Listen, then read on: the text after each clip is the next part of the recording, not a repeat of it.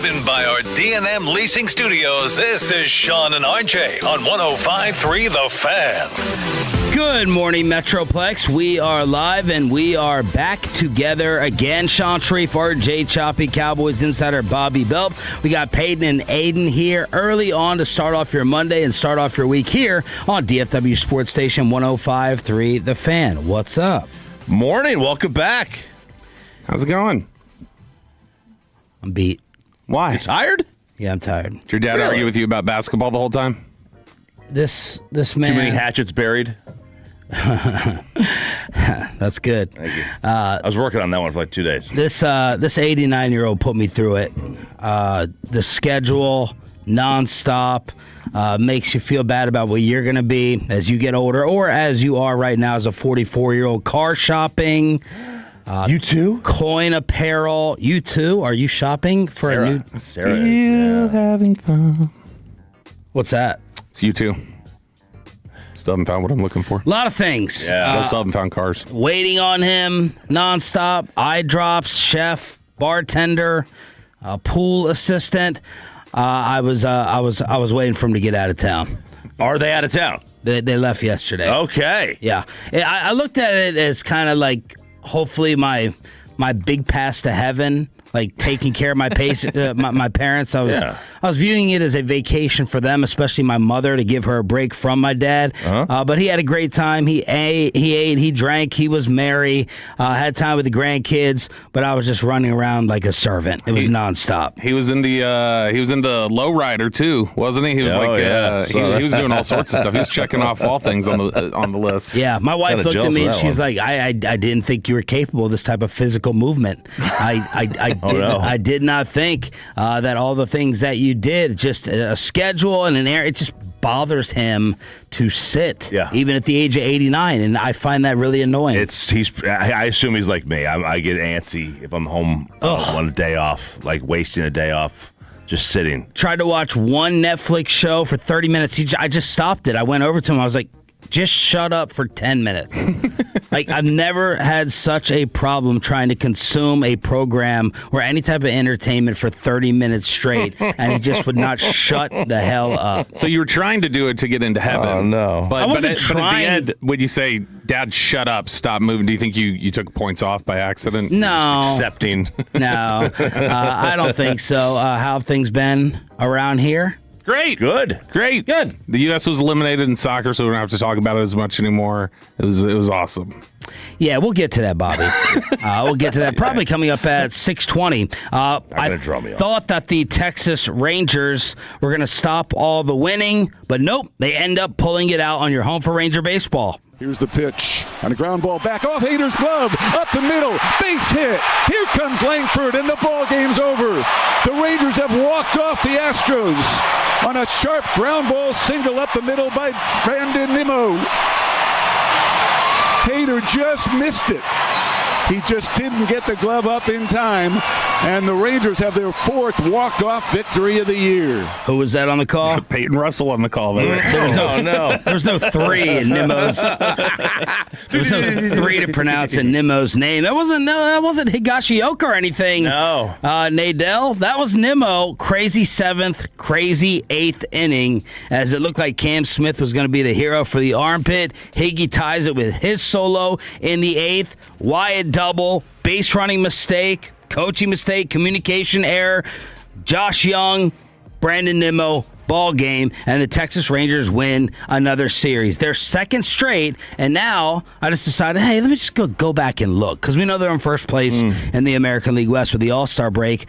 They've won 4 of 5 series. None of it just feels like it. Doesn't feel like it. It felt like, and it's like, I went out of town. I was gone for a couple days. They win. They go in first place. You're out of town, like they extend their lead. It's like, when we went. You're saying Bobby needs to go somewhere. But when we both left, it felt sky is falling. At the moment, it felt sky. Didn't feel like when I left they were in first place. Yeah, but again, we talked about. It didn't feel like they were in first place, right? Yeah, but it didn't feel like the sky was falling for me. Okay. So, but now feels like the boat is. What's Steinbrenner say? You need lead, follow, or get the hell away? Goes somewhere in calm waters. It just feels like they're just kind of sitting there in the middle of the ocean. And drifting aimlessly. But here they are extending their lead. Yeah, I mean, it's the fact that they are here at the All-Star break and they're above 500 is fantastic given where they've been at times this year. And it feels like every series is going to be... It's not fantastic if you get tricked at the deadline. No. I'm just saying, like it's great that they were able to get to this point because they did not look like they were going to be able to get above 500 for a very long stretch there, where it'd just be this jump rope game of getting to 500 and then dropping back down. But I mean, yesterday was still they made you sweat with they get up big and then the bullpen tries to give it away, and then Wyatt Langford for a second there looked like he tried to give it away. He just looked like he was like, nah, I think I'm good. I don't want to run. I assume that if there was one out, he's probably going, and if there's two outs, he's definitely going. He was sent, and there was a whole dugout putting their hands on their heads like, what the hell is going? But this is yesterday. Only Dave Raymond could defend that. And he tried. Yeah, and he did. And Bassick goes, I guess. Yeah. No, Bassick goes, yeah. Wyatt's fast, He's fast, I think. With nobody out leading up to the All-Star break and a hammy, I could understand. Like, I get maybe that's why he didn't do it. That has to be. I can't understand other reasons. There's no other reason. But he was flying around there for the double. I know. As Mike said, he's been running fine throughout the series. Maybe he tweaked it there. Maybe he tweaked it running for the double. That is Josh Hader gave up 3 hits yesterday and an earned run. That is heading into the game yesterday, all year, he had allowed 3 hits and 1 earned run. And he gave up 3 and 1 to them yesterday. All year? That's also he started back in early June. But I mean, it's been a month and a half. That's the first appearance since June 12th. So exactly a month that he hadn't struck somebody out either. Mackenzie Gore goes on 3 days rest, so that was a nice performance by him. Mm-hmm. That looked concerning in the first inning, but he battled and he got out of it because he went like 3-ball count on like 4 straight guys in the first inning, and it looked like, all right, this is going to blow up in his face. But he managed to get out of that one in the first inning and then pitched well after that. And if he's going to battle, that's what you'll take, especially on. I think they said that was his first career start on 3 days rest. So and you never know what you're getting on 3 days rest with these guys because they're you not. Never know what you're getting with Gore. Well, you don't, but they're not accustomed to it. You know, this is. I don't know if they do this if they don't have a full week off here. Right, where they can give him like some extra time to just kind of take a rest because 3 days rest for these guys who are so conditioned since the time they're 14 to go basically blank amount of days in between. Like it was good to see him go out there and do that. Center field chaos in this game. Oh my God, I think that guy's leg is still in the wall. I don't know whatever his name is. It was like Matthews. It was like 3 plays out there. Yeah. It's a quirky wall, right? I mean, but it's also like both teams play in this building enough. Like the Astros do play here enough. Like, well, tough plays too. I don't think they were misplays. No. They were tough plays. He's going full speed right before making contact. But the Rangers end up getting it done at this point in time. And we'll have trade deadline talk this week, obviously. My attitude and feeling is, fine, screw it, just go ahead and buy. That's my tone of it. That's my thought of it. Screw it. Just go ahead. You have your justification there. First place in the division. The Seager stuff, next year lockout, not having a season, older staff at the top. Screw it. Just go ahead and buy what you can. I am right there with you. I feel like buying is the only thing that you can do when you're in first place, really. Unless you're a small market team. I think you can get away with it. I don't love. A couple have sold before. What's up? I said a couple have sold before. But. Yeah, I would love to buck the trend and say, you know what, we're not going to do it. We're going to sell, but also just take advantage of the last dance. Yeah, for Jake DeGrom, for Evaldi, for whatever you get from Seager. Because if there's no season next year, this is literally the last thing they're going to offer. It will be hard to justify selling if they keep winning. But the other aspect here to consider, and the other aspect way is when you look at their farm system and you look at the resources they have to go make deals, they will probably be able to pull off very marginal deals if they buy. They would be able to pull off significant deals if they sell. And they would be able to restock. That's also what they have to weigh here is just what you can add may be like the Andrew Chafin type of deal you made a couple years ago. Whereas if you were to sell, which I know is hard for some people who don't want to, and I get that, but if you were to sell, you could be like the top seller at the deadline, who gets the most pieces moved and gets the biggest return. Well, Bobby, all that youth got replenished over the weekend with the Rangers draft that took place.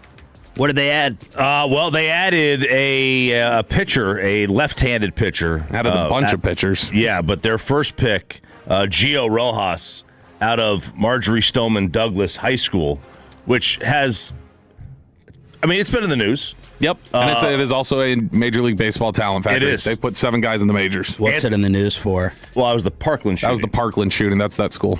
That is the Anthony Rizzo, Jesus Luzardo, Roman Anthony, and Roman Anthony's sister, Peyton. She went there too? She went there too.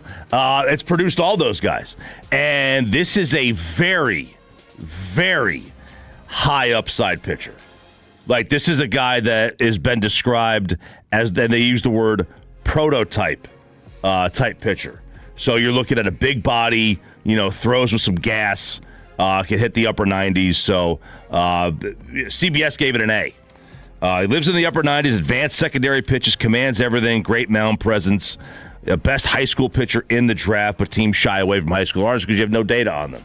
There's no advanced tracking, there's no advanced analytics and spin rates and all that crap. So teams kind of shy away from high school guys if they, but the Rangers have also made essentially their entire organizational history on high school pitchers and players until the last 6 years, where you get your Langfords and your Youngs and your Foskews and guys like that who have all come through the college ranks. They went back a little high school last year. But it's probably easier to stomach a high school pitcher that you go, okay, it comes from a high school that churns out major league players, though. Right. And so that they probably feel like, all right, this is somebody that we've felt good about there. He's supposed to be, like a lefty who can apparently touch 98, and I would assume has room to go a little higher, too, if he's only 19 years old, which he is an old high schooler. He's 19. But, yeah, if you have that ability, it's hard to pass up when you're picking 16. And when I say best high school pitcher in the draft, he's also just the second pitcher selected in the draft at the 16th pick. You knew Chris would do it. The Giants took a guy with the 4th pick from UC Santa Barbara. Nobody else took a pitcher. There was a two-way player that was taken around 10 or 11 from a high school kid. He's an outfielder and a pitcher. Grindlinger. He was the one who had been projected to Texas a ton in the last couple days. But he's the second straight pitcher taken in the draft. They got him at 16. I don't know that I can remember seeing that. I just wish there was more immediacy with There's not. baseball draft results. Yeah. It's like an NBA trade. Mm-hmm. 5 years from now, and pick swaps, and okay, I'll check in with this dude in 4 seasons. The sad reality is we will probably see the next World Cup before he gets to the major leagues. That's the reality. He probably won't be here until 2030. Probably. Now, it's also, it could be one of those things where they are in a position now where they might be stacking picks to deal them. Their first round pick last year didn't even get, like I think played 3 games in the Arizona League before they traded him for Mackenzie Gore. And so they may be looking at somebody to deal there. Their 3rd round pick, Brody Bomila, who's a Texas commit, that's a 6'9" lefty who throws 102 miles per hour. Dang. But they're also saying there's no secondary stuff there. He's a high schooler, but they're like, well, if he throws 102, we'll figure it out. And so they stashed him away. The break is here, and if you had said at any point over the past 3 months or first half of the season, Rangers are going to be in first place, game and a half All-Star break, you would have been surprised, I think, and you would have taken it. We are here 49-47 on your home for Rangers baseball with a negative run differential, and every team in the West has one except for Seattle, who is in second place, trailing by that game and a half. Is Bobby right? Fan text. U.S., Mexico out, so you're done with the World Cup. Me and Choppy say not so fast after this. But oh my goodness.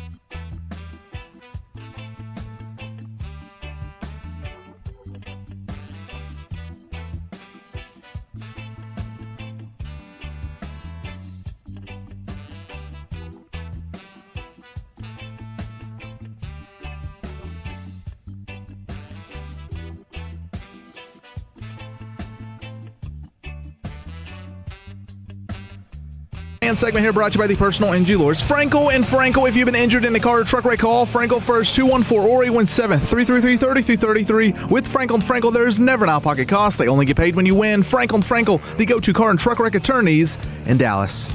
Alvarez! Oh! That is a wondrous goal! Argentina do it again!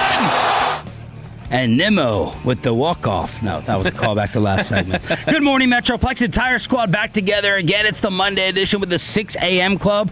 Daughtry tickets to hook you up with in the 7 o'clock hour here on Sean and RJ, along with Cowboys insider Bobby Belt. So last week, how big of a challenge was it for you to talk about the World Cup with enthusiasm with Bobby here? Well, it was like pulling teeth to get him to put it in the run sheet. Mm-hmm. You know, not even. It'd be in there twice a day. Yeah, at the back end, the last 2 minutes. No. There's one full segment, and then usually like the opening segment. 6. In all honesty, how do you think? How do you think it should be covered? How do you think it should have been covered? Maybe you change your mind with the United States and Mexico getting eliminated. You're Gavin Spittle. The first week of this, and you got a little taste and some of the TV numbers maybe that were coming in. How would you choose to tell everyone to cover it? Yeah, when the U.S. got out, that's when to me it was like, all right, that's probably 2 segments a day. Probably is how once they were out. Yeah, once they were out. Okay. Before that, it's probably, especially on a game day, maybe it's like 3 to 4. Okay. Whatever. But 2 if they're out, and then so it's All right, like so that's not wiping it out. I'm pleasantly surprised you said it. No, yeah, we had it on there usually twice a day. Has the sentiment on the text been I'm out and I'm done with the United States and Mexico gone? Because apparently a lot of these ticket prices did come down dramatically. Yeah, I mean, it was. You're looking at like $1,800, I think, tonight or tomorrow for the France game. I think it's been about the same. If you were watching it, for the most part, you're still watching it. If you weren't really into it, then those people were drive-by anyway. Yeah, I wonder what the poll results would be for drive-by / bandwagon like me, or no, I can't get myself into it like Bob. I wonder how that would be, because I don't even want to do the whole, is this going to make you watch now? Right. Is this going to make you check out the EPL? I'd say the fan text usually, whenever we talk about it, whenever you like just get a glance at it, it's usually like the 50-50. Like half of them are saying that they enjoy the talk and they want more of it, and then the other half is like, I don't care about soccer, stop talking about it, which is like kind of standard. But no, I get that, and I respect that. You know, you're not going to force yourself. Yeah, all of a sudden, you haven't watched for your entire life for a reason. But it is also like right now, actively, as baseball's winding down the first half, it is 100% the biggest,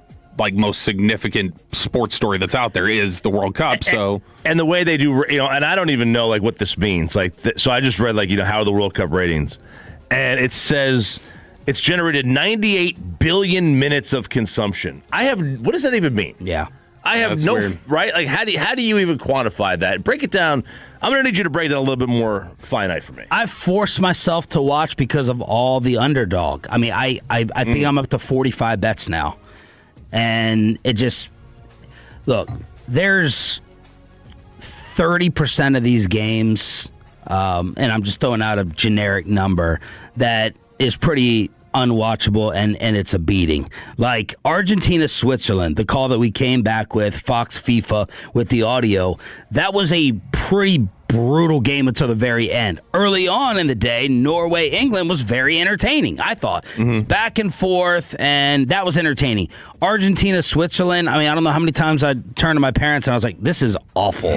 This is terrible. And you get that throughout a lot of stretches of soccer, which is why Bobby's like, just go ahead and take the under for every single game. But because I'm betting on how many people are shots on goal and shots taken and saves made and how many cards are you going to draw, it forces me to sit there and watch 3 or 4 different people. And then, of course, having it live betting these things. I mean, I have had so much fun betting all of this. But if you told me I couldn't in the state of Texas use underdog, right, I'd probably be right there with Bobby. You know, the U.S. game against Belgium, promo code Tola, got the Belgiumese. Yeah, it got NFL playoff game numbers. Yeah, right. It got it had like, and that to me speaks to a lot of bandwagon. Of course. It was, but if you go from a non-NFL game, we had not seen a non-NFL professional. I'll leave college out because I didn't look at that, but that was the highest-rated professional sporting event that wasn't the NFL since the '86 Mets-Red Sox World Series. Yeah, long time. I think the numbers have been good. They've been good. You're looking in the teens of millions or low 20s in these other games. Yeah. Mexico, obviously, different story. You're going to get a ton of that. Telemundo's shattered records for Spanish language. And I saw a story that a lot of English-speaking people have been tuning into Telemundo to watch the games. Why? I don't know. It's been the recommendation from there have been a lot of people recommending it. Like a lot of big soccer fans keep saying watch it on Telemundo because it's the more pure like presentation of the broadcast rather than all the cutaways and things. My neighbor's Argentina fan. He only watches the game in Argentina. Like he has a feed that he gets to his house. Goes there? Oh, no, he gets like their Argentinian. He gets like their TV package so he can watch his club team throughout the rest of the year. But he said it's a completely different animal. Like it's so much better on Argentinian broadcast. And look, some of this played into the whole conspiracy theory towards, Argentina advancing, but their superstars have delivered and their superstars are still there between Kane. Like if you drew it up and you're like, all right, who are the names? Like the NFL playoffs, who are the quarterbacks we want to advance? You would want Holland. You would want Messi, you would want Kane, you would want Mbappe, and you would want, is it Yamal? Lamine Yamal. Nice job, Bob. Yeah. The one that Messi bathed as a infant a few weeks ago. Shopping at Walmart in Chattanooga. And they're there. They're there. So that's fantastic for FIFA and soccer. Yeah, Bellingham's there. I mean, maybe if you would have, maybe there are some people who would have traded Holland for Kane, right? Let Norway get in. Maybe some would have done that, but this has been like your stars are there. Your top 4 ranked teams are all there. That's never happened. So you've got the stars and you've got the good teams. Yeah.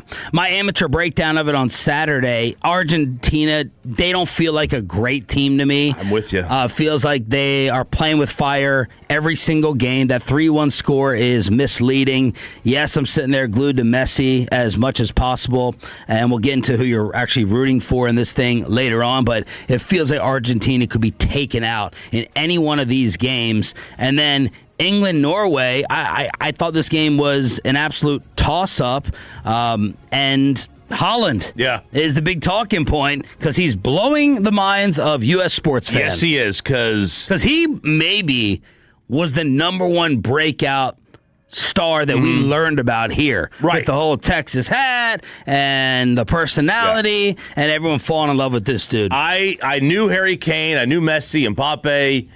I did not know much about Holland. Yeah.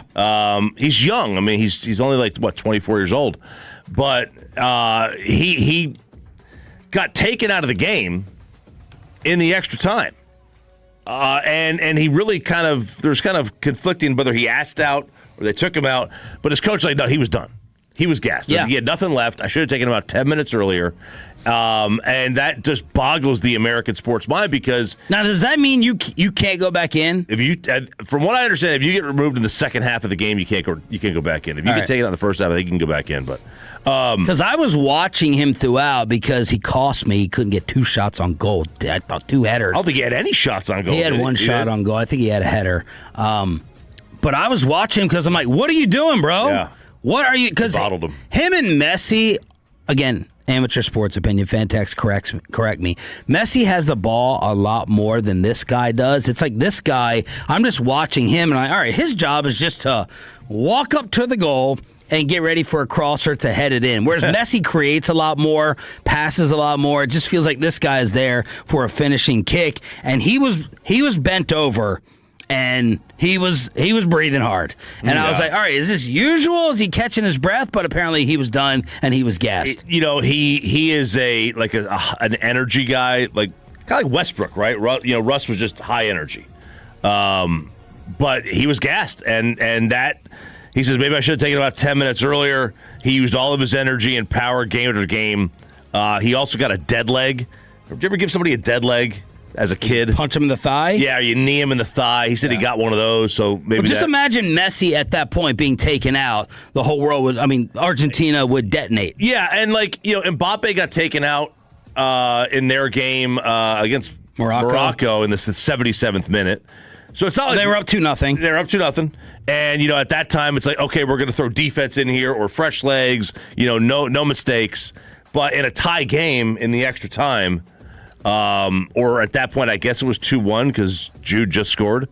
I don't know that we would see that in the U.S. ever. Fantex says once you're subbed out, you can't come back in. Yeah. So there's the answer. Well, Fantex, can you also tell me whether this was like a soccer sports crime for him to leave the game when you're trailing at that point? So tomorrow in Arlington, France and Spain. Wow. That's big. I mean, Spain has given up, one goal the entire tournament? France Haven't is they still. all? Haven't they all? France is still the best team that I've seen, though. Yeah, they're special. I'm gonna go ahead and pick them in this game. They're plus 135. And then on Wednesday, it's going to be England against Argentina. Yep, and that is. I even went down a Beckham Netflix. Oh, yeah? Rabbit hole. Is there one? Yesterday. Yeah, there's a Beckham, there's a Ronaldo, or Ronaldinho, one of them. The guy with the teeth. The guy with the John Elway teeth. I think it's Ronaldinho. Either way, whatever happens in that England-Argentina game, that is good. I mean, the final's going to be so epic because if Argentina's in it, it's like you got Messi going for his second straight to end his career. Otherwise, you've got England, who never makes the final, who hasn't won in 60 years. Which is and they're Texas.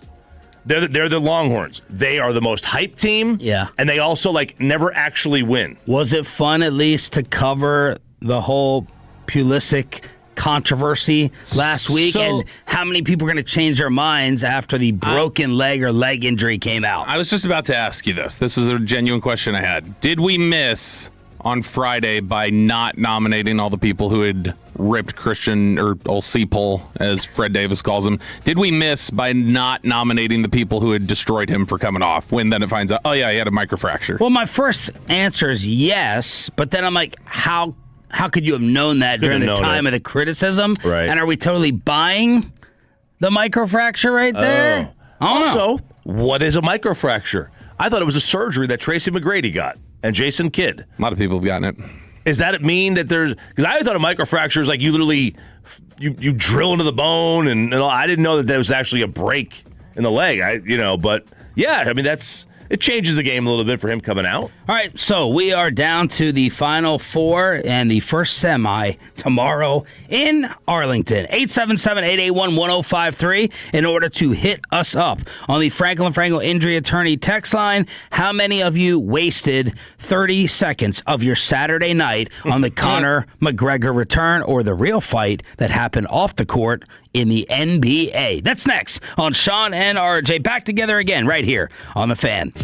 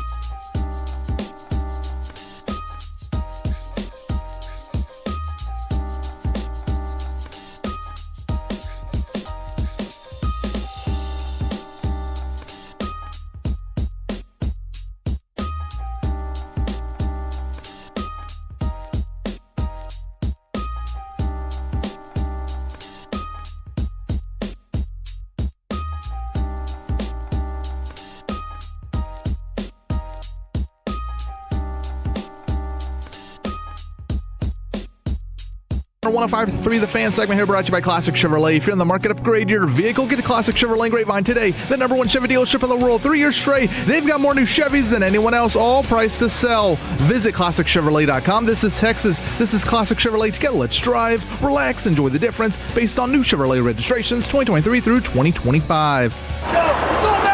Oh, and now look, that's going to do it. Oh, my goodness. What is going on? About as anticlimactic an end as there could be. McGregor's injured. There's some injury he's dealing with. But why are these? It looks like his right leg. And it was over just like that. Paramount Plus with the call. Good morning, Metroplex. Sean, RJ, and Bobby back together again. Glad you were with us. And Toloing, that stands for Turn It On, Leave It On. We have a brand new ticket giveaway with Daughtry to hook you up with. And the quarterback list is out. It's Romo. Cannot wait to get into that 720 commercial free in the expressway and best and worst of the weekend. RJ Choppy, I think you were probably the first one to switch on over to this and instantly be disappointed. Instantly. You know, the Luca wanted to watch it. He was like, hey, can we watch a McGregor fight tonight? I was like, dude, I don't know. Do we get it? He goes, it's on TV. I don't think he understands the concept of pay-per-view, but we didn't need it. It was on Paramount Plus, so we kind of timed it out. And you know, the Argentina game was wrapping up. It was 3-1, and we're like, okay, let's switch on over. So we do, and as soon as we switch on over, it's about to start. You know, Bruce Buffer's doing his introductions, and he had finished them up. And Yeah, don't say it. Don't quote it. I'm not quoting it. And then I hate those two. I hate those two. Boy, the fact that they didn't even know either brothers until like late in life is wild. What? Yeah, I think he was on Rogan. Bruce on Michael. Well, the other was in the ring doing the same bit. He's like, Yeah, last name. I wonder if we're related. He's doing the same thing as I am. Yeah, so like they were finishing that up, and it gets going, and he does that tomahawk wheel spin 360 720 kick corkscrew whatever, and then you just see his entire day be done, and it was like the worst, most anticlimactic 30 seconds to a minute of fighting. There's a lot of anticlimactic 30 seconds. Yeah, and this is on top of one side anyway. This is on top of why can't you just let me have my joke? Why can't you just let me let me have my joke? You got to try to top It's me. played on Abbott and Costello. Come on. And this is on top of the previous fight, Patty the Batty. That fight finished in about 45 seconds. Yeah. So you paid all this money to either go to the arena or set up at a bar somewhere, and you got a minimum bar tab that you probably have to hit at a lot of these places for these big fights. And is that how they do it now? Some of them do, yeah. You got to you get a table, but it's a $200 minimum or you pay whatever. for the table. Yeah, it can just be 2 drink either, like 2 drink per person minimum. Yeah, whatever. What did you say it was at Texas Live? $700 for at least the table they got. Your apps didn't even come. Right. And the night's over. Yeah. So you're sitting there, you're like, all right, I just paid all this money to go to this event. I flew in, right? You probably flew in. Yeah. And it's over. And now you see the stories that, conspiracy theories. Right, that he had gone in 4 days prior to a joint specialist, and you could see him walking in and kind of limping in, and then you see him take his shoes off before he gets in the ring. Yeah, I should have checked with Bobby before this because my idiot friend Jake, who's the master of hype, convinced me to bet on McGregor, and I kept saying, he's done. I'm not this big diehard Conor McGregor fan. Yeah, I was a part of the mania remember when he sat down with us at one of the Super Bowls? Right, yes. It was in San Francisco, I think. I have no idea. But yeah, it was fun and following it all and then the downfall and all that. And I'm like, are you sure? He hasn't fought like 5 years. He's like, yeah, man, like if you look at how they lined up and the intimidation, I'm like, those are all fake. All the weigh-ins. So he's like, I'm just telling you. I was like, fine, I'll throw $50. And that moron lost me the money in 30 seconds. Yeah, this is one of those ones where we may have made one mention on Friday about it coming up. I can't remember. Yeah. But it was one of those things where in the past if this would have been 2016, there would have been a lot more discussion about it. So 2 less mentions in soccer. But exactly. Or 1. But Conor was one of these draws for forever, like Tiger or Messi or whatever else, where it's like, not that he's at their level in terms of, but he's that kind of a show where it's like, oh, gotta watch it. Even if I don't watch this normally, I gotta watch for that. And that lost itself few years ago, and even now to this point, it's like you saw all these different, UFC analysts and stuff leading up to the fight that were like, this isn't going to be good for him. This is not going to be good. And it played out exactly like kind of how you thought, which is the last few times he's been in the ring, or the octagon, sorry. It's just been sad. Like, it's been sad watching him fight. Because he beat Holloway despite tearing an ACL 13 years ago. Yeah. 13 years ago, that happened. And then you get all the conspiracy theories. Look at his leg before he stepped in the warm-ups. He knows something is not right. You had Mel Gibson standing next to Vince Vaughn, and everyone is sending this clip to... Is John Boy a lip reading specialist? I don't know. He's good at it, though. He's really good. Everyone is just sending this clip to John Boy or the lip reading specialist, where apparently the internet is saying Mel Gibson's telling him his knee's messed up. His knee's messed up. Watch. You are going to find out. Then you get people on Twitter who are like, hey, my UFC credential got revoked, so screw it. I got nothing to lose. Dana was hurt beforehand. Conor was hurt. He told Dana. Dana's like, too much money on the line. We're not going to go ahead and cancel it. So all the conspiracy theories are out there that McGregor was hurt before walking in. He answers that on social media saying, I was throwing kicks, planting, and jumping all throughout camp. Backstage before the fight, this came out of nowhere. I am beyond dark here. I can only describe it as hell.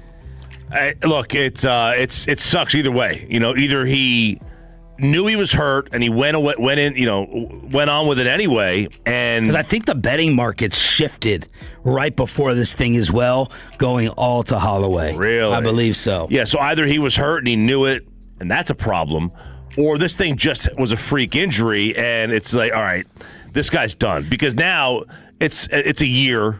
You're a year ACL, all that crap, and he'll be damn near 40. And doesn't that seem the most likely? He knew he was hurt. Doesn't that feel like that's the most likely? Is he was hurt and he knew it? I think so. I mean, I think it looks completely like it. Although it's unlike him. $30 million for this? Don't tell me he got $30 million. I saw all these graphics coming out yesterday. How much money per second between that and the Patty fight? And I thought I saw $30 million. I was like, Dana White wouldn't give him $30 million for this because McGregor. Is that what it's showing? Yeah, it's Google saying $30 million because there was at least a guaranteed base purse of $15 million, and apparently whatever it was, the payout is expected to be $30. And Pepe, you're calling for refunds for everybody. Yeah, I mean, I figure the sports books probably wouldn't do it, but I mean, UFC, it's like you pay all that money, and yeah, you got the other cards, but the main fight, the big fight lasted maybe 30 seconds. You have to give some kind of partial refund, man. I would be furious if I flew all the way out to Vegas, paid money, even if it was just a $500-600 or whatever for the high level seats, but you pay for that fight and that's what you get. You got to do something, Dana White. I don't know what you're supposed to do, though. No, I hear what you're saying, but like that, now you're opening up a can of worms. Like people used to get mad at Tyson fights because Tyson would just knock people out so quick, and it wasn't like this person's hurt. He would just knock them out so fast, and then people would be pissed that they spent on a fight that lasted 30 seconds. That's what happens sometimes. I told you, I think it was last week, I never saw in all the years, I never saw Luka play a regular season game here. Every time I went to the arena, he sat. I saw him play in the playoffs. Never saw a regular season game. Like that's just part of it, right? What if it comes out that they knew he was hurt before? If they knew he was hurt before, that's a different story. That to me is a different story. They let him still for go the out books or for the UFC. Honestly, both. This is why you have reporters. This is why you have reporters let you know if guys are injured. Right. And if you're going to just bottle that up and keep it, then you don't have a legitimate, fair game with integrity, because that's part of the deal. The real fight to watch was between Bam Adebayo and Tyler Hero, where apparently Adebayo struck Tyler Hero in Vegas on Friday. They were at a practice court at a Vegas hotel. How many Vegas hotels have practice courts? Is it, yeah, right. Is it inside? Bam approached Tyler Hero about comments that he made critiquing Bam on social media after their 7-year run in Miami ended. Of course, Giannis trade, Tyler Hero now going to Milwaukee. Well, apparently Adebayo did not appreciate or like that, and he went right up to Tyler Hero and punched him in the eye. I got to think that you don't have to get very many people down before you get to Bam on the I don't want to fight this dude who's in the NBA list if you're an NBA player. I don't think I want any part Just of Bam. because he's 7 foot, or you think of him as a badass? I think of him kind of as a badass. You do? I think Bam. I don't know his name, Bam. I mean, If you Batman get used near to him, make he gets 2 free throws. So. Yeah, Batman used to make those sounds when he used to hit you back in the 50s in the cartoons, right? The bam, whop, boom. Well, apparently people went on Tyler Hero's socials throughout the past, and he had written stuff like, hey, $60 million, and he needs more help. I need help, not the other guy. If I'm healthy, I'm the one who needs it. Who did Cleveland prioritize taking away in the playoffs? Should an elite defender be making $60 million a year? Answer that. Apparently, these are screenshots that people called of Tyler Hero talking smack about Adebayo, and there you go. You got punched in the face for it. It's too bad. I'm on Team Bam here. It's too bad that Tyler Hero was out for the Bam Adebayo 83-point game, because then I would be going back and I'd be watching to see, were you fouling guys for him? Were you up there helping him get those? How much were you celebrating in your dress clothes over there on the bench? Holy crap, Peyton found the indoor court. Look at this damn thing. It looks AI. It almost looks AI. Oh, my God. That looks like a palace. Maybe it is. Yeah, it's in a ballroom. I mean, you can't Those are Dak's arms that are AI. you can't get any high-arcing shot in there. This is crazy. Yeah, that's a cool-looking court. This is insane. It's where LeBron won the title, I guess. So Adebayo ends up punching Tyler Hero right in the face. And Adebayo, excuse me, now going to be teaming up with Giannis. Everyone waiting to see where LeBron is going to end up. Brian Windhorst and Bill Simmons are reporting two drastically different things. Bill Simmons says LeBron to Cleveland is done and over with. That's happening. And Windhorst says it has been agreed to with a team other than Cleveland. So I went and threw down $50 on Miami. Yeah, I'm gonna side with Wendy here. I think he would probably have some insight with Cleveland, considering where he's from. Well, Wendy was wrong, though, he was suggesting heavily that LeBron was just going to the Warriors when LeBron left the Lakers, because he said, all these other teams have not made moves for this. The Warriors did. Draymond gave up money. So he was suggesting out the gate it was going to be Golden State. I also think Bill Simmons nailed the Boston Jaylen Brown stuff, where he's like, they're not willing to give up a couple names I've never heard of, some guys off the bench or young up-and-comers. And he's like, that's going to be the holdup in this Giannis deal for Jaylen Brown. And he ended up being right. So he's saying the Cleveland thing is done, and you have Windhorst saying what he's saying. I'm rooting for him to go to Miami, and I think that's the smartest play. I'm just trying to think, what is... I'm over the whole Cleveland return thing again. Been there, done that. That was already an amazing storybook ending. I feel like it's whatever would be the most LeBron thing to do. Like, what is the most attention? What's like the most discussion about him? That feels like Golden State. Miami makes a ton of sense, though. The Miami return, I already got the news out of this Cleveland return. Now it's the Miami return, and it's with this new group of players, and it's going to be great. There'll be a plate of chocolate chip cookies at the press conference that Pat Riley did not allow him to eat on the airplane. There'll be some warm cookies. Not two. Yeah. He's going to break that out again. Cookies. He gives 3. Mm-hmm. Yeah.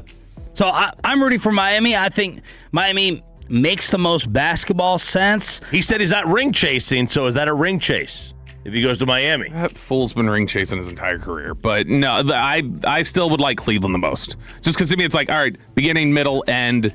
Here's just the full story arc. Go home and finally check the ego at the door. I thought it was Warriors locked in, though. Yeah. Draymond and Steph, get Anthony Davis out of there. Wizards said, no, we're not trading him. I thought it was going to be Golden State. Family's all on the West Coast anyway. It's like easy. I kind of secretly, I hate it, but I kind of want to see him go to, part of me wants to see him go to Philly. That'd be fun. That'd be pretty fun. That's a good team. Should we just cancel the NFL season right now? And how in the hell are multiple teams interested in this corner? And should the Cowboys be one of them? Next on Sean and RJ with a Daltrey ticket giveaway. We'll go commercial free. Expressway best and worst of the weekend. And the quarterback list is out as well. Don't miss 7 a.m. right here on The Fan.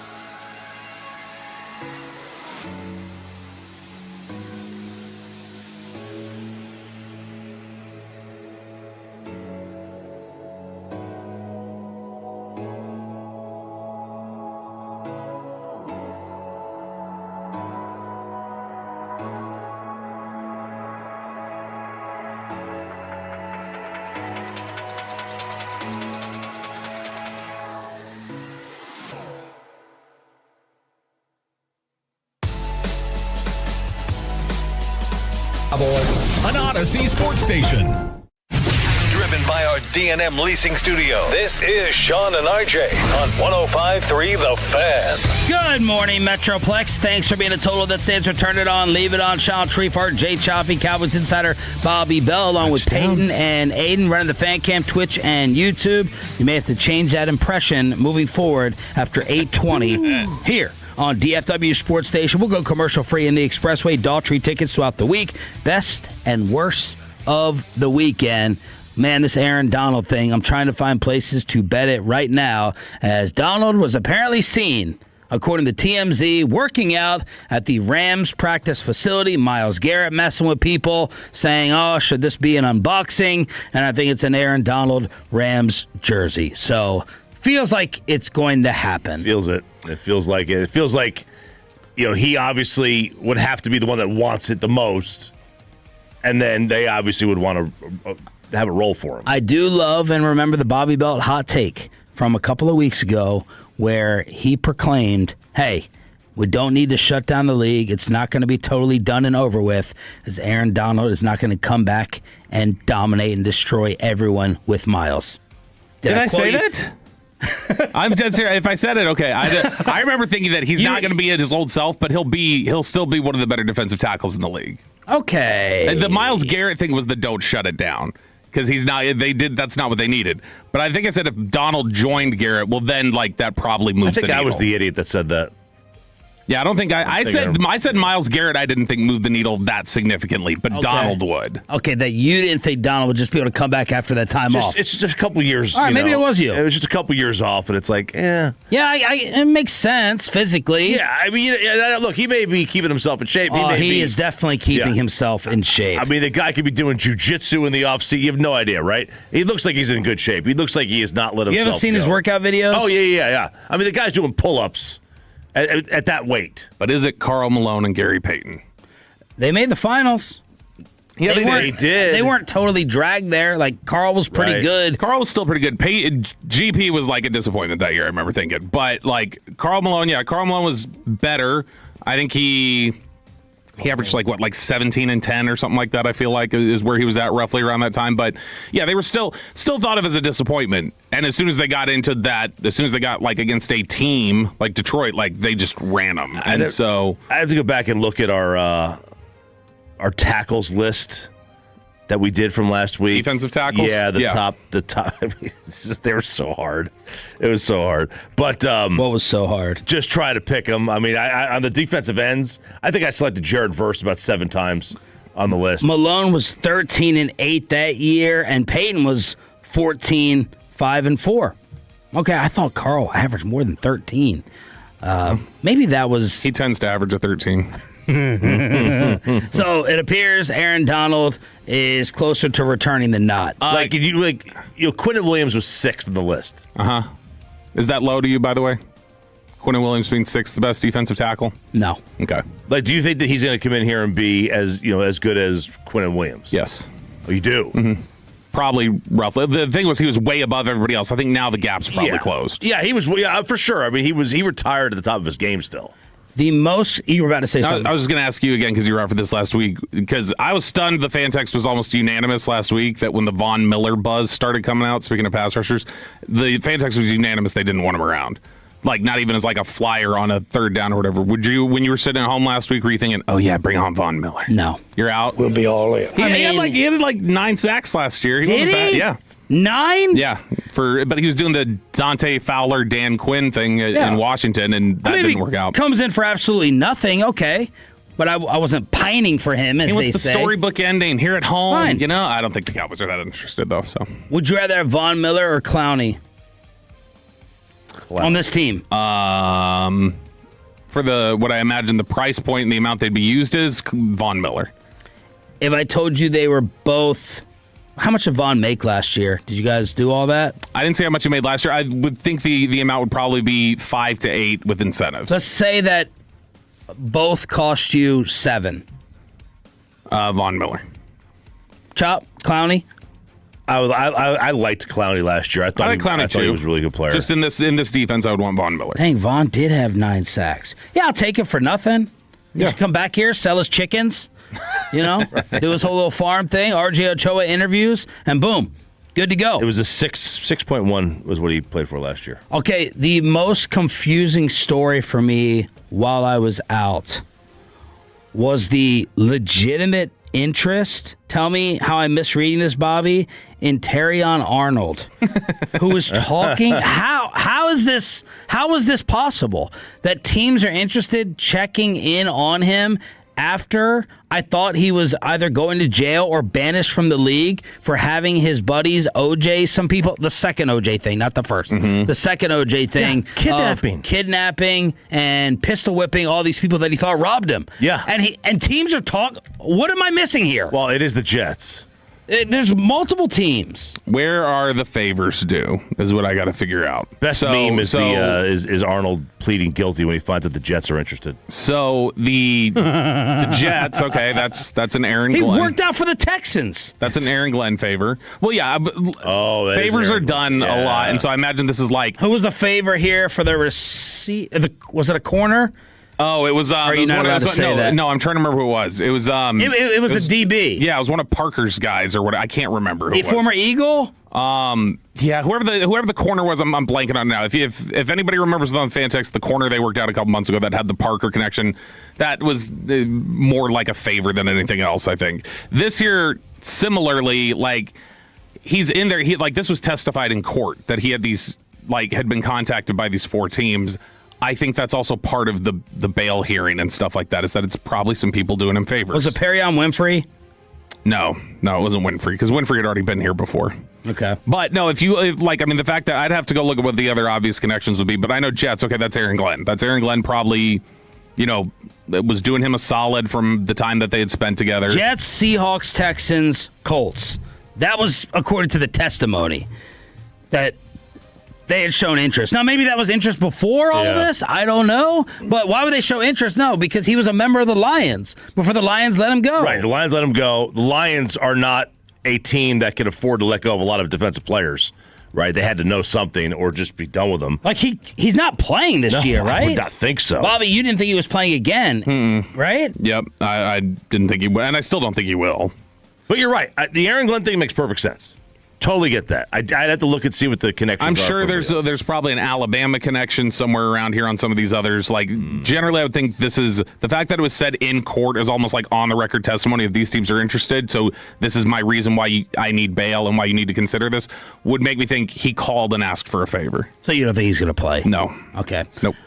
This is music to Jerry Jones' ears, even though no one believes that he is, except for Craig Carton, that he's going to sell the Dallas Cowboys. The Seattle Seahawks go for $9.6 billion. This is an insane number. 9.6. That's the exact reason why Major League Baseball wants a salary cap.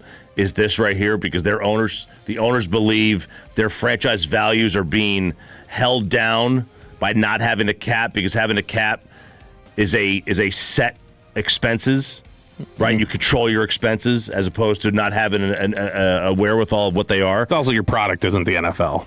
Right, but they're not keeping up with the NBA. Yeah. The NBA is going like nobody thinks that the Seattle Seahawks are more valuable than the LA Dodgers, right, or the New York Yankees, but I don't know that the Dodgers or the Yankees would sell for $10 billion. I mean, over the past 5 years, that's like the fun hypothetical number we always threw out for the Cowboys. Like, would Jerry sell for $10 billion? Would $10 billion get it done? And the Seahawks go for it. Yeah, they do. And it's to an Indian represent. to a partial owner of the 49ers. Yeah, a Niners part owner. And a guy who won't allow public access to his beach. Side story.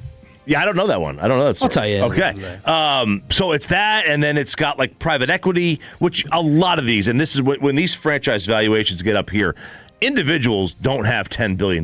Like there are some, but for the most part, you're getting private equity companies that are getting involved here, and it's a conglomerate. And now you have it's like, all right, you're stripping this down to the bottom line, and it's not about necessarily. It used to be like somebody who had like a car dealership would buy a franchise back in like the 70s. And then you would have these billionaires who wanted a hobby, right? Like Jerry wanted a hobby, Cuban wanted a hobby. And now it's like, this is private equity looking just to strip down everything and just make a buck. I kind of hate it, but that's where we're going with it. And Paul Allen directing his sister. You sell the Blazers, you sell the Seahawks, and everything goes to charity. I'm like, wow, there is a good human being left on earth. I would tell him to go spit. It's my team now, Gramps. He's dead. How much can you just blow that off? Like, how binding is that? Ooh. I imagine it goes to like a trust or something when it's sold, and you can't really do anything with it. But oh my God, imagine RJ with the directive in writing having to execute the sale of a sports team that he could have been left behind. I'd be like, oh, God, no one wants to buy it. Can't do it. I tried. No one wanted it. I would set that price so high. 40 bill. $500 billion. Pay it. Yeah. Go ahead, Elon. Come on now. Yeah. Buy it. And just hang on to it. Just hang on to it. How much Mavs Summer League hype was there last year after the Merez debut? There was we were conflicted, obviously, because it was an exciting debut. But then we also were talking about him being Brick City and Mike Curtis's shoot-around video where he's just three-pointer after three-pointer going clank, clank, clank. Right, that was a warm-up video. It was, but you want him to be a stretch four. You want him to develop into that. So for the most part, I mean, people were excited about it. Obviously, that he had the performance that he did, and then over the weekend, he not quite as strong of a performance, but still put up like 10 points, had like 5 blocks. So I mean, there was a cautious optimism in the way that he played, but I would still say there was probably a little more panic about the initial video of him just not being able to make a three in practice. I don't care about that at all. I'm just telling you, that's where they were. I think you are. Are you setting an unfair expectation of him being a stretch four right off the jump? No, I'm excited about Merez Johnson. I don't think he's going to I would not imagine he'll shoot threes consistently in the NBA for probably like 3 years. However long it took him to develop Dorian Finney-Smith, which I think was like 3 years. Choppy, did you watch any of the highlights at all? I did watch the highlights. Yeah, it's, I've been to Summer League. It's, I really don't know what to make of it because you're not playing against guys who are established NBA players necessarily. You're playing against guys you just played against. In his second game, 10 points, 4 blocks, 5 rebounds in 28 minutes after the 27-point debut for Merez. I will say it's going to be my most unpopular take of today and this week. When I was watching all the highlights, I wasn't like I thought the box score, the final output was deceiving when you match it up with the highlights. Yeah, it's what in the highlights I want to see. Oh my gosh, he's capable of that move. He has that in the offensive arsenal. Oh my God, the explosion. Now, he is an explosive athlete, make no mistake about it. But the way he was getting a lot of the points that I saw in the highlight clips, I was like, he's not a creator. Motor and athleticism. Yeah. Which is what Dusty May said he is. Yeah. Like when Dusty May said we've got Rez and they don't, he said it's because of he's relentless. But Dusty May also said in that sit-down interview, like he was told why they were drafting Merez. Did you guys see that or talk about it? Where it came across as Dusty May was not on the phone saying, this is the way I took it. If I had my pick, it would be Merez, guys. He's like, okay, after it was explained to me why we took him, then it made a lot of sense. And I was like, oh, okay. Yeah, because that goes against. Now, again, he had 48 hours of possible input. A lot of Dory Jackson from the Fantex. Thank you, Fantex. You're the best. A lot of Mav fans were like, obviously they picked the best player from Michigan because they have their coach. And he told them to pick it. I'm like, well, I don't know that he told them to pick him because we don't know what input he had at all. Right. No, I think it's more likely that they liked Dusty May because they see the game of basketball similar. So they like Merez Johnson, and Dusty May likes Merez Johnson. It's because they see him the same sort of way, and Masai sees him that way. All right, so there it is, the rest of the sports world to recap here on the Monday edition of Sean and RJ. They've been doing my favorite offseason list every day at 7:20, and they saved the quarterbacks for today. I've told the guys to stay off social media, don't cheat. Where did Dak Prescott end up? Commercial free in the expressway with a Daltrey ticket giveaway after this.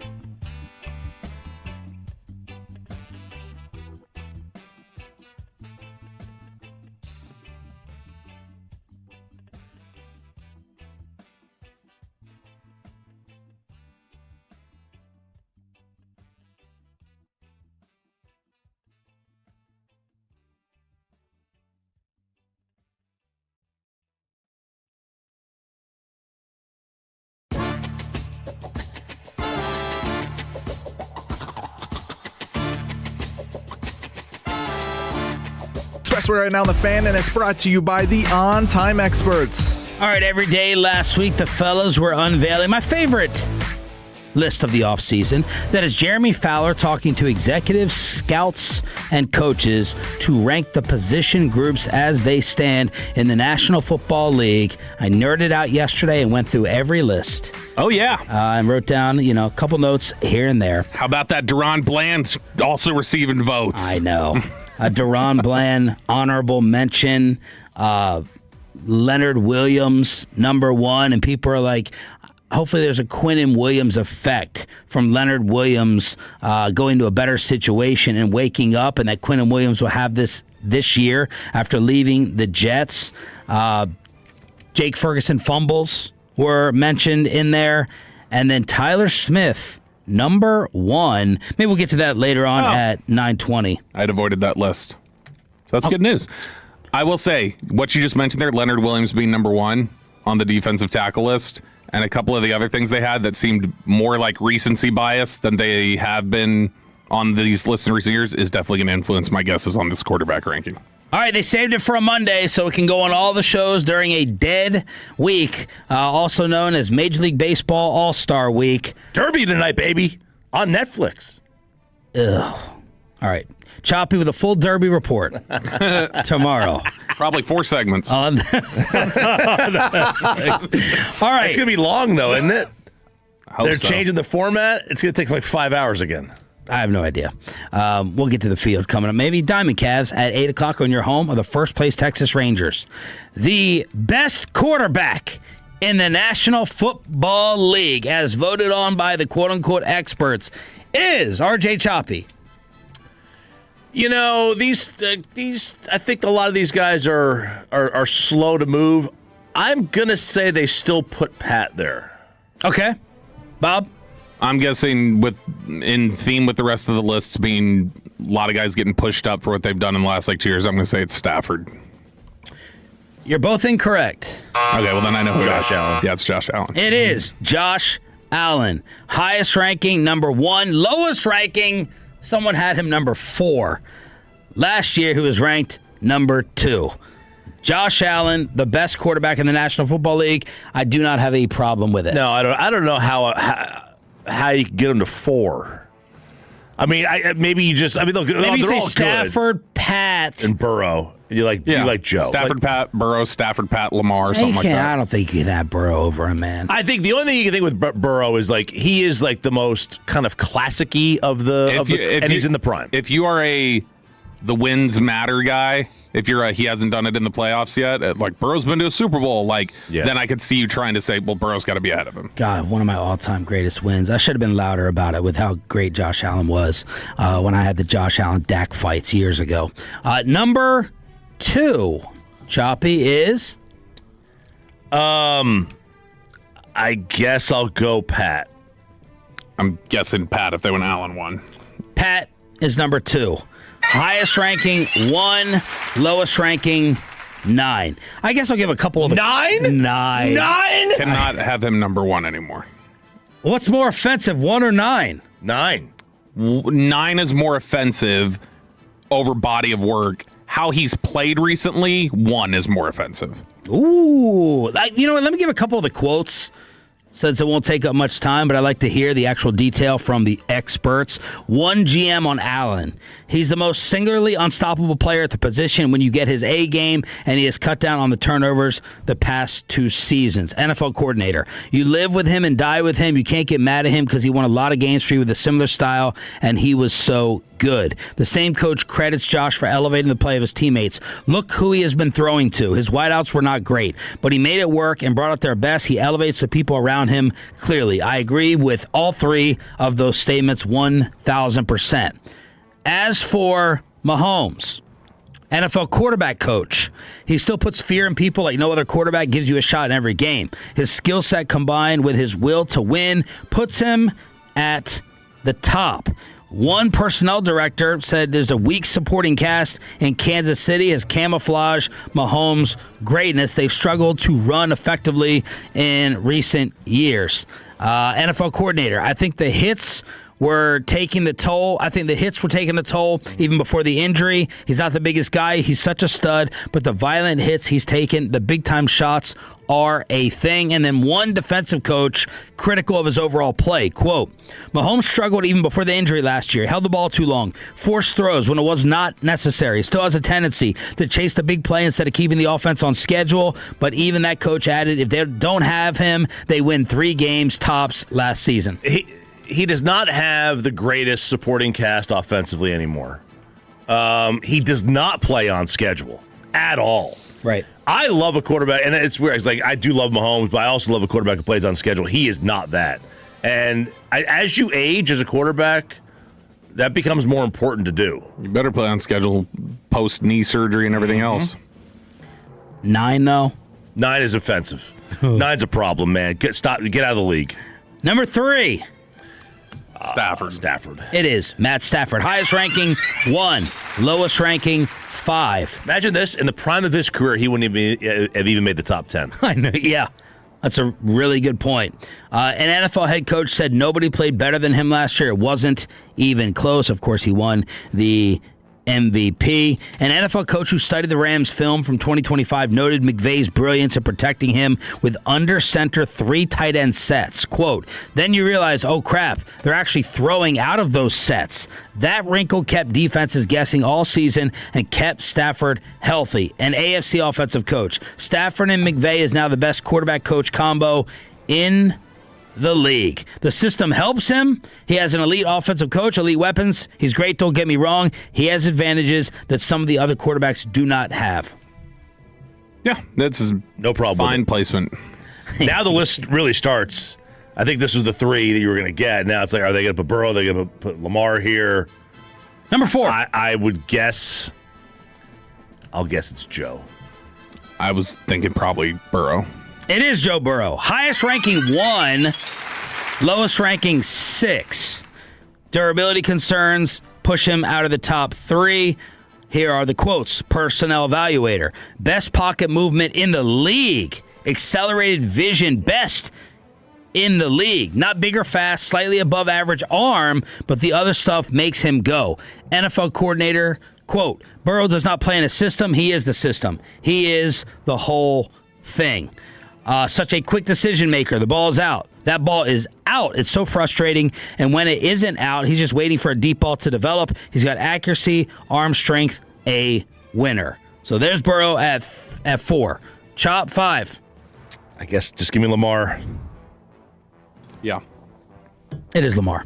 Highest ranking 1, lowest ranking unranked. Whew. I don't know that I can put him at either. I can't make a case for him to be number 1, I don't think, and I certainly can't make a case for him to be unranked. Okay. One defensive coach noticed a stark contrast in preparing for Lamar in 25 relative to his early years. Quote, what's so impressive is he's gotten better as a passer. He's more of a complete passer. I really didn't respect the passing game as much before, but the last time we played him, he was much better. He can dice you up. I do wonder if he starts running less as he approaches age 30, said a personnel director. He's still fast, but probably not at his peak. They could start to manufacture runs in other ways. Like Burrow, durability concerns. Missed at least 4 games in 3 of the past seasons. Also frequently misses practice time, both in the offseason and in season. But someone ended by saying, I expect him to have a big year. This is like a contract year for him coming up. You're unusually quiet. I'm looking at all the names here, and after the top 5, I don't know how they're going to stack them. I tell you what, they're gonna overrate Caleb here at some point. Okay, they're gonna react to 1 year. We're at 6, and they're gonna overrate this guy, and I think they're gonna do it here because people just love to put him here. But give me Herbert. I was thinking Herbert. Wrong. Okay, give me Caleb. Dak. Your week is made Bobby Belt. Boom! The National Football League experts that Jeremy Fowler spoke with put Dak Prescott number 6. That's still below Stafford. Who are the dum-dums who believe this arm photo? And shame on Bustin' with the Boys. Bustin' with the Boys for putting that out, looking like the next Rock movie. Yeah, Dak the Rock Prescott. That's what it looked like out there. They're going through things right now. They weren't invited to the Swell Sea wedding, so just let them have however they're going to play that out. That looked... It looks ridiculous. He looks like it's the old LaRon Landry photo is what it looks like. Yeah. That like jacked up arm. It's like there's no way his biceps that big. Aiden, throw that up if you can find it. Dak busting the boys. Throw that up while we talk about his write-up from ESPN.com. Highest ranking 3, lowest ranking unranked. Last year, unranked. I'm going to read the whole thing. Prescott was a fixture in the voting, appearing on nearly 75% of ballots with a healthy number of top 5s. In fact, a gulf existed between him and the 7th spot on this list. I love that. Ooh. We're at 6 and then 7. There's a big gulf between the two, according to the voting. This is long overdue for Prescott, who has mostly been a fringe top 10 on these lists. Coordinator, quote, he's a true, acute progression passer. There are only so many of those types. He can read the whole field from pre to post snap. He's just a really good commander of the offense. Dak was plagued by interceptions in 2022 and injuries in 24. But in his other recent seasons, 23 and 25, his production was prolific. With ninth, blah, blah, blah, blah, blah, blah, blah, blah. And then finally, I think he can use his athleticism even more and run for first down, said an AFC offensive coach, referring to his modest 177 rushing yards last season. That would give the Cowboys a new dimension. And that AFC coach obviously does not know athleticism or how to watch people run and move. The term progression quarterback, you're looking at your Staffords and Burrows and Daks and Goffs and Purdy's. Like there's very few of them, and that's my kind of quarterback. Those are the quarterbacks I love. This is a fair spot. I love that he's ahead of Herbert. He's done more. Me too. And neither one of them have done a whole lot, but he's done more. Yeah, him being ahead of Herbert is interesting. I'm surprised that he would be ahead of Herbert for most of the evaluators out there. But this is right around where he should probably go, somewhere in 6 to 8. And I think this is as high as you can reasonably get him. Like when everyone does their top 10 list, and I always say, I could get him to this, I could drop him to that. This is as high as you could reasonably get him behind Stafford, Pat, Allen and Burrow, and then Lamar. I guess you could argue him at 5. He was better than Lamar last year. If you take the last 5 years, it's really difficult to say he's been better than Lamar. So if you're looking at it as a cut of time, you can't really get him in the top 5. Fantex 877-881-1053. What do you do with that? For the 214, Lamar should not be on this list. He's a running back who throws passes. Mahomes shouldn't be top 5. He's been mid the last 2 years. Dak can't beat Derek Carr. What are we doing? Mahomes is over 30. What's the Derek Carr thing? Oh, the throwing contest. Well, that's David Carr he couldn't beat, but he David legitimately, Carr. I'm trying to think, he's lost the last 2 games he's played against Derek Carr. Okay. For Mahomes, 9 is not offensive. I can easily find 9 quarterbacks better than Pat. Number 7. I guess Herbert. It is Herbert. Highest ranking 5, lowest ranking unranked. Quote, personnel exec, if you're picking quarterbacks to build around, you're still taking him pretty high. That proved true in the voting. Herbert appeared on nearly 80% of the ballots. Mike McDaniel brings new intrigue. Quote, NFC Scout, there's a reason the Chargers OC job was the best one available, because of the quarterback. McDaniel should be able to streamline some things for him, manufacture some layup first downs for him. With some shots taken at Greg Roman, known more for his running game prowess the last 2 seasons. Coordinator, he plays young, he's incredibly talented, and has made progress, but he doesn't have the maturity level of the other guys as far as how he runs the overall operation and mastery of the position. Regardless, his 10 passing touchdowns from outside the pocket led the NFL last season. Number 8. I don't know, man. Drake May. You just made a stank face. That's it can't be Drake May. Top 2 pick who went to the Super Bowl was second MVP. in MVP. You discounted. It's 1 year. That's why. That's why I can't put Caleb on here either. Caleb didn't even have 1 year yet. I need multiple. Love. It's Drake May. Boom. Oh God, that's highest ranking 5, lowest ranking unranked. No. Quote, Drake May is not better than Jordan Love. Is not better than. Ooh. Is that better than Jared Goff? Is that better than Baker Mayfield? Had the highest QBR in the NFL last year by a significant amount, and that's your stat. It's a good stat. It's not my only stat. He's significantly above. Are you saying are you just holding on to this 1 year thing? If he did it this year, you're totally changing your mind? There's something else to this. I just have to get to the bottom of it. I need to see more than 1 year. That's really what it is. Like I'm just not ready to put somebody here after 1 year. I need to see a couple years of it. Size, athleticism, accuracy, playmaking, upside through the roof, poise, and toughness. NFL coordinator. Quote, he had 0 weapons and a shaky O-line and made it all work. He's really talented, but I need to see more, said a veteran NFC defensive coach. Other quarterbacks on this list have proven over time he's got to keep doing it. A quote basically from R.J. Chappie. Number 9. Bobby, you've caught fire here as of late. Purdy. Man, they're going to put Caleb here. Incorrect, both. Let's go Goff. Yeah, Goff. It is Jared Goff, highest ranking 5, lowest ranking unranked. Coordinator, quote, the guy wins. He's going to find a completion if not under pressure. Mature pocket passer with a plus arm who can layer the ball at all levels. He appeared on nearly 60% of the ballots to get a top 10 spot. And then coming in at number 10. Purdy. They're going to... Please don't put Jalen Hurts here.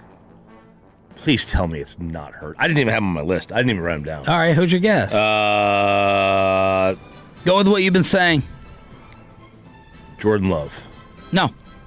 Caleb Williams. Oh. Caleb Williams, highest ranking 6. Bobby is making a face. What's wrong? No, this is a dub for us. I'll explain here in a sec.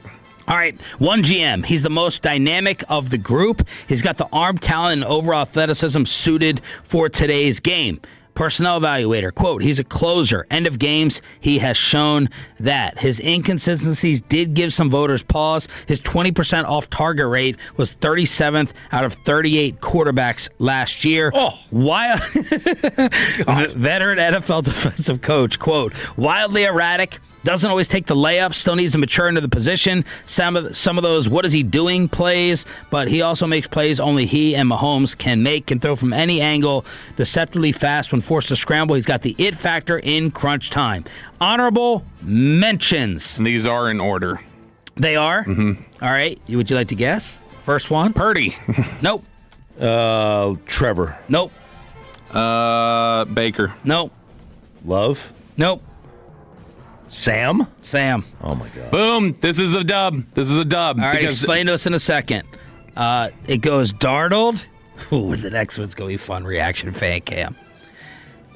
Jaden who? Then Jordan Love. Then Brock Purdy. Then Baker. Then Trevor. Then Hurts.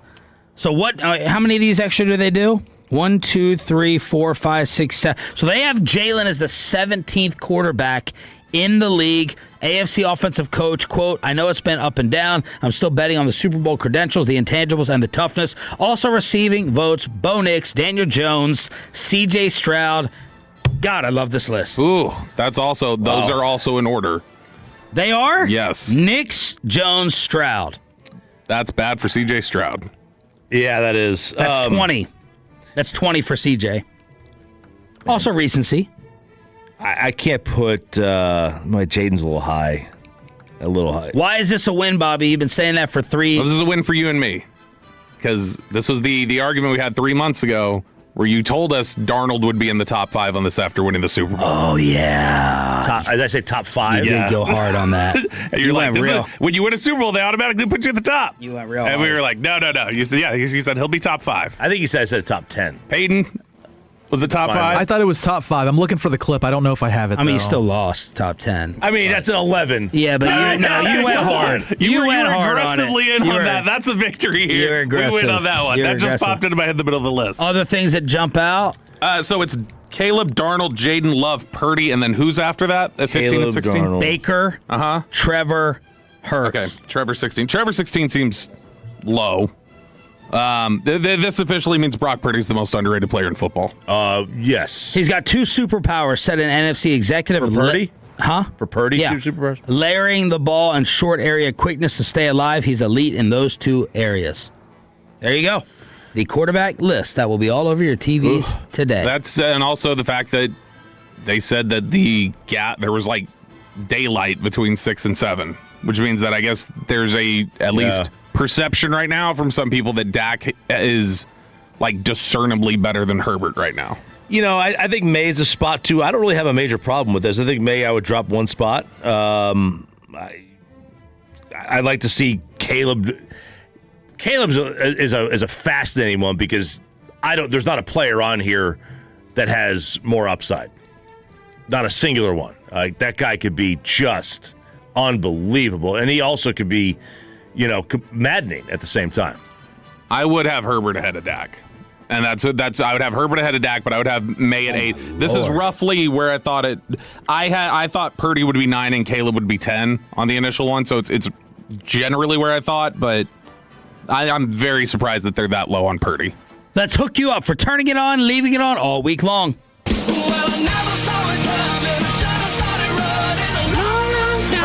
That's right. Right now, caller number 10 at 877-881-1053 wins a pair of tickets to see Daughtry at Majestic Theater in Dallas on Saturday, November 14th. That's caller number 10 at 877-881-1053. Rangers Diamond Cavs at 8 o'clock on your home of the first place team in the American League West as we have reached the All-Star break. Right now, it's time for Best and Worst.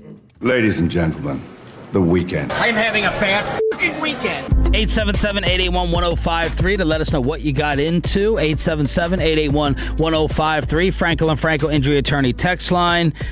Just spent a 10-day period with my parents. Best of the weekend was yesterday and the quiet. Oh, well, you sent them quiet. Sent them other way? Not you, Mom. I know Dad's not listening, but it's sad to see him leave, but then just to have quiet, which I'm appreciating more and more in life. A whole day. My son didn't know what to do. He said, we do something every day. We're boring. You guys are boring. I'm not going to do anything. I'm like, shut up and let me just sit here in peace.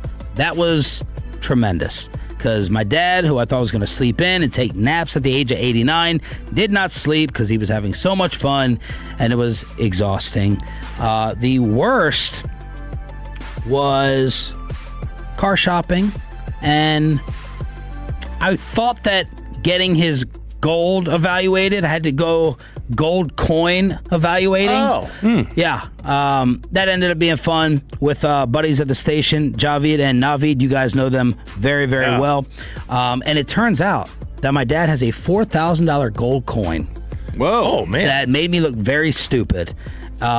He is in love with ChatGPT, and it's both good and bad. It stops him from talking to us about every single little thing, but ChatGPT now knows more about the intimate details of our family and life than a lot of our relatives. That's good. He talks to it like a person. It's okay. They're definitely not going to store that on servers and create a whole profile of you as a person. Yeah. I mean, he's talking to it like an individual. I went used Corvette shopping with him. Whoa! 89-year-old. What year? 2005. His neighbor, an 81-year-old, wants a Corvette. So my dad had to go Corvette shopping to ship the Corvette to Maryland. $20,000 cap. And he's like getting in the car to drive it. I said, you're not driving this. You're not getting on the highways in the Metroplex and driving a Corvette. You're only allowed to drive a Tesla that drives you. So he goes, fine, you get in it. You got in it? I got in it. And manual? What color? I was embarrassed. It's a manual, huh? It took me 5 minutes. I said, "Where's the?" I thought this. I haven't driven a stick shift since I was 18 years old. Yeah, I learned on one, and I haven't driven one since. This just came up last Tuesday. We looked up at the numbers of it. It's 15% of Americans know how to drive stick shift now. 15? Yeah, but meanwhile, overseas, like in Europe and stuff like that, it's 85%. That's still the most common car over there is manual. I would only drive one right now, dude, on a highway that I knew had no cars on it. Yes. I'm not stopping. Yes. I'm getting into fifth or sixth gear, whatever it is, and I'm going. It took me 5 minutes to get out of the parking lot. It was humiliating. I thought the guy inside, the salesman, was just staring at me. Grinding. When I first thought I was in reverse, then the damn emergency brake was on. So it was humiliating. I only went around the block. I kept it in second gear at most. There you go. I was like, how much can I get this thing up to in first gear? Love you, Mom. Dad, glad you had fun. Best and worst of the weekend. Was it a little red Corvette? Wow. That's the color. Prince. So it was a blue. I get your stupid reference, but that's not a stupid reference. It's a great song. Best song Prince has. The car was blue, which the neighbor wanted. The inside was a little old and crappy. So we went to the next place. Again, I'm walking in telling these people I got an 89 and an 81-year-old Corvette shopping. So imagine the look you get back. And the next place had an awesome red Corvette. Call the neighbor. That's the one color he doesn't want. How does anyone not want a red Corvette? Because they live in Maryland. Wow. Shots fired. You're on the Odyssey app. Yep. So that was part of my best and worst. Now, how much did it cost? I don't want to ask how much it cost to ship that thing back. It was only like $2,000. I was surprised. Oh, okay. I was surprised. 2,000. Right. Okay, that's not terrible. Best is I got helped. This weekend by several. Shout out Tolo Nick Tier, Neighborhood Patios. Helped me fix my sprinklers over the weekend. He had a guy. He's got a sprinkler contractor. They were broke, and I was desperate. Nobody could come out for weeks to fix these things. My yard was going to be. It was going to be burnt.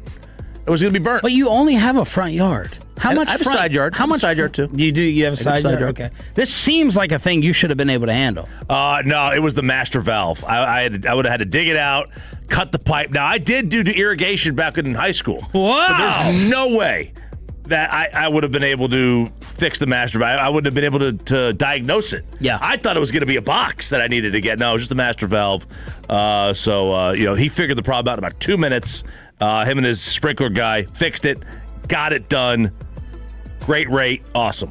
The worst, also another best.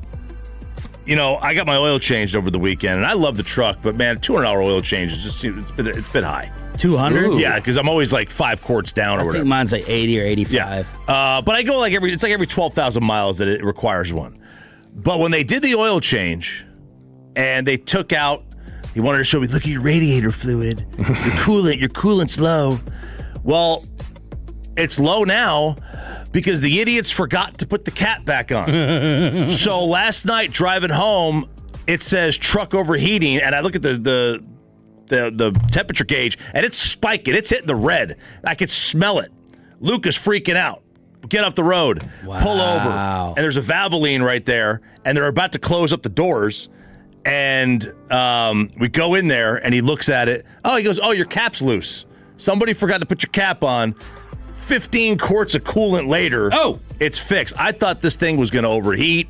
My engine was going to be burnt up. You thought you were taking an Uber to work? I thought I was taking an Uber to work today, but man, shout out Jose over at Valvoline. Man, these are things on the RJ Choppy. Man, all your best and worst now are just public personal favors. Yeah, well, thank you. You either ask for them or you're thanking. Thanking. These are things you seem like you should be doing as the new man. I didn't know. I didn't know. I don't. You're like changing brake pads and stuff, and you can't figure out, some liquid issues. I didn't know. Sprinkler head. No, this is not a head. This is the whole lawn. The whole lawn. Nothing would work. This was bad. This was a bad week. That's good. All right. And then you get flooded yesterday. That you wouldn't even have needed it. Wouldn't have even needed it. So Kristen was very emotional this weekend. That's surprising. As she tends to be. But specifically this weekend, because Jacob has left his most recent post that he was at in Fort Lee. He's now heading to Fort Benning. And doing what? He's in the Army now, and so he's doing AIT, which is their additional training that they have to do or whatever. Artificial intelligence training. That's it. Now he's heading to Fort Benning in Georgia, where he starts, I think it's called pre-RASP is what it's called. But that's the lead up to the Ranger training that he'll eventually be doing here in about 3 weeks. So Kristen is very, very sad because she found out that after this little pre-RASP thing ends, she's not going to be able to have access to call him because bones go away, and that's going to happen over his birthday. So she was a little bit of an emotional wreck. She was also for how long? So the next 3 weeks he has his phone, but it's going to lead into then his birthday, and then I think it's 2 weeks. It's not but she's like, I can't talk to him at all. And right now, she talks to him how often? She can talk to him every day now. Oh. Yeah, the AIT stuff, when it's after 5 o'clock, he's basically his own time. So she gets to talk to him every day. And then the additional worst and also the best of the weekend. Oh, he's going for something. He's grabbing something. You bringing in Addison's EpiPen for her nut allergy. I don't know if her EpiPen's in there. I thought Amanda told me it was just a bathing suit. No, it's in the little purse thing. It's like a little clutch or whatever. It's in there. But yeah, she had left that at your place last Saturday, I guess. And it took until I think yesterday or 2 days ago for Kristen to realize that's where it was. So instead, Kristen was just not letting Addison be around anything that may have peanuts or tree nuts for the last week.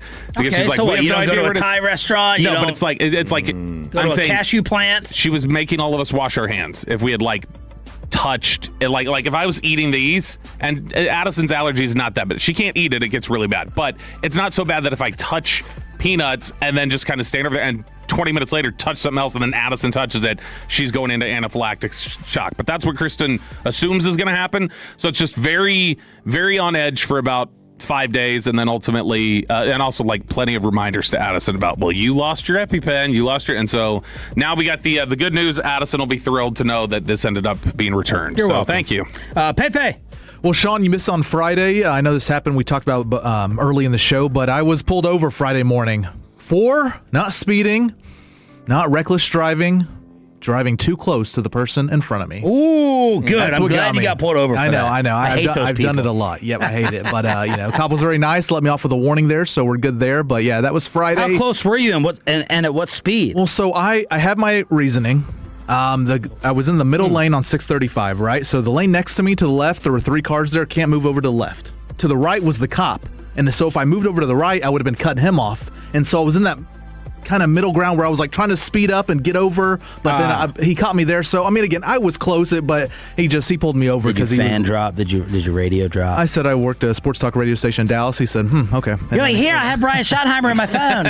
I should have FaceTimed you, Sean. I should have FaceTimed. Yeah, FaceTime. I'm gonna FaceTime Sean Cherry. But my best and worst, not really a best and worst, but I went to IKEA. We have an IKEA in Rockwell now. Wow. So I went there. Mackenzie ordered kitchen table chairs. Why would she order that? I have no clue. The other ones we had, I thought were perfectly fine. She said they looked tacky. Yeah. So we ordered new ones. And of course, they weren't put together. So I was doing that all weekend long. Saturday night, Sunday morning. Get that Allen wrench finger going. RJ would have called someone. Dude, I would have paid big money for that. But no, we have them all done now, so they're all fine.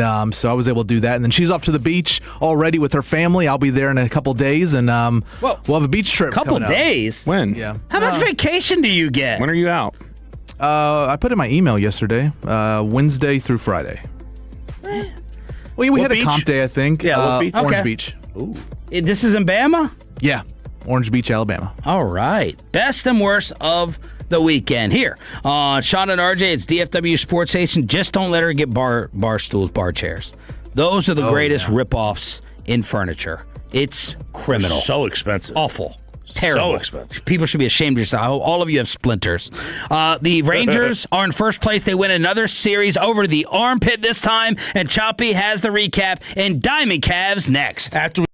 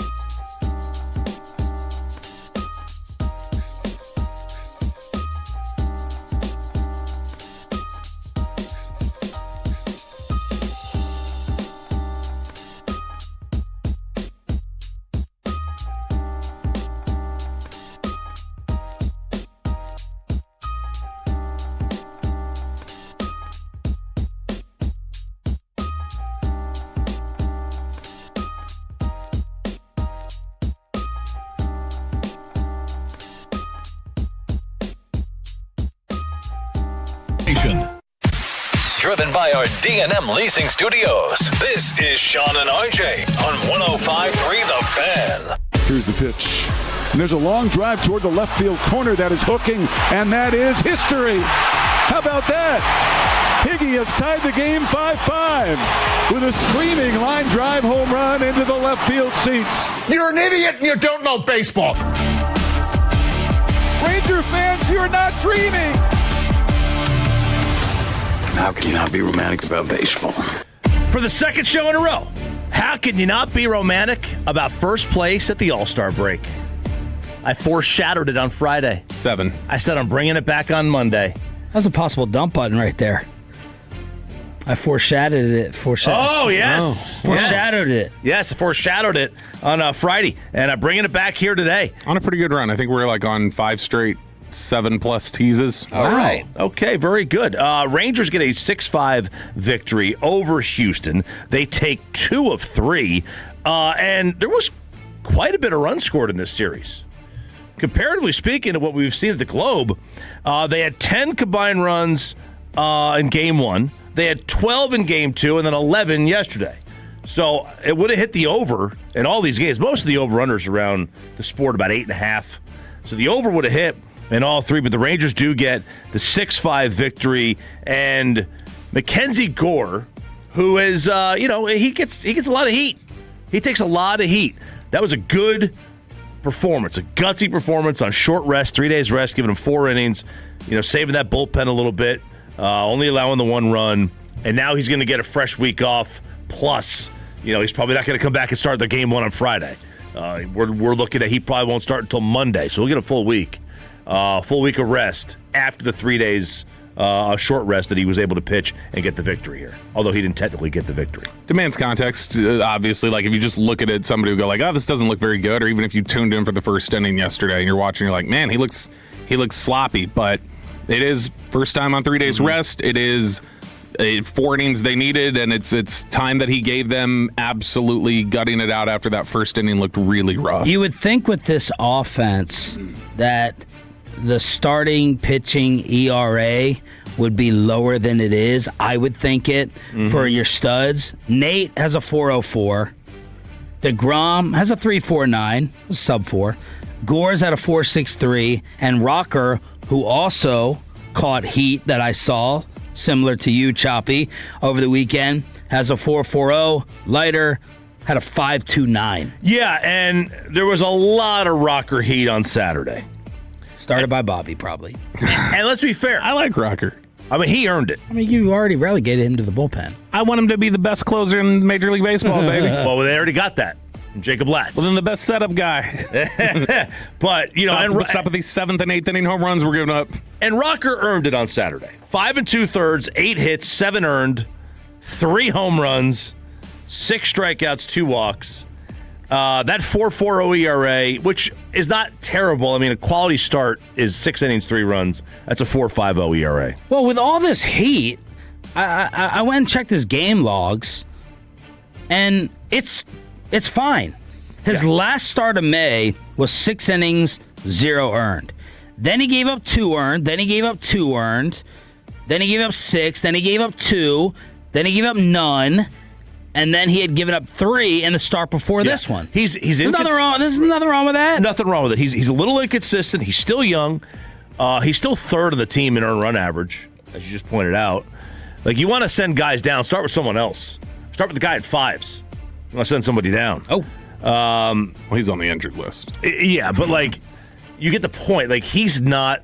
Yeah, Rocker's been good. Fine. I think the thing is, Rocker's, even those no runs allowed outings, you're kind of waiting for it to even out, because he'll walk some guys, or he'll get in some positions and then he'll battle his way out, which you feel conflicted. On one side, you're going, good job, you got in a bad spot and you battled out of it, and then on the other side, you're saying, how many times are you going to keep battling out of getting in these bad spots? Yeah, and he was the 2nd or 3rd overall pick in the draft. People, they have expectations about that. We look at it very NFL-like, and it's just not really the case. It takes time. It takes time to develop these pitchers. Now, granted, when you have a guy who's from college, you hope it's less time, and that's true. But who will be higher in the rotation next year between him and Jack? Jack. Jack. Okay. I agree. I mean, I feel like for some reason, I feel like I have more calm with Jack because I know Jack's problem is he can't go too deep in games. You hear third time through the order, I mean, he's done. That's got to change. Well, he's got the higher ERA. Yeah, but Rocker's stuff. I think his slider's like pretty great. When it's on, it's really, really good. He's got two ridiculous pitches like when they're on. The problem is like you got a guy in there right now who they feel like sometimes they have to have an opener for because they're scared to throw him out there the first time through. Like they're worried about Rocker like mentally when he opens games, and so that to me is just they've still got stuff they got to iron out. So that's Rocker, and now they have the All-Star break, obviously, and then they'll be off all week. They won't get back going until later on this week. Bob Nightingale reported this, that the Rangers could trade Corey Seager this winter, which I don't know if I tell Bob or not, but Corey has a full no-trade clause this winter. Who does Nightingale now get compared to credibility-wise in other sports? I wouldn't say Broussard, because Broussard doesn't do anything anymore. No. Yeah, probably like along the Tony lines Pauline? of Jordan Schultz. Ooh, okay. I believe Jordan Schultz more. Lockett-Fora? Well, when you purchase it, I would hope it's true. Oh, Lockett-Fora. Lock-and-Firma? I put Nightingale slightly ahead, but I think that's an interesting one. But, I mean, Seager becomes But normally it's a joke when people make jokes when Nightingale is reporting it now. Nightingale, no offense, I think KNC, I think has him on. We I made used to fun have him of on. Yeah, Alec just gave me the Chris Cosworth chair slide in the hallway right there. I said no offense. We make fun of John Heyman because he said Arson Judge was going to sign with the Giants. We make fun of that. He still has me blocked. Heyman does, but I think Heyman's hits higher hit rate than Nightingale. But, Corey's got a 10-5 trade exception at the end of the year, which means he could veto literally any trade across the sport. As of right now, he only has a no trade to about 8 teams, and Rosenthal said those 8 teams really don't have an interest in him anyway. So the Rangers could move him if they decided to. I think Seager caused a fraction in me and Sandler's relationship. I put him on my Florio list. That's sad. But you're burying hatchets this weekend, so maybe you can bury that one too. I'm gonna start firing back at you. There's no fire. I'm proud of you. This is good. The next one you made. I'm proud of you. I'm proud of you. Yeah. Your wife could finally get taken out to dinner. Wow. Yeah, maybe. Now. Like I do Bobby's wife. You have 2 choices. You have 2 choices here. You could trade him, and you don't offer to pay part of his contract, and you're going to get nothing in return. Or you offer to pay $50 million, and they're going to give you a good return for Seager. In the winter, or you mean now? Now. But why would you do that? Because A, he's hurt, so I don't know what his value is. And B, if you're going to go for it, you're in first place, you're not going to trade Corey Seager. Why not? I think if he's going to hit like he had been hitting. Well, okay, yeah. I mean, if you're going to tell me that you're going to get a shortstop in return that's going to play. Oh, Medford said they're probably having Bob on this week. My bad. Hey, all Kevin Hagelin does is insult our guests in segments. Yeah. He's Mr. Rick Scott over here, who only RJ will know. Yeah. He's all Mr. Florida governor. Correct everyone. We need a cure for insomnia. We'll bring on Bob whenever that happens. Bob's got I used to have Nightingale way back, but he's got the worst radio voice for an interview there is in the game. He really does. Nice guy. And terrible. Short answers, too. I will say on the Seager thing, by the way, everybody keeps talking about, this winter he gets full no trade rights, and that's true. I don't think. I think it's still accepted. We just need to be clear on that. Is that it doesn't mean he can't get traded. It just means he has control on where it is. The return is part of the list. I would still think if they really want him out, he would still get traded even with full no trade rights. It's just he would dictate a lot of the terms, and it wouldn't be as. And he would say, "All right, pay me an extra. Pay me something." They got to buy him out of his no trade. So that's just one of the things that could go on. You want All-Star who's not in the game, or do you want the MLB draft? No, All-Star. Okay. And who's not in the Derby or who is in the Derby tonight. So the MLB All-Star game is now officially without the game's 2 biggest stars. Shohei, not going to participate. Aaron Judge, already out. That stinks. It's still the most watchable of the All-Star games, but without its 2 must-see TV stars coming to the plate, it does lose a little bit of its luster. But the good news, guys, is that you still got the pitching. You still got Miz. You still got Skeens. You still got Schlittler. You still got Sanchez. You still got Yamamoto. You still got Zach Wheeler. Actually, you don't have any of them. Dang! No, you don't. Because none of them. No, Wheeler, who has only struck out 34 guys in 3 starts in July or June or whatever. Got that chip on his shoulder. Only 34 guys not participating. Well, he rejected it. He rejected. He's like, no. Second time came around after the initial. You didn't put me on that. Okay, now you want to come back around third time? Are we having respect for that move? The old T.O., no, I'm not going to your Hall of Fame? Yes, but no. It's in Philadelphia. Ooh, that's a good point. It's in Philly. Yeah, and it's like, you Philly fans, you didn't do your job. You didn't vote me in. Well, you don't vote pitchers in. Well, then never mind. Yeah, they don't vote pitchers in. I don't feel like I would ever owe anything to Philly if I played there. But Skeens and Schlittler and Mizorowski. What, they just made a recent start? That doesn't have. Yeah. So if you started yesterday, Skeens started yesterday, but Miz got scratched. Yeah, and that's part of it. And Schlittler pitched on Saturday, and he's not going to be there. So Cease is going to start for the American League. So it's just kind of a. It's kind of a bummer, man. I mean, it's like Pro Bowlers not participating. It is, but it's also like, you've got good pitchers right now. You got dominant strikeout guys. Now the good news is maybe we'll get some offense. Yeah, which a lot of these times these All-Star games don't have a ton of offense. Tonight is the home run. Go ahead, Bobby. I was just going to ask you real quick. How many times do you think Skeens has struck out more than 10 batters in his career? He's been here for 3 years now. 3 years. I'll say he's had 70 starts. Yeah. 12. 8.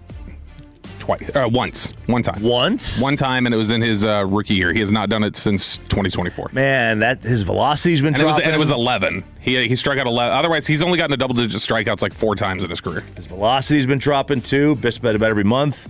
Home run derby tonight. You got 8 guys. Kyle Schwarber. Favorite, 3-1. Is the favorite. Bryce Harper. 6-1. Junior Caminero, who was in the finals, I think, last year. 4-1. This is from Bet Online.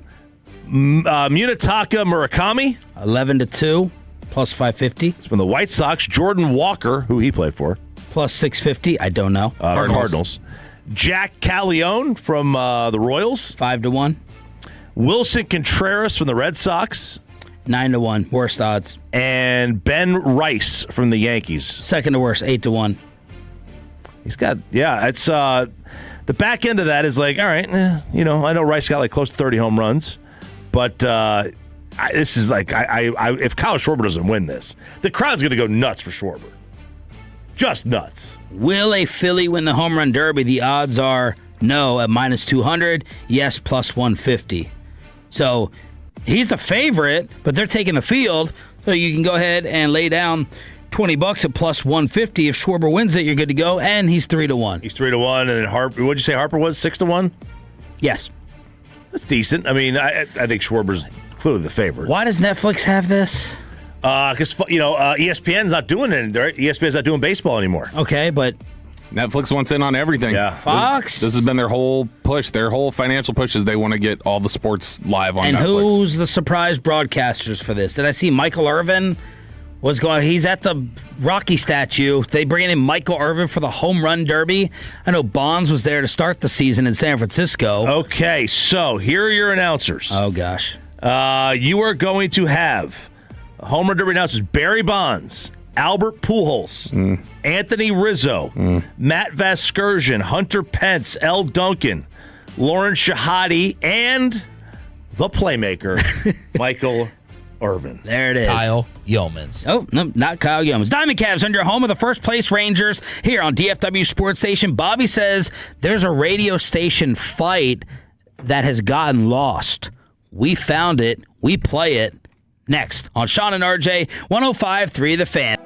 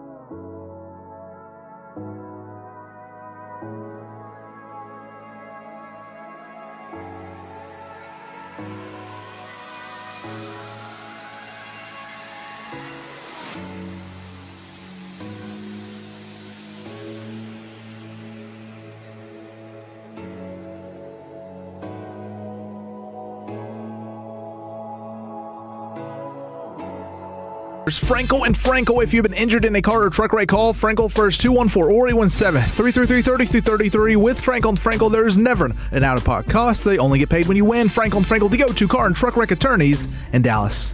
Sean, RJ, and Bobby back together again. Thanks for being a Toto. That stands for Turn It On, Leave It On. Below the Belt coming up at 8:40 on your home of the Dallas Cowboys.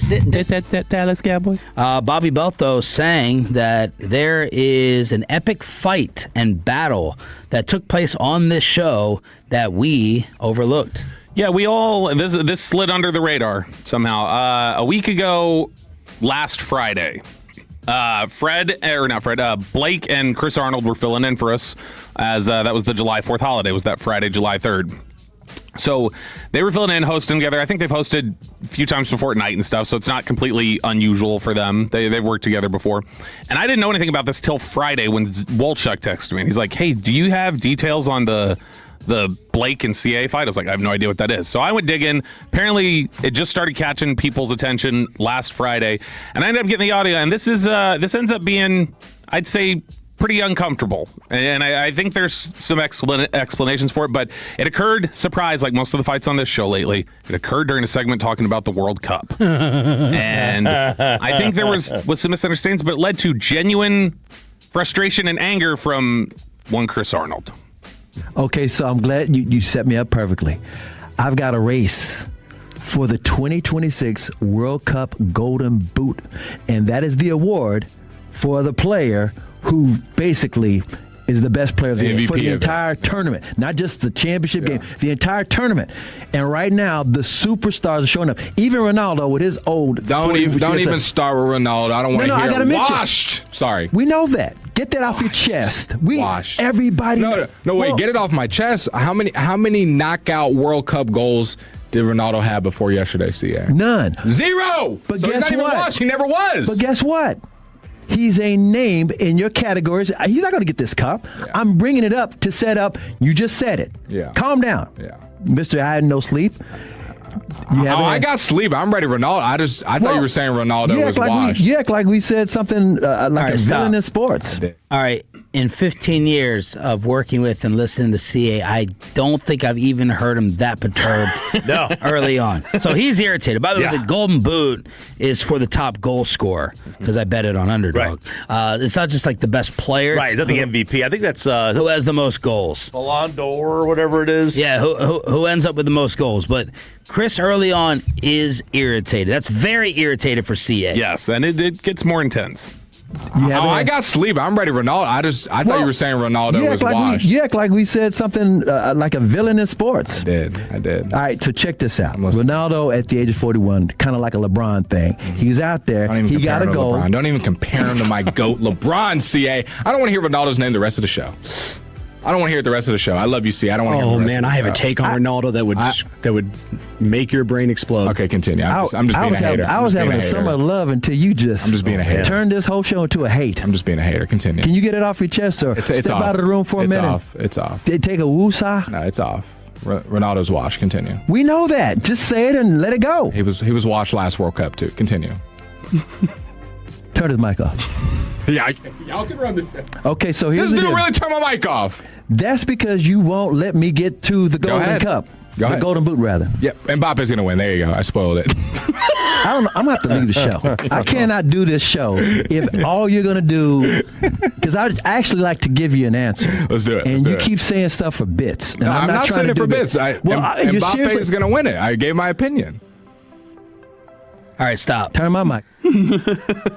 You're messing up the man's segment. Yeah. Messing up the intro. So this is a Blake L right here. Oh, it's a Hopefully blowout. his son will not be as irritating, as triggering as he's trying to be. He's messing with the flow. The 3-time Hall of Famer. He was covering for me. Not showing respect. Yeah, this is very Bobby irritant. My mom used to say that life is like a box of chocolate. No, it's going to come around to you. Like how I acted as a kid. You're going to get yours someday, be from your kid. And you're getting it. And I'm getting it. and Blake, what he did there, it's going to come around.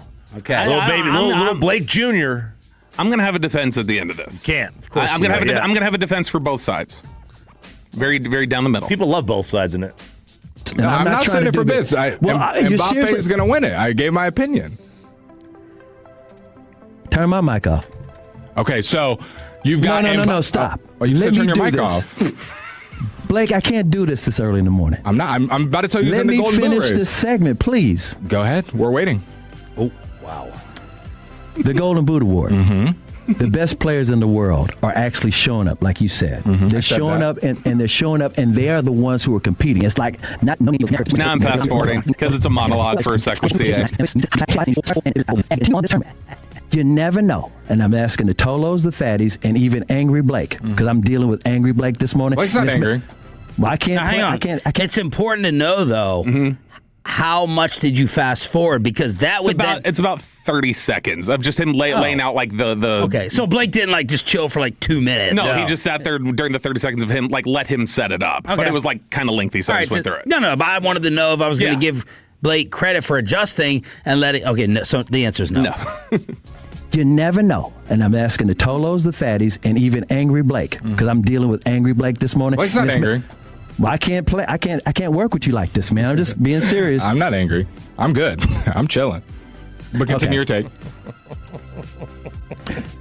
Tolos out there, who do you think will wind up winning the Golden Boot? 877-881-1053. I'm thinking it's going to be Messi, and he's going to show everybody why he was the MVP of the World Cup when Argentina won it the last time, and why he's still on top of his game worldwide, and why he is like, this is anybody's football or soccer version of Jordan. You're watching Jordan, even though he just turned 39 last week. I think it's going to be Ronaldo. Let's talk about Jaylen Brown, the saga that continues, and where will LeBron James end up next on Sean and RJ?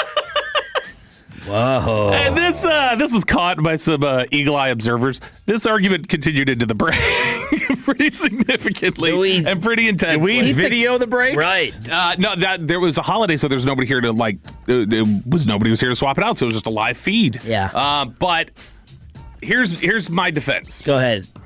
Yeah. And I'm going to jump you here if you're annoying as Blake was trying to be. When it opens, when the whole issue starts, Blake is, for anybody who listens to Fan After Dark regularly, it's very much the like Fred and Blake format that, something can be going on and then it's kind of like a theatrical, like, don't even bring them up, I'm done with this, and then they'll start dinging the bell over there or whatever, and so it's like this big, he's doing a theatrical presentation there. Yeah. Of just like washed, and it's a little over the top, like on purpose. So I don't think CA understood this is part of like their normal operations. He was thinking he was sitting there with Fred basically, and CA's like, I'm trying to get this set up. Yeah. Meanwhile, that's normal for Fred and Blake. So CA took it as like, to me anyway, like, this is kind of disrespectful. Let me get through it. Yeah. And Blake was continuing to play into the character, like the whole thing that Fred normally would. Fred being like, would you let me get through this list? No, I don't want you to talk about this. And that confusion, and then I don't think Blake genuinely could tell at that point that CA was annoyed. Yeah. And had a misunderstanding about it. And by the time it got to the end, it's like, oh no, now both people are actually like genuinely irritated. Haven't they done a decent amount of radio together? So. Yeah, I would think so. Yeah. And I mean, when he said, "Oh, go ahead, we're waiting," I was like, "Oh man." Yeah. When he goes, now cut my mic off. Blake goes, okay, so the Golden Boot, and then he goes, wait, you said turn your mic off.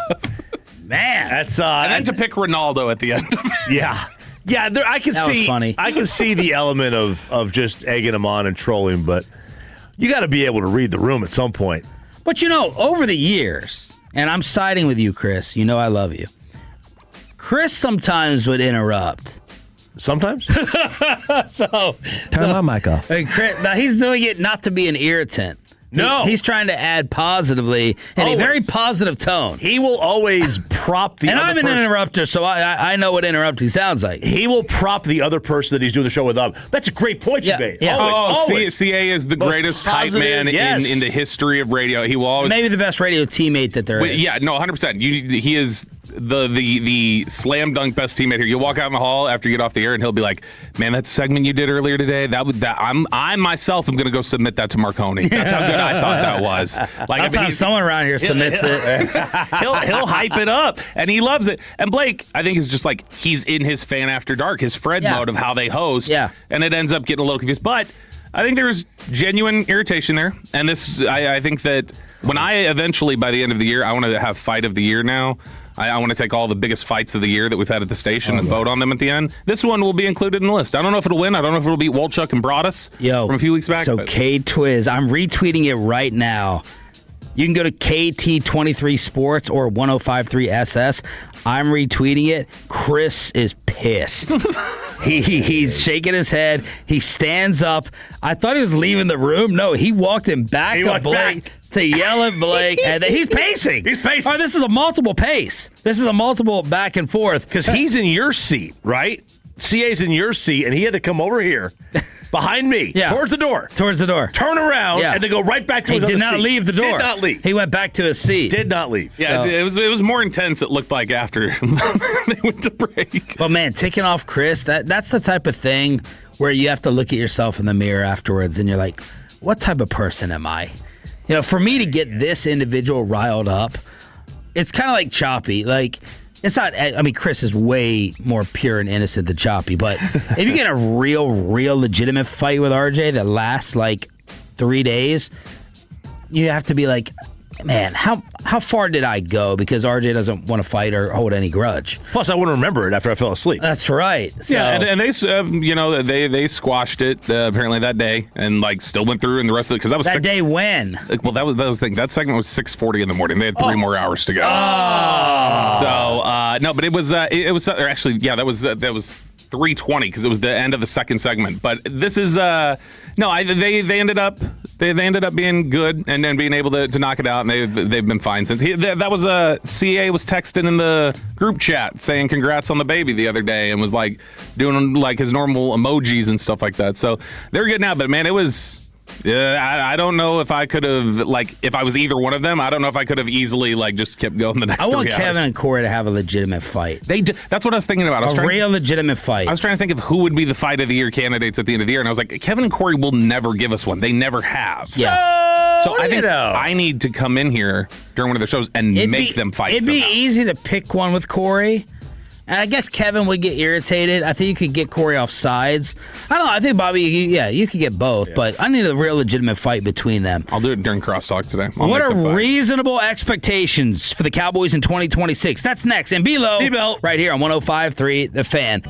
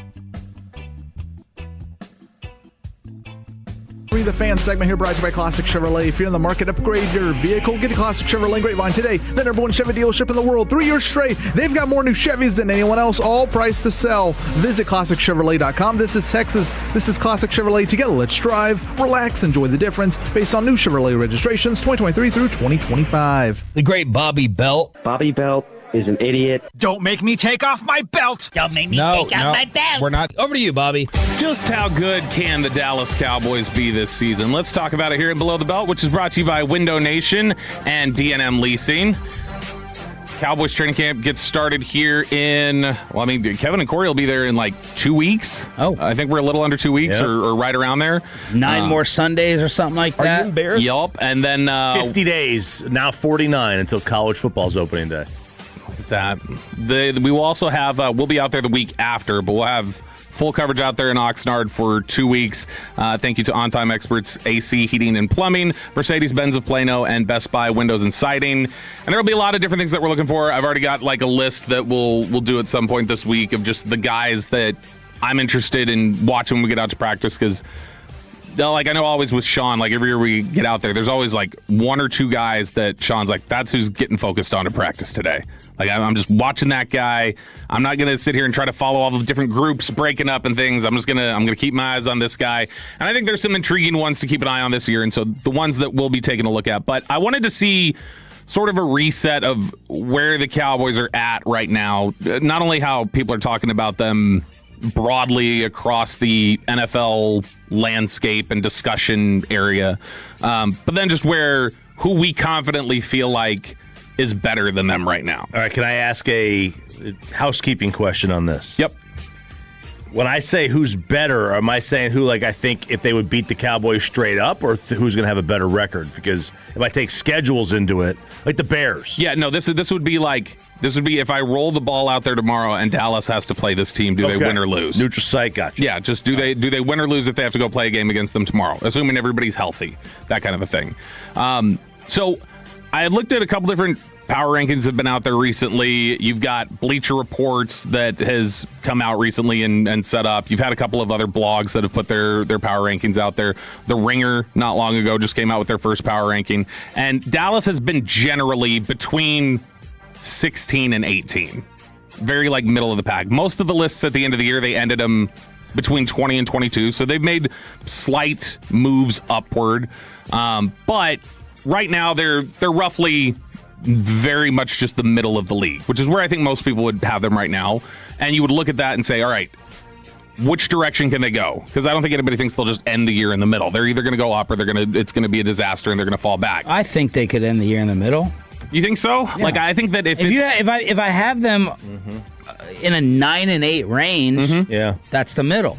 Right, but they were like close to the middle range last year, right? Like record wise at the end of the year. But I don't think right now I'd probably have them 10 and 7.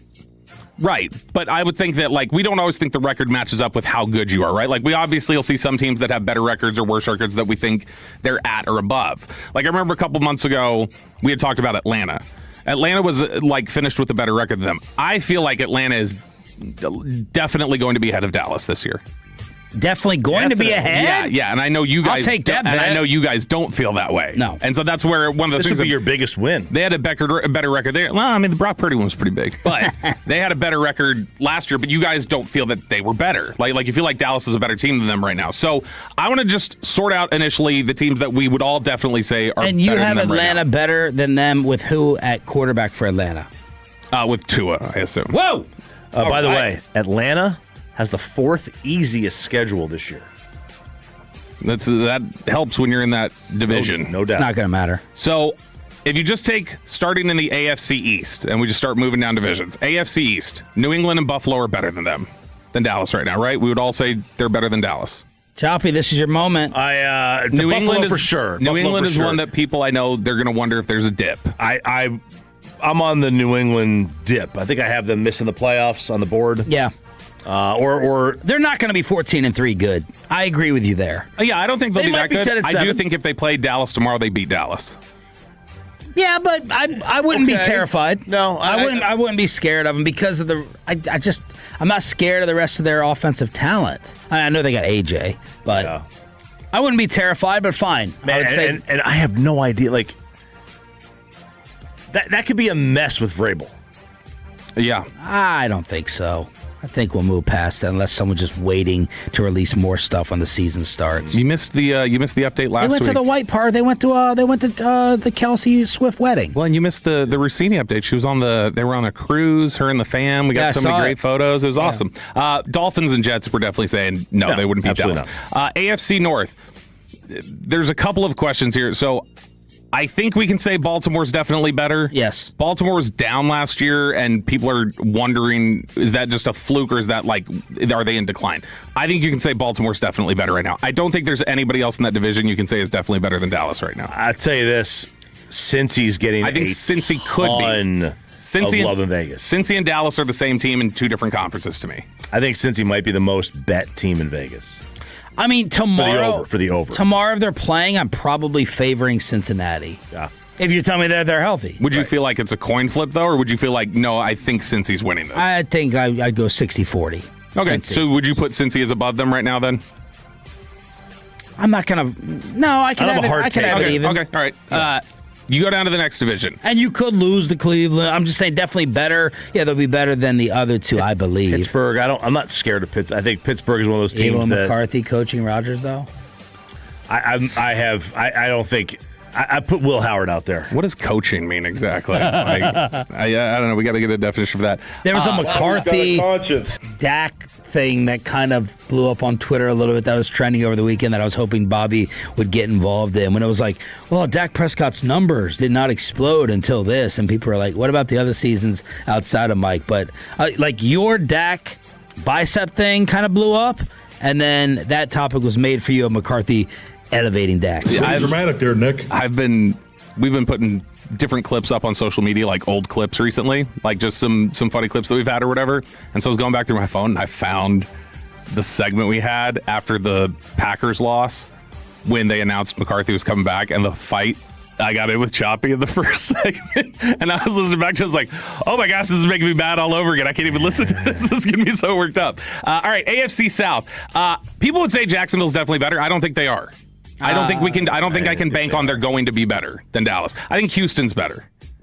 I think the reverse. You have no doubt Jacksonville's better. I have no doubt Jacksonville's the best team in that division.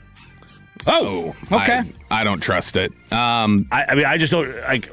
The Houston offense it leaves a lot to be desired. Not that Jacksonville's offense is perfect. Yeah, but I trust Trevor more than CJ. And I trust Liam Cohen as an offensive guy. How many? So would you say just Jacksonville, or would you say Houston's better than Dallas right now? I would not want. If I was the Cowboys, Houston's the last team in the league I want to face. Because that defense would mess with this team. I'll say Houston's better, but because of their offense throughout the year, I don't think it's crazy if the Cowboys end up with a similar record. Sure, yeah. But tomorrow they played, I picked the Texans, no doubt. Yeah, no, and this is, like I said, this is not where they're going to end up. This is more like, here's where they're at right now. What does Dallas have to scale? Like, who do they have to, show that they're better than? AFC West, I think it's just the Broncos and the Chargers that are definitely better than them. I don't think the Chiefs are definitely, I think the Chiefs are going to be a worse team this year than Dallas. I'll say Denver. Because, again, this offense against elite defenses I don't trust. And they whooped your ass. What was did they face the Chargers last year? Yeah, Chargers beat them. And then what was the result like? It was like I want to say it was like 24-13 or something like that.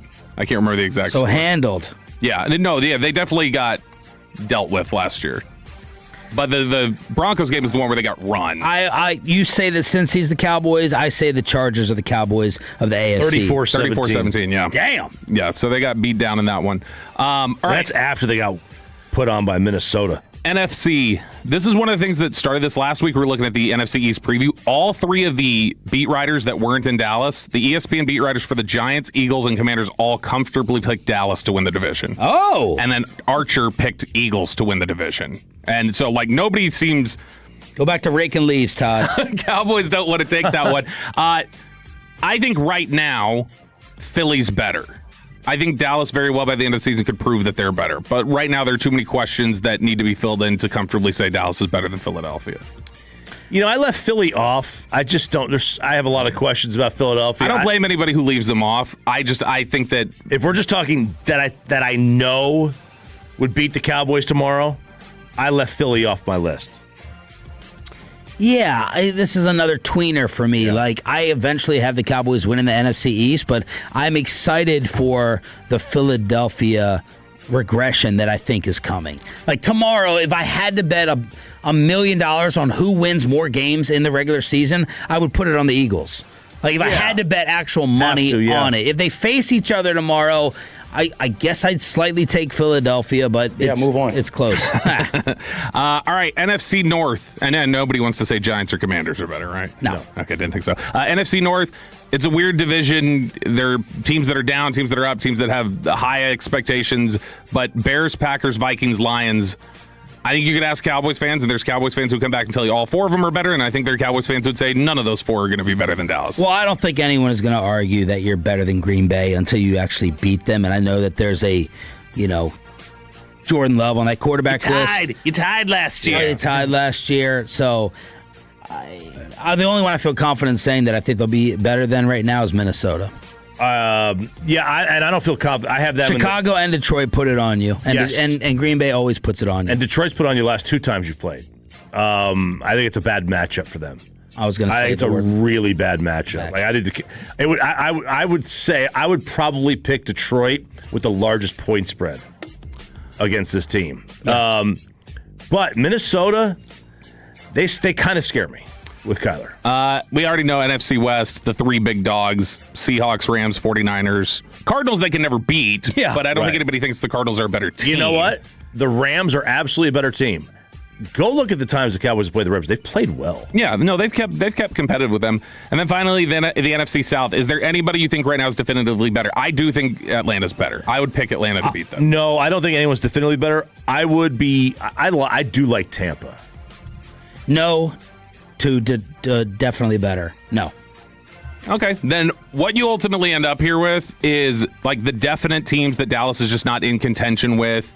Roughly based on like what you guys are saying, where I'm at, it's basically you've got 6 teams in the AFC right now that are definitely better, and then it's about 6 to 7 teams. No meme.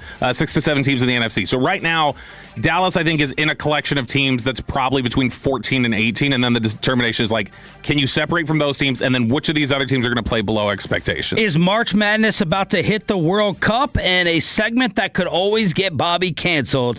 9 o'clock hour, next on Sean and RJ 105.3 The Fan.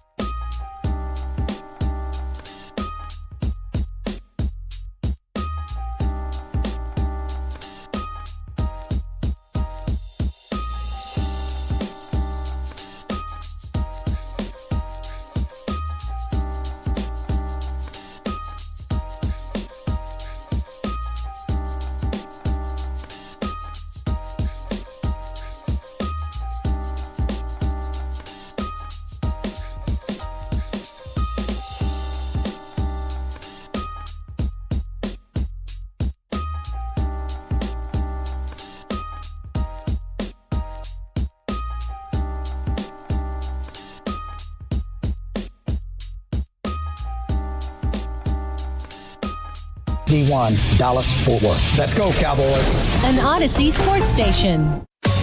Driven by our D&M Leasing Studios, this is Sean and RJ on 105.3 The Fan.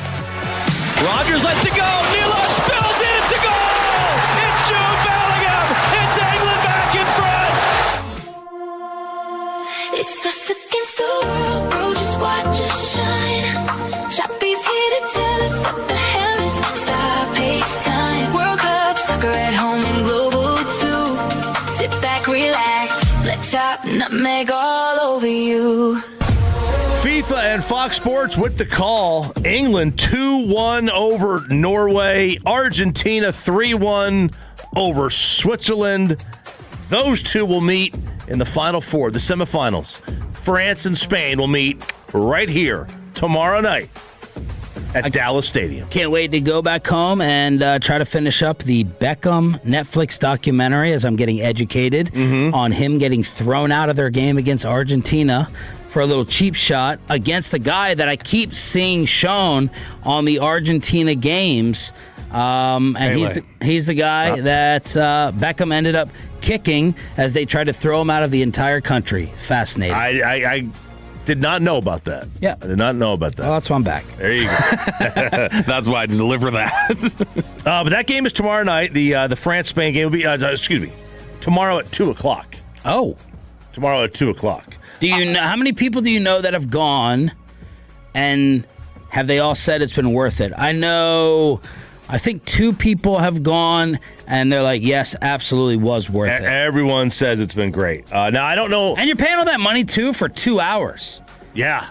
Now, some of these games, I'm like, oh, my gosh, please, get over with. It's boring. Some of the games, I'm like, I wish this was a third hour. I wish this was an NFL game. Yeah, and, I don't know anybody that has gone and has paid. I know media members that have gone. Yeah. And I got a buddy who gets tickets to his company that has gone. Wow. So I don't know that I know anybody that's gone that has paid for tickets. Soccer's one of those sports, I feel like, where there's such a divide on who would want to go and who wouldn't want to go in terms of, like, the opinions. There's, like, this chasm. There's no, like, wishy-washy, like, maybe I would go, maybe I wouldn't. That I think, anybody who would end up going or, like, say, I want to go in there would ultimately come away from it saying they loved it. Like I think gotta you think would go. I think you I would go. not go. I would not go. I think if you got a free ticket to France, Spain. Don't you think the atmosphere of the fans is worth it alone? No. It's probably. I know you think I'm good. I dead serious would not go. Because it's probably as good of an atmosphere as any college football atmosphere, or better. I mean, I haven't been to a ton of college football games as much as I should have, but yeah, I would go just for the atmosphere. Just the atmosphere. Well, it depends on what day and what time. So that game is at 2, and then the next day in Atlanta, England and Argentina is also at 2 p.m. So they're doing it basically so the people who are in these countries like France and Spain, that's going to be prime time for them. Both games will be on Fox. So that's your Final Four for the World Cup. These announcers are so nice too. Like, I'm like, we need a dating bit on SNL needs to do a dating bit of like British announcers at a date with just just very nice and pleasant things being said all the time. You know? Yeah, the way they announce the game, it sounds more sophisticated. Yeah, it just does. They know the sport. They know the sport as well or better, I think, than anybody. I agree with Brad Sham on this. That Stu Holden has been really, really good. I think that's who he complimented the other day. We're going to have to reach out to him to try to get him on tomorrow or sometime this week. But Brad? Some of the announcing, Stu, although I listen to a Brad Sham podcast these days, for the first couple I would listen to. But Stu Holden's done a very, very nice job. I actually think that I'm going to get killed for this. I actually think that the whole studio praise of Zlatan and the other guys is a little bit overdone. I'm not watching them going, oh my God, that's amazing. That's amazing, entertaining commentary. I think they're a little bit overrated. And I know everyone hates Alexi Lawless. The main thing is that it's evident that Zlatan and Thierry Henry have absolutely no respect for Alexi. Yeah. None. Now Alexi's so serious. He's very serious. He's got that. Is he like the Brando Chambly of soccer? Kinda, and he's got that. He's got that sort of like TV he knows what he's trying to make not a viral moment. He's trying to make a hardcore take. Well, this will really get me killed, especially by Choppy, but they were doing like the broadcast in the pregame, and like they were playing the anthem, and he like stopped down in the middle of the broadcast and like turned around while the rest of them were talking and everything. I like rolled my eyes like, okay, here you do doing this for TV. Here you go. But you could tell that those two have nothing for him. He was not on their level of a player. Yeah. He was still an international player. He still played. He knows the game. But those guys are greats of greats. Is this the broadcast that was fighting over the red card being overturned? And Lawless was going after him and going like, explain why you don't think it should be overturned if you don't think it should have been a red card. And he goes, just cause. I don't know. I didn't see that. It turned into like a really bad fight, and it got really awkward and uncomfortable. They're like, all right, let's get a break. Better than Chris and Blake? Yeah.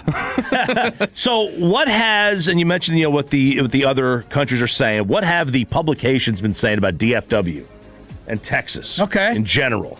Right, so the Morning News compiled all these publications on how they have described in their writing DFW. Spanish language sports outlet Diario AS portrayed Texas as a booze-fueled fan party. Hell yeah. They shattered beer consumption records, 45,000 beers at Texas Live before England-Croatia, as fans sought air-conditioned bars because of the heat. The Sun in the United Kingdom said it's rodeo and Texas bravado, leaning into the culture. And a ton of people, by the way, have also loved FanFest. Yes. Which Joe Trahan has been setting up out there. So a lot of great praise for FanFest. That the England supporters took over a Fort Worth rodeo. Argentina, La Nacion, said too much show, not enough soccer. They basically said American-style cheerleaders, giant video boards, halftime entertainment, and contests.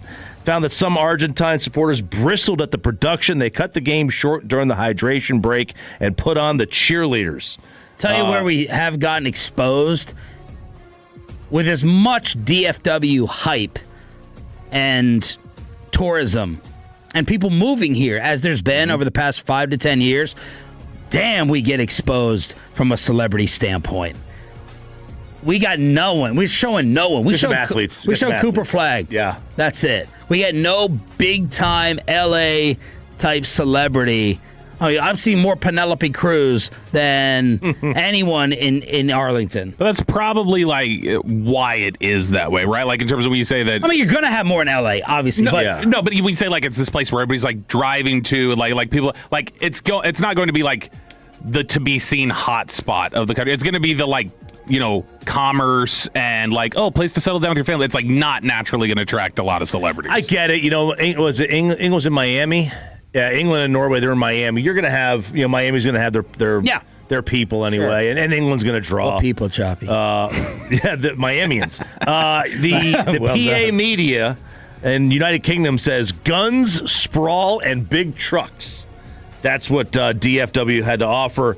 Reporter Josh Payne interviewed a lot of England fans who went shooting at the gun range because you can't find that. Can't find that in the United Kingdom. You can't find a gun range. And the whole gun culture, it's just so normal for them. One of the fans said, others pointed to the size of the vehicles and the size of the city. Everyone's just all over the place, big SUVs. Is that what you're rolling your eyes at, the trucks? I'm rolling my eyes at some of the characterizations. So like what? Like the whole, what was the title exactly there? Guns, sprawl, and big trucks. Yeah, okay. Like, where are they seeing a bunch of guns out? Nobody's just walking around guns blazing carrying. Like, okay, you wrote that headline 3 months ago, and then you're like, all right, we gotta follow through with it. That's what you did. Croatia said AT&T Stadium. Croatia newspaper said AT&T Stadium is a cathedral of excess. Okay. All right. One of the most impressive technological advanced sports facilities ever built. Just a lot of excess in it. And then Reuters said Southern Hospitality won the day. Okay, so, good stuff mostly. So where did everyone end up? Just because I was out last week on the whole, and I agree with you, Choppy. Let's see if you remember what I agree with. On the United States soccer run, that was a humongous topic. Yeah. I think that it was where they got is where they need to get to. Right, that's their minimum. I've said this about my Tennessee guys, right, in Vols. we're at the point where if you don't get to the Sweet 16, it's a failure of a season. If you get there, anything you get beyond that, you're going to run into a good team. Sometimes you get lucky and you move on. Sometimes you don't. But that's your bare minimum. And I think the bare minimum for this team now is you got to get to that round. Okay. You got to get to that. So you're viewing it as a pass, a fail, or a I got to see average. It's an average. Okay. And I'll tell you why. And Landon Donovan said this the other day. It was great. I'll say B minus. Yeah. B minus, C plus. B minus or B. That's fine. And he said it's never going to be easier for this team to make a run than it was this year, because as a host nation, we were what's called a seeded team, which means we were on the top line, which means we don't have France with us. We don't have Argentina. Next year or 4 years from now, we're not going to be seeded. We're going to get stuck with France, Argentina. We're not protecting Brazil. those countries anymore. We're not. Yeah. You're going to deal with the U.S., baby. So we're going to be seeded with. Like 4 years from now. We're going to be seeded with an elite level team, which means we're not going to win the group. Which means we're not going to get a wild card team as our first round. We're not going to get Bosnia. Some countrymen you are. Some countrymen you are saying we're not going to win the group already. It's 4 years away. We're not. You don't know what's going to happen to old what's the guy's name? Flo what? Flo Balogun. Name? Yeah, that guy. Overrated. You don't know what's going to happen in the next 4 years. How much better he's going to get. Look, man. And again, I'm an ignorant soccer drive-by supporter. My expectation for United States soccer is number one, you're going to let down and come up short. That's number one. They did not do that. Yeah, they got their ass kicked in the game, but I just feel like the other team was that much better. And they created a lot of excitement that people were able to jump on a bandwagon for. I'd give it a B minus. I'd give it a not a 2 thumbs up, but no major disappointment for the U.S. run that they had. No, that other team, Belgium, took arguably the best team in Spain, who were one of the favorites. Yeah. They were tied at 1 in the 88th minute. They scored the only goal against Spain in the entire tournament. There's no shame in losing to Belgium. Like, if you told me they got, what's more likely? They got to where they were or they lost early and disappointed, I would always say they're going to lose early and disappoint. Yeah. Yeah, I have no issue with where they got. What they got is, I think that's now the standard. You got to try to find a way to get to the round of 16. That's where I picked them to go. I don't know if it's a standard, but or I would have that as not the ceiling, but I'm not expecting them. I'm not like you have to get there now. Yeah. Okay. I'll say 32. Like in the next World Cup, get out of the group. Yeah. Get out of the group. Yeah. 877-881-1053. The Franklin LaFranco fan text. You got something smart to say? I love soccer. That's all. I like it. I'm just taking all the football in. Footballing. Yeah. Right now, I'm looking, getting my underdog bet, and to bet the under, whatever it is. To get France in regulations plus 127, and just to have them win is minus 164. Just have the win. Okay, so win by no matter what, extra time, penalty no matter kicks, what is whatever. minus 160, because that's where I got screwed early on betting on all this. Because after the stoppage time, when I picked them in regulation, like that ends the bet. You're done. Oh. So then you got to separate it to advance, like no matter what, or regulation. Time. I told Choppy last week. I said what I should have been doing all week was the margin of victory for the game the day before was the number of segments he was going to get for World Cup the next day. Are you shocked that I've made 45 bets? No, you're slowly becoming a degenerate. I would say since the end of middle last football season, you're becoming more of a degenerate. Yeah, Bryce Harper's going to send you a video soon. That's right. More on that tomorrow. Where did Dak end up on the quarterback list, and which Cowboy came in at number 1? The Red Zone. Your football fix after this.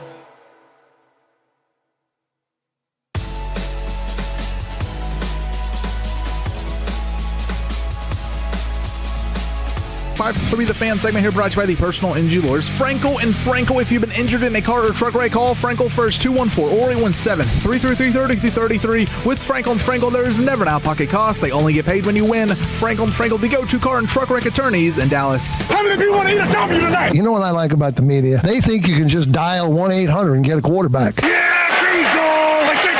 In case you missed it earlier in the 7 o'clock expressway, ESPN Jeremy Fowler and his list of experts dropped the quarterbacks from executives, coaches, and scouts. In order: Josh Allen 1, Pat Mahomes 2, Stafford 3, Burrow 4, Lamar 5, Dak Prescott number 6, and then apparently there was a humongous gap with the voting. So they're like, all right, these are the top 6, and then we get a drop-off to Justin Herbert at 7, Drake May 8, Jared Goff 9, Caleb Williams 10, Sam Darnold 11, Jaden Daniels, Jordan Love, Brock Purdy, Baker, Trevor, Jalen Hurts at 17, followed by Bo Nix, Daniel Jones, and C.J. Stroud.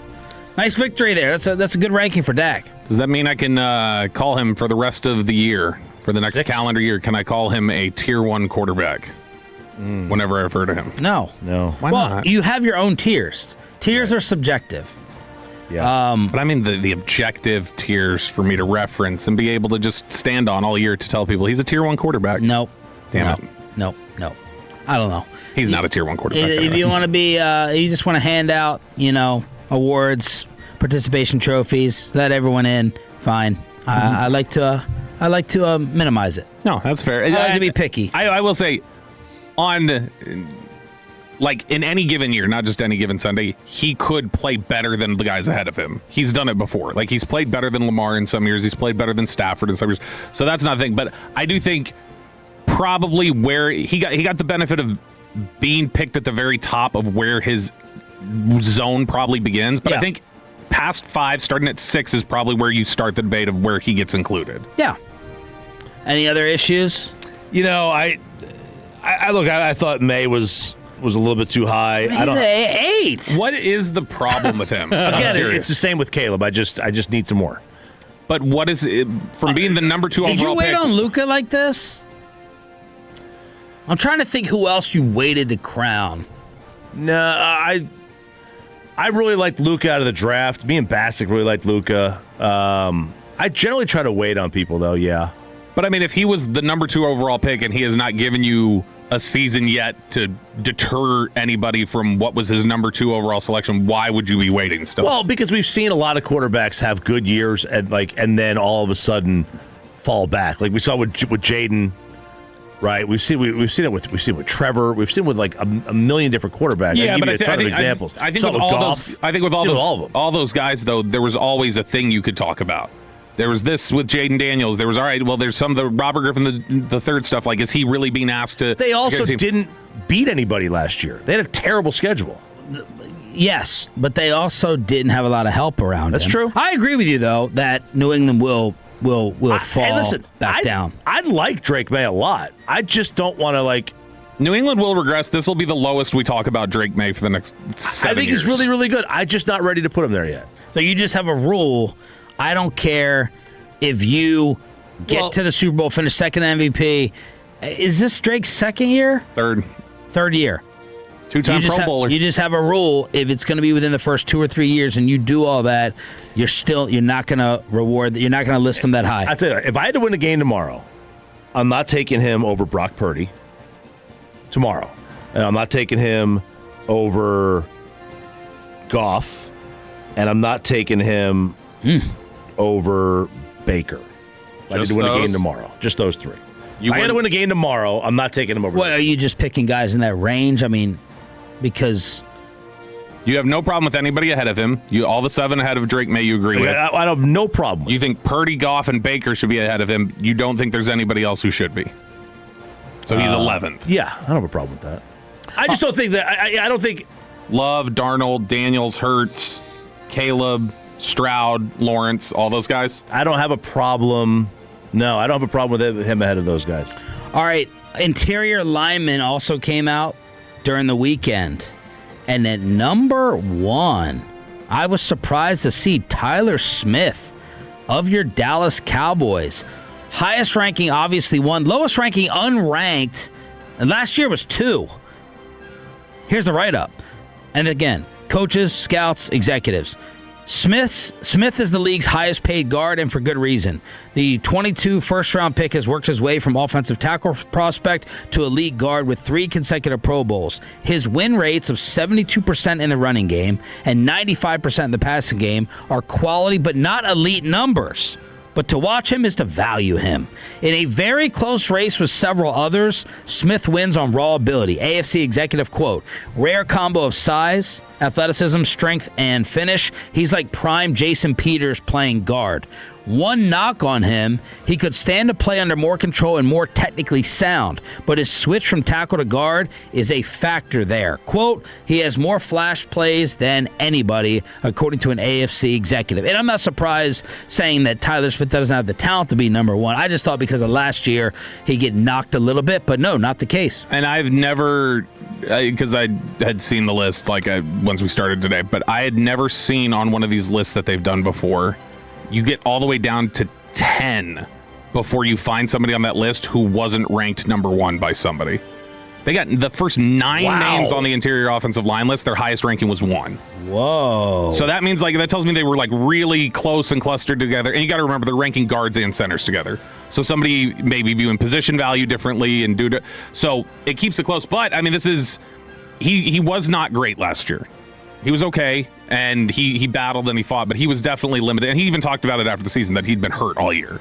And I think that given some health, he's going to go out there and he's going to be dominant. I think he does have a case for best guard in the NFL when he's fully healthy. Number 2, he's still getting it done. And I am very surprised he's still only 30. Quentin Nelson. He's 30. He had to be 20 when he got in the NFL. I thought he was drafted with Zach Martin. I thought he was in the same draft. Highest ranking 2, lowest ranking 10. Last year's ranking 3. Some drop off, but still elite, said an NFC executive. He was number 1 for a long time, but the Smiths, Tyler and Trey and Quinn, are on his heels. AFC exec can anchor Ben wide, not as dominant as before, but better than he was in 2024. He's not been a first team All-Pro since 2020. What? Quentin Nelson? Doesn't feel right, but how do you think the league differentiates him from Zach? As to who was better at their peak? Throw Yonda in there too. Ooh. I don't understand the disrespect for Yonda, or not even I don't know if it's outright disrespect. It's just forgetting him. It seems like a lot of times. Yonda Is and he Zach, not in? He hadn't gotten in the first couple times. I'm trying to remember if he got it last year. I don't think he did. Okay. But Yonda should have been a slam dunk, no doubt about it, instantly the first ballot. And I know he got passed over. So put him in order. So yeah, he's still not in Yonda. Yonda, Zach, Nelson. Whoa. And I think Nelson's a drop. But Zach and Yonda to me are right there next to each other. Okay. Number 3, Creed Humphrey in Kansas City. 4, man, in going through all these lists and binging them over the weekend like a nerd, because I love these lists, the Denver Broncos... Everybody loves lists. The Denver Broncos... Not Blake. The Denver Broncos have the best, most anonymous football team to me. Oh, yeah. They got 3 or 4 guys, all white dudes, and I have to go look up where they came from and what their background is. And I'm like, who is that guy? Where does he come from? How did they sleep on him? Da-da-da. They all seem under the radar to me. Quinn. Mike McCarthy could never chop. Miners. Miners. Mike McCarthy would never offer to you would know that. Give somebody else the coaching job. Denver guard at number 4. Thuney in Chicago at 5. Chris Lindstrom, always on this list. Falcons at 6. Trey Smith, Kansas City, 7. Linderbaum, I was surprised he was this low at number 8 after the contract. Skoronski in Tennessee, Aaron Brewer, Miami, honorable mention, Zabel, Tyler Booker, quote. Man, how did Tyler Booker? Tyler Booker makes sense. Strong and athletic with physicality, struggles a bit with guys that are good lateral movers, and then your others. If you want to talk about just their ability to evaluate, that's all. If you just want to talk about their ability to evaluate offensive line, the Cowboys, they have Tyler Smith up here. He's number 1. They liked Quinn Miners a lot when he was coming out. They liked Linderbaum when he was coming out. They drafted, obviously, Tyler Booker. Connor McGovern is in the also receiving votes. McGovern was a guy that was obviously drafted and developed here. Their eye for the offensive line has been pretty consistently good. Yeah. Stephon Diggs says, hey, what's the deal? No one in the league has a better number 2 receiver than me. And Stephon Diggs, going through that story last week, was very interesting. Did you guys cover that? No. Which one? We did a lot of Ayuk last week instead of Diggs. I think we're distracted by another super troubled receiver who was talking S about Jaden Daniels. Stephon Diggs, male sexual assault accuser. Oh, yeah. That one. Oh, nope, that didn't pop into my algorithm. And it got $10 million. And a $10 million lawsuit settlement. Anyway, Stephon is saying, hey, I'm the best number 2 in the league. I almost quote tweeted it and wrote something, but I didn't want to start a fight, probably led by RJ Choppy, as I almost just quote tweeted and wrote back, Pickens, there you go, start there. You're not better than him. And then that would have started a little cowboy debate. There's no doubt that most teams, Stephon Diggs would be better than the guy they're playing at the number 2 receiver. There's no doubt. There's like a couple of guys who, like, if you're telling me just true number 2s and not just somebody's second best receiver, because Pickens isn't like a 2 the way you think about a 2. T. Higgins isn't a 2 the way you think about a 2. Which is Lamb is. So, like, you've got these. If the way that you're going to think about it is that way of saying, like, just the second best receiver, no, you're not the best. But if you're talking about teams' legitimate 2s, yes, Stephon Diggs is better than every legit number 2 receiver that is in the NFL. He's still Is he better than Higgins? No, that's what I'm saying. I'm saying Higgins and Pickens to me are just, they happen to be the second best receiver. Yeah. They're not a 2, though. You think Higgins is a 1? Yeah, I think Higgins could be a 1. I'd like, in terms of just, I think he's one of the 32 best receivers. He's one of the guys that would like be able to go to a team and be that guy. Diggs is still one of the better receivers in the NFL, if you want to talk about like breaking it down that way. He's just an all-time pain in the ass. It just has nothing to do with what you're doing on the field. That has nothing to do with why you don't have a job right now. Just like the guy you're about to reference, just like Pickens, what he did on the field last year has nothing to do with why he didn't get a contract extension this year. Nothing foretold somebody's character more than that Viking locker room video. Oh, Everyone said asked, Diggs. Who do you not want to date your sister? Absolutely. That's an all-time video. Can we do that video around the station? Sure. Well, no. 877-881, and definitely don't ask Choppy. 877-881-1053 in order to hit. Got you, Sammy. Is up on DFW Sports Station 1053 The Fan. Let's crosstalk with the KNC masterpiece, and let's do that next. But first, let me go ahead and talk to you.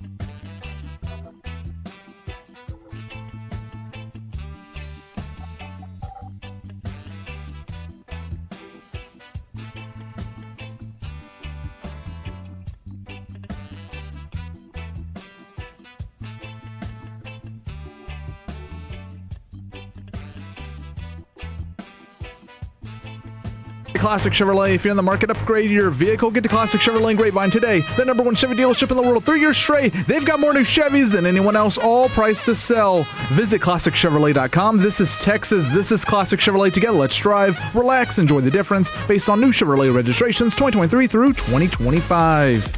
Here's the pitch. On a ground ball back off Hader's glove. Up the middle. Base hit. Here comes Langford, and the ball game's over.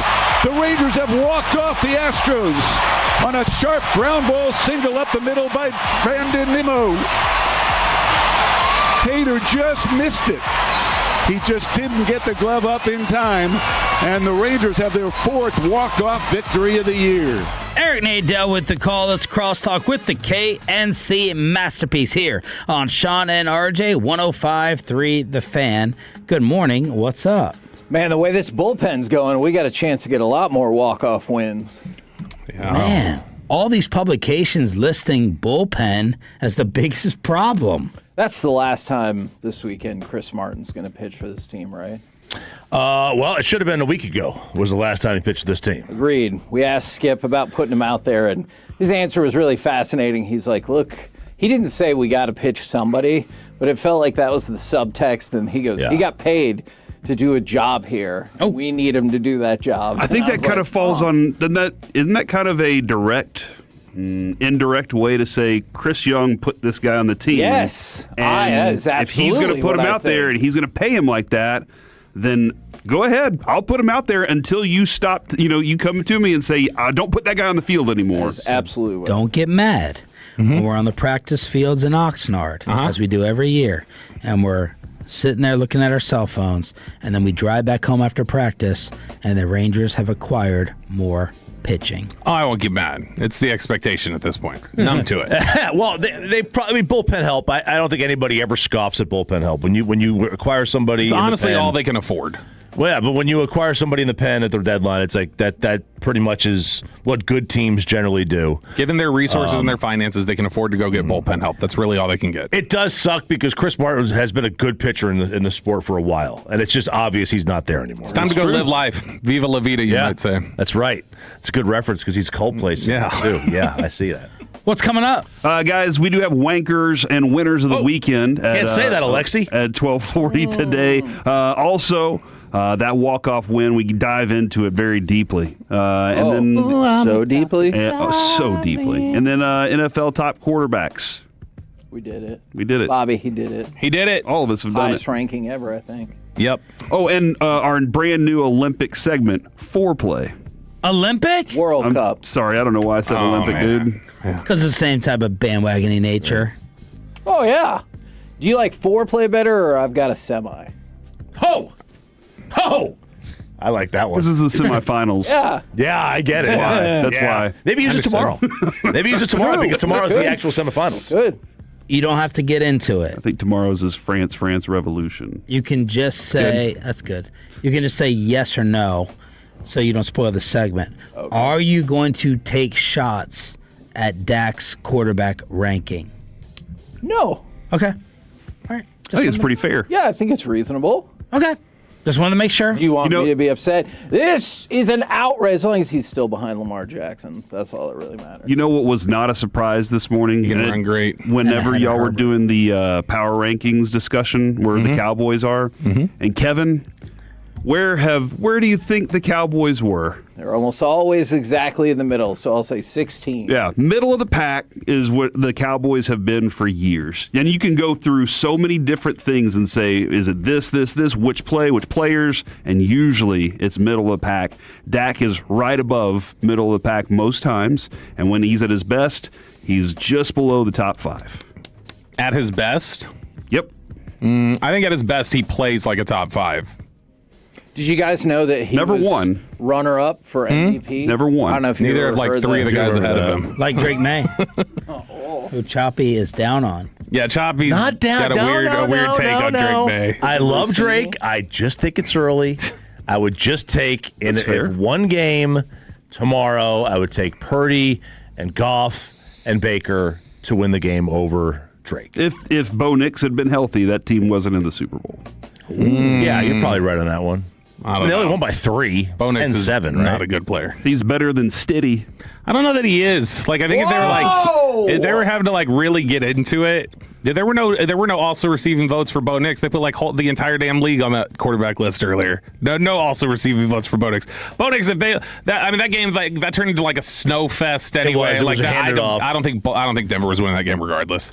Well, whatever. I'm not gonna. There's your chance for a fight. Come on, Sean. Yeah, we got to add to the fight of the year list. Bo Nix got also receiving votes.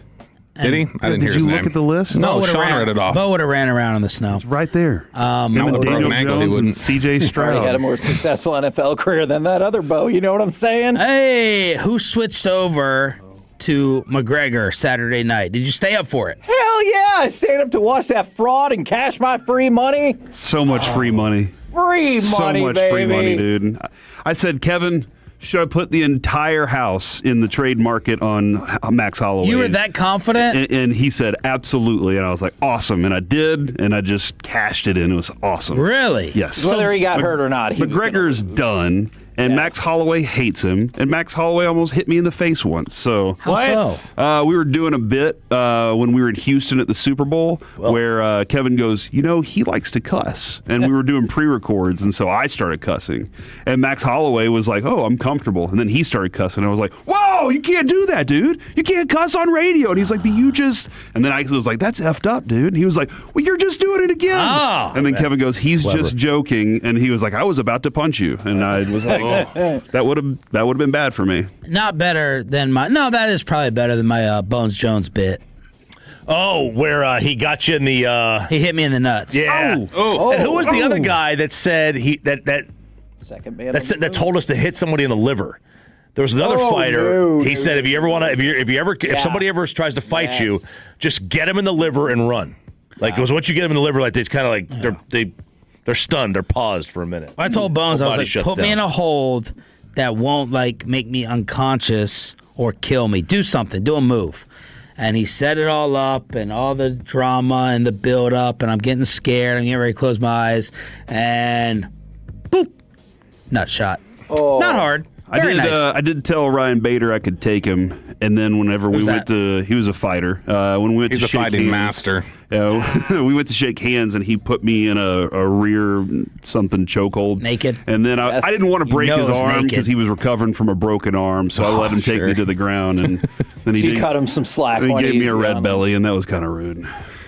2 deaths that people are talking about. 2 deaths. You got Lindsey Graham at the age of 71, and the Jurassic Park actor Sam Neill. 78. Yes, Sam Neill. Very weird spelling. And I know I'm saying that.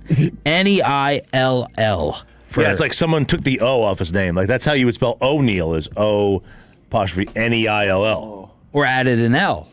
Or maybe he just added an L. And speaking of O'Neal, did you see, man, Peyton, you got to run in the shack, man. He's living in your hood. What are you doing out there? He's in your I know area. he's at Walmart, all over the place. I never see him. I don't know where he's It's at. really hard to miss him. I know. He's a tall man. Did you see what he did on the water this past weekend? His Ray Hubbard? He's got like an Impala boat. It was badass. No one else saw this on social media? Sorry. Are you going to tell us more about it? No, I'm not, because your attitude, your tone there. What? That's just how I sound. Peyton, was a put this little one bit- on the list. Dude, it's in the It's a little marina. That's just dismissive. how I sound. It's in the marina at Ray Hubbard. Yeah, dude, this is great. Isn't it awesome? That is awesome. Yeah, so Shaq's he's working out. You should join his gym. He's all over Rockwall. Do it, everywhere. Peyton. You need to show him. Bring your little proclamation. Be like, I'm Mr. Rockwall. Oh, yeah. Or is he I'm in famous, Heath? Shaq. Is he in Heath? is He's he? technically Heath, yeah. So I don't man, see him. I you don't mess can't with go him. over No, there. can't cross the line. Yeah. How of all the places in the country, and I looked in Heath as well. Do you be like, I'm Shaquille O'Neal and my home base is going to be in Heath? Isn't that a little surprising? Thought he should have gone to Sunnyvale, right? Rockwall, at least on the water. Heath, of all the places. Yeah, like have you ever been to Heath? It's right there. It's right there next to right Rockwall. there. Yeah, but Heck of a candy bar, too.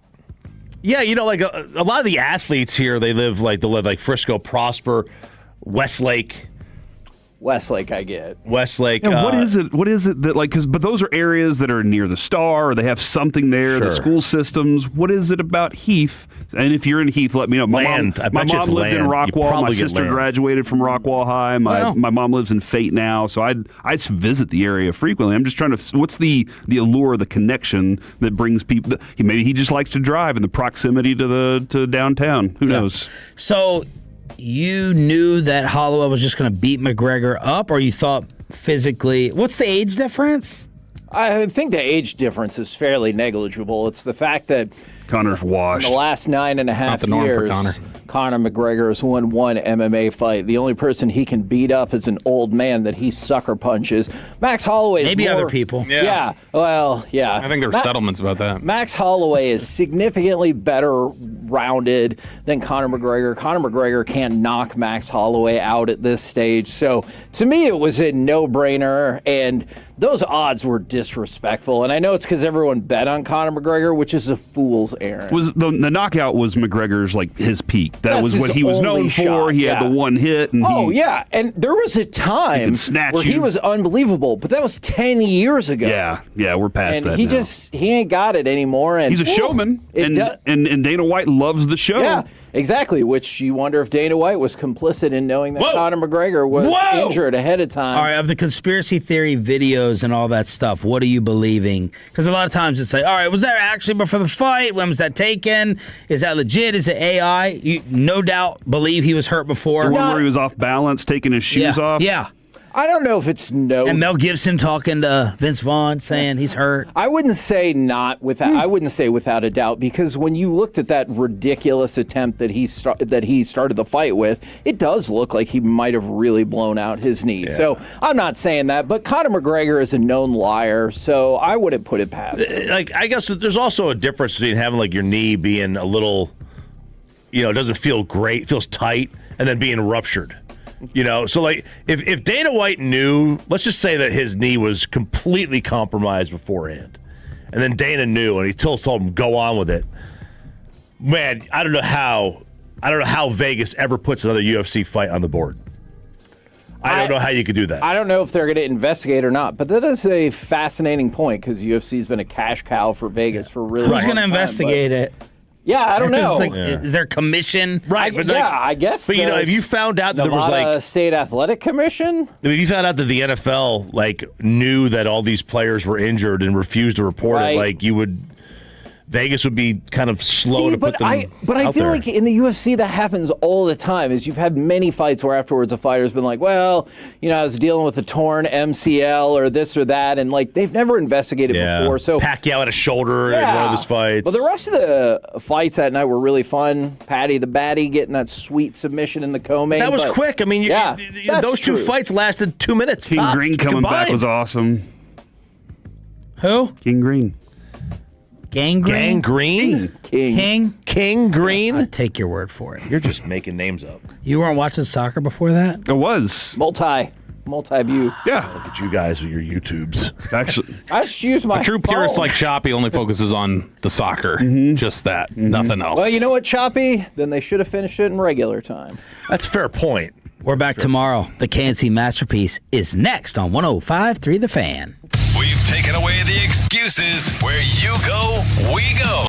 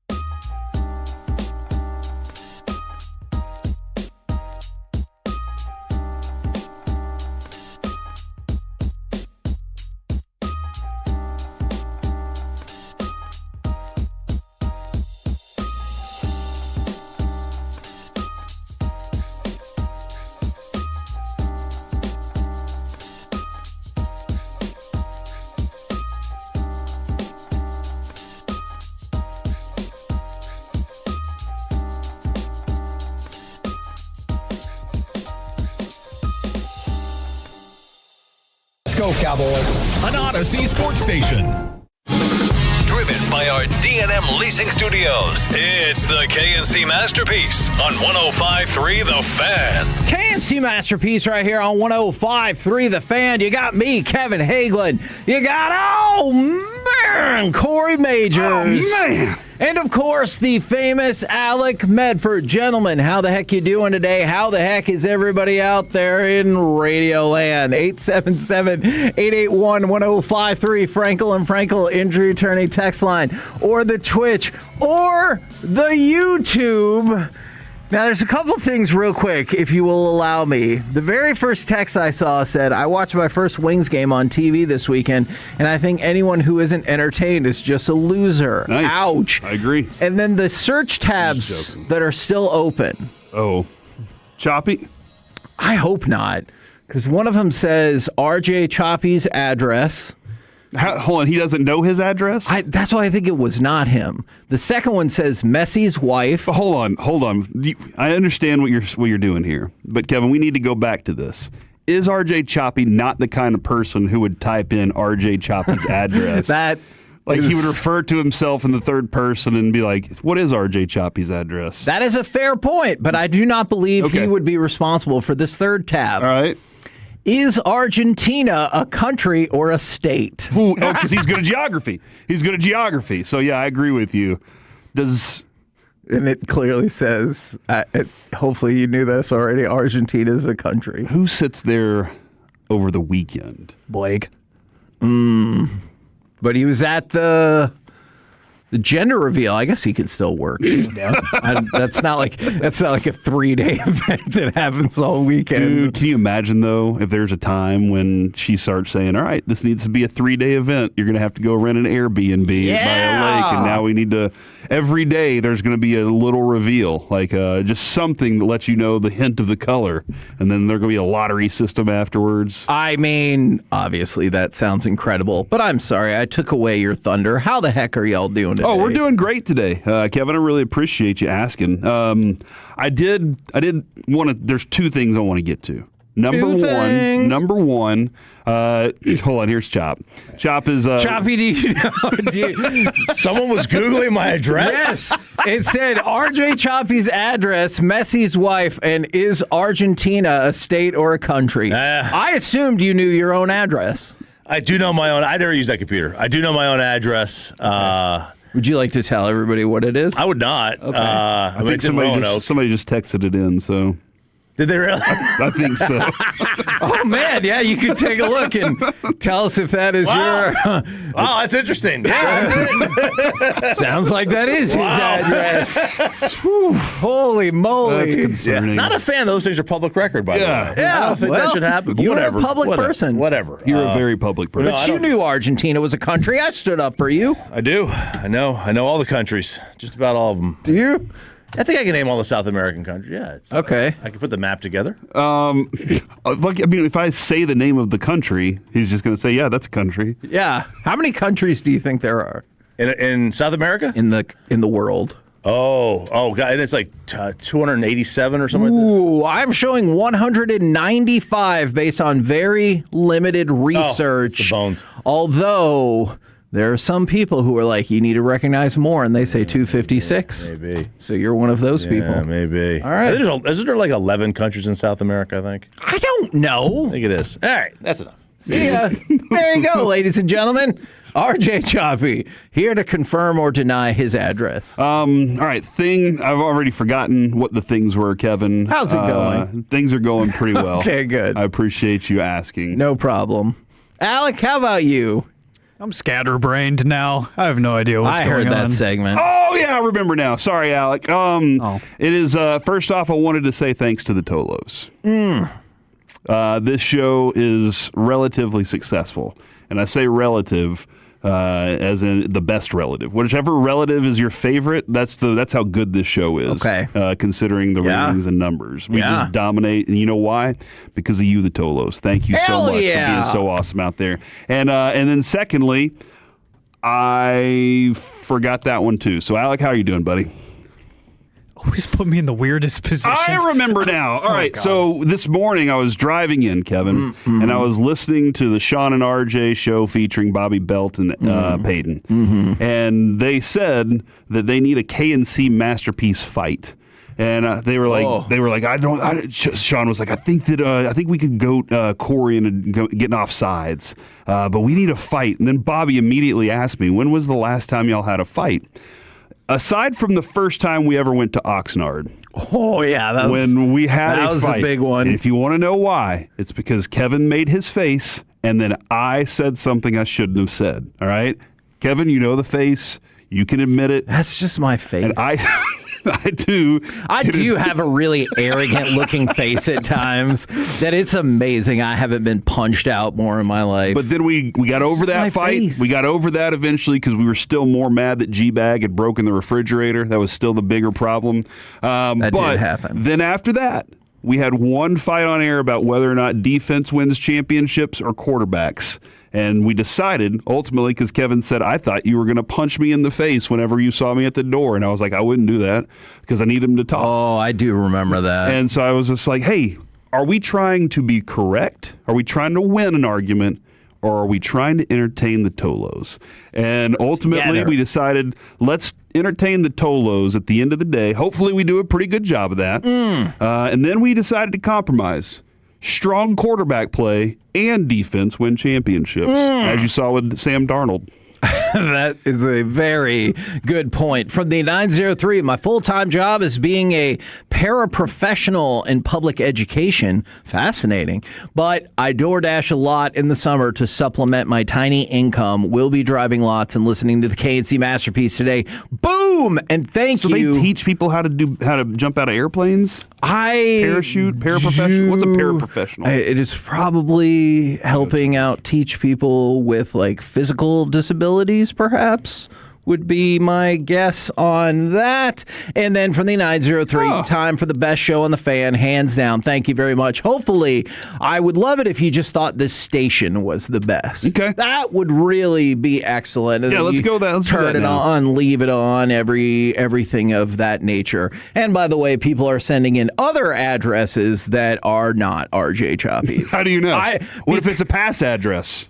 I can't rule that out, but currently it is not his address because he had a very distinct reaction to one of those texts that led me to believe that is absolutely his address. So you're saying you wouldn't take this $1.23 to say Choppy's address on air? It doesn't feel like enough. Okay. What?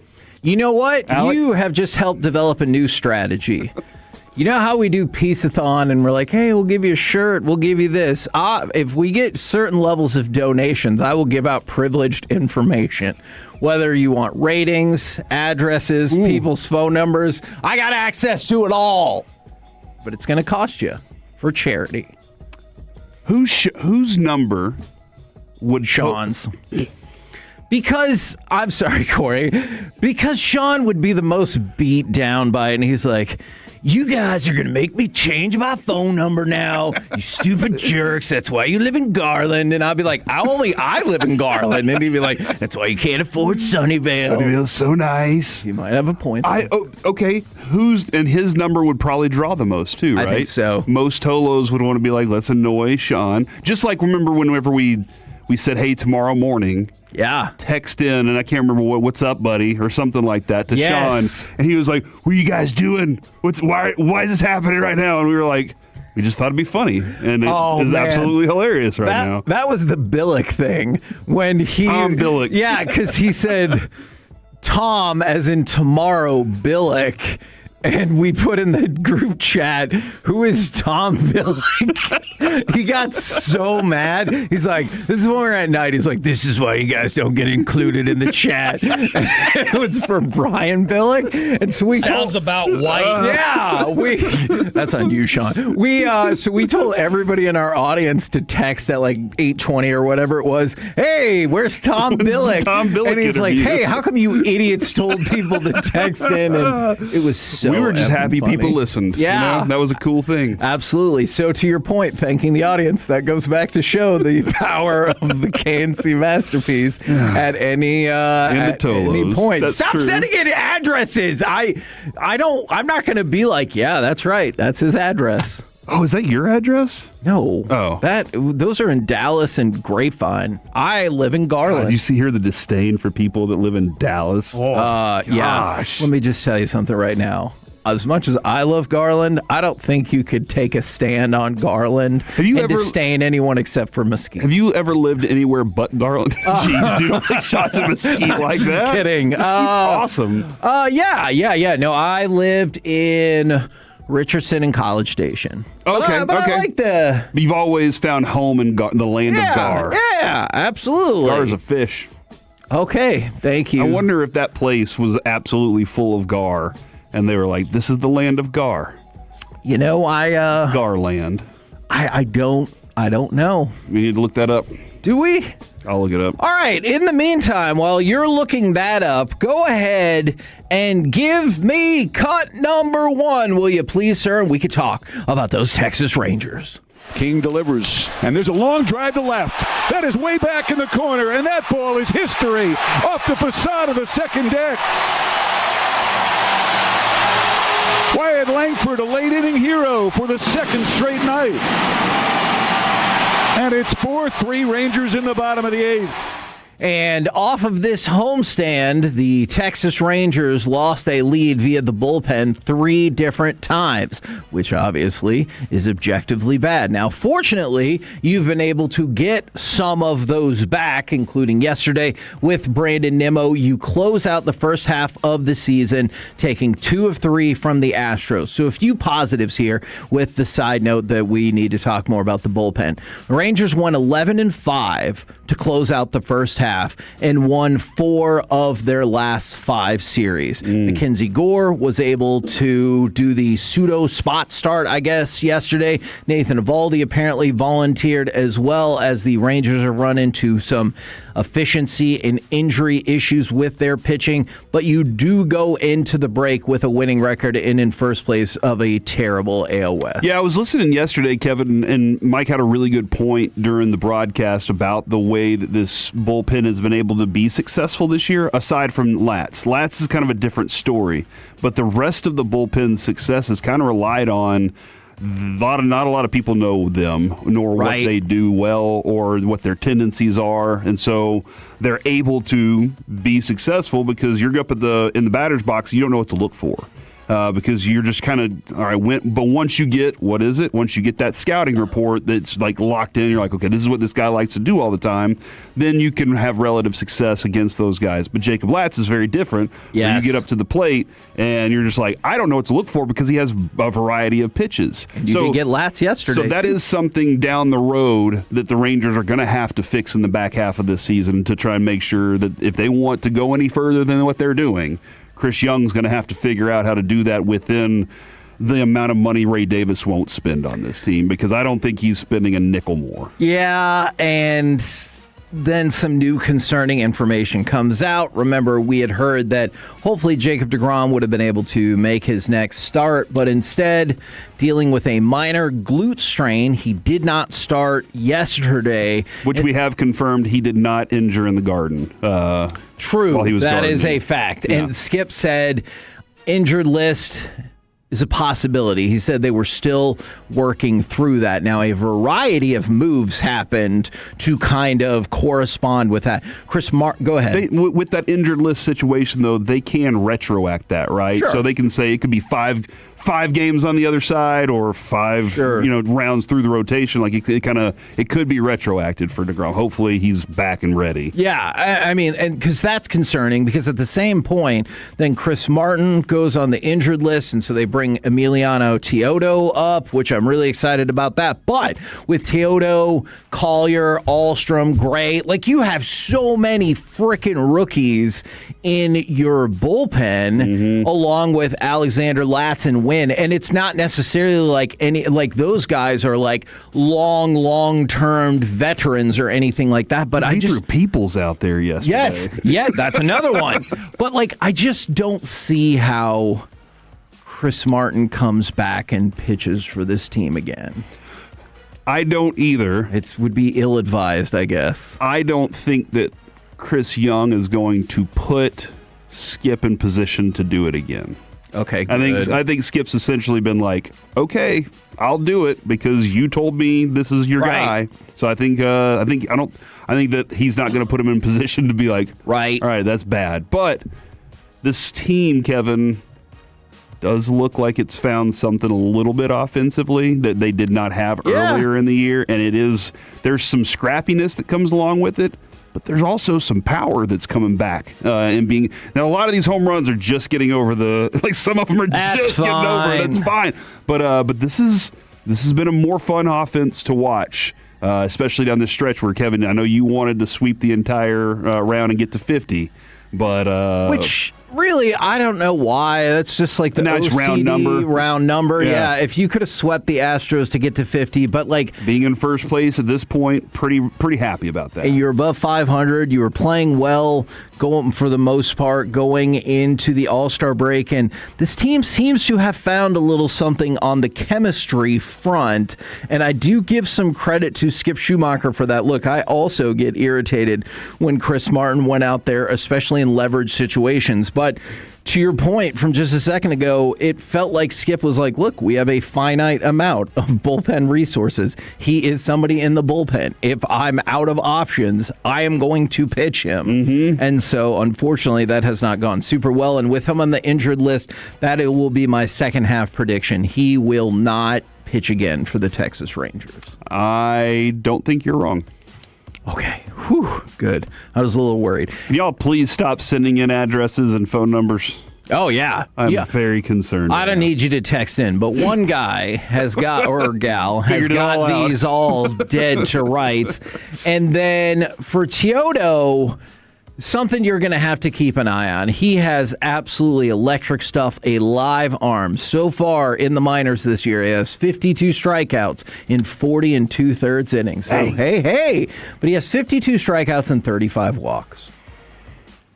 So that is. So we need to get those walk numbers down. Good. Yes. Go fill it. Go way fill up. Down. Don't worry about getting hit. You got a pretty stout defense behind you. Right. Dude, did you see that double play that Duran and Colley turned yesterday? That was awesome to be able to turn that double play. Still don't understand why Wyatt Langford didn't run around third to get home earlier in that, but maybe he was just making sure that some fantasy players got a run for Nimmo instead of Josh Young. Who knows? We're the KNC Masterpiece right here on 105.3 The Fan. Coming up next, the votes have been counted. We've examined the history, and the results are in. Do you agree with the NFL quarterback top 10? Next on The Fan.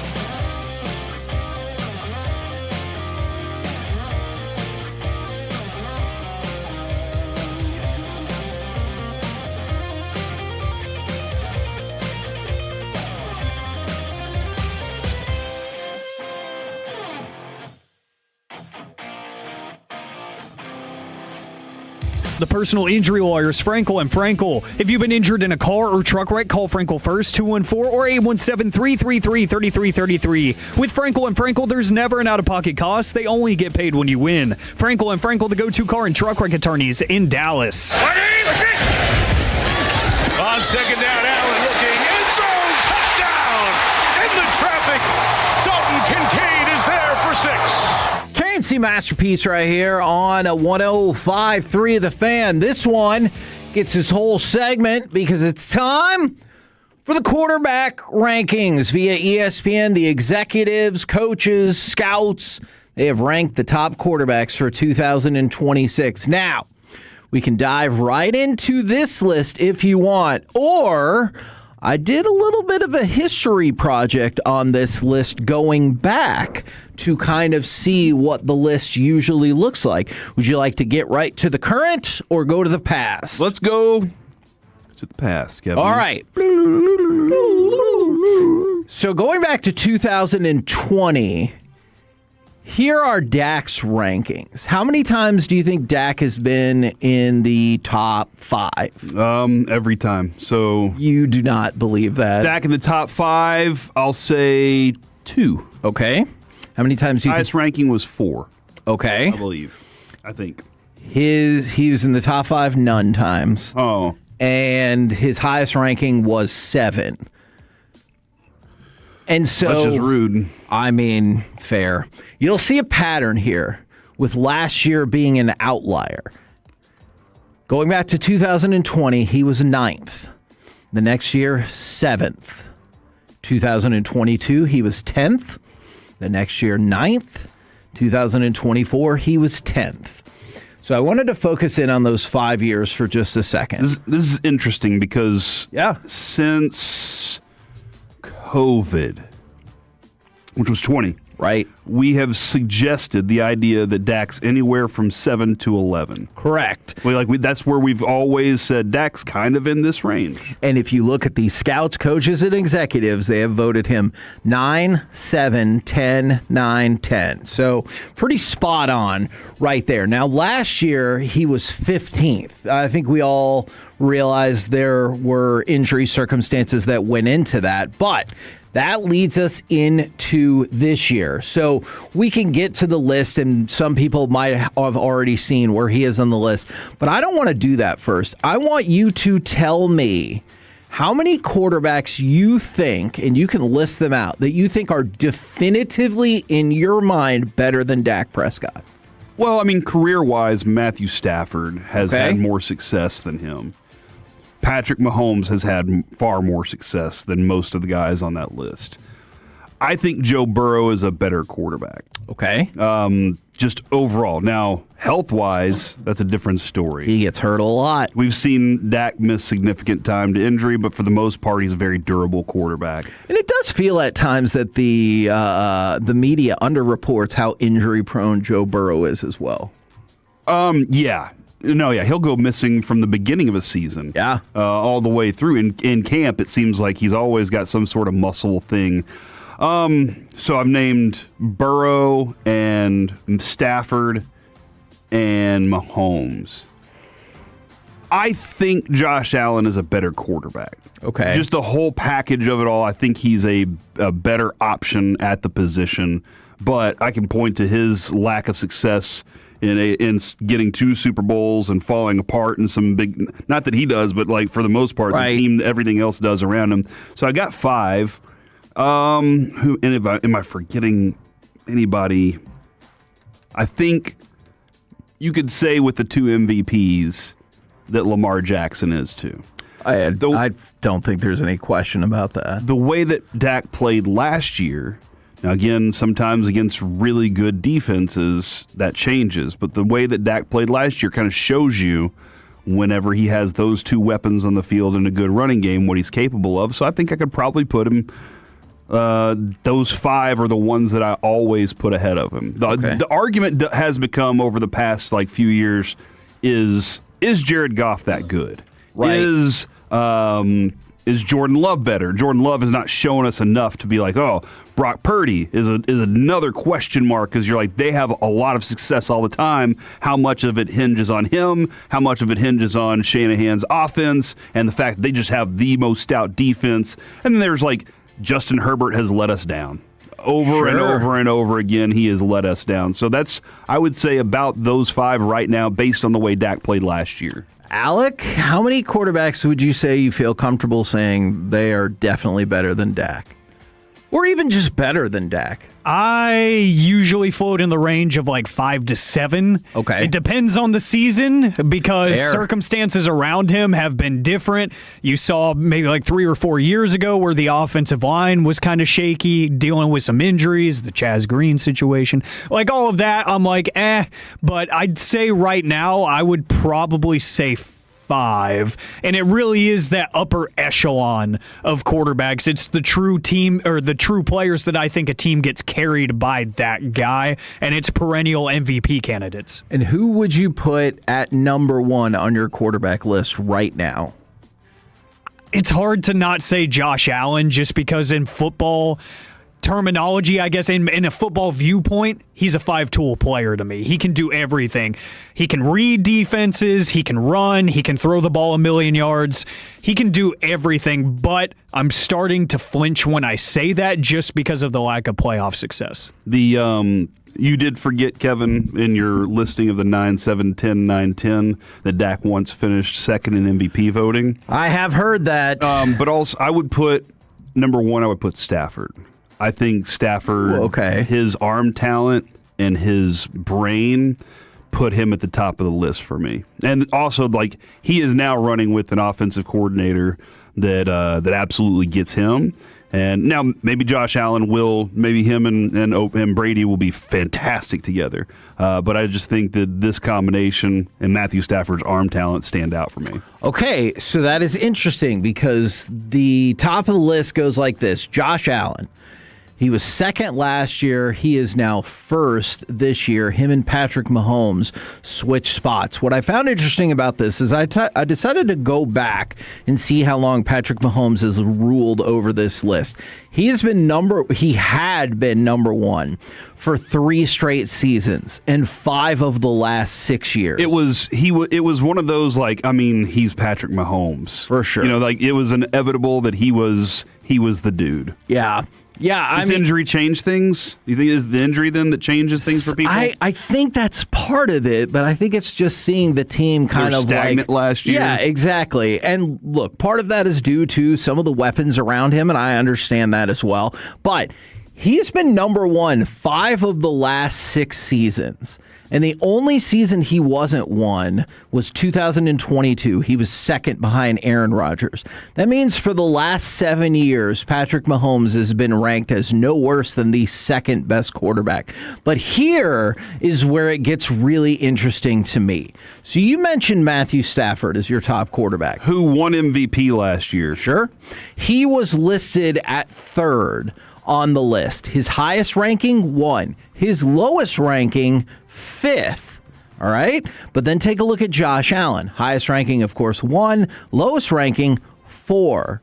And then you have Patrick Mahomes, who people seem to be very split on. Highest ranking, 1st. Lowest ranking, 9th. Okay. So you look at the top 3. Josh Allen didn't get voted lower than 4. Matthew Stafford didn't get voted lower than 5. But Patrick Mahomes got voted as low as 9, which is pretty wild to me. And then Joe Burrow is 4th. Again, his lowest ranking, 6. Lamar Jackson is 5th. And Dak Prescott is number 6. All of the top 5 until you get to Dak got a first place vote. So at least 1, probably more for Josh Allen, gave him a first place vote. Same with Mahomes, same with Stafford, same with Burrow, same with Lamar Jackson. But Lamar Jackson, you know how it goes with him. Some people also didn't put him in the top 10. Dak, highest vote he got, 3rd. And some people did not put him in the top 10. Yeah, again, because he could be 11. Yeah. And as Alex said, depending on the year, Dak's played like an 11th quarterback. Sure. And then there will be other years where he's like 4,900 yards, 35 touchdowns. I can play up to that level. And look at the talent that he had around him this year offensively. And I do wonder this, Kevin. Because the defense was so bad last year, did they play a different game because they had to? Probably. Yeah. I think that's a very From fair the 6'8", just because someone's in a better team or situation doesn't mean they're a better quarterback. All right. So here's what I will say about this. And I go back to this all of the time. That is your opinion. And I'm not here to say your opinion is wrong. What I am here to say is this is a combination of more than 70 people who work in the NFL as executives of teams or coaches or scouts. And so they've all gotten together and voted on this, and this is what it comes out with. If you disagree, that is literally the whole point that this list really exists. But that's a lot of people together to come up with this, fairly solid consensus. By the way, Dak Prescott ranked in the top 10 on about 3/4 of the ballots. So 1/4 of the ballot, they're like, nope, he is not a top 10. The rest of the top 10, Justin Herbert, number 7. Drake May, 8. Jared Goff, 9. He was also 9 last year. Kind of feels like that might be where he's locked in. Caleb Williams, number 10. And y'all's guy, Sam Darnold, at number 11. And what I think is interesting about that is Sam Darnold's 11 and Jordan Love is number 13. So we have an impromptu overreaction or reality. Overreaction or reality, Sam Darnold is a better quarterback than Jordan Love.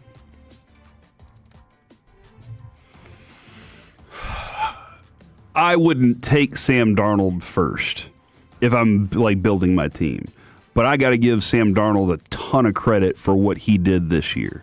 And that was something he couldn't do with the Jets, because when he was with the Jets, it was like, it's all on you, buddy.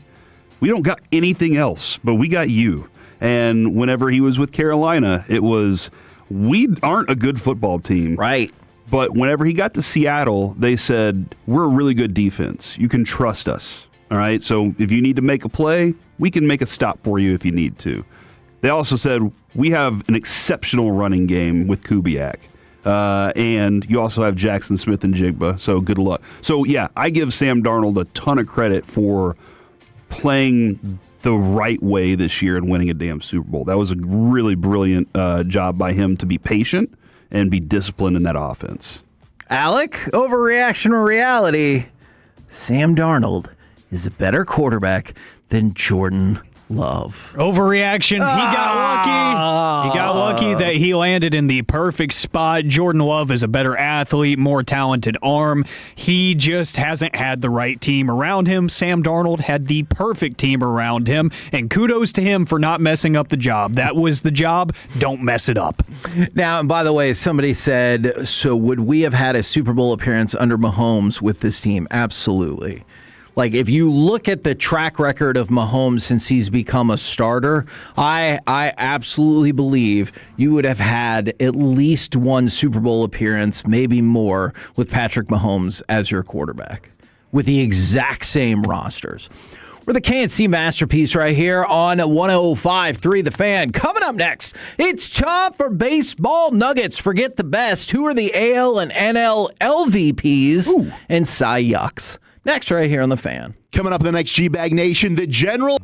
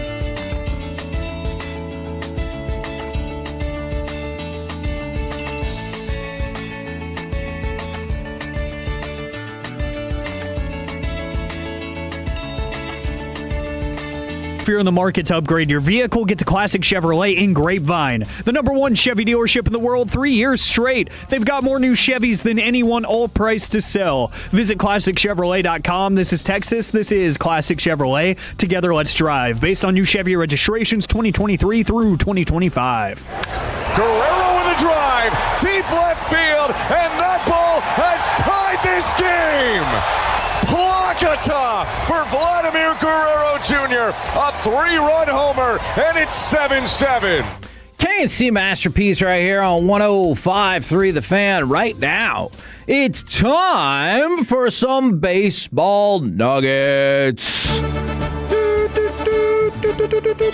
And let's start with the home run derby. Here are your contestants. You have Kyle Schwarber, Bryce Harper, Junior Caminero, Murataka Murakami, Jordan Walker, Jack Caglione, Wilson Contreras, and Ben Rice. That is your field for this evening. The winner gets $1 million. Really? To use a timely reference. The runner-up gets $500,000, $150,000 for each of the other losing competitors. And if you hit the longest home run, you get a bonus $100,000. What about the shortest home run? That is a good question. I just want to know, this guy that just got one over the fence. You know what? We could probably figure that out. I also think all the players should get a bonus if they don't knock somebody unconscious out in the outfield. Mm-hmm. We've talked about that for years. It's a miracle. Those kids are on high alert. I bet they give those kids so much Red Bull before they go out there, so they're just locked in and focused and have wings. I am kind of curious, though. Like, this is smart to make sure that everybody gets some payment. For sure. Just for being there. Plus, it's not in California, so the taxes aren't outrageous. Yeah. Do you think that all of the absolute best players, because there's a heck of a lot of good players in there, if the winner got $10 million? Do you think then like Shohei would be in it, or Trout, or he's like, I care not? $10 million is a lot of money. It is. Some of those guys are like, that is less than I make this year. That by far is true. So, but not Shohei, because he deferred it all. Oh yeah, he's But like, it seems like he's I'll fine. never see that kind of money. Is what Shohei monetary says. wise. Yeah. Who do you think should be the favorite to win? Because the betting odds say Kyle Schwarber is the favorite to win home run MVP, or excuse me, win the home run derby at 3-1, followed by Junior Caminero. Does that sound right to you? Any concern about Murakami being in the home run derby, even though he just came off the injured list? Yeah, I don't think he knows like the strain that it puts on your body after going through the injury to try and do that. Your body, here's what happens. After so many swings, I know you get a rest period, but after so many swings, your body is now fatigued, and you're still trying to do and torque your body the same way you were earlier with fatigue on it, which means you're going to overcompensate somewhere. That's just what happens, and experience will help you with that. Smooth swing definitely helps with that. But I am a little concerned for him after coming off this injury. Schwarber is it. Schwarber does not he doesn't have a violent swing. It's very smooth, got an uppercut to it. Schwarber is my favorite for it, but I've been a Schwarber guy for quite some time. So probably a little too much. Are you interested to see the Netflix presentation? And I know obviously they already changed some of the rules. Will they tighten up the broadcast, or will they be like, we're Netflix, it's fine. Do whatever you want for 3.5 hours. What do you mean by tighten up the broad? Like, because that first presentation they had was at San Francisco and New York. Yes. And they had one side had the city with taxis, and the other side had the trolley, and they did some rap songs. It's just the home run derby for years to me has been an intolerable thing to watch because it's just so effing long. I want to see if there's more entertainment added to it. Michael Irvin's going to be there. That's awesome, Kevin. I love Michael Irvin. He's going to interview people, and I love the fact that he's going to be interviewed because, dude, again, there is no better hype man. Nobody. If you want to inject energy, he will talk you into a home run championship. Right? That's one dude right there. If I was sitting there going, I don't know if I can anymore, he'd be like, rise up off your feet. And I'd be like, oh my gosh, I got to get up and hit a home run right now. But I want to see if there's any more like added value. Like, will they have some performers there? Will they have some other things that add to because Netflix feels like they want to put on a show. Right. And not necessarily that the home run derby is the entire show. Ooh, okay. All right. I kind of see what you're saying there. All right. By the way, no love for Wilson Contreras. He is 9-1 in terms of winning the home run derby. All right. Few things for you about the All-Star game specifically. Jacob Mizorowski will not start. Or he did not start yesterday and is going to miss the All-Star game. He said he had a little bit of arm fatigue. Zach Wheeler was disrespected by his All-Star snub, and then when he got called to be a replacement, he called it a pity party invitation, turned it down, went out and struck out 10 Tigers. Did you hear what he said? Was it the other night he struck out 14, and then afterwards he was like, not good enough. That's just a little reminder for the people who needed to be reminded. It's BS, and I don't like it that I'm not in. Just because I pitch on a certain day doesn't mean that I'm not any better than this and that. Well, then, Kevin, Garrett Stubbs created T-shirts that said, that's a reminder for whoever needs to be reminded for his whole team to wear. And I love this. They almost didn't get the shirts in time, though. I mean, look, it should be good for the Phillies if he's that level of motivated. And he goes, I'm not going to be somebody's fifth option. Good note in life as well. Now, Christopher Sanchez is going to be the starting pitcher for the National League. However, the starting pitcher for the American League is going to be Dylan Cease. And in a completely unnecessary statement, the Blue Jays manager, John Schneider, came out and said that even if Schlittler was available to pitch, he still would have picked Dylan Cease. I just feel like that's a thing you could just not say as to not agitate people, because he goes, hey, man, You lead in strikeouts. That's something. So Dylan Cease has 11 more strikeouts than Schlittler, but Schlittler has an ERA half a run better and a whip of .2 better. Yeah, but does Schlittler have like 15 almost no-hitters? No. Well, and Cease leads in that. I mean, I get it, but like Schlittler's clearly having the better season, but I like how he's like, even if he was available, no. All right. The AL least valuable player of the half year. That award, as you heard in the highlight, goes to Seager. Vladimir Guerrero Jr., who's having a significantly better year than Corey Seager. Oh, I thought you said least valuable. My bad. No, it is least valuable. Oh, no. Yeah. He's having a better year than Seager, and he's less valuable? I mean, I think he's more valuable, but the good people at The Athletic, they disagree with me. Vladimir Guerrero Jr. this year is hitting .262 with an OPS of .703. He has a whopping 6 home runs thus far this season. That is bad. Although it gets worse, the least valuable player, this is unfair, for the National League, they said Mr. Met. Oh, what are you doing? Oh, because Miss Met. I get it. Well, they didn't talk about that. Yeah, I know. They didn't talk about that in their write-up. They said, just to be clear, I'm not literally delivering this much uncoveted honor to the beloved mascot. He's merely the fall guy for a bunch of Mets acquisitions who haven't stirred any fond memories. It's true. So Mr. Met, the fall guy. Again, it's kind of, he's saying it's all-encompassing. Yes. Mr. Met is all-encompassing of all of the Mets. Yes. And do you blame any of that on Cohen, who's like, I will spend some money? Yes. But nobody's doing what I've paid you to do a job. Yeah. I mean, and usually he just paid people to manipulate the numbers and steal money. From the 3-2-1, Miss Met is a baddie. Why are we still doing this? I mean, I get it. All right, so for the AL Cy Yuck of the year, of the half year, so that's the worst.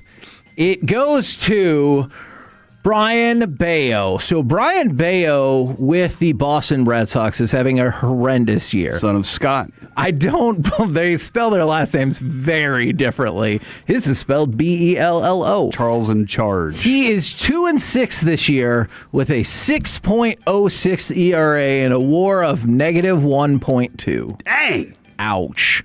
And the Cy Yuck for the NL is Zach Gallen. Yeah, he's not having a great one. I really thought you were going to say good in The Hangover. I was prepared for that. All right. Galifianakis? Yes. So Zach Gallen is 3-9 this year with a 6.34 ERA and a WAR of -1.5. So if you need something to go about your day and be happy, you are 1.5 WAR better than Zach Gallen this year. More like Zach Pint, am I right?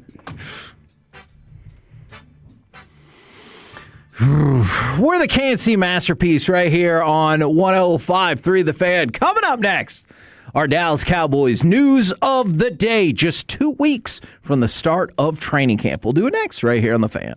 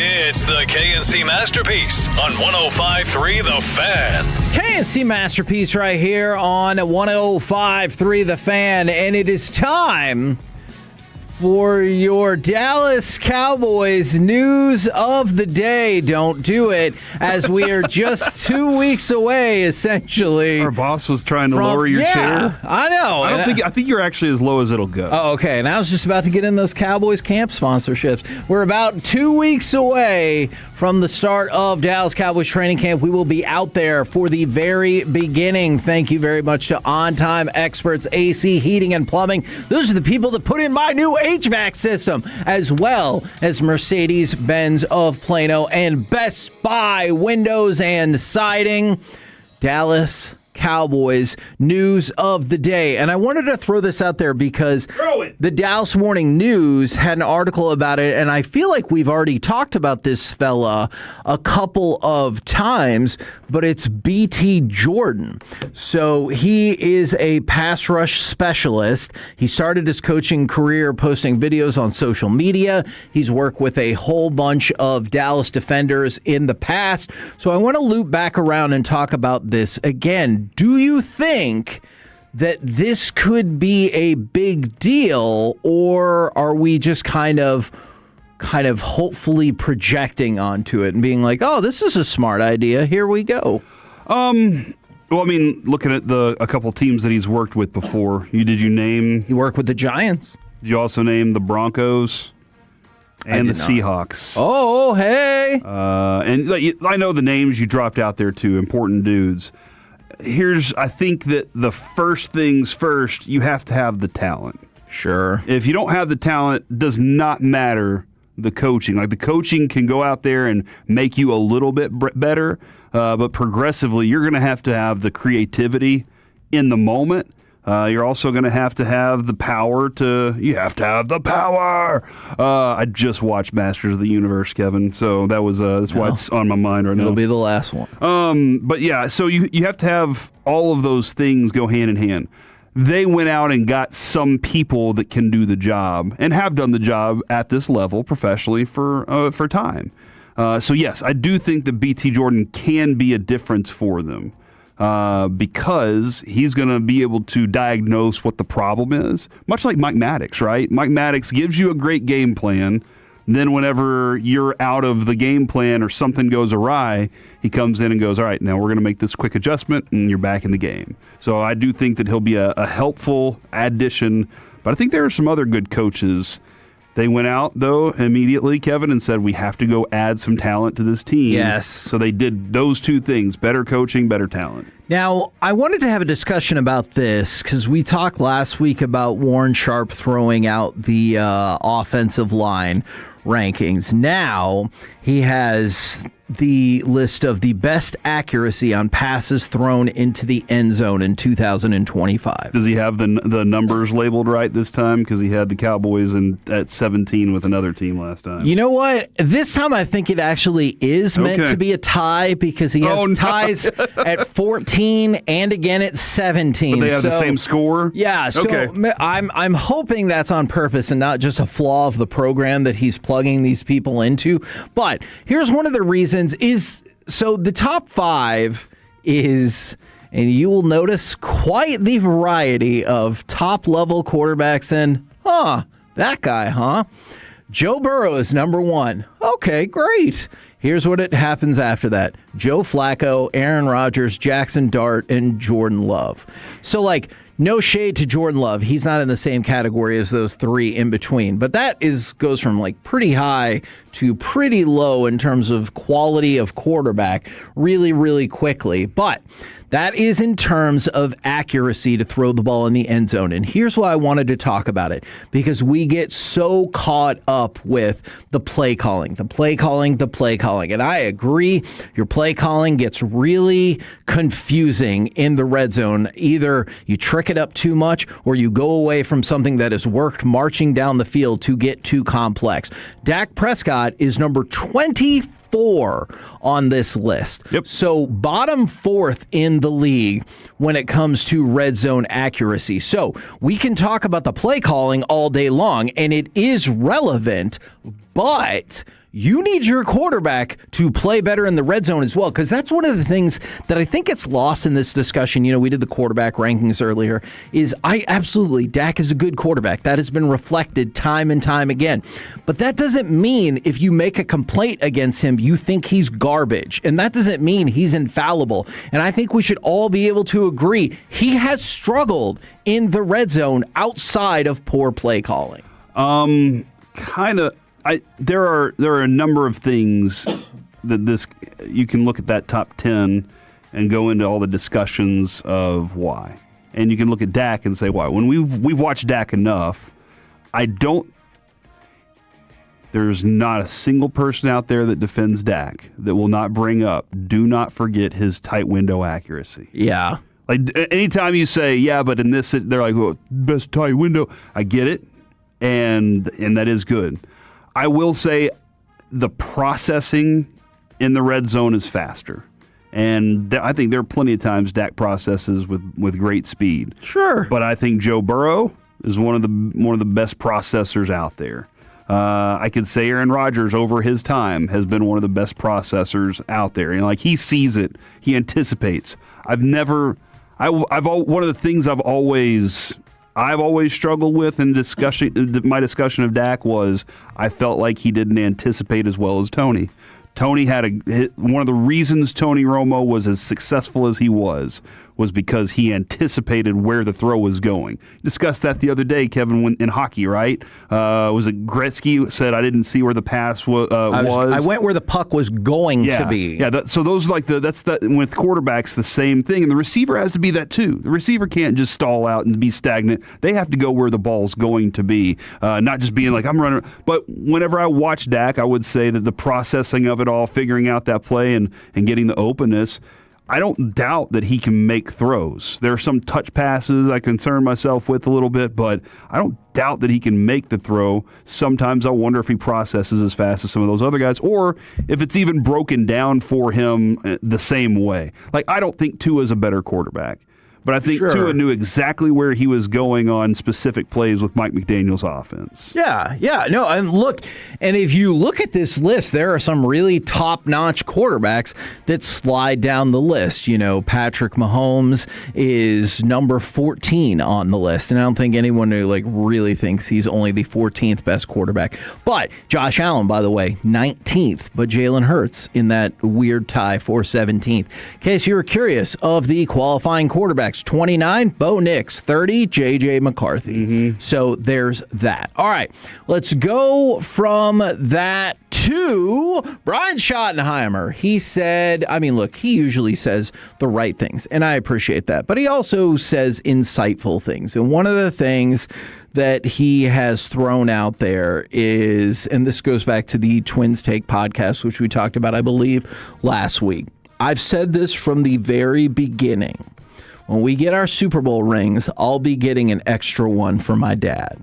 And so he said all the right things before that. I just want to make it clear. This is not a Stanley Cup situation where you're going to put your kids on the cup and not all the people who actually worked on the team. He said, he wants it for the players, the coaches, the staff, everybody who works really, really hard again and again and again. But then he added, when I get a Super Bowl ring, or when we get a Super Bowl ring. He didn't say if, he said when. I'll be getting an extra one for my dad. Does that hit you in the feels? Well, for sure. I have zero doubt that dude plays with his dad on his shoulder all the time. Agreed. He coaches with his dad on his shoulder. He probably says things to his players that he knows his dad has said in the past. Right. And he's like, I bought in on that. These guys are going to buy. I saw guys buy in on stuff like that. The question is, can he get to that next phase, that next place that his dad never got to? He knows that he watched also all the great successes his dad had. But he was also there for those moments when his dad and those teams didn't win. Right. And he saw the pain that he had to go through, but how much that his dad loved this game. Marty loved this game. cussed like crazy too. But he loved why was he in it as long as he was? So he knows how much he loved it, how much he wanted that Super Bowl championship. This is a motivator. I don't think it's the only motivator for Brian Schottenheimer. Yeah. But I know it's a big part of something he wants to accomplish. Now my hope is that he gets the one. And he was like, that was for Dad. Okay. Now I want one for me. Ooh, I mean, now I want one great. to satisfy my legacy. Yeah. What I'm going to be as an NFL head coach, and that is not just a one-time Super Bowl champion, but a 12-time Super Bowl champion. I hear you on that. I will say I would be fine with just one to start, Okay. and then we can pile them up. Let's get the one this year. Then. Yeah, and then I'll get greedy after that. Now, 12. Do I think? Yeah. Let's have. 12 seem like a good number, good round number. So that's improvement. Yeah. Yeah, that, You're right, yes. Jerry. 12 after 31 years of nothing would absolutely be improvement, and you would be the greatest dynasty in the history of sports. And every year he does it with a different quarterback. Oh, my goodness. He's just like, no, just Hold bring in on. a different So one. we got rid of Dak after winning the Super Bowl this year? Dak said, you know what, I've had enough of these Cowboy haters out there. I'm going to retire on top. And so then we were like, oh, crap. So they did it with Joe Milton the next year. All right. And then the next, man. like every year. And you know what? They're not in my scenario, Kevin. It's not like they win the NFC and the NFC title. You know, they're the best one. Sometimes they come from the wild card and make this Super Bowl run. All right, so 2 questions in this scenario, which I actually really like. It would feel curious to me from a money and legacy standpoint to win the Super Bowl this year and retire. Mm-hmm. But would that not be the ultimate FU to anyone who's ever said a bad word about him? Mm-hmm. I mean, even you're standing on the podium collecting the Lombardi, and you're like, this is my last one, guys. Thank you so much. Now the haters can't say anything to me. And then you just leave. Now, on the flip side, if the very Become next a year, offensive coordinator in some high school, you know. Hey, that would be awesome. If the very next year Joe Milton wins you a Super Bowl, does that discount any of the Super Bowl the year before for Dak? No. Okay. No. Move on. That was his Super Bowl. Okay, That was great. his Super Bowl I know, but don't you think people are like, oh, yeah, Joe And I know Milton. what your next question is. So you're telling me Joe Milton just won a Super Bowl? Yeah, and then we moved to Sam Jerry Howell? didn't. Well, no, you got to go out in the free agency and find somebody. Okay, great. Jerry, at this point, he looks at the situation and he's like, guys. Mm-hmm. Anybody can win a Super Bowl championship for this Cowboys with Brian Schottenheimer as the coach. Yeah. Why would I spend money on a quarterback when I can spend it on Schottenheimer, on Schotty? So he goes out there and he just purchases more defense and gives Schotty all the money. And then third Super Bowl, and he's like, see, I'm proven right. And then he says, Steven, now you can take the wheel. Man, that's a tough time to take the wheel, but I guess if he wins 10 straight after that, it's okay. Yeah. But I will say, I frequently disagree with Jerry about a whole lot of things. But if they win back-to-back Super Bowls and the second one is with Joe Milton, if he wants to come out and say any quarterback can win in this system, I'm going to invest in defense. You know what I'm going to say? Sounds good, Jerry. Exactly. Man, I am excited about the scenario. Hope it works. But as Corey would say, you can't get to 12 unless you start with 1. It's a fact. I've always said that. Huh. We're the KNC Masterpiece right here on 105.3 The Fan. Coming up next, it's time for AM on the FM. We got the question of the day, plus, is this ruining youth sports? Next on The Fan.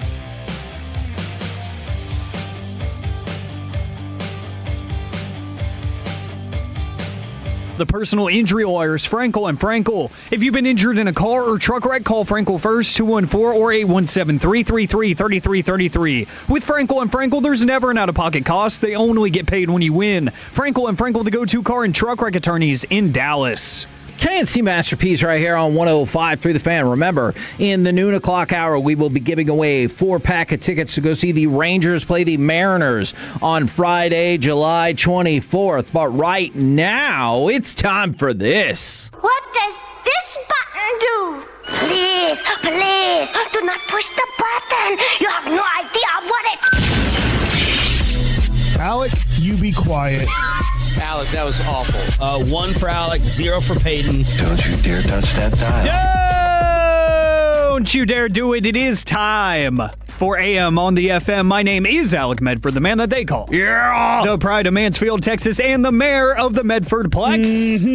877-881-1053 is the Frankel and Frankel injury attorneys text line to answer today's question of the day. Plus, is this the root of what is destroying youth sports? Oh, Satan. Oh, the parents. Jeez. Oh, probably that. That's probably a big part of it, but we will get to that here in just a little bit. Before we get to any of that, I actually have an update from a story that we discussed last week on this very segment. Bryce Harper put out an Instagram statement. I was right. About the video that was sent to a degenerate gambler by a FanDuel employee because he was a massive fan of Bryce Harper, and he confirmed it was a cameo video that was purchased by the FanDuel employee, and he said FanDuel had no right or authorization to do that, and he does not approve. So the theory is correct. Yeah, and that's good, if nothing else, for Bryce Harper for litigation purposes. Quite frankly, I do not think that Bryce Harper should have been found liable either way, but it is good for him to be like, so there you go, I'm out. Should Bryce Harper do something for this guy? Or would he be then being like, no, it's okay to lose all your money gambling? I mean, yeah, send him that cameo. Stop gambling. From me, from my son, you are bad at it, and Get you some have help. clearly fed into an addictive behavior. Stop it! That does open up a can of worms, though, for me. Cameo is awesome, and I've never used it, and I probably need to use it. Okay, can I tell you something? And I swear I'm not making a joke about, single moms or anything like that. I got a cameo from Brad Sham one year for my birthday, and Brad Sham had zero clue he was telling me happy birthday. He was just like, some guy named Corey, and I was like, what the hell's happening? We got Noah 2 cameos for Christmas. Yes. And he thought it was awesome. One of them, if you have little kids, is Baba Blast. And we told him the dog's names, and he goes, Baba Blast knows my dog's names. And it was like $25. He thought it was the coolest thing ever. We watched that thing like 80 million times. Man, I'm still disappointed. I want to say it was for my 21st birthday. I asked everybody that asked me, what do you want for your birthday? Kevin Burkhardt was doing cameo, and I asked for one, and it was only like $25. Yeah. I asked everybody that said, what do you want for your birthday? I want a happy birthday message from Kevin Burkhardt, and I did not get it. Nobody got That's one some for bull me. crap. And I was like, look, now could I network my way into getting one for free? Absolutely. But I want to help the guy out. And I don't want to do it myself. I want somebody to buy it for me. And nobody did. So I'm still bitter about Didn't that. somebody give our show one from TJ Husmanzada? And I still have one from Urban Meyer. And so, Corey, we're gonna think this out on air. Kevin. Why can't Noah read yet? Yeah, I still have it. It's awesome. Man. You can get on the wait list for Mr. and Mrs. Met. No way. The price starts at $200. Jeez. Wow. That's a lot. All right. And Corey's going to be like, I don't need Mr. Met in that video. Dude, they got Kenny G. Dude, what? Awesome. I would love to have a Kenny G cameo. Do you want us to just have him play a song? Yes. That would be That starts at awesome. $375. I will tell you this. Out of 876 reviews, his score, 4.99 out of 5. Who's that one jerk that didn't give him a 5? Like, man, he played something in the wrong key. Oh, should we bring this up in our meeting after the show? You can book a business video with Kenny G for $50,000. What? What are you going to talk about? I don't know. Business. Yeah, that's a good point. Fair. The simplest answer is the right one. Business. I digress. I can get a messy impersonator for $43. I'm in the designer. I'm in the discount bin. Will he be like, hello, Alec, it's my goal to wish you a happy birthday. Jeez. Man, did y'all hear the fight between Chris Arnold and Blake Elliott that the morning show ran? I did. That was weird. But I heard it was very heated. We need to find a Ronaldo impersonator. That's for Blake. Yes. To say congrats on the baby. That's what we need. Guys, the question of the day. before we just start talking about Cameo. Corey's just all looking day. up cameos, I bet. I bet he is. Today is National Embrace Your Geekness Day. Lisa Loeb. Embrace Your Geekness Day. So the question of the day is, what makes you a geek? 877-881-1053. Not just people in general. What makes you a geek? What is the geekiest thing about you? It's the love of Legos, and you might say lots of people like Legos. It is very popular, and you're right about that. But we have mounted things. I wish I wouldn't have stopped there.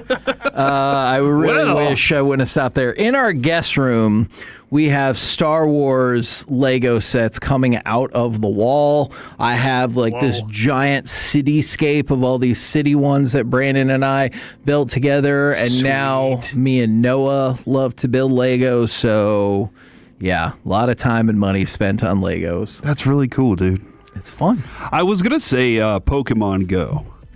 Oh, yeah. Is that still going strong? Well, here's the deal.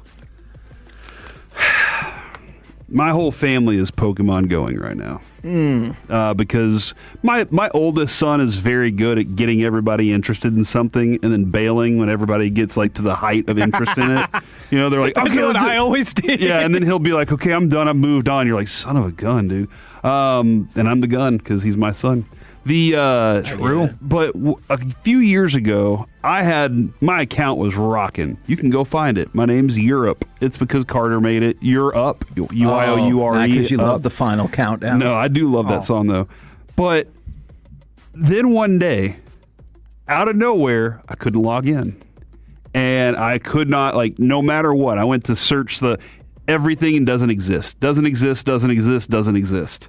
And I was like, what has happened? The account's still there because I have people that are my friends that are like, I can see you. And the kids are like, all right, Dad, come on, let's play. And I was like, no, out of principle, I am done with this stupid game. Yesterday, all of my family left me. Oh, no. Jeez. And went to Grandscape to go do some event. And they knew. They didn't even tell me what they were doing because I told them I didn't want to know about their stupid Pokemon Go anymore. So I don't think it's Pokemon Go because I'm so furious about it. So I'm going to go with I actually like comic books more than I've ever before. Okay. Interesting. But you know what? Probably even more so the Dark Tower. I'm really nerdy about the Dark Tower now. So the Dark Tower. There was a time when you and Colby every day were talking about things that I was like, I don't know what Dark Tower nerding out. If anybody wants to read those and just have a nerd out session with me, I'm perfectly okay with that. But don't watch the movie. Do not watch the movie. It was the dumbest thing I've ever seen. Dude, you can get Flula for $100+. Oh. I just call him real quick. Or check out his TikTok. Where he says no more flopping in soccer. Yes. If you flop and get up and run around after a minute, then somebody, a fan from the opposing team, gets to punch you in the face. That's what Flula suggests. See, and I could see him also saying it like this. What is this, basketball? Yeah. LeBron. La flop. It's not soccer. I'm so ready for November. Kevin, you mentioned him a second ago. I got a reply on my tweet for the question of the day at Alec on the radio. This guy named Colby Sapp. Don't know if you've heard of him. I have. I love that man. He replied with his absolutely jacked profile picture and said, I know more nerd stuff than a normal human should. It's true. That is very true. He'll be like, yes, but did you know on planet Z48, the Green Lantern does this? And I'm like, what? I know. How? Why do you think I would know that? But then he also would punch you, harder than anybody else that you know. Do you remember was it at a wedding or was it a fan event where he did punch me because I had Brandon stand right next to him when he said he was 5'11" or whatever he was throwing out there? Yeah, 5'7" at max. Oh, man. Oh, that's me. I love you, Colby. Let's see. From the 817, I wave my hand at the automatic doors because I'm opening them with the Jedi powers. I love that. I had to read that because this is a true story. I was at an intersection outside of my neighborhood yesterday at a red light, and the car next to me, it was an older fella and then like a kid in the passenger seat. And the kid kept on waving their hand at the red light to try to get it to turn green. Brilliant. And I was just dying laughing because it was not working. It took like 35 seconds. Ewan McGregor does this at every single grocery store he walks in, Which is awesome. Just because he plays the character and he's like, is it real or not? You'll never know. I know, because look, I'm not going to lie. There's a tiny part of me that's like, I know other people stepped on the mat or the sensor, but I think he really might have opened it. Yeah, there's a possibility he did.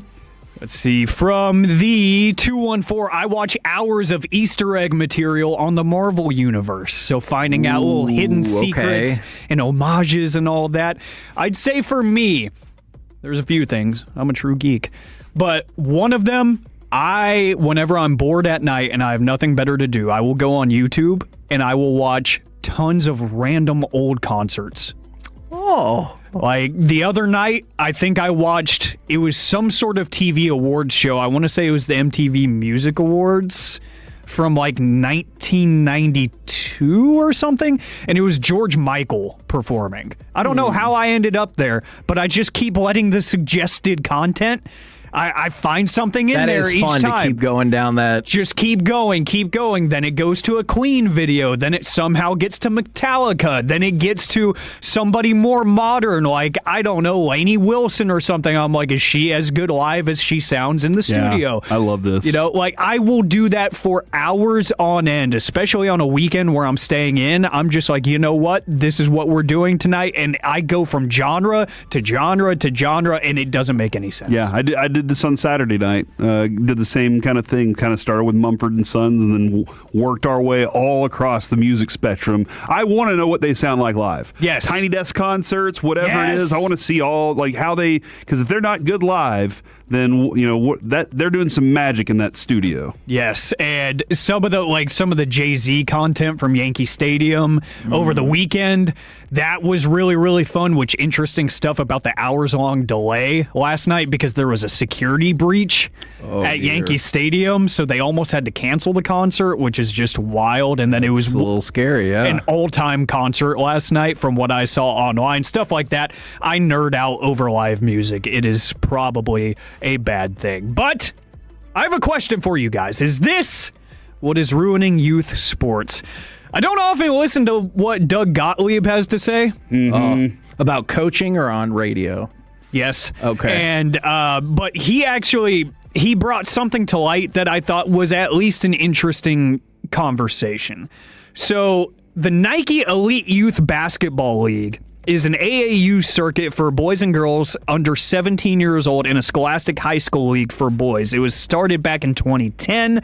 It's widely considered the top youth basketball league in the U.S. with 40 teams in total, including one Canadian team. Chris Paul, Russell Westbrook, Thaddeus Young, Carmelo Anthony, and Kevin Durant all have their own teams. So it is a very, very popular thing. Also, it is huge on social media. Highlight packages and whatnot, they have a massive, massive, massive social media following. But Doug Gottlieb was really disappointed in Nike's messaging at the latest tournament over the weekend because there was a bunch of Nike promotional material hanging from the rafters where it says stuff like, I am the show. I am who they came to see. You cannot guard me. So he went on this tangent about how there's not a lot of we, it's a lot of I. And keep in mind, this is kids like 17 and under. And all the messaging is about solo highlights, essentially. So I pose the question, is this old man yelling at cloud? Or are we kind of instilling the wrong beliefs in youth athletes, especially with the presence of social media and highlight culture specifically, it's all about the impact of one person and what can I do on the floor. And his argument is that one of the biggest athletic presences in the world in Nike is not doing anything to help the team mentality. And he was essentially saying, when these kids come to us in college, we have to rewire their brains to play as a team. Yeah, I think it's close, but I'm going to err on the side of I agree with him. But if you say old man yelling at clouds, I understand the logic there as well. I think Skip's done it right, hasn't he? Skip's told us many times that you have to have an incredible belief in yourself when you're going to play this game. And pretty much any athletics. You have to have the incredible, outrageously insane confidence that you can get the job done. But Skip's also somehow created an environment where you can be part of a team and have a team culture while also believing in yourself. I think it's a very interesting mix of it all. But I do believe that just being a selfish player is not the way to win a team sport. That's my time. We're the KNC Masterpiece right here on 105.3 The Fan. Coming up next, it's time for Gridiron Gravy, where the best of the best is in Dallas. Next on The Fan. Coming up in the next G-Bag Nation, the General has...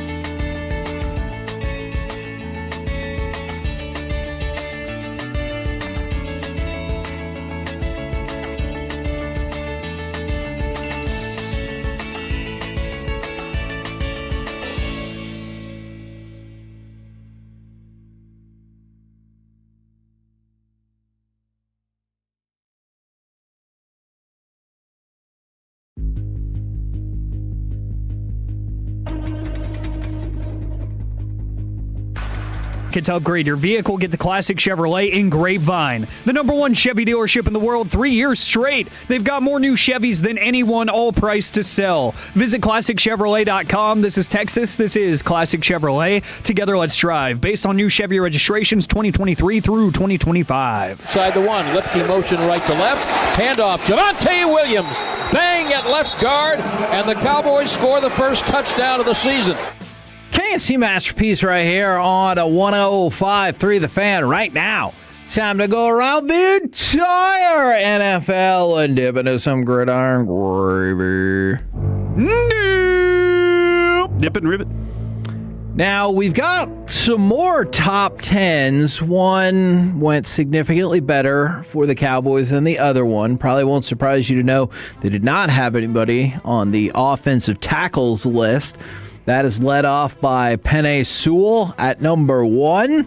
Trent Williams at 2, Tristan Wirfs at 3, Jordan Mailata at number 4, and Laramie Tunsil at number 5. So the Cowboys do not have anybody in the top 10. They also do not have anybody in the honorable mention or also receiving votes, which means they have none of the top 21 tackles in the NFL, which... A lot to prove on the tackle front, Kevin, for the Cowboys. That feels hard to argue with, right? A lot to prove there. And by the way, in case you were curious, I didn't mention all of the honorable mentions for the quarterbacks. Sam Darnold at 11, Jaden Daniels, then Jordan Love, Brock Purdy at 14, Baker Mayfield, Trevor Lawrence, Jalen Hurts is at 17, and then 18, 19, and 20 also receiving votes. Bo Nix, Daniel Jones, and C.J. Stroud. Just to show how far he has fallen. Now, Bo Nix is right where he should be. That feels right. I'm dead serious. Yeah. I think that Bo Nix being the quarterback of Denver would have been the difference of them in the Super Bowl and not. But I do not think that Bo Nix is a game, a line mover in a lot of instances. But that was such a good defense. I think he could have provided the play that would have been a difference maker. I absolutely get that. I will say, I think we talked about this in the playoffs last year. It feels like Bo Nix might have the most mobility of any quarterback in the league in terms of where they could sit in a ranking chart. If you told me at the end of the year he's 25, I'd be like, yeah, I could see that. If you told me he's 7, I'd be like, oh, yeah, okay, I could kind of see but that. But not 1. That would be pretty stunning to me. If he went up to number 1, I'm really going to kick myself. You'd have to have like 85% accuracy. Right. You know, like one of those, like, the numbers are just insane. He could not have equivalent numbers. Yeah. He would have to go way above and beyond. All right, so for the interior offensive linemen, some positivity right here. But also, you know what I learned looking at this list? There is very little agreement on interior offensive linemen. Oh, really? All right, so Tyler Smith is number 1 on the list. We will get back to him in just a second. Quentin Nelson, number 2. Creed Humphrey, number 3 on the list. But check this out. For Tyler Smith, highest ranking, 1. Lowest ranking, not in the top 10. The best one. Not in the top 10. Quentin Nelson, highest ranking, 2. Lowest ranking, 10th. Creed Humphrey, highest, 1. Lowest, 10th. So, of the top 3, all of them all got voted at least 10th, if not worst. So there is a whole lot of fluctuation on this list. But another potentially by the way, Tyler Smith last year, he was 2nd on the list, and Quentin Nelson was 3rd. So both of them move up, jumping over Creed Humphrey, who was previously number 1. But you move on down the list. Cooper Beebe. He did not fit in the honorable mention category, and he did not also receive votes. What about Tyler Bass? No. TJ Bass. Interestingly enough, Connor McGovern was 17th on the list. However, that Connor McGovern or the other one? The other one. Oh, okay. Don't worry about that. It's not. Yeah, it's not fun. It's more fun if you just say it like that. But number 12 on the list, 2nd in the honorable mention category. Drew Shelton. No, that would be confusing. Tyler Booker. This is good.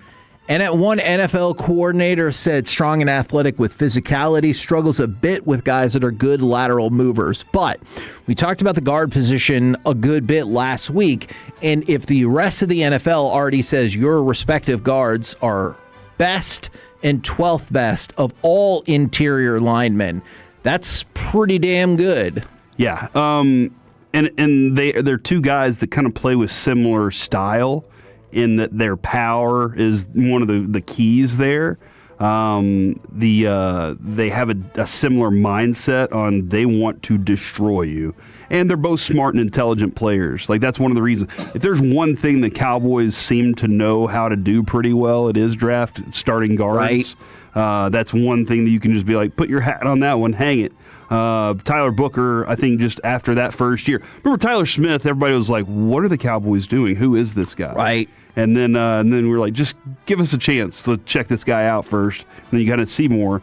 But just the fact that Tyler Booker, I mean, he has the pedigree from being from Alabama, so you already know he was highly touted at a young age. And then he has the mindset of wanting to see guys' souls leave their bodies while they're playing against him. That's a real thing that he this dude is in year one has already made this kind of an impression. And by the way, 3 of the people above him are centers. So if you just look at it from guards, the league says the Cowboys have the 1st best and the 9th best guard in all of football. And so I just think that is very encouraging going forward. All right, Stephon Diggs. He said there is no wide receiver number 2 in the NFL better than him. So immediately I was thinking George Pickens, Jamison Williams, T. Higgins. I feel like there might be others, but what do you think about his bold claim that there is no number 2 wide receiver in the league better than Stephon Diggs? So when you said that, I was like, hold on. He's talking about maybe Justin Jefferson is 1 and beyond that, nobody's better than him?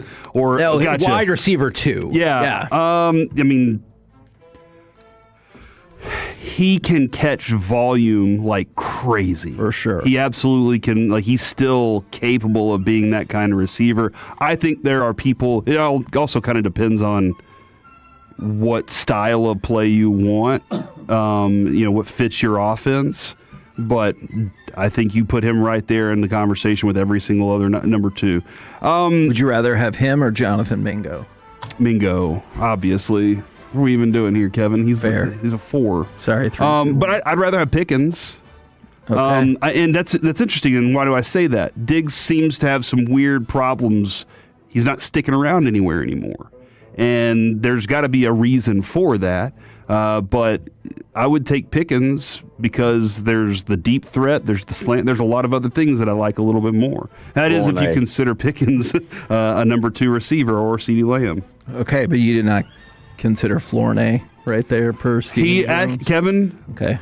One of the things we said is you come out of this camp and he can raise his stock by proving he is the number 3 receiver. So no, I'm not going to say number 2 for him yet. Let's talk about how weird numbers can be. So the Seattle Seahawks, like the shape of them? No, more the value. Okay. So the Seattle Seahawks were sold to Vinod Khosla, is kind of leading the way. He's a limited partner, or was a limited partner with the San Francisco 49ers. His group won the Seattle Seahawks for $9.612 billion. Hey. And you might be thinking, why couldn't it just be $9.6 billion? Just think about this in your mind. $9.612 billion. That .12 right there at the end of it is $12 million. So it's a decimal point, and yet it is another $12 million as, like a throw-in. That's like their cash rebate. It's like, all right, since you bought the team today, you throw an extra $12 million. All right. I need a rebate like that, yeah. Hell yeah. The best tax return of my life. Heck yeah. Then Kevin would still be like, you gave the government too much money all year. That is true. I would get over that for $12 million, though. I'd be like, whoops, thanks, government. So they come back and they're like, hey, have you already spent that? Because we actually need some of that. Yeah, we have to tax you on that. And I don't think my excuse of I already spent it will get me out of any future issues. I'm surprised that they haven't come out and been like, we do have to tax you on the tax return that we give you. Oh my! Don't give them more ideas. But what a glorious run it would have been before I go to prison for tax fraud, I guess.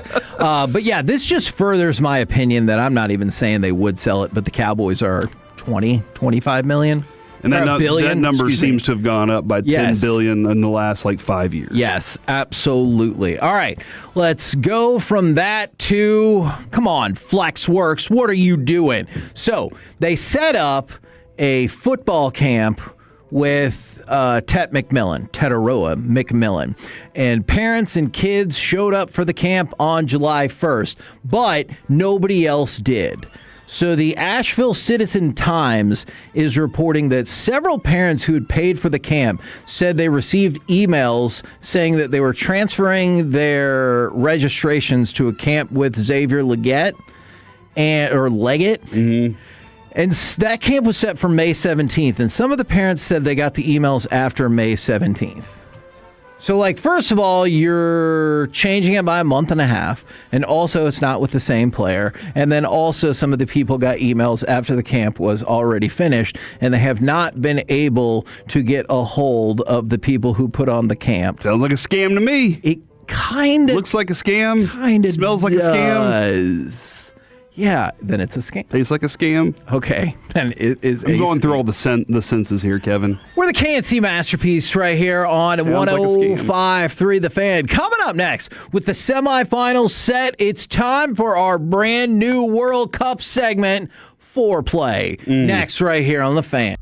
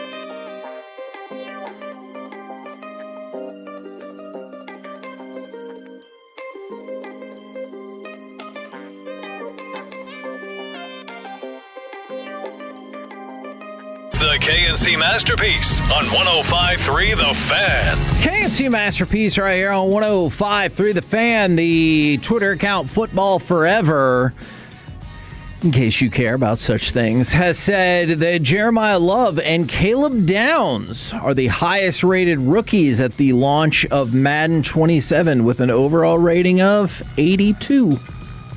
So congratulations to them. Kevin, from the 214, $10 million is not a lot of money. None of our lives would be improved with $10 million. What? My life could be so different with $10 million. Can I bring this up real quick before we get into the soccer? Sure. I discussed this with you this morning. As long as you say what the name of our new World Cup segment is. Foreplay. The way you said it made it sound worse. Oh. Foreplay. Stop it. Tell me your story. For play. Okay, that's better. A friend of mine, he was offered a certain amount of money by Arizona to come play instead of going to college, and by the Diamondbacks, and he was like, "No, I already have an NIL deal, and I got a starting spot at Texas State." And they said, "Well, hey, we're going to draft you anyway." So they went ahead and drafted the kid. And then they said, "Don't worry about the money. We'll take care of it. We'll figure it out when we get to Arizona. See you soon." And making it sound like, hey, he's already there. And I said, "Kevin, how much?" And Kevin said $1 million. $1 million would be the number. And I said, "Kevin, $1 million doesn't go as far as it used to." And Kevin said, "I think I'd figure out how to make do." So there you go. $1 million could definitely change some things. Yeah, I mean, look, if that's not enough for them, I don't know their social situation. I'm just telling you, $1 to $10 million would, change a lot of things in my life, for sure. For sure. All right. Will you go ahead and give me cut number 9? Because it is time for some World Cup. Rodgers lets it go. Nimmo spills it. It's a goal. It's Jude Bellingham. It's England back in front. Now, that courtesy, of course, of Fox Sports and... No, said that wrong. Yeah, Fox Sports and FIFA. I got it right. I was supposed to say FIFA Sports. I was a little sad by this match because Norway was the fun underdog story of the entire tournament, and now they're out. That's why they were the underdog, though, Kevin. Because they were probably eventually going to be knocked out. Yeah, their defense... I mean, it's tough to argue with their defense actually played over its head in this match. And I'll be honest, did it feel like Holland was able to do much in this one? No, and in fact... England snapped Erling Haaland's streak of 14 straight competitive matches for Norway with a goal. He only had 21 touches, 2 shots, 1 shot on goal, all his worst in a World Cup match. And then eventually, they took him out. But his last competitive game for Norway, he didn't score. October 13th of 2024. That's 2 years ago. Yes. Or a year and a half-ish. But well, I got it, yeah. Yeah, no, it just felt like England did a really good job of, marking him up, making sure they weren't able to get the ball into him very often. I will say that one goal from Norway to start things off, though, was absolutely insane. Off the right bar to fall back in. I didn't believe it at first. I was like, something's wrong. Like something, where's offsides? And everybody was like, no, everything just went perfectly on that. But Kevin, I think Jude Bellingham might be my favorite soccer player. By the way, he's up to 6 goals for the tournament now, so just 2 off the lead. The hustle that he plays with, I want to say this too, man. Like, I think Zlatan's been nice. Alexi Lawless will say all the words. Like, he says every word he knows. But I think Henry's done a phenomenal job with his analysis after this thing. He gives you really good breakdowns of stuff, but he's also kind of giving you some... I've really enjoyed the way they put this thing together, and I think Rebecca Lowe's fantastic anyway. But when he was talking about Jude Bellingham just wanting it more, that second goal that he scored was definitely, I want it more than anybody else. Right spot, right time, made it happen. But he seems like a good dude. We've already discussed the interview that he did in full Spanish with the guy who was in the wheelchair. Oh, that was lovely. And then, watching him watch the stadium sing Hey Jude to him, He just looks like he's really in the moment. I really like the player. Have you stopped down? I have realized now I will stop down to watch some of these sing-alongs, and definitely, obviously, with Country Road, but Wonderwall. Wonderwall, yeah. Yeah, that has become a stop-down moment for me, and I appreciate the announcers back at the set be like, oh, it's time for Wonderwall. And they're like, zip it. And I appreciated that. That has become a big part of this tournament. And I think Kevin, that's one of the things about, I'm guessing, for soccer fans, these ancillary things are the other things that make them love soccer so much. I get it. Those unifying kind of things that you get to see.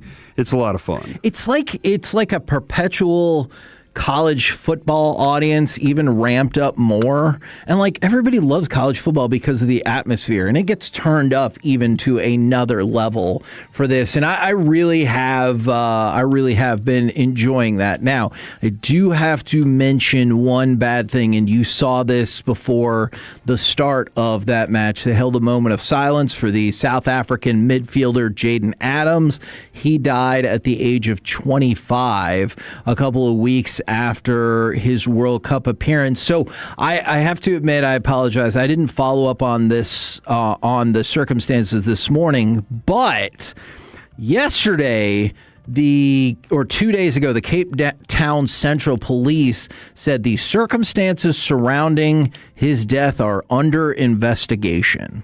Dang. So take that for whatever it's worth. Either way, very, very sad. So this is kind of another ugly side of soccer, because have you seen the story about the Colombian player who's in hiding over death threats? You know what? And it makes sense to me, because if you go back to the last World Cup that was here in the United States, and the Colombian player who scored an own goal that led to the downfall against the United States, obviously you saw what happened after that. So I get it.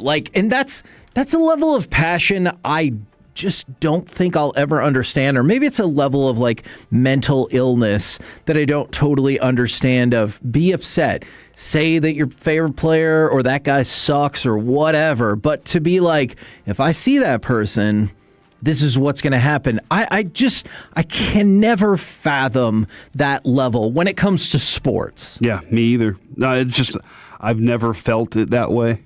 And I've always had this very strong belief that I don't have the right to take somebody's life.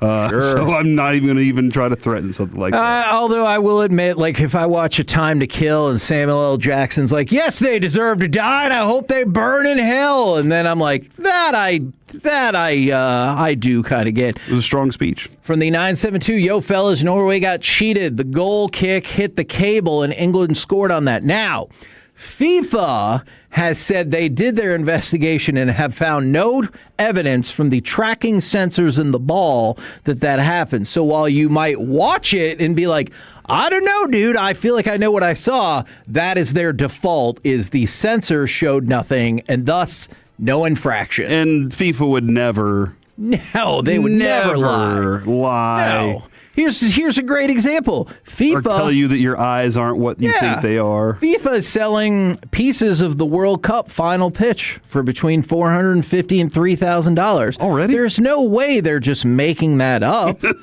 Now, FIFA might be so corrupt that they had to say patches will not be sent out until after the final, which is good, because if you got a chunk of that grass before the final, guess what? You didn't get it. I do think, though, if they legitimately say that the ball showed no sign on their sensor, I've seen the sensor at work already a couple times. Right. It's pretty phenomenal. It's pretty amazing that they have that capability and they use that capability like that if using it properly. But yes, to your point, I do not believe there is any action that is too corrupt for the good people, or not so much, of FIFA. Now, once they start lying, Kevin, that's when what are we even doing in the world if FIFA is lying. Yeah, you know what? There's lots of things higher up on my list that I'd be like, oh no, that person is being deceptive. FIFA's pretty low on that list. Now, go ahead and give me cut number 10 because we go to one of the other quarterfinals over the weekend, and this is Argentina. But for this one, obviously, we had to go with Telemundo. Julián Álvarez.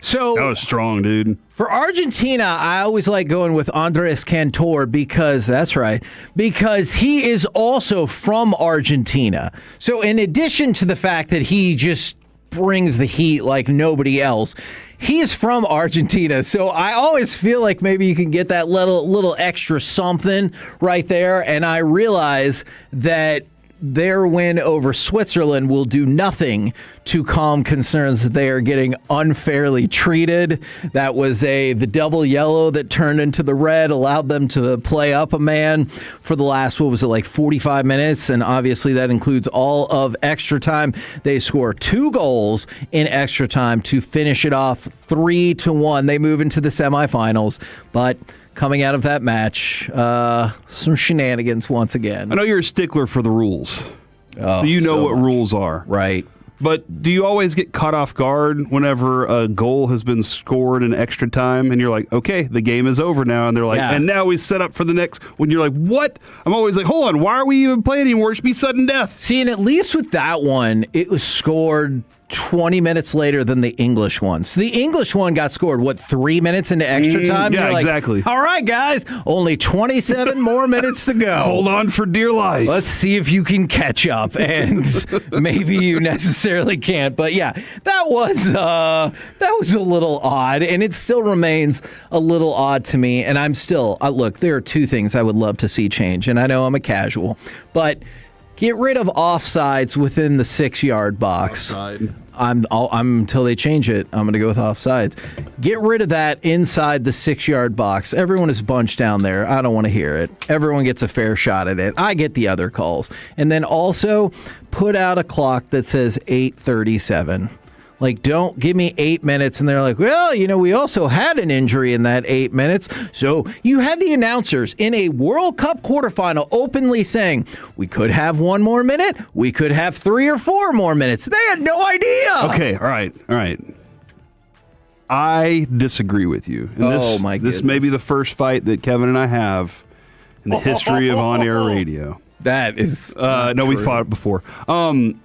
I actually like the way stoppage time is. I think it's ridiculous. I agree. It's ridiculous. I think it's fun, though, because you don't know. And here's what I like even more. Neither do the refs. The 7 times that the announcer is like, and the last time for England. And yes. They're like, okay, hold on, the ball's back, and this could be the last time for England, and it's not. Okay, corner kick, and every single time they're like trying to say, we've got a buzzer beater here, and the ref's like, no, hold on, 1 more. Let's try and see if we can get. I like it a lot because it does seem like it's weird because our sports aren't like that. True, but I thoroughly enjoy it. Does it feel to you like different officials enforce it differently? Sometimes I'm like, you better hustle up and get that corner, and that official's like, nah, you're on the offensive. Take your time. This has been a fun game for me. And I'm other going to enjoy ones are it. like, no, you got 4 seconds, buddy. You better hustle it up. Well, how many times though, Kevin, have we said that umpires obviously that dude was ready to go to the bar because he just called a strike you're like, that wasn't even close to a strike. You're like, that dude just wants out of here.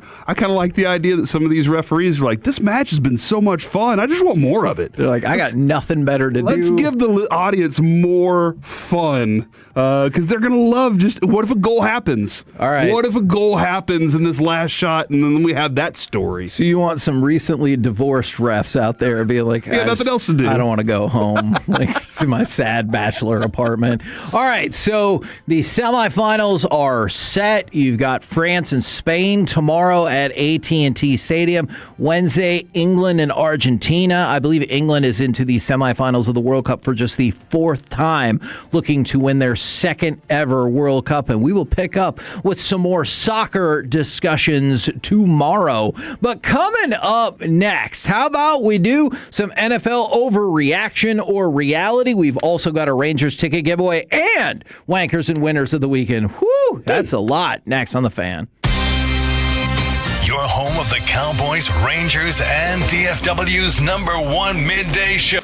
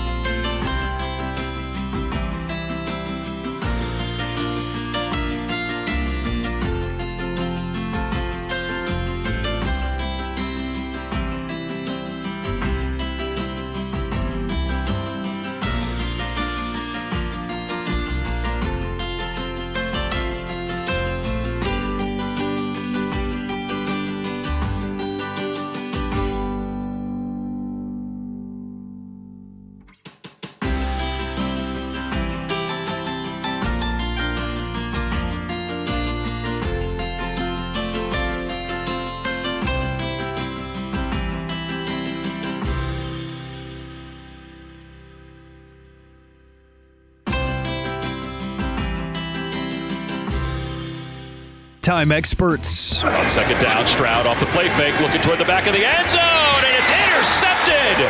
Intended for Nico Collins, and Jalen Thompson is able to pick it out of the air. KNC Masterpiece right here on 105.3 The Fan. We will have a Rangers ticket giveaway in this segment for a 4-pack of tickets. But we're going to start with some NFL overreaction or reality.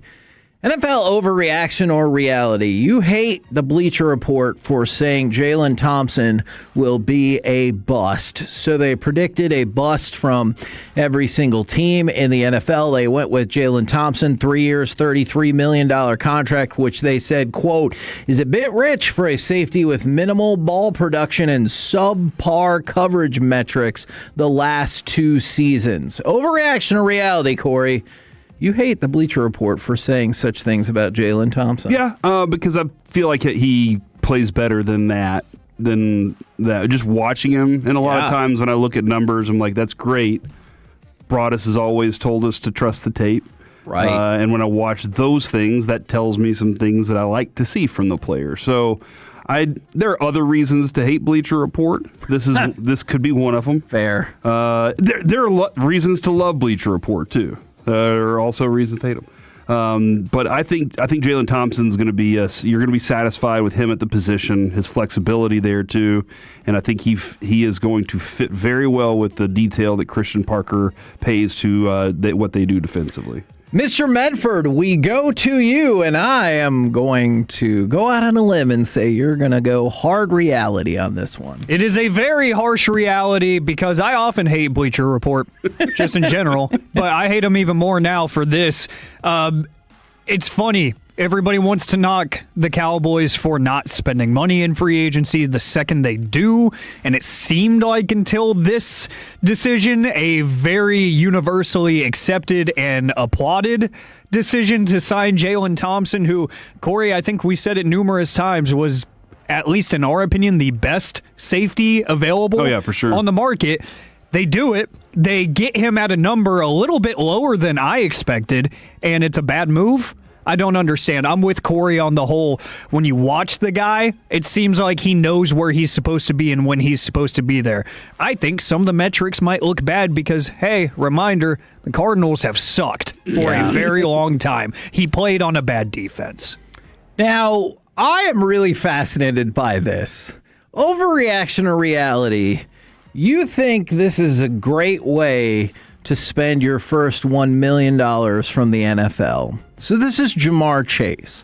This is how he said in GQ he spent his first $1 million as a rookie.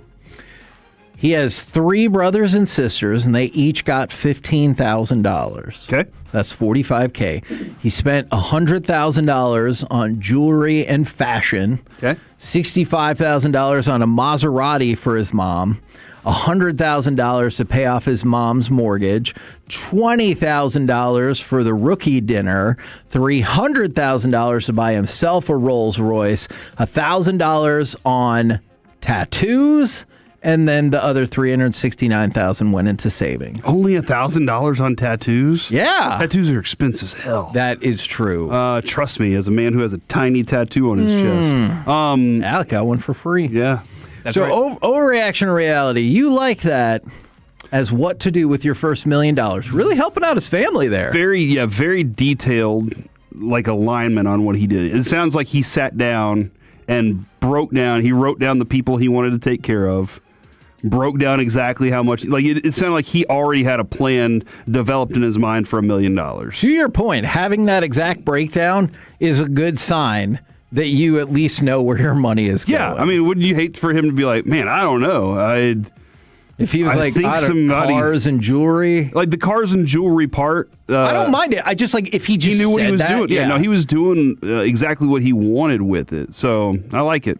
All right, overreaction or reality? Lamar Jackson will become the highest paid player in NFL history. That title, of course, currently held by Dak Prescott at $60 million per year. By the way, Lamar Jackson had been number 2 in the player poll the last 2 years. He fell to number 69 this year. Nice. All right. So overreaction or reality, Lamar Jackson will become the highest paid player in NFL history. There's no other quarterback up for a contract this year? At this moment, I don't think so. And there you go. That would be in that. This is how this works, bro. Except for every other quarterback since Dak has taken less. Yeah, it is Baltimore, too. And they're like, they lowballed him the entire time. Whenever he was like, hold on, guys, like, let's get paid here. This is interesting because if he was to go into free agency, would his market be that much more rather than sticking with the Ravens? I think it would. The tricky thing for them, too, is he's still under contract after that, but his cap hit next year would be $84.5 million. Right, but if, like, again... I think he'd get paid more than $60 on the open market. I do. If they win, if they get to the Super Bowl this year, I don't think there's any doubt that number goes beyond Dak's. Okay. So, yeah, there you go. All right. Alec, overreaction or reality. Lamar Jackson will become the highest paid player in NFL history. Reality. It's his turn. No matter what happens, if the Ravens want to do it or not, somebody is going to pay him, and they're going to pay him handsomely. I do think it ultimately ends up being Baltimore, but we talk about it all the time. It's just his turn. Whether you think he's good enough or not to warrant that, it doesn't matter. Bonus question then. You would be frustrated yet again if he signed an extension at $55 million per year. Reality. Because what are we doing, man? Too. We're just dunking all over the Cowboys, for one. But two, also, time and again, I feel like that sets an unfair precedent for the rest of the league, too. The other quarterbacks, the top flight quarterbacks are going to be like, dude, what the heck? It's just like Micah Nori taking that 1-year head coaching contract with options, team options. It's like, you are screwing over the collective here by taking less when you know you are better than that. He doesn't have an agent, though, right? Still? Am I wrong about that? It's like him and his mom that negotiated or whatever. And so I wonder if they feel the same pressures. Yeah, I don't know. Whenever dealing with these things, because they're just trying to make a deal with for themselves. Sure. I don't know how much they care about making that deal so that it sets a market for the next deal that's made for another quarterback, unless he wants to be an agent after his career's over. Oh. Now, I would never have thought of this, but Max Crosby stepped out and said it. So, overreaction or reality, the Chargers might just have the most toxic fans in the NFL. So, he told Neon that the Chargers fan base was yelling at him all game and everything, and he said, F the Chargers and all those teams. I don't like any of them. Nice! He said their fans are toxic. The Chargers fans are toxic? That's right. How many of them? Like 8? Do you think it's because there's so few you can hear their voices more clearly? Remember that time that they were playing the Steelers at home and somebody played the Steelers third quarter music and the Steelers were like, hell yeah, because all their Steelers fans were there and there were no Chargers fans there. Yeah, that's... But yeah, you're probably right. Because I would have just assumed as the Patriots and the Eagles. Forget, well, Kevin, don't forget that one Chargers fan that was down there, and the entire night they kept going to her over and over. Oh, yeah, and everybody was like, look how big of a fan she is. And they were like, hold on, wasn't she at a Vikings game too? Yeah. Well, they weren't going to her because of her fandom, right? They were going to her because she was going crazy. Yeah, and there was a couple other reasons. Alec, overreaction or reality, you could envision the Chargers having the most toxic fan base in the NFL. Overreaction, there's not enough of them. It's true. There's just not enough of a vocal group. I do like the idea of there is so few that you hear every one of them. I get that, but Philadelphia exists. What are we doing here? I mean, Corey would know firsthand. Eagles fans are the absolute worst. I get it. I don't know. Actually, Eagles no, I'm not. I just saw a video. I'm actually having a discussion with somebody on the fan text about that right now. I just saw a video of Michael Irvin going into an Eagles bar in Philadelphia wearing his Michael Irvin jersey. Tremendous. Because he's Kevin, the home run derby. I don't know if you know, but he's going to be there for it for Netflix. I had heard that. Somebody told me that earlier. That was me! Alec, was it you? Might have been the morning show. Oh, it was Aiden. Yeah, it was Aiden when I went out there. But they all cheered him. They were all like so nice to Michael Irvin. Isn't that amazing? Yeah, because they're cowards in person. They'll punch a horse or throw batteries at you. But all right, overreaction or reality? Marquez Valdez-Scantling is going to make the Cowboys roster. I think he is. Oh, you've got Mingo, Anthony Smith, Trayshawn Holden, I would assume, kind of in the mix for those last spot or two. Unless Mingo has a phenomenal camp, I don't think that they're going to keep him. Okay. And so I think that Valdez-Scantling, Shoddy told us, I've told Valdez-Scantling, you have to make the team with special teams. So that's going to be one of those things where he has to go give that proof out there too. But I actually do think he's going to make this team. Alec, what say you? I think it's a reality because injuries are going to happen, and you would much rather, if you are a somewhat competitive team, especially if it's a late season injury going into the playoffs, you want a veteran catching passes as your fourth guy that subs in rotationally. You want that in playoff games, and he has a lot of playoff experience. Okay, all right. Now, Bucky Brooks put out his all-offensive breakout team for 2026. This quarterback will throw into this one. Overreaction or reality? Cam Ward and the Titans will level up and perhaps even reach mediocrity this season. Reality. Whoa. That's not a tough division in my opinion to level up in. So I think you can win a few games in that division. And I don't think that Robert Saleh has much to do with his offensive prowess, but I think Robert Saleh can put together a stout defense that gives your offense a chance. Okay. So I'll say he's going to have more productive offensive chances if he trusts his defense. Okay. For Cam Ward.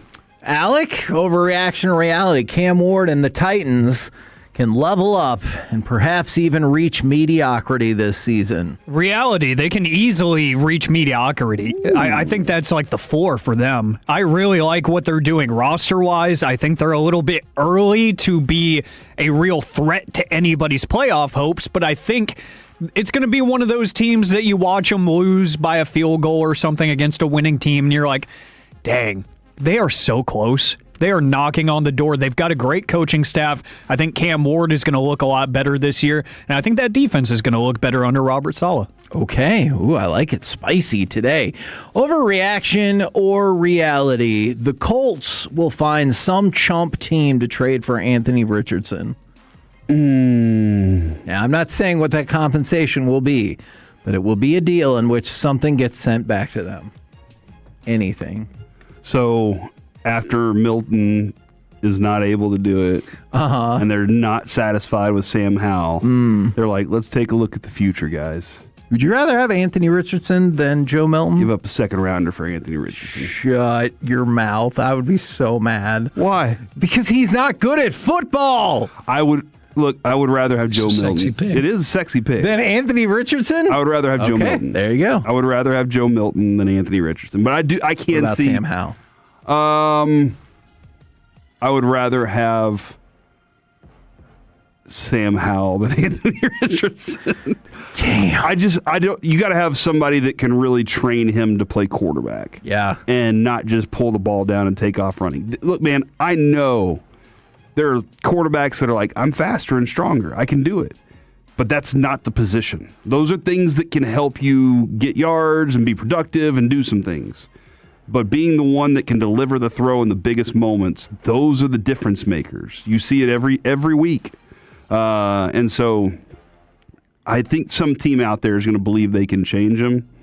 But most of the scouts would probably be like, he's a dynamic athlete that I do not want to be a quarterback, and I don't want my name on it. He's going into his fourth season. Yeah. That feels wrong. So, Alec, we go to you. Overreaction or reality? The Colts will find some chump team to trade for Anthony Richardson. Reality. Oh, man. Somebody will. Cardinals. The Cardinals make a ton of sense. I could even see it being a contending team that their backup goes down, or their backup is just, I don't know, in camp. Maybe they're not who that team thought they were, like a 49ers type. They have Mac Jones, so they're not going to. But somebody like them, a fringe playoff team or a real contender that says, like Corey said, I can fix that. Like, they see the athletic traits and they're just enamored, and they're like, a conditional 7th round pick is all I need to give up? Absolutely. We're the KNC Masterpiece right here on 105.3 The Fan. Perhaps some more NFL overreaction or reality tomorrow. But right now, it's time for Wankers and Winners of the Weekend. So will you go ahead and give me cut number 6 for the number 1 wanker for a really long time, and certainly this weekend? Oh, and now look, that's going to do it. Oh, my goodness. What is going on? About as anticlimactic an end as there could be. McGregor's injured. There's some injury he's dealing with. But why are these? It looks like his right leg. Conor McGregor, who loses, I believe technically that goes down as a TKO, will lead off the Wankers of the Weekend. But would you rather start with that or with the Winners of the Weekend? Well, Kevin, I would like to combo that up. Oh! Because I'm a winner, thanks to Conor McGregor being a loser and a wanker. Boo! Conor McGregor losing was Free money. What I put the house on. I left one of my trades in the market. Okay. But then I said, here's what I got left in my portfolio. Might as well go ahead and use all that, because Kevin was like, no doubt about it. Yep. And that was I was like, I felt that confident too, though. That was one of those where I was like, I've watched Conor McGregor not be good for a long time now. That is a good way to put it. And he's perfectly fine being a fall guy. And I don't think he trains like what he was when he was younger. I just don't think that. I think there's other things that, are interesting to him. So, but Max Holloway was like, I'm going to beat this dude up. And didn't even get the chance to do it. Didn't even get the chance to do it. So, Kevin, which is a shame, because he would have. You and I are both winners, I believe, in this instance. And I will go with Conor McGregor being the wanker, because I don't like the way he lost. Okay. Now, Jagon has said that the wankers were the dopes that bet on him. So let's talk about that. Just to show that the dude is still a money player. Even though he's not good, he is a money player. The McGregor-Holloway match was the most bet on fight in BetMGM history. And Conor McGregor to win by KO, TKO, or DQ, which that part's kind of funny to me, was the most bet prop. And all of those people lost their money for a guy that has won one fight in the last 9.5 years. There were memes going around saying that Bam Adebayo landed more punches than Conor McGregor this weekend because he allegedly got into a physical altercation with Tyler Hero. And then the line of the weekend goes to Max Holloway, who afterwards, when he was talking with Joe Rogan, said, I had him weak in the knees, I guess. He said with a smile. That's top notch. Have you seen the video of him before the match where he's taking his shoes off? Yeah, and so there is... And he looks a little off balance. And I couldn't tell if it was because somebody was walking by him. Right. And he just kind of lost that balance a little bit, or if there was already a little problem there. And so, there is the thought, I've seen multiple people across social media that have said he was already hurt, but he didn't want to give up his payday because maybe he thought it was going to be the last one he was ever going to get for this sport. He has said he had no injury, and now he's going to need surgery. I believe his coach also said there was no pre-existing injury, but sometimes Conor McGregor will bend the truth. The look on Max Holloway's face as he was pointing to the ref and He's telling telling the ref, stop the fight. He's hurt. Yeah, that's another indicator in the whole. We don't need to do this anymore. And the ref was like, no. And then he kept falling down. So he's like, all right, I guess I'll punch him in the face, but I don't love all of this. Somebody said the MMA casual. How is he a wanker because he blew his ACL? He was never charged with anything. You guys hate him for. Oh, my goodness MMA gracious. casual. And I will say, I'm absolutely an MMA casual with a lot of extra money in his pocket because I took the advice of a not MMA casual. Yeah, Conor McGregor's an MMA casual. Get out of here with that junk. I've probably watched and disseminated more MMA in the last 5 years than Conor McGregor, and I'll get back to you about the other part because we're in the midst of a segment, but that is just foolishness. Now, is the UFC production staff also the wanker of the weekend? Because holy moly, did Dana White let them freaking have it. So there was an issue with, Zuffa Boxing had just signed Shakur Stevenson, and they went to him in the crowd, and the UFC graphic put up Jalen Williams, Oklahoma City Thunder guard, 2025 NBA champion. Let's go. So that was not him. Oh. So Dana White came out and said, I'll tell you all the time, my production team, we just did the White House. We built an effing arena on the south lawn of the White House, and it was the greatest effing thing in the world to be there and watch it on TV.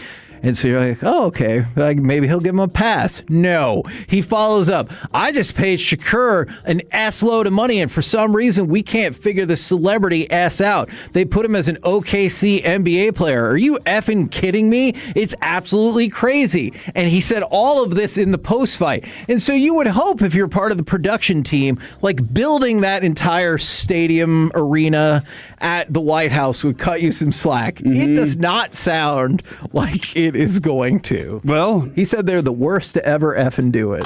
Are you embarrassed? After they're the best to do it. Well, maybe it's two different groups. Okay. But maybe this was their B team because he gave the other A team their time off after building the best ever, and he was like, all right. They're like, we're on Paramount. It's not technically a pay-per-view. You guys take a vacation. This one isn't the White House, so let's not worry about it so much. Now, this one's a little dicey. Okay. Is Matt Miller the wanker of the weekend? He announced Friday afternoon, evening that he will step away from his ESPN duties to focus fully on his rehabilitation after undergoing multiple major surgeries. Now, that in and of itself, not going to dunk on the guy for that. However, the general consensus seems to be that at least part of the reason he's actually stepping away is because of all of the alleged stealing and defrauding, and he's using his arm as a kind of protection, a shield, if you will, to be like, nobody say anything about me, I lost my arm, which is true, and that is unfortunate. Whether he caused the accident or not, that's still unfortunate. That's an interesting, because I do think, Kevin, he can see how using the arm in public court could be successful. It's whether or not any of this stuff gets into a private court, right? If you actually have some criminal or civil charges brought against you for some of these other things that you allegedly have done, right? Then you can't protect yourself by being like, but I have this injury. Like that, you can't be protected at all in that instance. Yeah. But I do see what he's trying, like the accomplishment there. Step away from it, use that in the conversation. But also, in reality, even if he was a scumbag before, right, what's happened to him now is traumatic. Sure. Like that is definitely a traumatic thing. I just don't know if anybody has any sympathy that got screwed over, considering they were like, well, that was traumatic to me whenever you did this to me. I think that is very fair. So next up, let's go to Rob Manfred. Is Rob Manfred the wanker of the weekend? The number one overall pick was Rock Chalowski, per the UCLA Media Pronunciation Guide. It is Rock Chalowski. Now, let's go to cut number 13, and this is Rob Manfred's interpretation of the number one pick. With the first pick of the 2026 MLB Draft, the Chicago White Sox select Rock Chalewski, a shortstop from UCLA. All right. He butchered that. See, I just think that's a butcher job. Should people soften the word that they're saying that, like, he got it wrong? It was mostly right. It was a hack job. Now, it's the number one pick. You should definitely get that one right. Yes. Did he never sat in a meeting where they talked about the top 10 picks and was like, this Rock Chalewski guy. Here's what I think.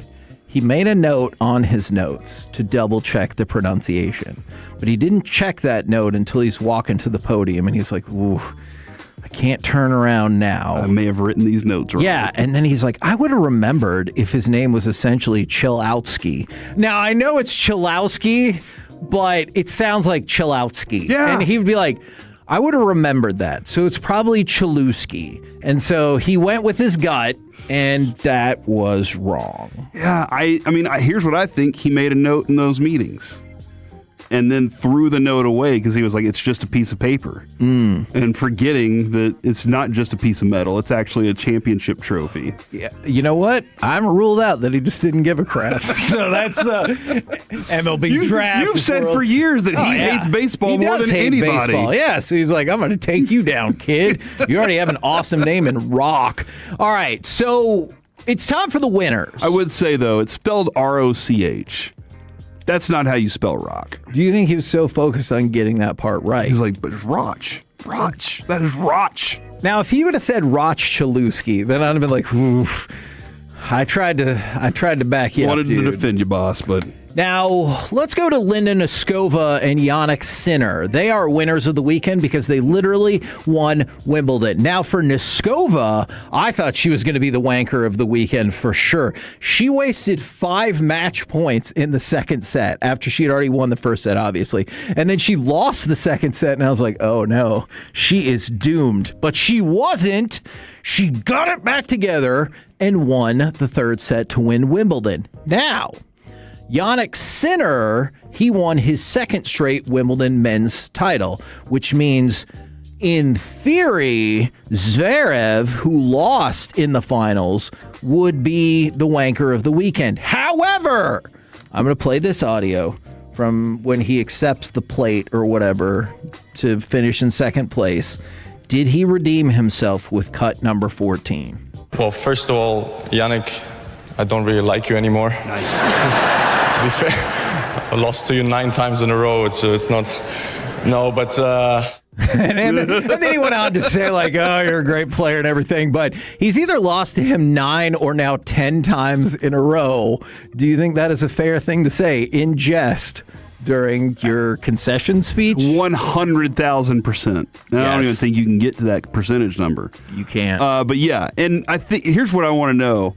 For Yannick, does he sit there and he's just like, I understand why you hate me? Is that, or like, yes. I don't care if you say it. That's perfectly fine. I understand why you hate me. I've destroyed you. I would too. By the way, there's a really good documentary right now on Netflix about Martina Navratilova and Chris Everett. And those two openly discuss how much they hated one another because they were like, you're the only person I can't get past, like at various times in their career. And they were like, oh yeah, couldn't stand her. Wow. They won multiple majors together as a doubles team.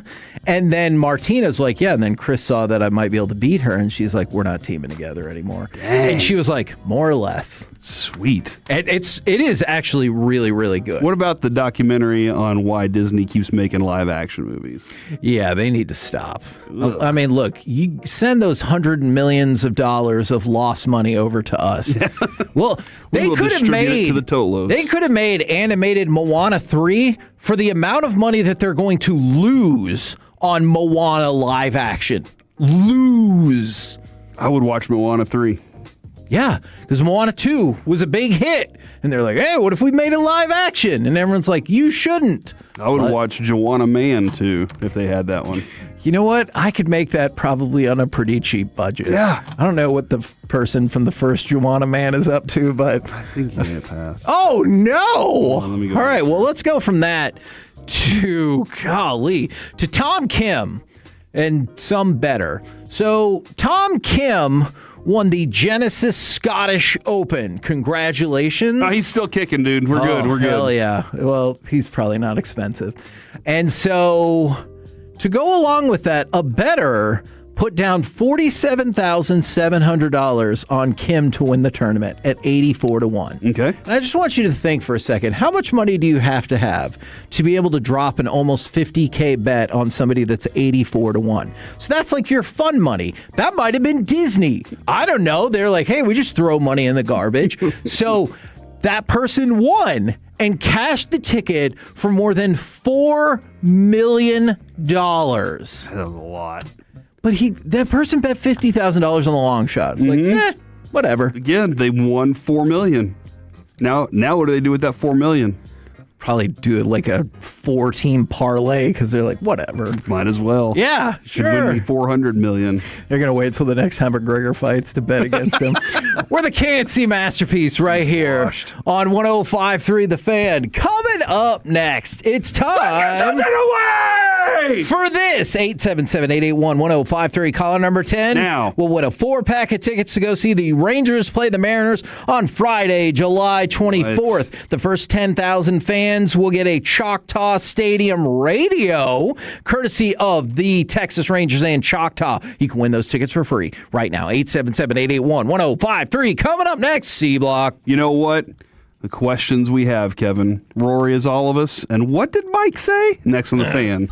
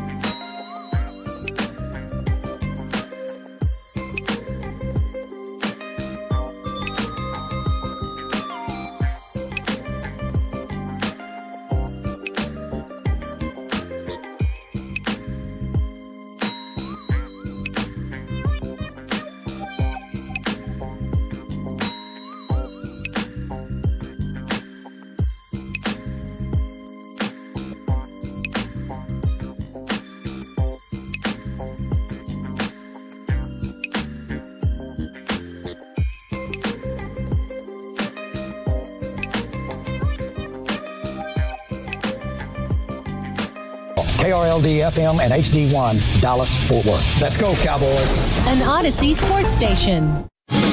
Driven by our D&M Leasing Studios, it's the KNC Masterpiece on 105.3 The Fan. KNC Masterpiece right here on 105.3 The Fan. And right now, time for the C Block starring Corey Majors. All right, I have confirmation that the information, one of the sounds that I will play in this segment is legit and not AI. Oh, did you ask the source? I did. Well, I asked a different source. Okay. A source that was also there at the time. So, kind of crazy stuff, but a sound I will play. Words directly from Mike Bassick's mouth will be heard live on radio today. Okay. But before we get to that, Kevin, I did want to add this. I know you were talking about some of the UFC stuff that was going on, UFC 329. Yes. Where I cashed some good trades on the on Kalshi, which you can trade on anything. Did you see that Sophie Cunningham? I did. Made her way as a ring girl. I did. In the event. Now, my story here, though, Kevin, says that Dana White said he hired her about 8 minutes before she did it. And I think this is the greatest use of like a quick turnaround cash option that I've ever seen. And her outfit was not, like, it wasn't exactly like the ring girls, but it wasn't crazy. Was she was just there then. Yeah. And she happened to be wearing a black bodysuit and black jean shorts. Yeah. Or maybe they were like, here, throw this on. But it looks like she was just in that, and they said... I thought that's what she was just wearing, but you might be right. Kick off your cowboy boots and get up there. And she went around and had an absolute blast. And she pointed a lot, too. Pointed a lot of people. Max Holloway pointed at her. She pointed at everything. Everybody pointed. And then that was how I actually saw the Conor McGregor video of him kind of losing balance right before he got on. Was the further I scrolled down in the story, they wanted to have more discussions about it. Is it possible he wasn't hurt? He just saw Sophie. Kind of got thrown off a little bit. Yeah. I get it. Can't rule that out, right? Absolutely, you cannot. She is, again, both my mom and wife have asked my thoughts on her recently. And my thoughts on Sophie Cunningham are she is an absolute character that I think is beneficial to the WNBA. And here's why. We talked a lot about what the Wings are doing, 5-game win streak right now. Hell yesterday, yeah. Huge comeback led by Paige Beckers. But guess what I told you before the season, Kevin? A lot of people made light of AZ Fudd's offensive or defensive play. Right. Or the whole draft process of it. She fits in defensively, especially as a perimeter defender. And then yesterday in that game, last night, she made a play to end the game. And that I go back to look at her defensive numbers, blocks, steals, what she does on the defensive end of the court. She's an important factor for that too. So I know you can look at her offensive numbers and be like, she's not Olivia Miles. Look at how she fits in on this team. Yeah. And I think Coach Fernandez told us last week the team aspect's more important than just one individual player. And to go along with that, look at how Olivia Miles would have fit on the team. I think that's something that gets ignored too often. Olivia Miles is a damn good player, but just like how do you think that would have fit on this team? Now, again, with Minnesota, with the Lynx, they've been a good team for a while. Sure. They're built. They needed an offensive spark like Olivia Miles. I don't think that the Wings needed another person like her where she needs ball in hand. I don't know how she would have done as a 2 with Paige. I think Paige sees the game in a really great way. Coach Fernandez told us that last week too. But yeah, I don't know that I think you're looking at your team, you're like, do I need to get another one of those? Or do we have one? We need somebody that can do X. Yeah. So hopefully that turns out for them. Would love to see the Wings continue to have this kind of success. Having one of their best starts ever, their best start ever, and being on the streak that they're on right now. And even had some really big play from a lot of different players last night. Would you be okay with a couple more Wings notes? Yes. All right. You mentioned the comeback in their win over the Chicago Sky at the American Airlines Center. They have 6 double-digit comebacks this season, 3 against Chicago. So, like, The best place for the Wings to be against the Sky down the stretch is to be behind by double digits. And you mentioned Paige. She scored or assisted on 20 of the points in the fourth quarter. Dallas went 11 for 14 on shots off her passes. And she has a new nickname. Nike has dubbed this new nickname for her. Wanted for stealing wins and crushing dreams. For Paige Beckers, she is the mid-ranger. Okay. Oh, just okay? Okay. All right. Especially here in Texas. You know, she plays in Arlington kind of sometimes. Because they're going to She does? Yeah. That's true. Yeah. And the Texas Rangers, I see where we're going with this. Okay. There was a moment, Kevin, where I was really upset with myself this weekend for not making a trade on Dallas and against Toronto. Because I was like, they're going to run them. Oh, and then they did. And I was like, dadgummit, why didn't I do that? So some of the best trades we've ever not made, Kevin, are the ones we don't make. That's what I said. think Nietzsche said that. Nietzsche, probably Aristotle, but I appreciate your conversation. Rory McIlroy is all of us. Kevin, we discussed how you don't like golf. He's a golfer. And I have a pretty... I'm all right on tennis. Okay. But I did discuss with you, we were talking about satisfying things in sports. Hitting a swish on a 3 is very satisfying. It feels good. Delivering the perfect throw in stride and the guy catching it in stride and running for a touchdown feels good. A home run, you just know it. And hitting a golf ball and just absolutely smoking that sucker down the middle of the fairway. Derek just posted a video on his Instagram of him sending one down the fairway. Oldie but a goodie. Feels good to do that. And Alec, when it comes to golf and Rory McIlroy, he is every single one of us experiencing this moment in golf where you hit the ball and you know exactly what you need to say to yourself. Oops. This is not good. Oh my God, I'm so bad at golf. I'll swap you anytime. That's a lie. Man, those announcers were quick with the comeback. I'll swap you anytime. As soon as he hit that, everybody, oh, this isn't good. And then he goes, I'm so bad at golf. Every one of us has had one of those moments in doing something where we're like, I'm an idiot. I'm so bad at golf. I feel like you can just keep that around for there's going to be some reason to use that, Alec, down the road. But when I heard that, just hearing, first off, he's got the accent, so that's hilarious. You know, that adds to it. But you're saying that to yourself. You're the number 2 golfer in the world right now. Can you play the whole thing one more time? Because I really want to enjoy those announcers being quick on their feet, too. Oops. This is not good. Oh my God, I'm so bad at golf. I'll swap you anytime. That's a lie. That's a lie. Wouldn't you love to be the number 2 golfer in the world? Hell yeah. But see, isn't that what drives him to greatness, right? To be like, I suck. And you're like, you're better on the face of planet Earth than everybody except for one person. He's like, I'm the worst. No, I'm the worst golfer in this moment right now. Why can't I hit a shot? And there's got to be those moments where you do have that confidence, though, that you are the best. And sometimes that could be the thing. That kind of goes back to my rant on Skip earlier. When you look at the story that Sean McFarland did on the Rangers and their culture, and I thought it was really interesting, Kevin, the amount of people that he pointed out, all these reasons that they should not have confidence in themselves. Like Jacob Latz and his whole season. This dude thought he was going to be a starter. And then all of a sudden, he's like, sorry, you're not going to be that this year. And he was like, okay, well, guess what? I'm going to have a hand in us winning almost every single one of these games this year. I'm going to go out there and be the closer that shuts things down for everybody. Mackenzie Gore, who has struggled, right? Struggled and said, I'll do 4 innings. Which I appreciate it. And then you heard Evaldi was like, I will also volunteer. Yeah. You're like, great. Every single one of these guys has reasons that they could have just shut it down and quit this year. Yeah. And they all first... It's part of that culture that Skip has created, right? Like somehow he's given them their permission to go out and be good. But he also said, I think he talks to these guys about it a lot too.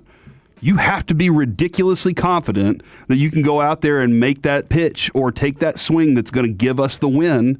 And just like that in golf, too, is where you have that moment where you're like, I have confidence that I'm about to make this putt, even though I just crapped all over myself about 5 minutes ago about how terrible I am. I said it. I didn't really, though. Come on. It was still funny. My kid tried out for a musical over the weekend. Can I say what it is? Yeah. A Wedding Singer! Tried out for The Wedding Singer. And he was like, I was so scared my legs were just completely like frozen. And I was like, because it was the urine that was running down your legs. He was like, no, because my pants were full of crap. He was nervous. He's never done this before. And but I think he went out there and he kind of nailed it on his first tryout. Do you feel comfortable at all sharing the other story of impersonation? Because I think that is really funny. So it was kind of last minute. He walks in and he goes, oh, I also have to do an impersonation. So he had to sing a song, but then he was like, I also have to do an impersonation. Here's the list of people I need to impersonate. And I was like, okay. I mean, like Elton John, he had all these people that he could impersonate. And I was like, and his mom goes, oh, Bruce Springsteen, easy. White T-shirt, jeans, put a bandana in your pocket. You're good to go. And he was like, okay. And so I started playing some Bruce Springsteen stuff. And I was like, here's Bruce Springsteen. This is what he sounds like. And so he's like walking around trying to get dressed, I guess not paying attention. And he goes, afterwards, he came home. He goes, do you want to see my Bruce Springsteen impression? And I was like, yeah. And he goes, I'm Bruce Springsteen. We could have picked somebody else. I was like, dude, we played the songs for you. And he was like, you didn't tell me that you were playing the songs. So I thought you were just playing music around the house for me. Oh, he was my like, you didn't tell me you were goodness. playing it so I would like know how to impersonate him. And I was like, I kept going. That's all you had to do. But it's a pretty good impression because he made him laugh. And ultimately, you're up there trying to entertain him, right? Made Alec laugh. Like, have you ever heard Will Ferrell? Like, you know he did the cat bit, right? Yeah. Well, he also had one idea where he walked in with a briefcase and sat down in front of Lorne Michaels, and it was full of fake money that you could absolutely tell how fake it was. And he said, and I just kept pulling brick after brick out and putting it in front of Lorne and being like, Lorne, it doesn't matter what it takes. I'm getting this job. And he was like, I thought it was hilarious. And then I got there and I had a stupid briefcase in my hand and I didn't do it. And it was like, that's a good bit. I like that bit. Oh, that's funny. Speaking of bits, Mike Bassick. Oh, no. Is this going to affect whether or not he comes on the show? I don't know. Okay. He said it on live TV. How many times, Alec, working with Mike Bassick, did Mike Bassick say things on air that we went, he said that on live radio? Oh, I can think of a few. And I love Jared's response and Wyatt Langford's response after Mike Bassick said this the other night after the walk-off from Wyatt Langford. Wyatt, what can I do? What can we do as Ranger fans to keep you healthy the rest of this season? I don't know. I mean, I'm doing everything I can, so that's my goal. I want to play every single game for the rest of the year. All right, well, I'm going to go home and get on my knees for you because, man, do we need Wyatt Langford the rest of this season. Yeah, I appreciate it. Thank you. And the look on Jared's face. I mean, you always appreciate it in that scenario. What are you talking? Dude, he was talking about praying, Kevin. That's what I meant. He was talking about saying prayer to the Lord. Yeah. And then maybe the Lord passes that down to the baseball gods and says, keep this guy healthy. Also, because that is Mike Bassick did that. That's a bold question. What do we got to do to keep you healthy? Like Wyatt Langford's like, I don't know. I've just been D'ing around and chugging a bunch of beer and laying around, so I should probably get it together. Holy moly, dude. That is the great Mike Bassick, and this is the entertainment you can also get on the pre and post game shows. So that's a good quality thing there. And then I also had a question about the Mavericks, but Kevin, we are out of time. So that's the C Block, ladies and gentlemen. Thanks for being part of the show. We're the KNC Masterpiece right here on 105.3 The Fan. Coming up next, how did the Rangers do and everything else MLB draft? We'll do it next right here on The Fan. Well, I'm going to go home and get on my...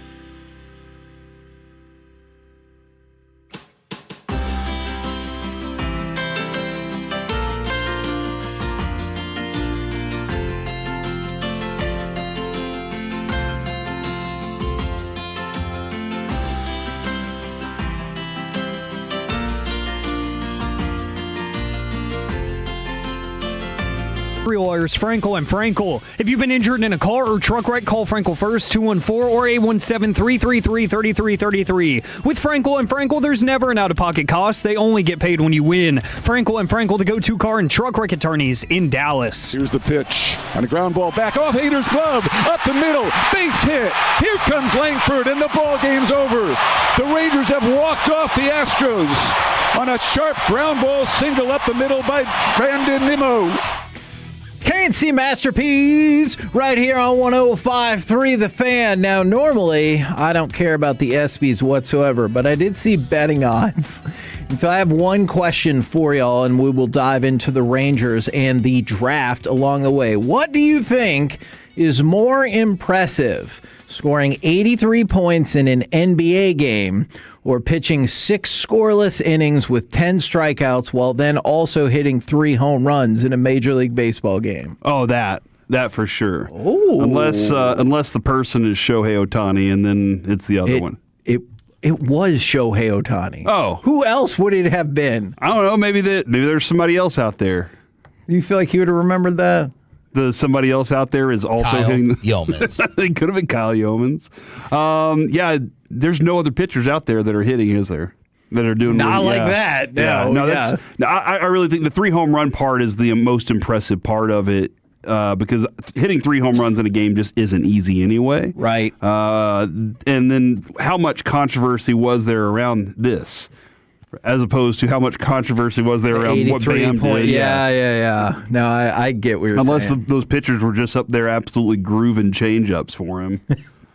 Now, for the Rangers, they win yesterday. We just heard the highlight game winner from Brandon Nimmo. Also want to shout out Jacob Latz. Skip had said he would be ready to go on Sunday. Indeed, he was. And it was, the exact Jacob Latz, more or less, that I think you would project with 9 pitches and we're done. Although he did give up a hit, too, which probably scared some people. Okay, that it did. And the best part about it, though, was then the double play got turned.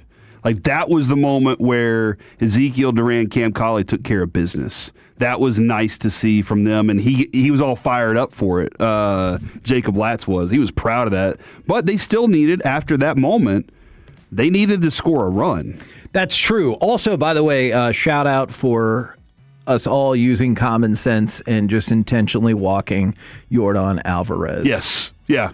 Smart decision on because he had hit a home run on Friday and Saturday. So. Don't let you keep him from doing the damage himself. Right. But B, you also put yourself in good position because he's a slow runner. He's not a fast runner because of those very skinny legs that he has, as we've seen in pictures. Alec, I don't know if you've ever seen, but Yordan Alvarez basically has pencils for legs. And the tons of knee injuries. Yeah. That make a ton of sense. So great part there. But again, as we just heard the Nimmo walk-off, Wyatt Langford gets up. Was it first pitch he saw? Just drills it out to left field. And then Josh Young, and he's on second base because the left fielder missed the ball. Yeah. The left fielder he just missed he ran right over it. And Wyatt Langford turning, looks up and was like, okay, I'm running hard. Well, then I still have the question. I don't know the answer right now. Did we find out why Wyatt Langford didn't turn third and keep going when Corey Ragsdale was giving him the let's go? I haven't seen. I do not have a good answer for that. My mom asked, is there any chance he was just worried like he didn't want to get hurt or tweak something? Potential. And I was like, oh, God. It was weird because he had been running hard most of the day. And he'd been running hard since he's gotten back. And so I was like, well, that was just kind of a weird thing. But Josh Young setting him up nice there. And then Nimmo. Did you feel confident when Nimmo was at the plate? Because I was like, this is it. This game's over. I probably did, but also the way it was set up, I was like, okay, well, we should be good to go either way, even if this doesn't totally work out. So I thought that we would be fine. Now, I heard yesterday, and one of the things, Kevin, is it did feel like in that moment because the Rangers had let us down. But I heard yesterday from Dave Raymond that the Rangers are like 13-9 against left-handed pitching. I mean, they've got some guys. Like we talk about, Foskew's been crushing left-handed pitching. Left-handed starting. Yeah, I mean, that's not so surprising, but that's great. But then I was like, the rest of the league is just bad at hitting against left-handed starters too. So I was like, well, hold on. Maybe there's something we can win on this. Maybe this can be something of growth for the Rangers. Yeah. Just being competitive is all Skip's asking of them. Absolutely. Now, for the draft, I'm going to go ahead and throw it to cut number 11. This was the Rangers' pick in the first round on Saturday. With the 16th pick of the 2026 MLB Draft, the Texas Rangers select Gio Rojas, a left-handed pitcher from Marjorie Stoneman Douglas High School in Parkland, Florida. Now, my question is, do you believe that it is pronounced Rojas? No. Or since it was Manfred, do you think that could be wrong? Yeah, no, it's Rob Manfred. Nobody knows. Okay, he's like, it's just a name. I mean, that is true, Cholowski. Yeah. So for Rojas, he comes from the same high school that has brought you Roman Anthony, Kobe Mayo, Jesus Luzardo, and Anthony Rizzo. And Danny Rojas. Yeah, I don't know about that. Okay. So, I mean, that's really positive right there. What is it about that high school that they're producing good players like that? That's a good question. I feel like, to start off, the location being in Florida, a wealth of talent right there certainly helps. The top high school pitching prospect in the class. Only 2 pitchers went ahead of him. One of them was the combination player that we talked quite a bit about, that I believe the Rangers preferred his bat tool to his pitching. So the Rangers might be looking at it and saying, hey, worst case scenario, we got the second best pitcher out of this. But Kip Fagg said we got the best pitcher in the draft. And then Skip Schumacher added on, he's the best prep pitcher in the draft because he played with Schumacher's son Brody on Team USA. And so Schumacher's scouting report, he's got a real edge on the mound. He wants the stage. He wants the moment. Okay. It'll just take a while till you see him. You're right about that. Can I talk to you about what Skip said there, or in that scouting report? Sure. That's what Skip wants out of this team, right? Yes. More than anything else, we've heard on multiple occasions people who are willing to fight. And not necessarily just like, let me get into a bar fight and break my wrist. He didn't want Tanner Scheppers, all right? He wants people, though, that have a tough mentality. And it is like, not just, hey, I'm going to be out there on the field even if I'm injured. That's not the tough mentality. Right. It's like in each one of these moments, the confidence part of it. But I'm here to battle every at bat, every single pitch. I'm not just giving anything away because I'm tired or I'm hurt about what an umpire just said. Right. So that sounds like this is Skip not just saying he'd love to build a foundation around players that have those kind of traits. Yeah, no, I agree with you there. There is some divisiveness on his pre-draft rankings. So, like, on the one hand, ESPN had him at 21. Okay. And the Rangers said they were so happy and didn't really think he would be there at 16. And I was like, odd. But MLB.com had him as the number 8 prospect. Okay. Going in. And so I was like, okay, well, I can see then why you would think that exact thing. That would probably be a smart thing, like at some point, to go back and track all these and be like, who's been the most accurate? Sure. I don't know. That is a very good idea. But just like scouting's kind of a... Sure. A lot of these guys, you can trust some of them on some things and not all of them on the others. See, and that's what made me a little nervous or fascinated by the second pick. So with the second pick, they took Connor Camo, and Evan Grant said they were considering him at pick 16. And you remember how I told you that MLB.com had Rojas as their number 8 prospect? They had Camo, and sorry if I'm saying that wrong, I forgot to look that up ahead of time, much like Manfred. MLB had him ranked at 55. And I was like, oh my God, why would you have taken him at 16? So there's that, but Evan Grant said they were ridiculously happy. That's the guy they were considering in the first round. Now, we get to a Texas Rangers special. Going into the third round, you go ahead and take Brody Bamilla, or Bamia if you're fancy, out of a school in Massachusetts, high school in Massachusetts. He has reached 101 miles per hour on the mound and also averaged 40 and 20 in the basketball state tournament. Is that one of those juiced guns? Oh, you know what? I'm going to say maybe. Average 40-20? In the state basketball tournament. He's 6'9" and left-handed. Nice. MLB had him ranked at number 23, and the Rangers got him that late. Woo! Here's the deal.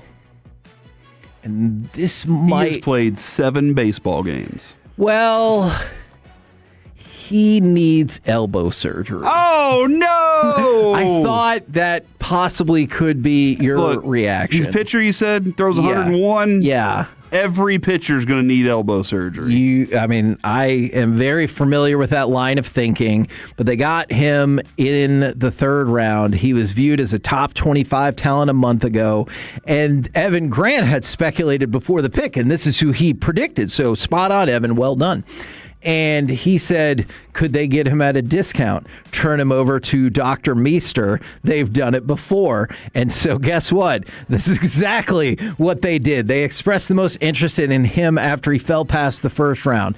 And then, per Bumila, they offered him the number he wanted to forego his pledge. He had been committed to the University of Texas. And he said, I got the money I wanted. It is my intention to sign with the Texas Rangers. So if you just go off of talent and potential, it's a steal. I know there are probably baseball fans or Rangers fans specifically out there who will be like, all right, so we drafted a kid who is already hurt.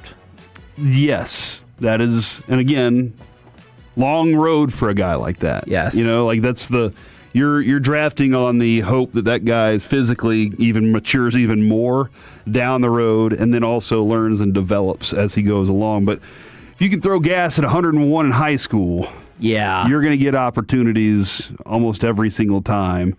I still am. Can he pitch? Or can he just throw hard? See, and we're banking on that. That's an interesting question. I don't want to lie to you and be like, I studied him up and down going into the draft, because that is not the case. I just keep thinking about how long it normally takes those prospects to make it to the major leagues, and he's going to start off also needing surgery. Yeah. So you're like, hey, maybe you'll see him in 2030 or 31. From the 940, so after surgery, he'll be stronger at throwing 110 on your face, Ms. Orowski. And then from the 903, any chance we can loan these draft picks to the Dodgers so they can actually get developed and then come back to us when they're ready? That's a great point. My number one thing I would beg of the franchise, take the $15 or $20 million that I guess you're not really going to spend on a player here anyway. Who would be in charge of how that money's spent? Well, whether or not that money's spent, you need to. Ray Davis? Yeah, because he's spending any money? Probably not. You need to clear out your scouting department anyway. But you need to have the new people, or find somebody that you really trust and go clean out the Rays and the Dodgers scouting departments. And I'm giving you so much money that you can take their best scouts. Yeah. And it won't impact the cap or and they anything wouldn't even like think that. They wouldn't even try to negotiate with you. Yeah. Because they'd be like, oh, Holdy, yeah, okay, let's go do this. And then guess what? You're a machine. You're just churning out pro baseball players one after another. You don't even have to worry about it anymore. You're like, oh, do we have to go sign free agent Nathan Eovaldi for this much money? No. We already got it in the next one in our farm system because we've committed so much to the cheap part of it. Now, we talked about Grady Emerson, the kid out of Fort Worth Christian High School, having a chance to go number one. He actually went second overall to the Tampa Bay Rays. And then the White Sox have more than $20 million in their bonus pool of money to sign their draft picks, including the number one overall draft pick has an assigned value of $11.35 million, the most ever in the bonus pool era. And in case you forgot, that means that money could go to this fellow right here.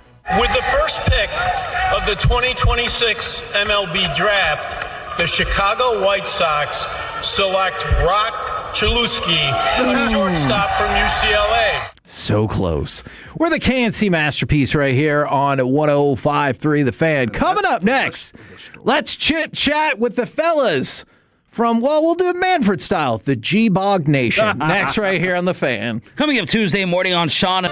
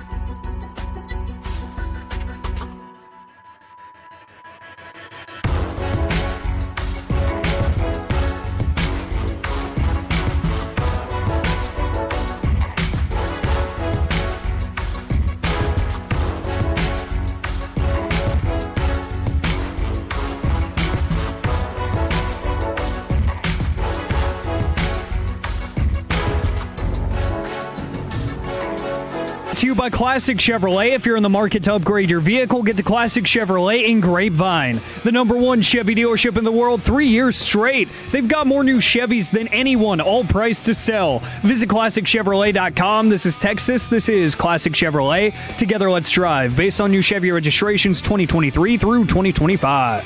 King delivers, and there's a high fly ball deep left center field. Way back goes Wade, and at the wall it is history. It just barely clears into the Astros bullpen. It's a 3-run Jimmy Jack for Jake Berger. And it's 7-3 Rangers. KNC Masterpiece right here on 105.3 The Fan right now. Courtesy of D&M Leasing, it is time for our chit-chat with those fellas from the G-Bag Nation. Gentlemen, how is ya? Amazing, Hagee. How are you? I am doing very well. Welcome back. How was the vacation? It's terrific. It was family time in the high Oregon desert there in Central Oregon, just outside of Bend. Okay. You know, bike riding, hiking, seeing waterfalls, stuff like that. All right. Yeah. Well, how do you power rank those activities? Bike riding, hiking, and seeing waterfalls. Well, I know Broadus is going to tear me up for this, and maybe he should. But, you know, for me, the bike riding has gotten about 10 times better when you got these pedal-assisted, battery-powered bikes. Oh. They go about 20 miles an hour. You can take them up hills like it's nothing, right? Really? So I would say... You don't have to move a muscle. I mean, you can kind of control how much of a workout you want instead of feeling like you're about to go into cardiac arrest, which was my reality, right? Yeah. Up until about 4 years ago, and my parents picked those up.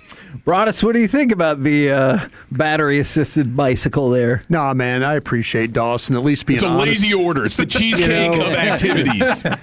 The older you get, the more difficult it is to kind of navigate things. So I'm not gonna. I'll save it for other. I'll save it for other opportunities. Yeah, I feel like I'm rental really car soft parking right lots, now. for example. Yeah, I mean, next time you want to make Avis fun of me, parking lot's no joke. Next time you want to make fun of me falling in an Avis parking lot, I'll remember the battery-operated bike that you were riding. But I'm taking this thing down like steep trails to get down to the waterfall, and then just turning that battery all the way to up and the gear all the way down, and just riding uphill like a motorcycle I'm the Wicked Witch of the West on a broom or something. Okay. Is it like you pedal every 15 minutes, just one little pedal? Just a and it's reminder. Like, that's just enough to reboot it. Yeah. You got to keep pedaling to keep the battery engaged, But not so much that you're. So that's where the gear down comes into play. Okay, so you're on the low setting. Okay, I like that. The low setting. Do you guys, are you invested, going to be following? Did you see that Jason Robertson in the Stars arbitration hearing is set for Saturday, July 25th, which begs the question, why a Saturday? I don't know. Seriously, that is a good man. question. Under the rug. A Saturday's kind of a weird one. Don't ruin my Saturday. The judges for are all this. coming in on a Saturday. I guess. Or the magistrates. What's that? I mean, I feel like this has got to be a predetermined type of conversation here. Like, you kind of know what you're going to end up getting with this arbitration, and hopefully, feelings and hearts are not broken. And maybe my hope is it's just a big ploy that Robo knows the Sagan deal's coming off the books, and then he can get his money next year. Or you just pull Amico ranting in and you trade his ass at the deadline this year. Where does the rest of his body go? That's the question. Just the butt. Ooh. He's got quick hands. You're going to want to keep those. Yeah, I'd probably You might keep want to trade those for more. Yeah. The butt you can get away with. Now, Wolchuk, speaking of being heartbroken. Oh, man. Did you see that Conor McGregor said he is going to fight again? Yeah. He has one more fight left on his contract. He's got another 10 seconds of action in him. Count that last one. Man, who knows? It could be 5. I'd like to fight him because I think I have a chance now. Because he might do something crazy. And you're like, yes. Maybe jump at him, make him flinch, and then his other knee will blow out. Right. No. Right. Yeah, him and Chris Martin need to do the same thing, and that is announce they're retiring from sports. What do you think it's more likely? That Chris Martin pitches for the Rangers again, or Conor McGregor wins another UFC fight? I think it's probably more likely Chris Martin pitches again. For sure. All right. And then goes the text chain among our show about when that happens. So, and we talked with Skip about that, and he was basically like, look, we got to pitch somebody. Yeah. And he's getting paid. So, okay, let me adjust that He then. is getting paid. He is getting paid. He's getting paid. Okay. And he's getting paid For a the franchise that doesn't like to pay people. the amount of money that the GM thought this guy deserves in order to do his job. Okay, but when they even re-signed him, were you not thinking why? Mm-hmm. Yes. Why? His body was breaking down on him a year ago. He had a really good 6 weeks last year. But you could tell this dude, it was done. Yeah. He can't do it anymore. There was that stretch where it was like he couldn't even throw more than like 2 pitches without, something's wrong with my neck. Right. And I wonder if this is another phantom injured list stint. Yeah, this is just punishment for sucking. All right. Do you think This is trying to figure out what they're going to do with him. That's do you what I think he this- will pitch for the Rangers again? I do not know. What about the rest of y'all? I think so. Apparently, unfortunately, I somebody think likes you're him right. over there. Yeah. They believe they're about to get through the woods at any moment. Oh man. Yeah. Yes, I think he will. Which sucks. Get through the woods. It is interesting. They're up 4-2, and they he's leave due. the inning 4-4. Yeah, you could throw him out there if it's 9-1 in the 8th inning. I'm like, all right, And then well, it'll be 9-8. You're probably right. But you'll win. But it'll be tough. It'll be like Aroldis Chapman in the World His ERA is Series. only 9. Yeah. His ERA is only That's 9. what Yeah, Eric- it's yeah, not that's even what- double digits yet. That's what Eric said. Eric goes, well, don't worry. His ERA is only 9. Yeah, Yeah. what's the Yeah, it big could be frickin' worse, deal, right? man? I So just maybe don't be up 9-1. I have maybe be I up have no 10-1. hope. Yeah. I have no hope. Okay. Got to be up 10 before you throw him in there. Okay. I would just put tired Latz out there to finish that math thing works. off. Can Latz have a 3-inning save? Something like that. By the way, props to him for coming back on Sunday and pitching the 9th. Hey, And how about this? I owe Mackenzie Gore an apology too. By the way, you like that he gutted it out? the fact that he was so awful the last time he was out, and to come back and say, "Listen, I sucked. I admit it. Let me go through and let me try and help us here." Well, and especially that first inning where you're thinking, oh my gosh. Yeah. This is, how many pitches are you going to throw here, bro? Right. Well, he knew he only had to pitch 4 innings. It's that 5th inning that's a problem for him. I'm just saying though, when he was out there, and I was like, "All right, man, guys, gutting it up here. Here we go." Yeah, there's a sense of urgency and accountability in that I like as well. He was bad. He was bad the other day, and the fact that he said, "Listen, I admit it. I sucked. I'm trying to help you now. I'll be better. Let me go on less rest, and I'll try and get this thing done for you today." Because you'd expect that from Evaldi, who said he would do it, but Mackenzie Gore. We've seen Evaldi do it before, actually, on his team. So. Yeah, seeing him step up, I appreciate it. I'll tell you, how about old Rocker out there the other day, though?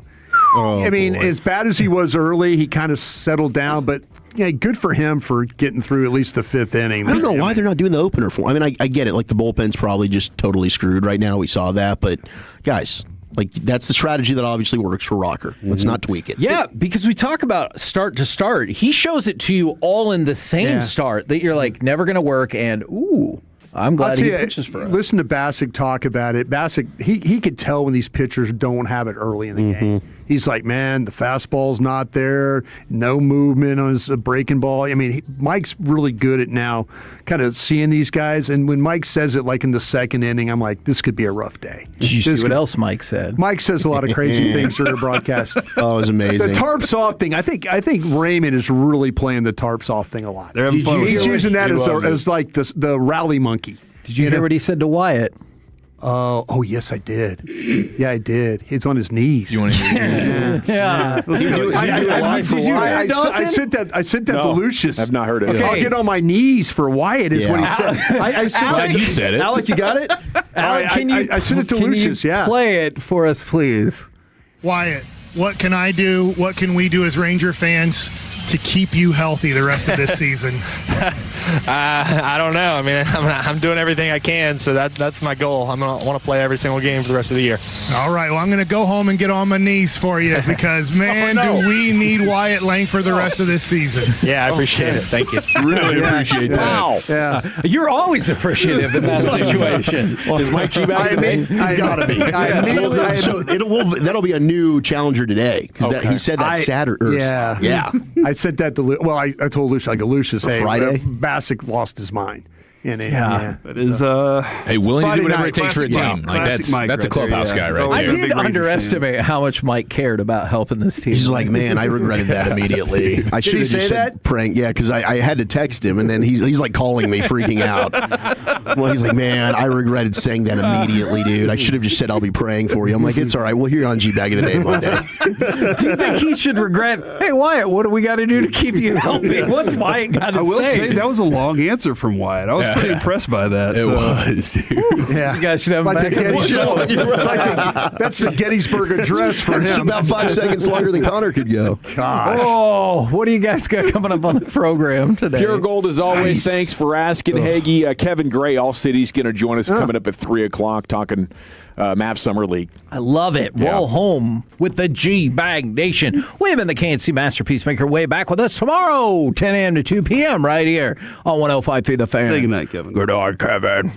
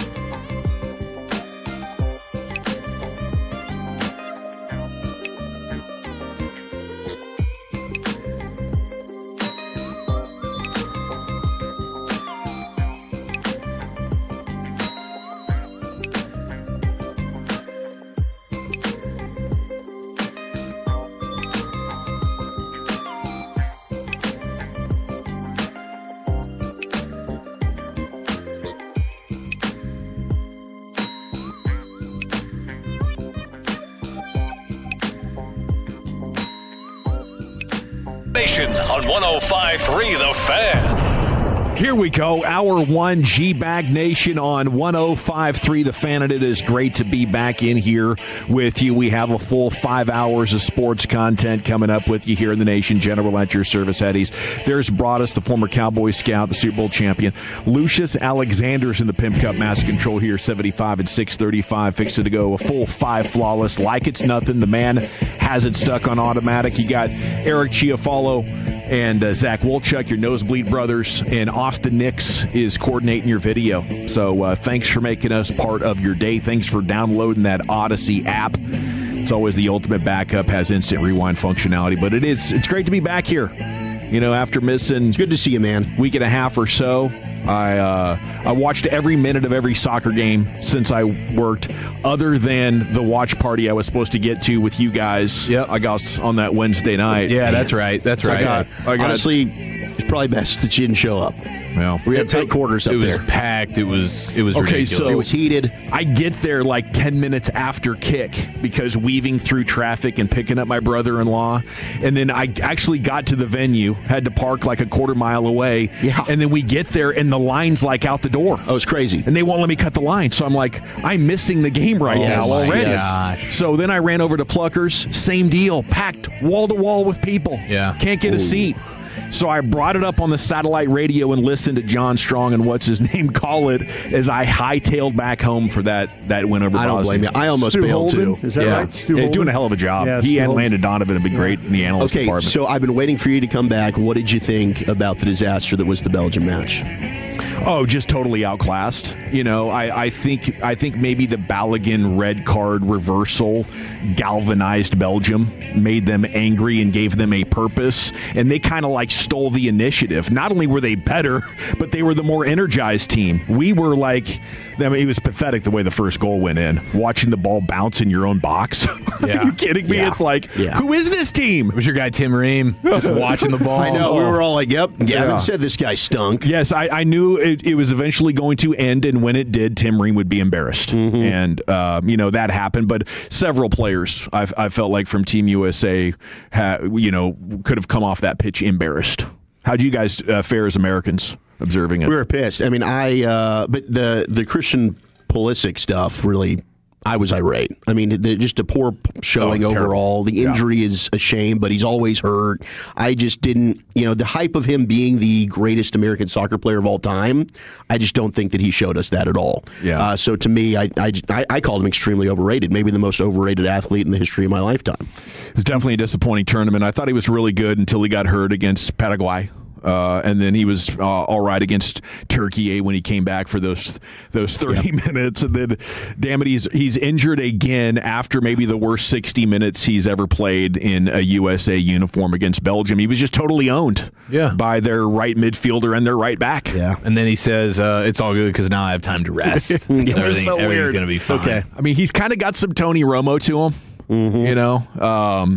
And I thought that was, played out once again. But since then, I bounced back quickly, and I've just been enjoying all these games and like the run of dramatic stoppage time winners that we've seen. Like 20 of the 60 winners that have happened in the second half have happened after 90 minutes. Crazy. Including the drama of Argentina. 3 games in a row. I felt like, wow, we might be watching Messi's final World Cup game. And then the way that they pulled that out and the things that England have done is just it's been an incredible tournament. And so the time off was perfectly timed for me. And now we are here getting ready for the semifinals out at AT&T Stadium, and we only got 3 matches left, so I hope everybody has enjoyed it as much as I have.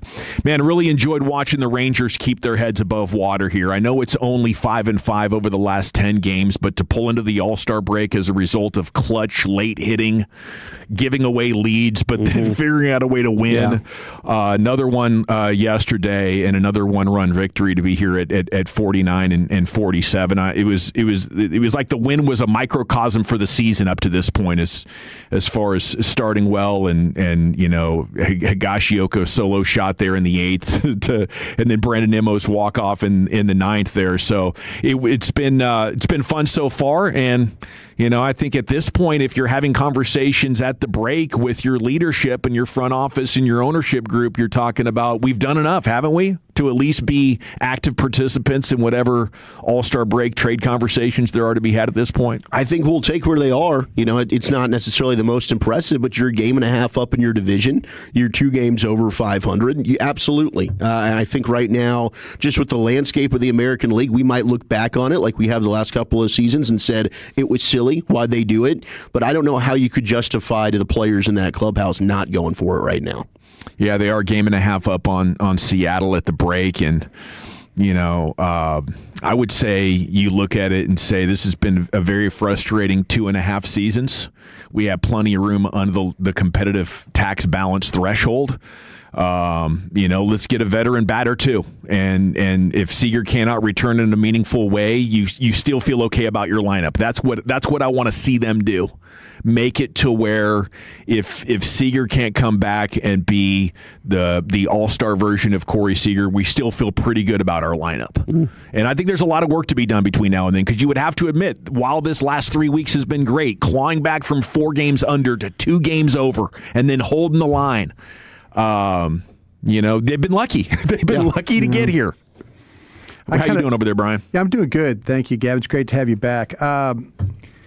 I just don't think that Seager's going to come back anytime soon. No, I don't either. I mean, I know you're getting back into this one, Dawson, but just kind of listening to people talk about his situation and all that, it sounds really, really severe what's going on. It might end up being you just shut him down for the season. Yeah, this might be, you might not have an opportunity to have him even back in the lineup. Well, that's what my gut was telling me before I left. I felt like that I remember you were bringing it up. I remember, and that's really, but the more that we were kind of diving into stuff and talking about people, people were like, well, hey, let me tell you what I know here. Let me tell you what I know here. Let me tell you. And it doesn't sound particularly great, So I think that we might be in a situation where this lineup is going to go forward in the second half without him being a part of it. I just don't feel like that.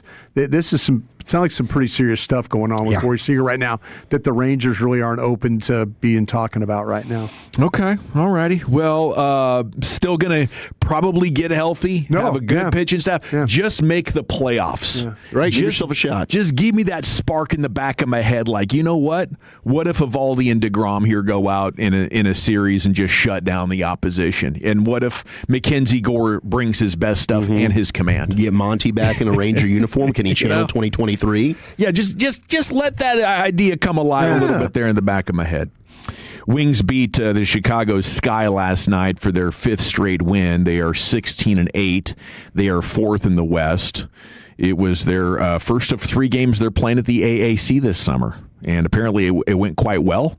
And it could be their permanent home next season, but they got some swagger to them now, and it appears that we might be looking at the team with the best chance at doing something big here. They might. I mean, Page looked great last night.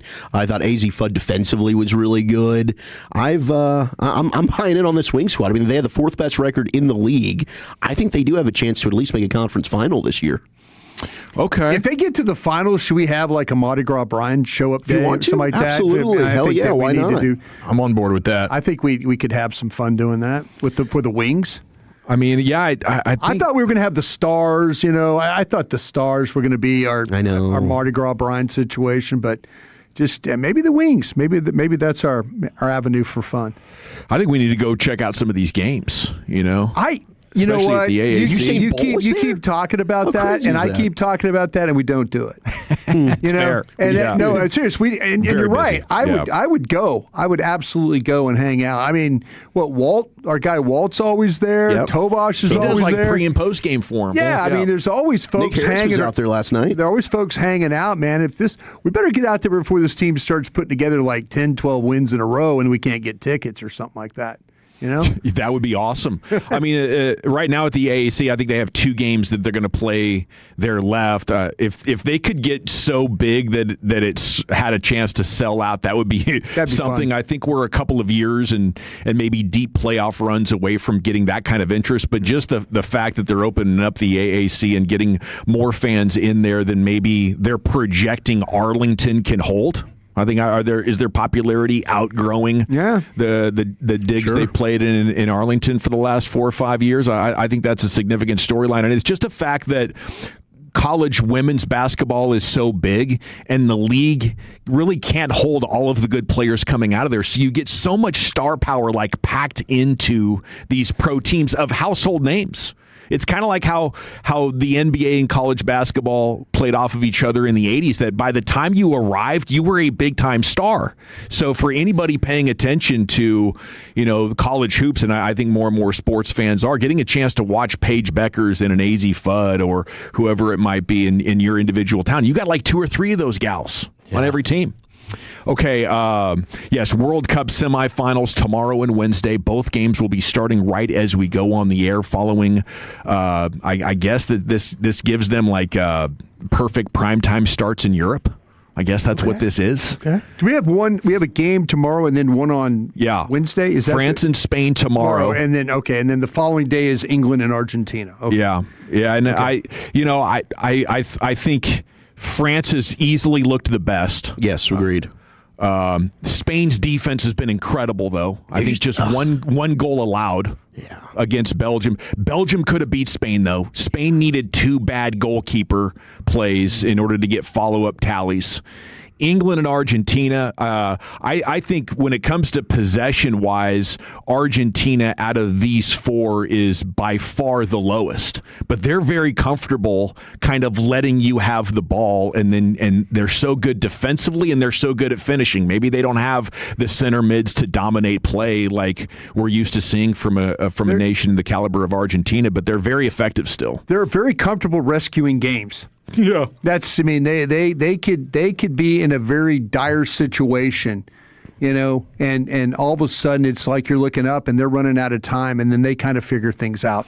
That switch flips, and the next thing you know, they're getting a goal in the right at the 90th minute, and then they're getting another goal in extra time. I mean, it's just crazy how their last 3 or 4 games have been just hold on to your rear kind of games.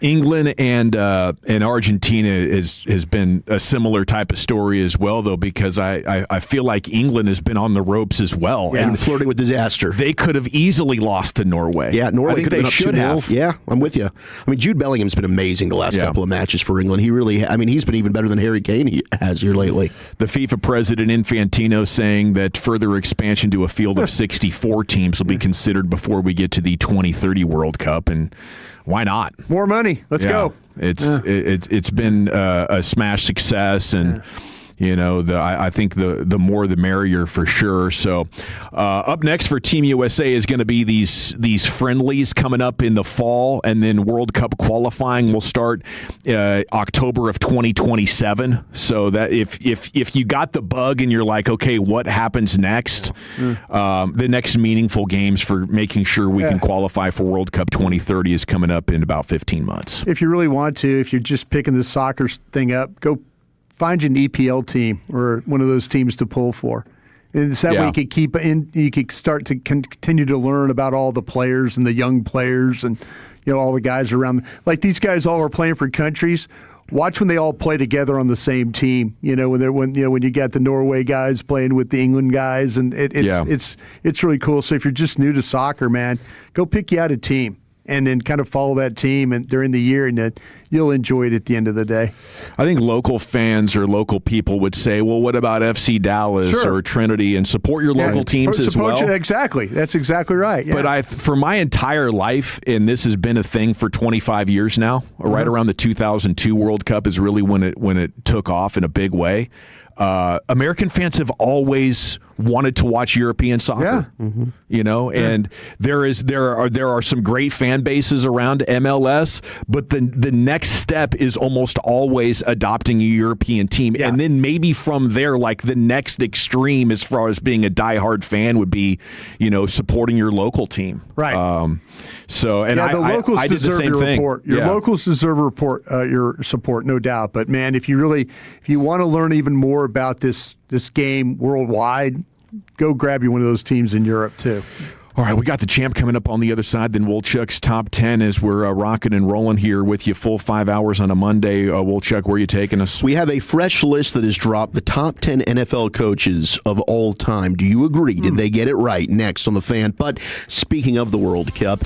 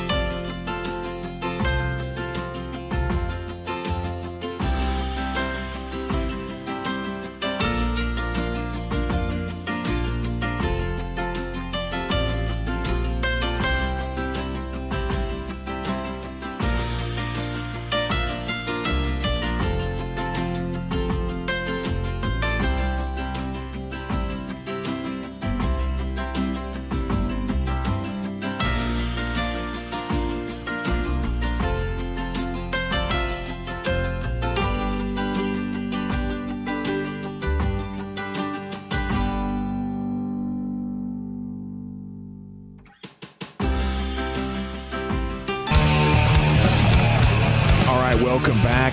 G-Bag Nation, 105.3 The Fan. Segment's brought to you by the Frankels. If you've been injured in a car or truck wreck, call the Frankels first, 214 or 817-333-3333. There's never an out-of-pocket cost. They only get paid when you win. The Frankels are the go-to car and truck wreck attorneys in Dallas. We're talking Mavs with Kevin Gray coming up at 3 o'clock. We got Wolchuk's Top 10 here in just a second. Let's go into the Pimp Cup. The G-Bag of the Day champ. Yeah, this piece of audio will be going for 2 today at 5:30. It is a combo pack from the Nightcap with Shannon Sharp, Ocho Cinco, and ISO Joe. They had world champion boxer Shakur Stevenson on there as a guest, because he's supposed to be promoting the fact that he signed up with Zuffa Boxing. But they end up just falling apart. It ended up being a whole argument for like at least 8 minutes, bro. Yeah, real talk. They argued for 8 minutes. I'm not going to play the argument part, but I'll play this part where after they did argue, they try to have like a cordial conversation, but it just ended up being who can jump higher, who could run faster. My muscles are bigger than yours. I can bet more money than you can, and I can beat you in a sparring match. It don't even seem right, man. You jumped on Shakur. That man 130 pounds. I'm like, man, just chill, man. This is street fighting, man. We're not talking boxing. I am not just a boxer. I am from Newark, New Jersey. Oh, you better ask about me. Them get knocked out too. Yeah. I don't know why y'all think y'all from New York and Jersey think y'all can't get forward. Where you from? Where you from? I'm from Georgia. GA. Glenville. I ain't never heard of South that. Georgia. I ain't never heard of that. We'll be on the map if I whip your ass. I promise you that. We got 2 Hall of Famers, but I'll be the one that whipped you your first Keep loss. dreaming, man. You're gonna need more than those steroids, man. There ain't no steroids here, bro. Don't shortchange me. Don't shortchange me. Yeah, no, that's good, man. Great episode. I think they're still going back and forth with each other on Twitter. They still are. Yeah. Gosh. Just keep it going. Got him. Yeah, more for 5:30. Okay. All right. Looking forward to that. 5:30. I like that haircut you got, man. Thanks, dude. Yeah, looked like you had a shootout with the feds at the Bundy Ranch. Oh, no. I think it looked pretty good. Yeah, Guys down the street doing it for me. I was wondering though. He held up the mirror, and it was at an angle. I thought I saw a bald spot. Do I have a bald spot starting back there, Chief? Because I saw my brother for the first time in like a year. He was like, woo. His bald spot exploded. Oh. How am I doing? Yours is close, bro. Yeah. No, I'm just kidding. Come on, Chief. Yeah, it's 100%. I was ball second you. Do that, bro. Still strong. Still strong. Do that. I'm serious. Okay. I'll take a picture if you want.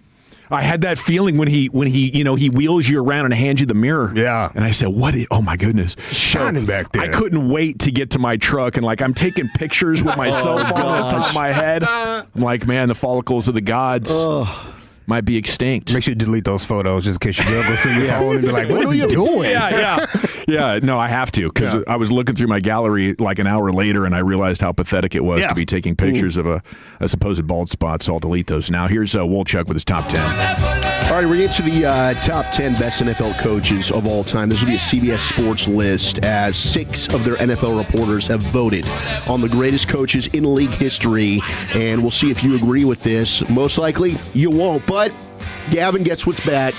Popcorn chicken at KFC. Yes. It has returned in all of its glory. It is back, and I guess KFC was just getting inundated with a bunch of emails and angry calls like, why'd you take it away? Bring it back, bring it back, bring it back. Well, they did. It's the herbs and spices for me. Really sets it off. Yeah. It's delicious. Is it original recipe? Is that what they're using, or is it different? Yeah, I think so. I think that makes sense. I mean, it was 34 years ago that I rolled out some of the first batches of KFC accident? popcorn chicken. No, we were one of the trial stores. Were you? That's cool. Came in this blue tube, kind of like the sausage does. You know, like the big long tubes, ground beef and stuff. Threw that out into the batter, threw that into the fry mix, and boom, it was born.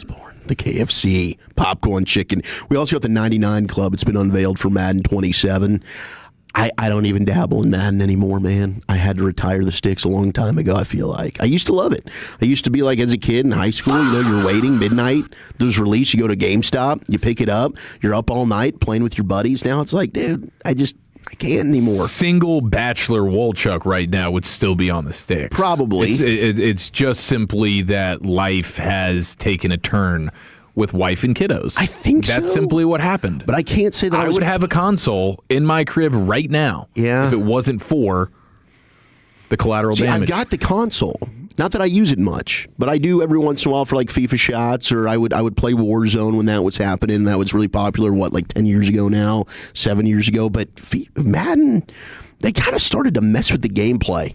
And then the franchise mode they took away. Just like some of the things that I loved about it, they tweaked and changed. And I don't know, it wasn't the same. Yeah. And maybe I just started to just not be good anymore. Yeah, that'll do it. Eventually the game passes you by. And I think that might happen with Madden. That's what the online experience will do to you. It'll humble you real quick. And you get out there and thinking you can play a game, and then you're playing against the entire world. Yeah, you can't do that. You're getting your doors blown. I'm online, this 12-year-old kid is just like destroying me. Yeah, you got to be no internet connection. Yeah, no internet. Just you and your buddies. Just a couple of buddies that you can tear their ass up and invite them over all the time. Absolutely terrible. But Myles Garrett, Matthew Stafford, Jamar Chase, Josh Allen, Rockwall's own Jackson Smith-Njigba, and then Trey McBride are the Madden 99 club members. Patrick Mahomes, of course, also is, but I think those were the guys that officially have gotten their 99 club for the first time. So congratulations to those individuals. All right, let's keep the NFL conversation going. Best head coach in the history of the sport. And with Bill Belichick, obviously at one point, he might still be number one on this list, but I think that would have been a common answer for a lot of people. Has he tarnished his reputation and his resume a little bit? By coaching in North Carolina? Yeah, just the way things ended. No. We don't look at that he at is, all. He is this generation's version of Tom Landry. Okay. And I say that with respect to Coach Landry as well, because I think he's top 10 as well. Very, very similar how they both kind of got their starts. Defensive guys, defensive-minded coaches, maybe not successful right out the rip, but then all of a sudden they're winning championships, building teams the way they did. It ended very similar for Belichick. He started drafting at the end, and he was missing on players. Same thing happened to Landry. Landry had control over the draft, 87, 88, and it just didn't work out. Belichick, very, very similar. So how their career paths both have been kind of intertwined. If you look at Landry, had like 20 consecutive winning seasons. Mm-hmm. Belichick was up there too with a large number. I think Mike Tomlin's in there as well with a number of consecutive winning seasons. But yeah, I don't think Bill Belichick has tarnished his image by going to North Carolina and coaching at all. What about the fact that he had a defensive coordinator and a special teams coach being an offensive coordinator, co-offensive coordinator? There was some ridiculousness going on too with Landry at the end. I mean, when these coaches, when it goes. It really goes. It goes. You're like loyal. You're loyal to coaches. You don't want to fire anybody. You don't want to make any changes. Like I say, I think that Tom Landry and Bill Belichick their careers are very, very similar, and like two of the best coaches that I've ever seen in my life. Well, here are your honorable mentions, the ones that didn't quite make the top 10. I'll start at Bud Grant got Texan. Bud Grant is on the list. Was outstanding at Minnesota. He's 19. He was 19 on the list. Tony Dungy was 20. Yeah. You've got Weeb Eubank at 18. Yeah. Hank Stram of the Chiefs at 17. What was that name you said? Weeb? Weeb. W-E-B-B. Never heard of that guy. Weeb Eubank is synonymous with two of the most important games in the NFL's first 50 seasons. He won the Super Bowl III with the Jets and the Colts. That was when the Jets were like 16.5-point underdogs. Yeah, and then it's the first time the AFL beat the NFL in anything. That 58 championship game, 23-17 Colts over the Giants. He was the head coach of the Colts. Yeah, with Johnny U. Hank Stram at 17. You got to keep matriculating the ball down the field, boys. I'll tell you what, Hank Stram, though, is interesting because at Kansas City he was outstanding. At the Saints he was god-awful. Oh. He was at a horrible, horrible time even doing anything productive in New Orleans. 16, Mike Shanahan. I think that 16 might be a little low for Mike Shanahan, to be honest with you. 15 is Guy Chamberlain. Most successful player coach in NFL history. Guy Chamberlain. 9-year playing career. Coincided with the legendary 6-year coaching career. He won 6 championships, including 4 NFL titles. Now, we got to go back. 1922, he became a player coach for the Canton Bulldogs. During his 3 years with the team, the Bulldogs won 3 consecutive NFL titles while becoming the NFL's first dynasty.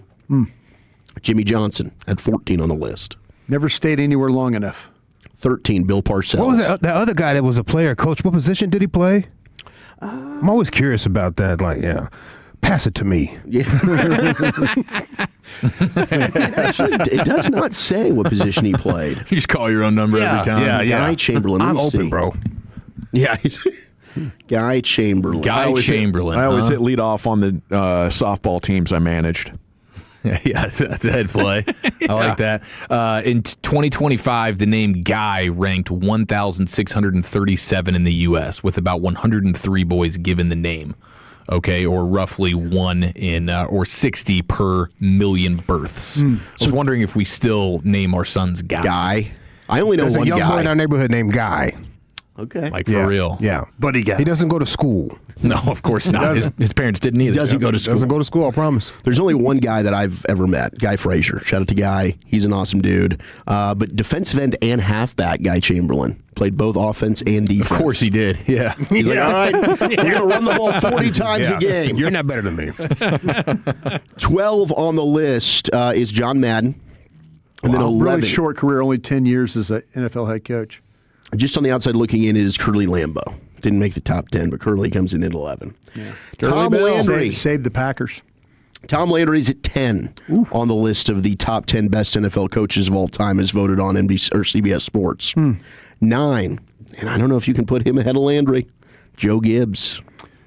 I couldn't put Joe Gibbs. Joe Gibbs is an outstanding coach. I can't put him ahead of Coach Landry, no. 8, Andy Reid. Andy Reid deserves to be higher, and I'm not saying that because he's a friend. Andy Reid has over 300 wins as a coach in the salary cap era. When his roster's turning over, 25, 30% every year, and having to adjust that. Any coach that coached in the salary cap era, I'd say Belichick, Andy Reid, those guys, they definitely have my attention. So Andy needs to be higher than this, and it's not because I worked with him. Andy's a really, really good coach. 100 wins, obviously in both spots now. He won 140 with the Eagles. Yeah, it's over. Yeah, exactly. He's won 70% of his regular season games with the Chiefs. Yeah. And that's not just a Mahomes thing. I mean, the dude was winning 10 to 12 games a year with Alex Smith at quarterback. He's winning games without throwing touchdowns to wide receivers. It's crazy. It's nuts. 7, the Knoll Road, Chuck Knoll. Chuck Knoll, yeah, he deserves to be on this list. Absolutely. 6, the NFC Championship trophy is named after him. It is George Halas. Papa Bear Halas. Yeah, I mean, was it 8? I think 8 NFL championships or something like that. Yeah, he was also a player coach. I guess this was a thing in the 20s. A lot of player coaches there. But, yeah, he had a hell of a run. I mean, his record, he had 318 wins, which stood until Don Shula ended up surpassing him for the winningest head coach of all time. But incredible. I mean, the NFL championships that he was able to have, and then once they merged as well, he continued that. Don Shula at 5. He is the winningest coach of all time right now, 347. Also, the undefeated team, 17-0. Yeah. 4, Paul Brown. Wow, I would have taken Paul Brown is not a better coach than Tom Landry. Okay. I would have put Paul Brown, if you said number 10, I would have put Paul Brown at number 10. He had the run of 7 championships over a 10-year span. Yeah.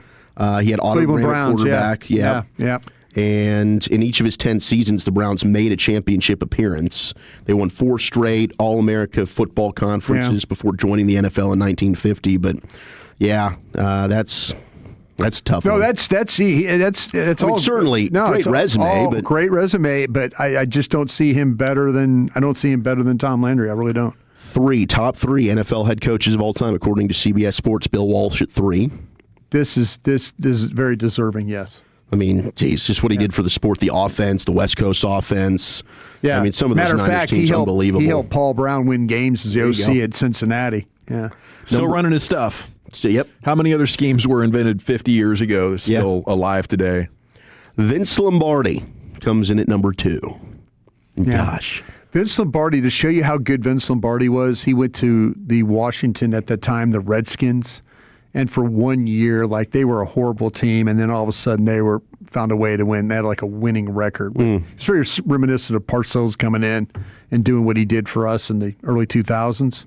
But, yeah, Vince Lombardi, and I'm not saying this again because of working in Green Bay and all that, but what he did for the National Football League at the time, the techniques and all that stuff, the scheme, the running plays, things, the toughness. Yeah, Vince Lombardi is well deserved at that spot. I mean, heck, 9-1 all time in the postseason. Yeah. And he never had a losing record. He only lost to I think in 1960, he lost to the Philadelphia Eagles. Yep. And that was a really good team. Greasy Neal was the head coach. Greasy Neal. That's a coach in Philadelphia. Greasy Neal. Yeah. But number one, the greatest head coach. I'd like to have a name Greasy. I know. No thanks. In NFL history is Bill Belichick. Yeah. Most successful coach of the 21st century, has 2 more Super Bowl wins than the next head coach, second all-time in career wins with 333, third all-time in just regular season wins with 302. Yeah. He mastered the salary cap era. There you go. And his secret sauce was acquiring veterans from other teams who found the fountain of youth in his Patriots locker room with Rodney Harrison, Cordy Dillon, Randy Moss, Wes Welker, and Darrelle Revis, just to name a few. So I guess, the draft, that was never exactly his forte, but he did do a good job of finding some undrafted gems and then making the most of the aging veterans. How many Super Bowls have we played? We're getting close to 60 now, aren't we? Yeah. Something like that. He's won 8 of them. That's a pretty good percentage. That's pretty unbelievable. As a head coach and as an assistant. So I'd say that's pretty good. Speaking of coaches, did you guys cover that Sean Payton story from last week from Seth Wickersham? Yeah. I meant to ask Sean if that was true. I meant to do that. I don't think Wickersham's ball sacking anybody. No, I don't think so either. But I meant to ask Sean if that was true. I forgot to do that. That is a crazy story. Maniacal. Yeah. Bro. I'm going to step down and just be an assistant. That's who I want running my football team, though. Right? Do you think Belichick would have done that? You think he would have accepted that just hand-me-down, patronizing offer? Hand-me-down robe. I don't think so. Probably not. No. All right, we got to run. We got college football Darty coming up next, Chief. Where are you taking it? Yeah, former coach gets dunked on, plus some arch propaganda next in the nation.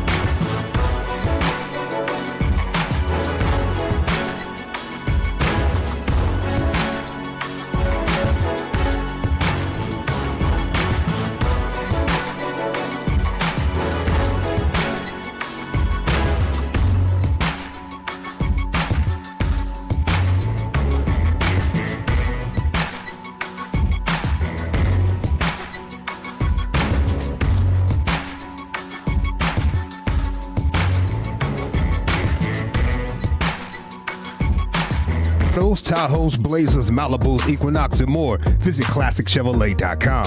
This is Texas. This is Classic Chevrolet. Together, let's drive, relax, and enjoy the difference. Based on new Chevrolet registrations 2023 through 2025. Alrighty, welcome back. It is the G-Bag Nation here on 105.3 The Fan. Coming up at 3 o'clock, Kevin Gray, All City. We'll be talking Mavs Summer League with him. Time now for college football. Darty with the Chief. Yeah, man, the season's right around the corner. Let's get after it right after this. Well, looky here. Mr. Cold Turkey put a mini booze bottle in his headset. I've never filmed any of you guys when you're using the bathroom, so I don't know what faces you make when you're doing that. Special teams, fucking joke. I want them never to say our name again. Well, I don't get. They bring the head cold.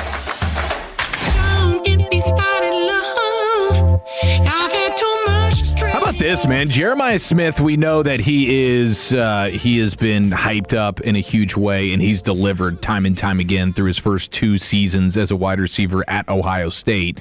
You couldn't draw it up any better physically. The dude is just ridiculous, and he might have been a number 1 overall pick in each of the last 2 drafts. Even though he wasn't eligible to come out. Like, this is as hyped up of a wide receiver as I can remember in college football, and he's delivered. He really has. So much so that I was actually kind of taken aback by this. I saw that Jeremiah Smith is pretty close to breaking all-time Ohio State records in so many different categories. He's 39 receptions away from breaking the all-time receptions record at Ohio State. And he's only played 2 seasons. Wow. You know, I feel like there was a stretch where they had probably really, really dominant wide receivers that were playing all 4 years. But you got 39 receptions away from breaking that record. He's only 341 receiving yards away from breaking the all-time receiving record at Ohio State. And he's 9 touchdowns away before he breaks the all-time receiving touchdowns record at Ohio State. I mean, he had 15 touchdowns his freshman year, and he had 12 touchdowns last year. So, I mean, he has just been totally ridiculous. Through 2 seasons, it's 163 catches, over 2,500 yards receiving, and 27 touchdowns. Jeez. So he's right there, getting ready to probably own all of the receiving records at Ohio State when it's all said and done. And he's in store for what I would imagine to be a pretty dang big season. Julian Sayin, now with a little bit more experience under his belt, tossing him the ball, and they still got great other players around him from a receiver standpoint. So just thought that was really dang impressive that he is that close. I mean, he could just be a few games in before he breaks 2 of those 3 records. 9 touchdowns will probably take a little bit of time, but he's had 15 and 12 in his first 2 seasons when it comes to touchdowns and receptions. So cannot wait for the draft process next year when you guys are studying him up. And pretty easy eval for that Broadus guy. is making all-time type comparisons like Bijan Robinson, Barry Sanders, nailed it. And now we get Jeremiah Smith. I can't wait to see what that comp is going to be because he's just a physical freak show. Now, I saw from On3 Sports, we have the toughest 2026 college football schedules. This matters. And it sucks if you're an Arkansas Razorback fan. Yeah, I think we went through this on CBS Sports, and it was like 7 out of the 10 were all SEC schools. Yeah, the SEC is definitely dominating when it comes to the toughest schedules. OU has the second hardest schedule in the entire country. So, I know, Wolchuk, you were pretty heavy in your optimism for Over OU. 7.5 wins, I think it's pretty doable. Over 7.5 wins, I think, is definitely doable. But for Sooners fans that are trying to get that double-digit victory this season, playoff again, you will have earned it if you do it, because they're saying you have the second toughest schedule in all of college football next season, and then Texas is third. So Texas, OU, Arkansas, those are your top 3 most difficult schedules. Kentucky, Ole Miss round out the top 5. Your LSU Tigers, Broadus, sit at 11. Yeah. The 11th most difficult schedule in college football this year. Texas A&M is 9. Okay, so those are all the main prominent schools there. But how many do you have? The top 10? You said I have the top 20. Yeah, the top 20. Can you give me the top 10? I'm just making sure SEC. That's what I'm trying to do. Yeah, so it's Arkansas with the most difficult, OU at 2, Texas at 3, Kentucky 4, Ole Miss 5, Mississippi State 6, Florida 7, Ohio State 8, A&M 9, and the South Carolina Gamecocks with the 10th most difficult schedule in college football. So it was 9 out of the top 10 were SEC schools. Am I right about that? Yes. Just means more. Who was the only one there that you said? Ohio State. Ohio State, yeah. But then, like 11 through 15 is LSU, Missouri, Auburn, Tennessee, and Alabama. So, yeah, the SEC schedules are pretty dang difficult Kind of this felt year. like last year, though, that maybe the Big Ten was probably the best conference in football. Yeah, I mean, that continues to be the conversation. Yeah. Which one is better? I think the Big Ten at the top is better. The SEC, I believe, has more depth in terms of just even their bottom programs are still pretty solid. But the top of the Big Ten, I don't think it's something you can really argue at this point. Over the last few years, that has been the most dominant conference. Now, we have a couple of clips to play. I would like to start with an all-time dunking here from Paul Feinbaum. Oh, wow. He was at I believe it was the Barrett Sports Media, audio summit where he has an entire weekend dedicated to prominent media members coming in and just doing conferences. And so they're on the stage, they're answering questions, and this was Paul Feinbaum dunking on Brian Kelly. Spending 20 minutes with Brian Kelly for 3 consecutive years every Monday. I think I would rather have a colonoscopy on the stage right now without anesthesia. It's that painful. Can you say anything more mean than that? That sounds awful. Wow. He is alleging that he is willing to strip down butt naked on a stage in front of thousands of people. Well, he might be covered by a blanket, but still. Well, maybe. The humiliation of going through an intimate medical procedure like that by itself. With no anesthesia. No. He's awake the entire time. He would rather do that than spend 20 more minutes conversing with Brian Kelly. Yikes. Former LSU Tiger head coach. That is just incredible, dude. My tip of the cap to my Notre Dame friends who are probably listening. They warned me about this one. They said the minute when he was hired, they go, good luck. Yeah, you're going to hate life with this guy. He's just a jerk. Good luck with all that, yeah. Okay, so now we'll close things down here in the Darty with our buddy Nate Tice. Hey. Nate Tice was talking with the Pro Football Focus fellas, and they were talking about the quarterback class that is going to be coming out in the draft next year, and college football is littered with hyped up quarterbacks right now, for sure. And hopefully they all meet the moment and it can be a ton of fun. But Arch Manning, of course, is at the top of that list. This is Nate Tice just giving you the scouting report, and he's quite the fan of Arch Manning. He just has tools that are the rare tools. I think he's a really good athlete, and an excellent athlete, I even say. I would say his arm is good to very good, but not elite strength, but well above good. And I do think also is that he throws one of the best deep balls I've ever seen. He has the things that I look for as a number one pick, which is, can you create explosive plays with your arm and legs? And he can. And on top of it, he's not, yes, he can create and do all the stuff off platform. His sense of timing, how he moves in the pocket, he's tough as all get out, which really matters in the NFL because pockets are so muddy. And so you get these really tight pockets and you have to kind of bounce around and throw sidearm. He can do that already. And he's a perfect example of results weren't indicative of his process or even just box score stats and losses. I would say you watch the Florida game. It's actually very impressive when you watch it back.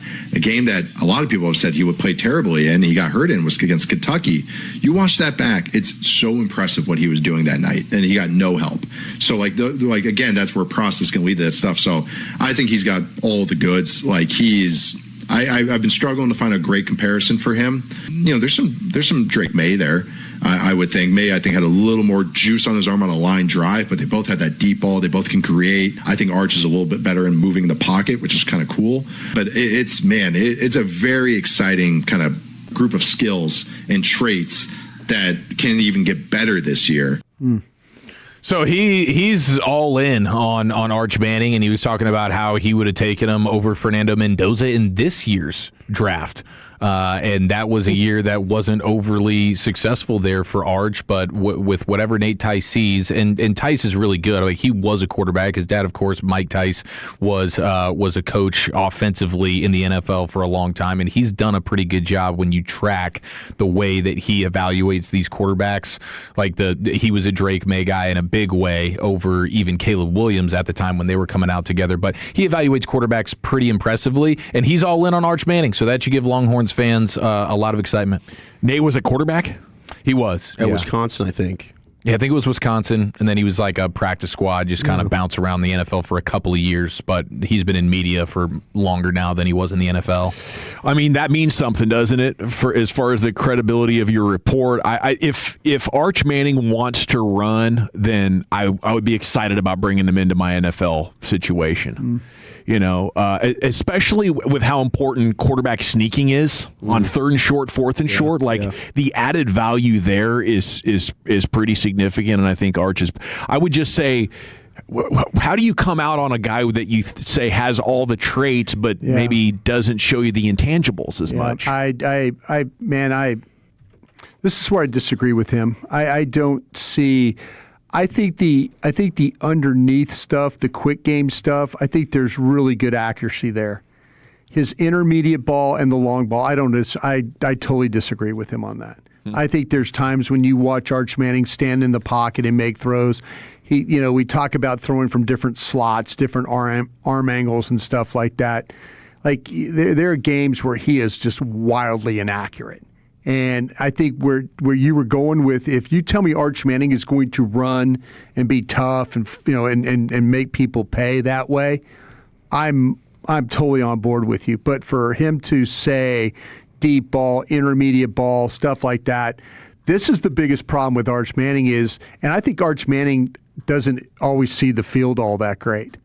I think there are times when you watch him, he tends to get locked on receivers, and you could see throws where he will throw to a guy that is clearly covered. And if you're not always accurate, then it turns into like a ball that's deflected or incomplete pass. But I think Arch is a good quarterback. I don't agree with him about all the praise that he put on him in this particular report. You'd rather have the Ohio State receiver? I would rather have another quarterback. Yeah. No doubt. If we're just talking quarterbacks, I would just rather have another quarterback. And so that's kind of how I look at that. I just think there's the inconsistencies of him throwing the football are what gives you the most problems, and I don't think he always sees the field as well as he needs to see it. Very interesting. All right, we got 1 down, 4 to go here on an MLB All-Star Week Monday here, Home Run Derby tonight. Kevin Gray, All City, talking Mavs Summer League with you coming up next in the nation. Well, tell us you're losing your hair, and you need a simple...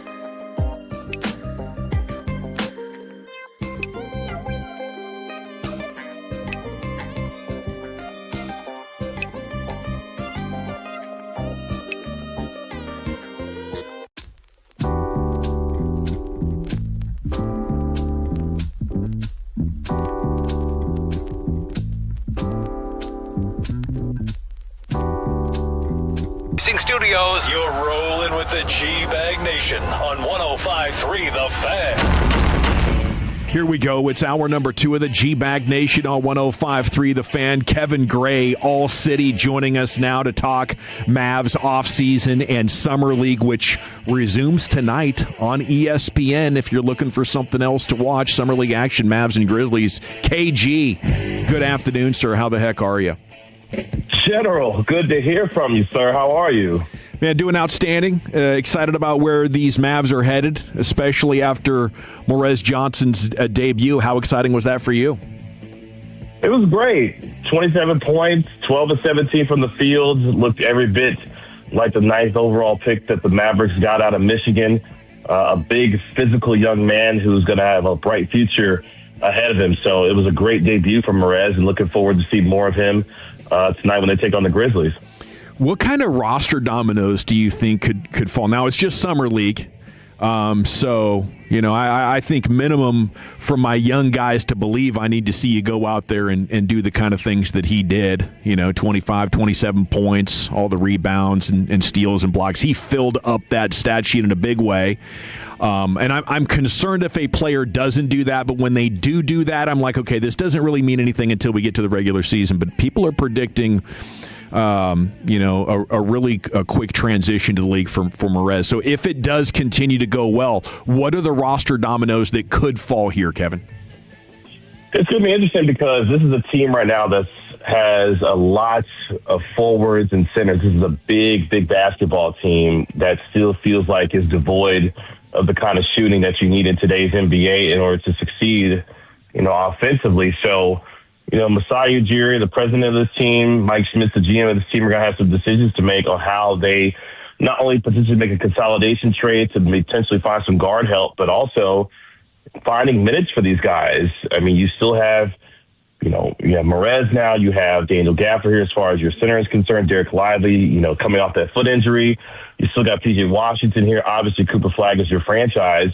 But this team has a lot of forwards that they're going to have to shuffle through to figure out what kind of lineup combinations are going to be best for them. And Dusty May is going to have a heck of a job in front of him, especially if they don't make any roster moves to relieve some of what is kind of a logjam at the forward spot right now. How specifically are you looking at P.J. Washington here? I just think as far as what's winning in today's game, the more role players or starters that you can have that look like him, that play like him, the closer you are to winning. So I don't want to move on from PJ. I think when you get PJ Washington level players and Najee Marshall type of players who bring versatility and some offensive game, like you hoard those guys, if you will.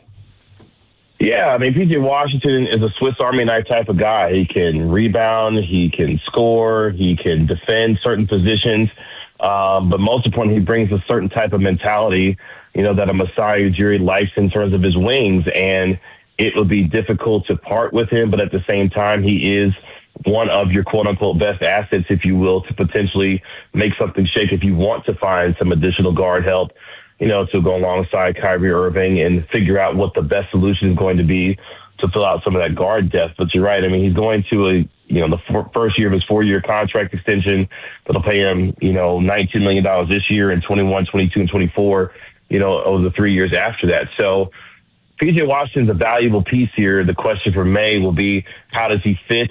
Does he fit next to Cooper Flagg? Is that fit necessarily the best one for him? And if not, how do you figure out that going forward?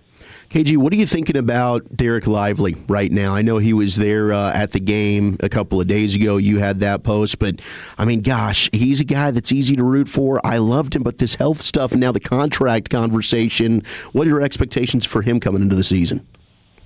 Well, so good to hear from you, man. Yeah, it's interesting with Lively because when Lively's been on the floor, he's been extremely productive, right? We saw what he did in helping the Mavericks get to the finals, a couple of years ago, but unfortunately injuries have just not been on his favor on his side.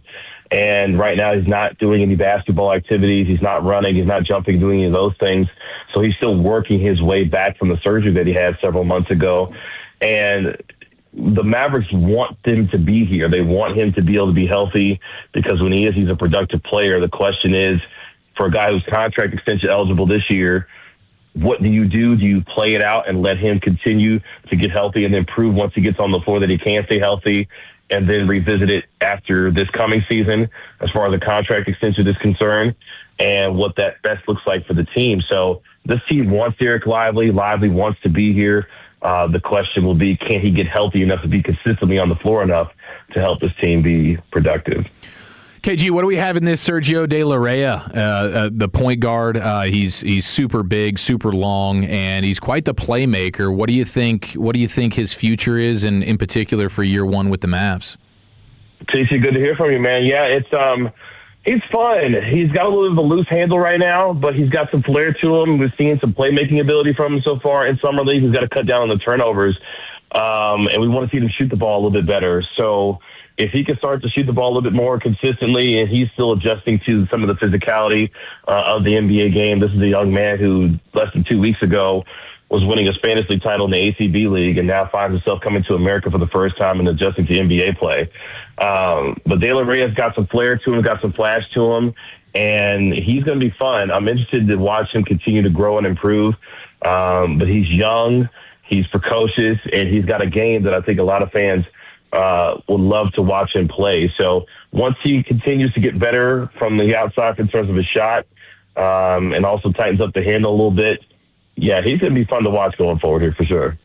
KG, taking you down a different path here, what's all this about with Cuban and the family that owns the team now? What do you make of all this? Is Mark Cuban, is this a sour grapes thing, or he regrets selling? Where are you on all this thing with Cuban now, kind of starting to want to take some of these things to court? Well, Broadus, it's amazing to hear from you, man. Yeah, it's wild because this has more so to do with the potential of the moving with the Valley View site, right? Getting cut out potentially of revenue and money that he feels should be going to him based off of the deal that could be done if they move to this brand new site, a few years from now, that sees build a brand new arena, world-class, headquarters and everything else. So I think for a lot of Mavericks fans, Broadus, I think they are tired of hearing from him, whether it be about the regret of selling the team, whether it be about the way that he handled or couldn't handle the things that went down with Luka in the trade, but also now his, seemingly public spat, with the guy that he sold the team to. And I'll say this, the thing I've always said about this is, you sold the team to your homeboy and to your homegirl on a discount in exchange for a handshake agreement to run basketball operations, and he got cut out. Yeah. So you can't be mad now when the team moves on without you and you didn't get that in writing. He'll tell you he got it in writing and the NBA told him he had to take it out of the contract. I mean, whatever you choose to believe is whatever you choose to believe. But if I'm going to sell my baby to someone else, especially on a discount, I'm cutting my wrists open and I'm signing that thing in blood that I'm going to run basketball operations. Otherwise, we don't have a deal here. So I think there's a lot more to it than what meets the eye for sure. So KG, you kind of feel like, not kind of, you put it out there that Cuban feels bad that he got cut out of some money opportunity, the discount part of it, but the Valley View side and all that, he feels like that he deserves more for helping, or more just for what they were doing or how they were planning this move? And he feels aggrieved. He feels like he is missing out on what he should be getting based off of the agreement that he had with him and the business dealings, between him and Dumont, and part of the deal of what he had. So, yeah, that's where this is coming from. It's a former fan host, a familiar voice for many of you out there in the audience. If you've been toloing for any number of years, currently covering the Mavs with All City. So do you think they eventually exercise their option to basically buy out the rest of them and make him even smaller of an owner, if you will? Or will Mark Cuban continue to hang around kind of like he's kind of putting off ex-boyfriend vibes, if you will, KG? Yeah. I mean, yeah, he's a glorified mascot fan at this particular point. I mean, if I'm Patrick Dumont and I have the ability to buy him down and basically buy him out for good, yeah, I would probably work toward a settlement to move on in order to eliminate the quote-unquote distraction that Cuban is, because, I mean, he has no say. He has no power when it comes to the decisions of the team, basketball or otherwise. And that part of it is something that he's going to have to deal with, which, I mean, that's what the money's for, because he sold the team for, billions of dollars. So, but yeah, that's where he is. I mean, he feels like, at least from the outside looking in, it feels like he is missing out on something that he feels like he should be a part of, and he's just not going to be a part of it anymore. So if I'm DeMond, I figure out a way to settle it and buy it down and then move on for good. Did you feel like he likes to talk about Shark Tank and be a part of that? And do you think he got beat on this one? And there's he kind of looks bad for it? Yeah. I mean, as I mentioned earlier, he sold the team. Yeah. I guess he sold the team to his homeboy and his homegirl on a discount in exchange for, running basketball operations, and he didn't get it. Yeah. So, I would feel bad too if I got cut out of the deal when I had a handshake agreement that was violated in my eyes, for sure. It looks like a poor deal on his part then. That's what I'm trying to say. It's a bad business deal. Very bad business deal on his part. If his intention was just to be able to run basketball operations, then he deserved what he got. Yeah. Kevin Gray here with you on the Fan. When last we saw Kyrie Irving, he was maybe a little past his prime, but he was doing a hell of a job keeping the Mavs in that playoff hunt. Then he gets hurt, and now a season and a half later, he's going to step back in here, and we're hoping propel this team back into the playoffs. Or, what are expectations fairly for Kyrie at this stage in his career and in the context of this team's goals? For him, I think it's just get back on the floor healthy and prove that he is still capable of being the player that he's been, over the past 12, 13 years. And that's a guy that's one of the best ball handlers that we've ever seen, one of the best scoring guards that we've ever seen in this league. But more importantly, what does his fit look like with Cooper Flagg? I mean, Kyrie's the kind of player that he can play with anyone. So the idea of watching Cooper Flagg on the floor with him and this team improving offensively with his playmaking skills, his ability to score the basketball, I'm interested to watch the first half of this upcoming season to see where they are and where they get by the time we get to the All-Star break. And if this team is contending, do they say, let's go ahead and continue to move with Kyrie going forward here and see what we can do to potentially make the playoffs and move forward from there? Or if Kyrie's playing well and this team isn't still necessarily winning at the type of rate that they feel like they could, given some of the talent that they have, what does Kyrie look like as a trade piece at the deadline for contending teams that could use the services of someone of the caliber of Kyrie Irving? So I think the first half of this upcoming season is going to tell us a lot about how they feel with the direction of Cooper Flagg next to Kyrie Irving, because you got 15 years between the two players, and that's a big gap between your two best players on the same team. And the timeline looks kind of wild when you look at it from the outside looking in. So if Kyrie can prove that he's healthy, the Mavericks have some options on what they can do with him going forward. Do you expect Klay Thompson to be here? No. If I had to say now, which I guess I am, I don't think he'll be on the opening night roster by the time we get to mid-October. I mean, whether you potentially buy him out or a team like Miami, for example, who could use some sharpshooting, to fill out their roster alongside Giannis and Bam Adebayo there. Klay is an attractive piece. He's on an expiring deal. He's still a good shooter and can provide some quality shot making off the bench in terms of his three-point shooting. So I think a contending team will find Klay Thompson attractive enough to make a move in order to get him. And I don't think he'll be on the opening night roster by the time we get to the start of the season. Are you disappointed that LeBron's probably not coming? A LeBron retirement tour in Dallas would have been something. It's funny. I'm in Las Vegas right now, and this cab driver I was talking with the other day, he was like, "Yeah, it would just be great if he played in Golden State or if he went to Miami." And I said, the Hollywood story is LeBron going back to Cleveland. The Cavaliers trading for his son. He gets to do this whole documentary, if that's the case, and going home again. So I don't think Mavs fans are too disappointed that LeBron won't be joining Cooper Flagg and Kyrie Irving here in Dallas. What are you hoping to see tonight at the gym? I'm hoping to see some more offense. This team has struggled offensively in the first couple of games. They've been outscored by 16 points on average in these first couple of games.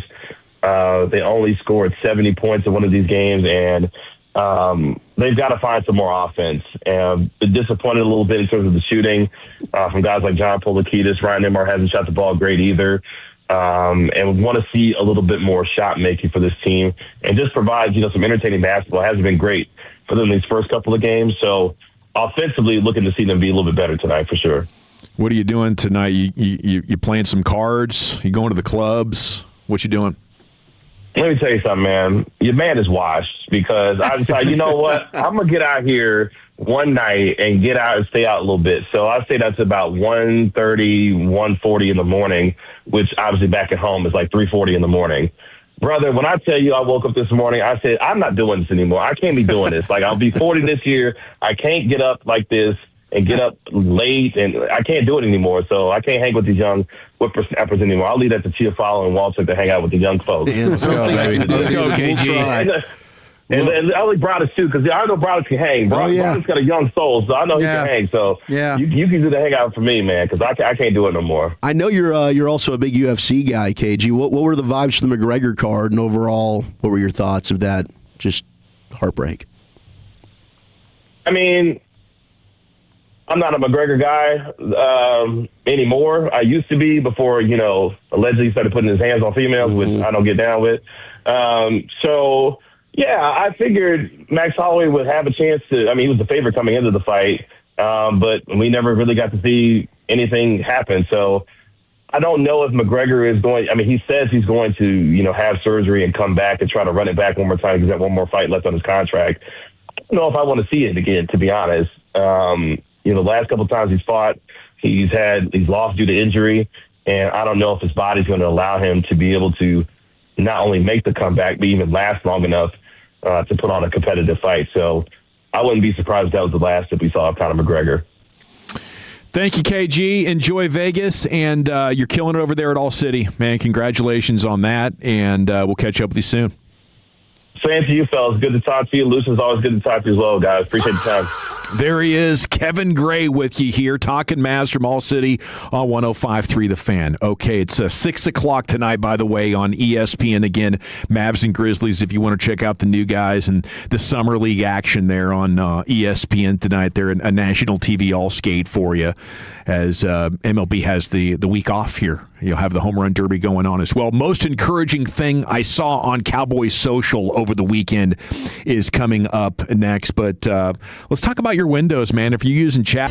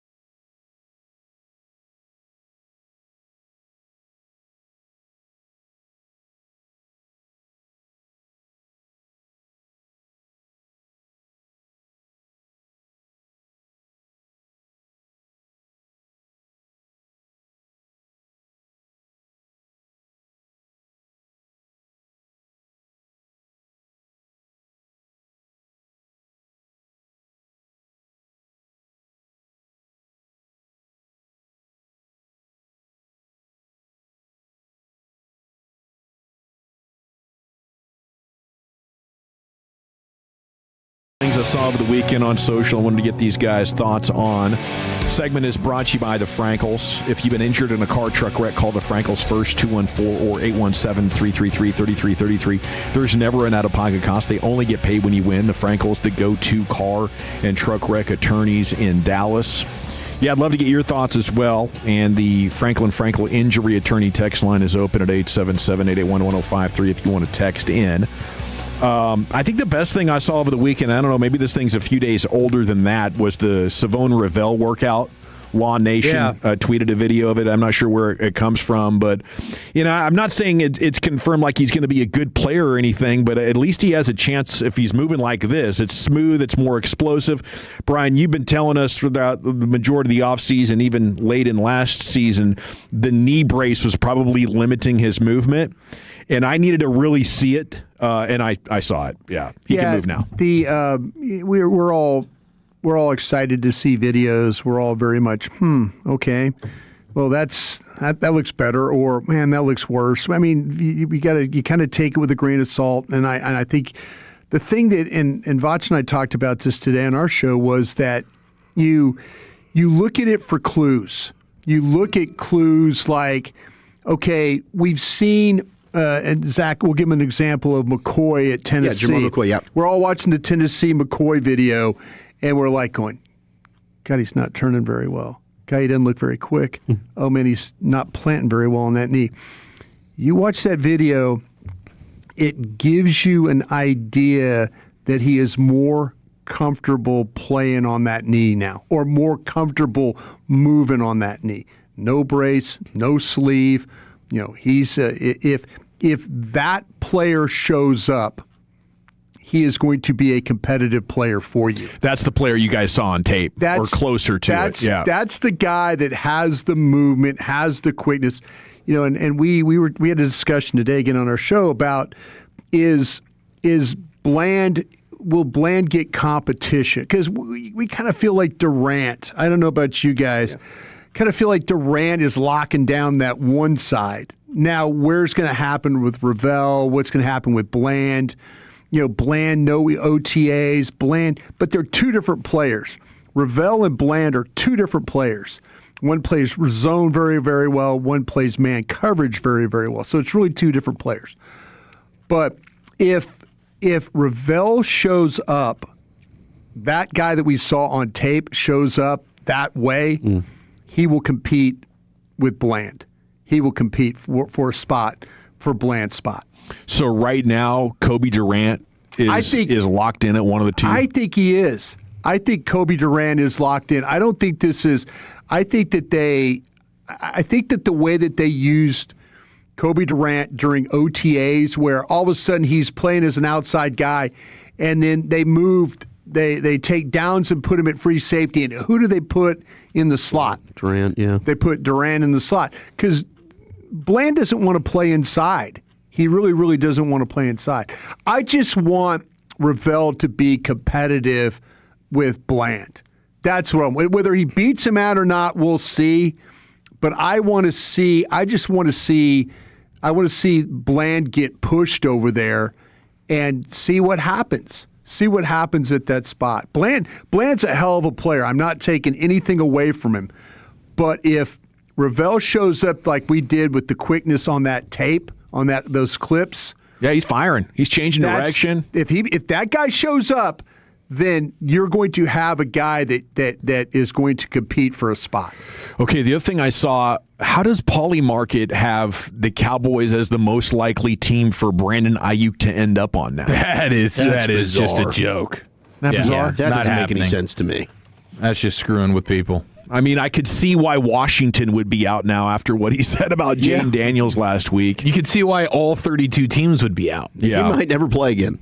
And that would be the reason why I would say the Cowboys are the team that can find value there and say, well, nobody else wants a Greg Hardy. We'll take him. Sure. We can get George Pickens for significantly under market value. We'll trade for him. And they like their ability to bring in players that are having struggles, personality struggles, whatever it might be, professionalism struggles. And Jerry's tried to find extra good players like that on the cheap forever. Rolando McClain was one of the big hits, the linebacker from Alabama who just wanted to retire and go fish. Yeah. But they talked him into taking $5 million for a couple of more years. And it worked out, even though he you could tell at training camp he barely liked football. Yeah. So So here's what I would say is teams have an issue right now with these defenses that have built great nickel personnel, right? And now they're getting to a point where the 11 isn't working as good. That's why teams are breaking into 12 and 13. You can't get better at 12 and 13. You're good at 11. You're good with 3 wide receivers, 1 tight end, 1 running back.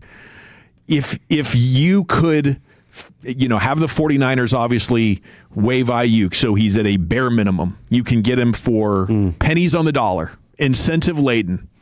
Why not say, because he does a lot of the things that Lamb and Pickens don't, like block. Right? Yeah, like block. I mean, he's a great route runner. He's going to give you some yak. Obviously, both those other guys do those well. But I think as a trio, it would complement each other so well that I at least want to have a July thought experiment party over at the Jones boys' house or in their office.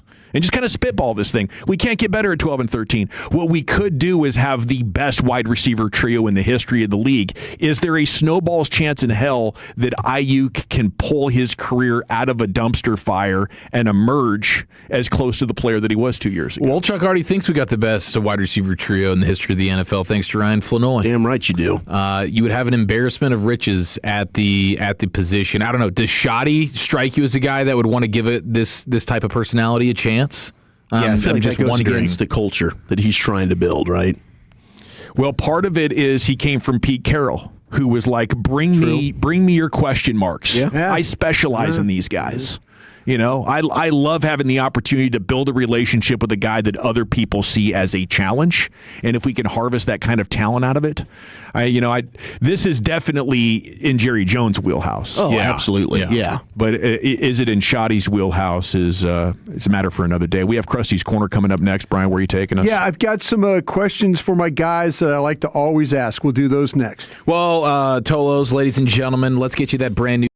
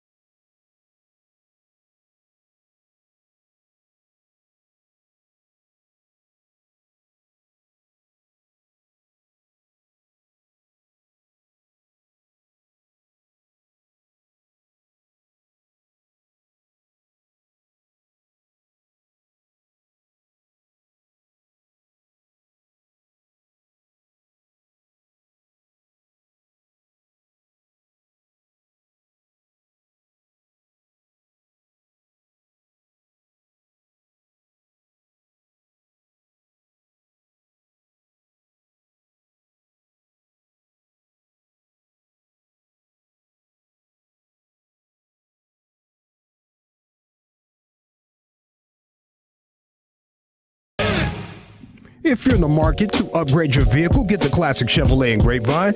Back-to-back #1 Chevy dealership 3 years straight, and they've got more new Chevys than anyone, and they're all priced to sell.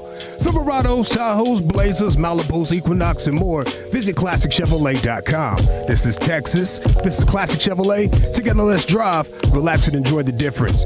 Based on new Chevrolet registrations 2023 through 2025. Yes, sir. Thank you, Lucius. It's time now for Krusty's Corner with the King, Brian Broaddus. Here he is. Brian.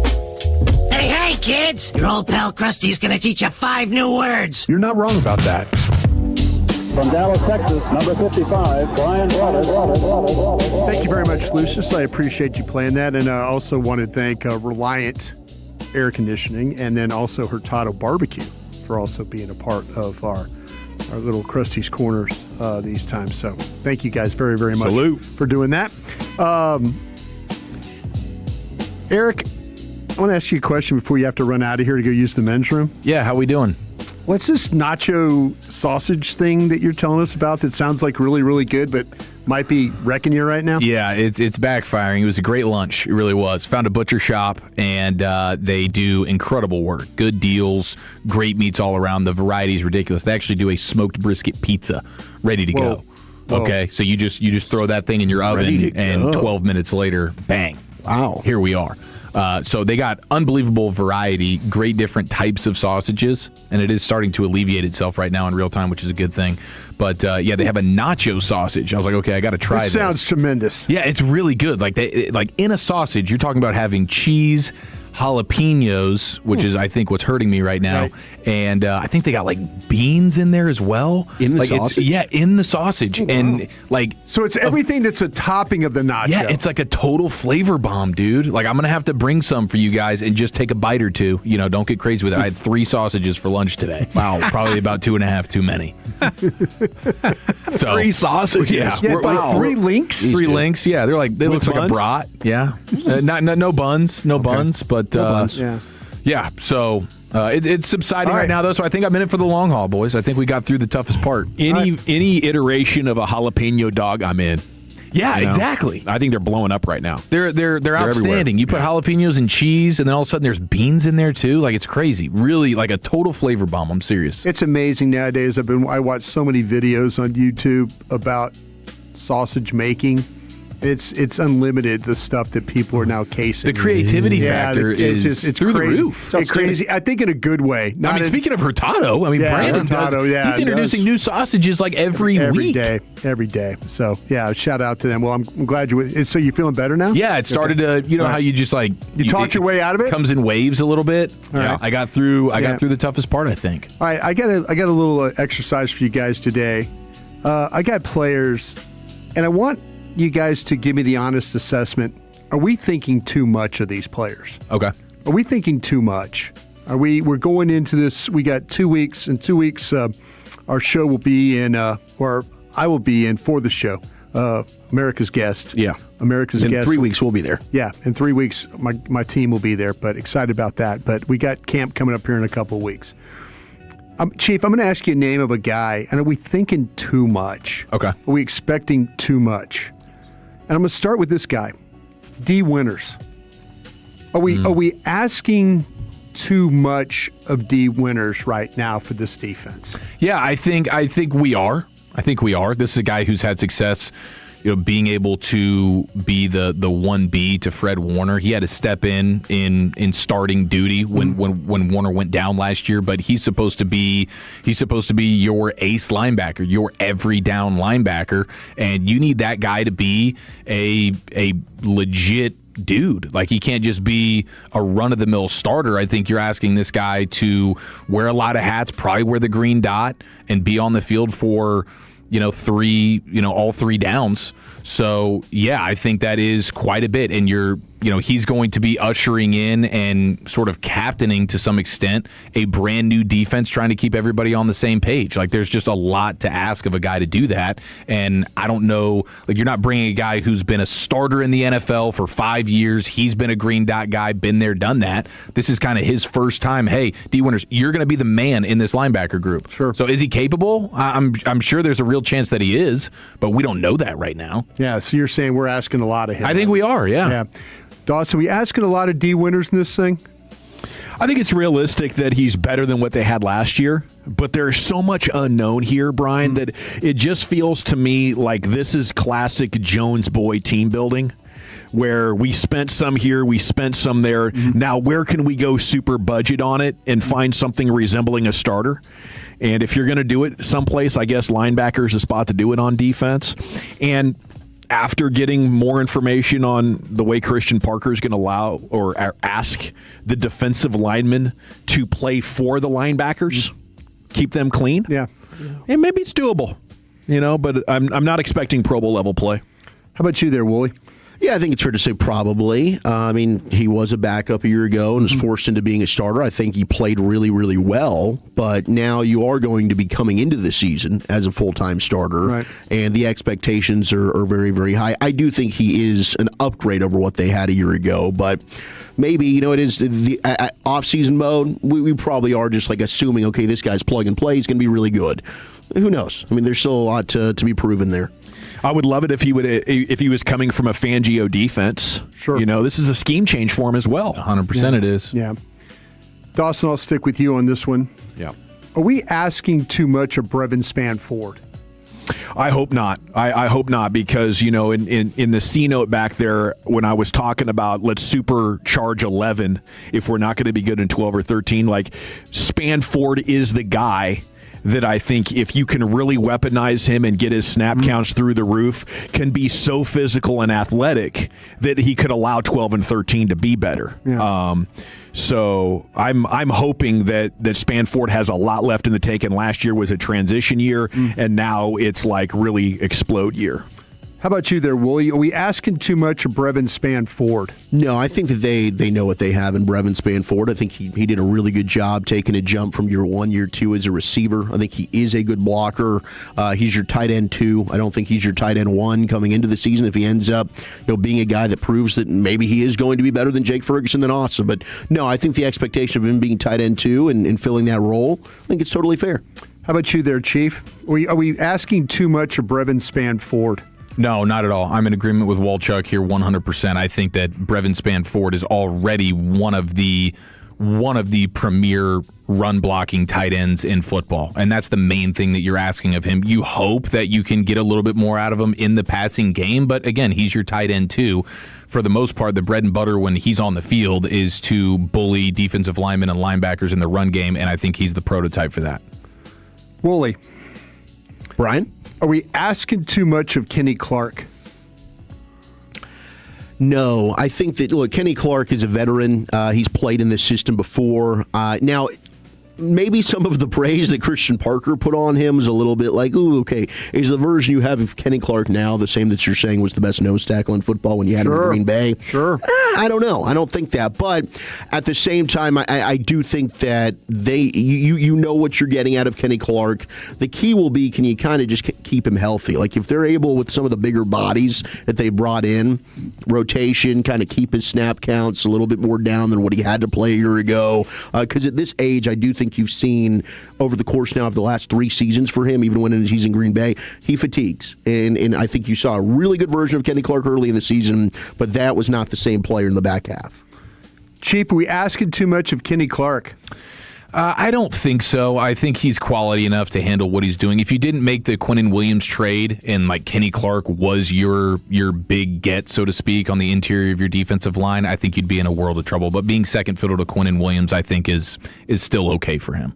Dawson? Yeah, I think what he's surrounded with Rashawn Gary and Quinnen Williams, and then I really like what Wolchuk did as far as pointing out you added Abonia and Bullard, which is going to give you more quality depth there on the inside. But I think this scheme change actually lends well to where he is at this point in his career as he approaches his mid-30s. If you can be that gap and a half sort of defensive tackle as opposed to an athletic, quick twitch guy, you're not hunting the quarterback. You're just trying to do your job along that defensive line. And I think Kenny Clark still has multiple really good years in him.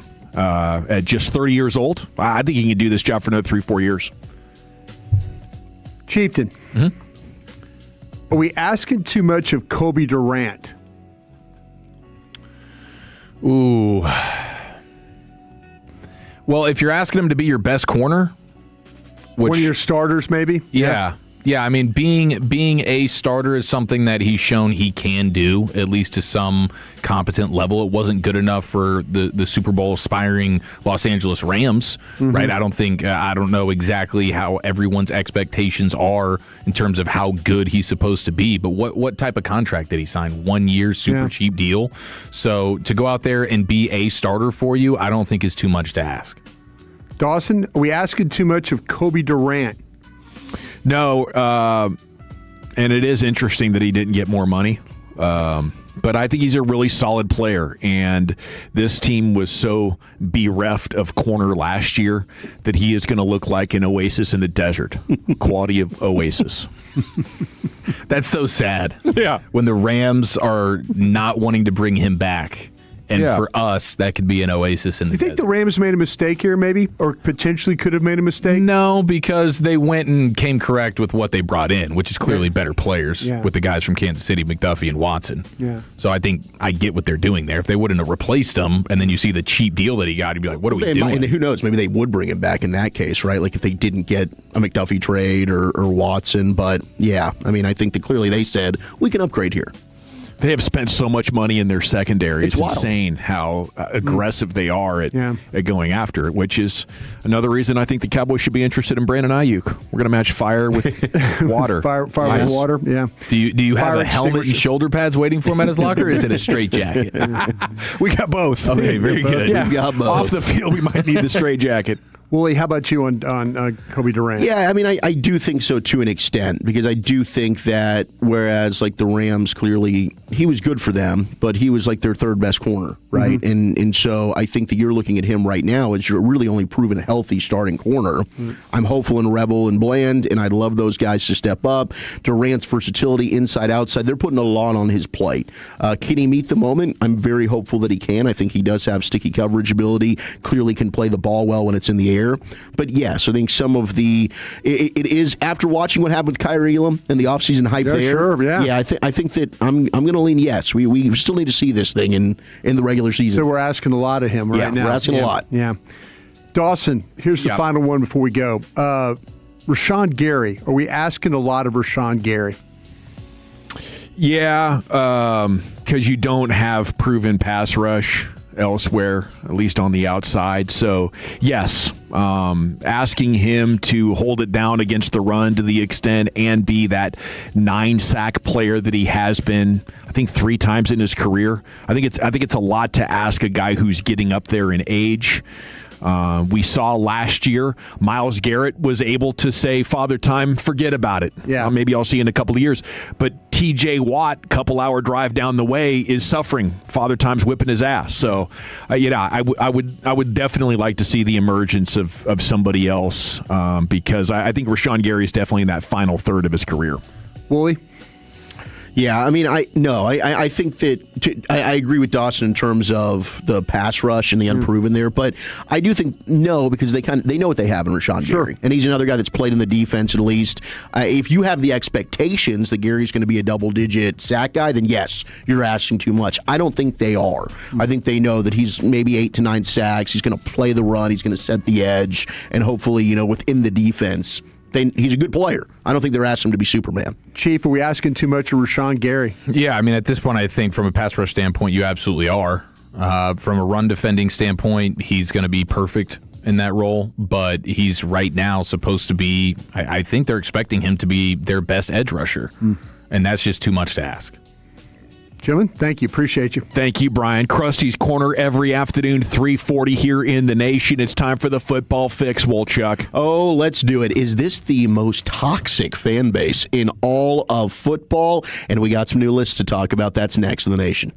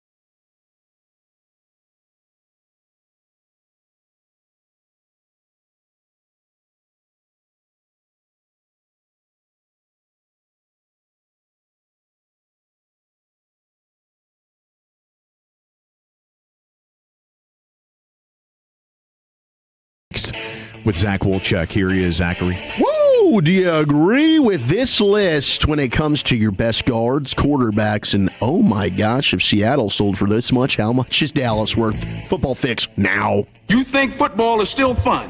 Yes. Sir. Wrong side! Left side! Wrong side! Left side! I use these for acid indigestion. So what are we going to use these for? Intimidation. You know I got to get my fix, man. Your Dallas Cowboys have the best guard in football and the 5th best quarterback in all of the National Football League, according to your or 6th best ESPN exec scouts and coaches with the NFL quarterbacks. Listen, honestly, I think they might have nailed this one with Dak at number 6 on the list, just going back based off of the last couple of years. They got Josh Allen at numero uno, Patrick Mahomes at 2, Matthew Stafford, the reigning MVP, at 3, Burrow at 4, Lamar Jackson, 2-time MVP at 5, and then Dakota Prescott. Highest ranking was at 3. Now, lowest ranking was unranked. Last year, not even featured on the list, and he's made his way all the way up to number 6. One NFL coordinator saying he's a true, acute progression passer. There are only so many of those types. He can read the whole field from pre to post snap. He's just really a good commander of the offense. Another AFC offensive coach referring to Dak, I think he can use his athleticism even more and run for some first downs. That would give the Cowboys a new dimension. And I think we'd all be like, hell yeah, go steal a touchdown or two. My favorite touchdowns are Dak rushing touchdowns. When he does it, it's just cool. It seems like it gives the entire team a boost. It's exciting. He's fired up when he's like somersaulting into the end zone. It's like, let's go. I love a good quarterback draw. Dial up number 4 inside the red zone. I think that could benefit the red zone offense as well. Yeah, I'm with you, man. I wonder how much he wants to do it, how much they're protective of it. This dude, Ryan Paginetti, he used to work for the Eagles in their analytics department. His Twitter account blew up over the weekend because I guess he's left working for teams and he's doing media now, right? Well, he was working with the Eagles when they won their first Super Bowl, and he was talking about in this podcast with Monday Morning Quarterback how important quarterback sneaking is. It's the most efficient play in football. Yeah, he's like, man, when I was working for teams and we would see them line up and do anything but sneak, we were high-fiving like, man, they let us off the hook. I can't believe they let all this win probability go. And after listening to this, I was like, man, we got to get this Ryan dude on the show, so I reached out to him. But I really thought, about the teams I do podcasts for, the Steelers with Aaron Rodgers, you're screwed. You have no quarterback sneak ability. Yeah. You got to bring in a tight end to run a tush push, in these kind of situations. So I guess there's a way around it. But then also it goes to Dak Prescott and, how much are they worried about it? Because the in-depth study reveals the injury risk on sneaks is minimum. And Belichick knew this over 10 years ago, which is why he was quarterback sneaking Tom Brady even before the rest of the league was hip to it. But there's so many teams doing it effectively now and, harvesting big advantages. I just hope that at least the Cowboys are willing to do that. Yeah. I don't know about putting Dak out in space. Right. Sure, yeah. Well, I don't know if he's doing a read option anymore. Yeah. Maybe a little bit here and there just to keep the defense honest. But, the only injury I've ever seen was the freaky meniscus or the dislocation of the kneecap from Mahomes. And so they won't do it with him anymore. And I get that. That's terrifying. But otherwise, I can't think of another quarterback I've seen get hurt on a sneak. And if the Cowboys wanted to, and I don't know if Milton gets the second job, maybe that's Howell. But Joe Milton's a perfect guy to put out there to run a sneak, much like, the Colts were doing with Jacoby Brissett a couple years ago. Mm-hmm. So if you've got a backup quarterback and you don't want to risk your starter, throw that guy over. Let Milton go ahead and be a quarterback sneak guy. I think a lot of the gold happens, though, because you could do something else. The element of surprise, it eliminates that a little bit when you're running out Joe Milton. Yeah, I feel like you're right, but at the same time, if it's such an effective play, if it's working, it's working, right? If it proves to not matter, if Milton is just that good at it. I feel like if a team's sneaking, they're sneaking. I think we know what's happening here. like with the Eagles and the way they have it set up, or these teams that are running tight ends now to Yeah. get under center. I don't think there's a whole lot of deception going on when you're running a quarterback sneak. If you're especially if you're great at the tush push, you don't need to. But they did start last year to run trick plays off of it. And hey, Barkley had, I think, a big touchdown off the right side, a little sweep. But yeah, I mean, and it worked. I think with Jacoby Brissett coming in and doing it, like it was still super effective for the Colts. So just if you have a quarterback that you're like, man, I don't want to do this, I think that still could be an effective way to run it. But I was pretty stunned, and hey, kudos to the league. But Tyler Smith, your number one guard or just interior lineman in all of football, he did get last year he was ranked 2, so he jumped up from 2 to 1. It's just crazy though. He's ranked 1, and the lowest ranking he got from those that voted on this list was unranked. But somebody compared him to Jason Peters.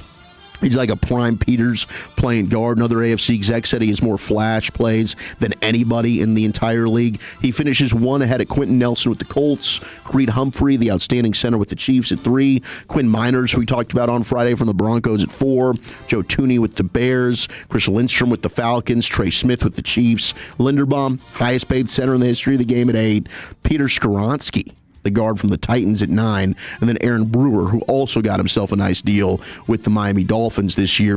Your honorable mentions on the list, you did get Tyler Booker, one NFL coordinator saying strong and athletic physicality, struggles a bit with guys that are good lateral movers, but hey, I think next year you're going to see Tyler Booker jump into this.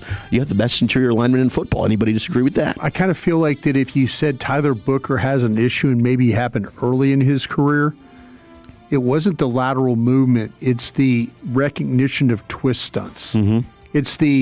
I think it's the strength, the power, everything you want in your guard is there. I think he lacks recognition. I think he got better at it. But if you said, oh, he struggles with lateral quickness, no, he really, the thing, if you watch him play snap after snap, it's when teams early in the season ran games to him, he and Steele just weren't good enough. And you could tell it affected Steele because Steele had been used to working with Zach Martin, and Zach Martin is just he's not going to fail at that. So you could tell that there were a little bit of some problems with Booker and with recognition. Got better at the end of the year. But man, that was something I think that if you said, okay, give me something he's not very good at, that would be it, just off the rip for me. Yeah, I think I remember playing against the Bears. He got totally run over. Oh, yeah. And, I mean, the guy ended up, diving into Dak's knee. It looked like a very scary play, but you're right. I'm with you on the processing there. Now, there's a timing and agility factor with him. I just don't think he's ever going to be great when he's playing on the move or his opponents are playing on the move. Can we design plays to take advantage of what he does incredibly well? And there's a lot of stuff in there. Oh, yeah. The power he plays with is outstanding. Yeah. Now, Seattle, they end up getting sold for $9.6 billion, which was reported on Saturday. It's a formal agreement to purchase the defending Super Bowl champs. It's a group that was previously with the San Francisco 49ers. They had an ownership stake there. They're giving that up, obviously. They can't be double dipping with 2 NFC West teams, but just 2 teams in general. The owners still have to ratify this final purchase, but holy crap, I'm just thinking almost $10 billion for Seattle. I mean, what would the Cowboys even go for if the Jones family ever decided they wanted to? They own the stadium, which is part of the price. So now you have to include, probably with the revenue and stuff, that's probably $2 to $3 billion. $30 billion. I was going to say for sure double that, like $20 billion. Yeah, I think is a guarantee. And then could it go bigger? Wouldn't shock me. I mean, it's crazy. In 2023, Washington sells for $6. Yeah. So we're talking 3 years later? You've got the Seahawks going for almost 10. Yeah, this thing's getting insane. And I think the Cowboys make easily, like $1.5 billion a year just off sales. I mean, it's a money-making machine. I mean, quick Shark Tank math would put that value at 30 then, wouldn't it? Well, they say if they talk about just the valuations of the teams, Dallas is at 12.5. That was last year. But that includes the stadium as well. So you're getting both out of that. And I think the same things if you bought the Rams would be the same, with SoFi. Yeah, I just that's they're right now. They look just going back and looking at last year's valuations of Seahawks was roughly $6.59 billion, which was 14th on the list. So they moved up 50%. So I guess if we were looking at it that way, the Cowboys would be worth around 18 right now. Yeah, I'd say so. Wow. Yeah, absolutely. It's just amazing. It's going to get to a point in time where, well, I guess you could still have people put together ownership groups to do this, but there's going to be a time where corporations are probably going to have to buy these teams. There's just going to be too, especially the NFL ones. It's too expensive. Too expensive. Not one group could, or not one person could do that. Very short list of them. Very, very short list. Yeah. Very, very short list that actually could do that. Unbelievable. I thought that Jeff Bezos would be more into the Seattle mix. Yeah. He's the one that can absolutely, no question, afford. But yeah, there's going to be a time where corporations are probably going to look at me buying these teams.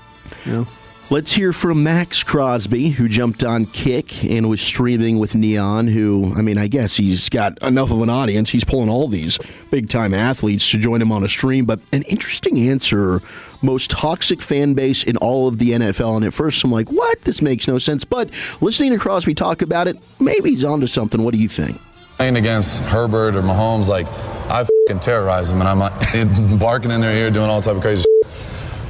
After games, especially if I have a big game or I'm talking shit or I have a moment. Like I had a f***ing late hit on Herbert this year. He was barking in my ear and I f***ing shoved him and he went flying down. Their fan base came at me like, you f***ing junkie crackhead motherfucker, like nonstop. And I'm like, damn. But they're crazy though. But that's just part of it, you know what I mean? Who got the most like toxic fan base, you would say? I think the Chargers, low key. What? Chargers do, because they got a smaller fan base. They started in San Diego, so it's more, you know, they're not really a LA team. They're not from LA. So their fans like feel like they need to be louder because they don't have as many, don't have numbers like us. So they're real toxic. And I respect it though, because like if it pisses me off, that means they're probably doing a pretty good job of talking. And they don't stop. But the Chargers and all those teams. I don't like any of them. I can hate all teams. I love that energy from Max, by the way. Just screw my rivals, right? F them. I think we got too much buddy-buddy going on in the NFL. I like that old school loves mentality. to verbally terrorize and physically terrorize Amazing. Herbert and Mahomes. But when he says, like, if somebody were to say the Chargers have the most toxic fan base, I'm thinking, like, you're out of your bleeping mind. No, I think their fans get taken over all the time. They don't have a home field advantage. It's like if the Steelers play there, it's basically a Steelers home game. If the Cowboys play there, it's like a Cowboys home game, right? But he does make an interesting point because the hardcore ones are probably, like, so few in numbers, they feel like we've got to be louder than everybody else, and maybe that does just breed toxicity. You kind of feel like that in that division that he would have said Kansas City or Denver or something like that. You know? Yeah, I would have guessed Kansas City for sure. Yeah. But if you're a diehard Chargers fan, like you really are the real deal. Yeah. Because you have plenty of different options that you could be a fan of when it comes to that neck of the woods and the amount of franchises that you could be a fan of. And if you're like, no, I'm sticking with my Chargers, I guess you have... That's loyalty. Yeah, there's some serious loyalty there. But most toxic. But I was not expecting that. I wasn't either. I was pretty stunned when he said that. Last thing here, I mentioned the list of the quarterbacks from ESPN. Top 100 keeps dropping. Every day they're giving us two more. Lamar Jackson with a big tumble. He drops 67 spots on this year's top 100 to number 69. So not great for Lamar. I wonder how he feels about that, but maybe he just doesn't even care. He was number 72 on the 23 list, and then he goes up to the number 2 spot, and then boom, down at 69. Nice. Thank you, Wolchuk. Thank you. There it is. A football fix is in the books. We got some Cowboys Twitter top tweets going viral about your football team, and more coming up next as we approach the midway point. A full 5-hour Monday here with you as Home Run Derby is tonight, and the Dallas Mavericks taking on the Grizzlies. Summer League action coming up at 6 o'clock. We'll continue talking sports with you here coming up next, The Fan. But for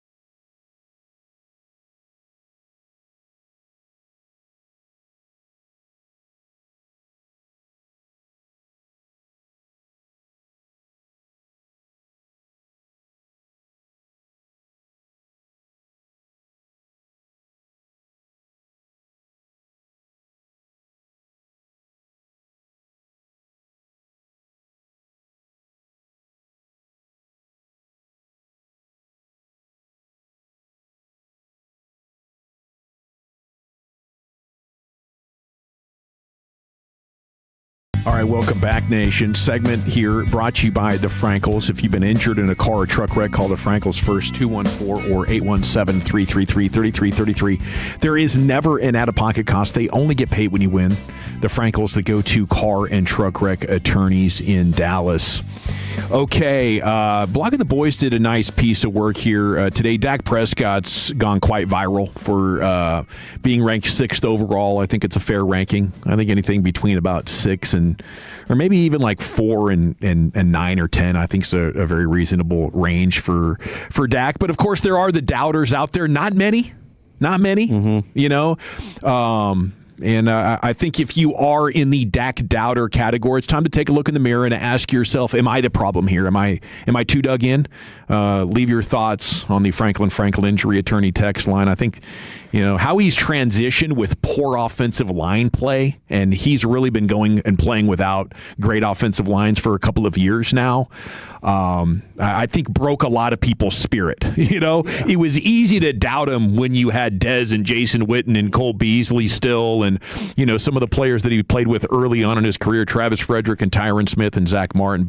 But at this point, it's, you know, there's no other thing he could do to prove himself. Last year, #1 quarterback in the NFL under pressure, according to the majority of grading services. But Blogging the Boys looked at that one of the other narratives that has dogged him, which is you only play well against bad teams. Right. Yeah. Since the league moved to a 14-team playoff field in 2021, his career passer rating against playoff teams is 99, the third best amongst quarterbacks with at least 10 starts over that period. The rating against playoff teams is only marginally lower than his 99.3 passer rating against all teams, playoff bound or not, since 2021. So I don't know, maybe that was a thing for the first half of his career. It hasn't been since 2021. Unless you're getting more nuanced in your analysis. Maybe you have a way of explaining that away that I'm not aware of. Against playoff teams, Prescott plays at practically the same level as he does against lesser opponents, writes one cool customer. Becomes even more obvious when you look at the 2025 NFL averages. The average passer rating last year was 91.4. Against playoff teams, the average was 85.8, a drop of 5.6 points. Compared to that, Prescott's rating drops by 0.3. So not only is he playing better against playoff teams than most other quarterbacks, his performance drop is also much lower against playoff teams than for other quarterbacks. And then the final point is a closer look at the splits by opponent wins in the table below shows Prescott does have slightly better numbers against the truly terrible teams. Okay, they acknowledge that. And the real place he struggles, actually, and I don't know, is this random? Is this divisional opponent awareness? But the real place he struggles is actually against teams on the road that end up with between 6 and 8 wins. That's weird. Most notably on the road against Washington and New York.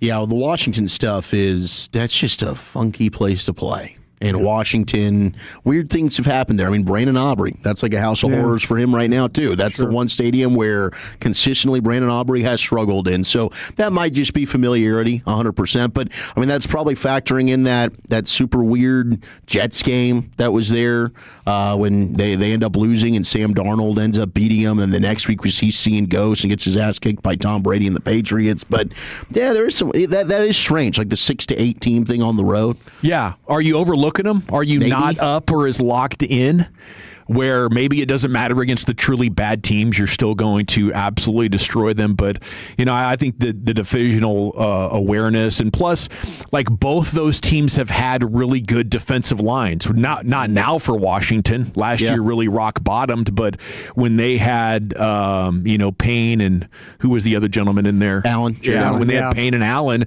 they really put it on the Cowboys a couple of times. Okay, one breakout player to watch for every NFL team is where we go now here from The Athletic. And we're going to circle back around to Savone Rebel. Talked about him an hour ago. This is John Machota, a breakout player to watch for every NFL team. Here's what he said. Had it not been for a torn ACL, he might have been a first-round pick. Yeah. That's what Brian said, right? That's where you had him graded? Yeah, I did. Instead, he fell to the third, where the Cowboys selected him 76th. Recovery from knee injury prevented him from appearing in a game last week till week 11. Now fully healed, Revel's in position to compete for a starting corner spot. Has the ideal size, 6'2", 200, strength and athleticism. Corner's one of the biggest question marks on this roster.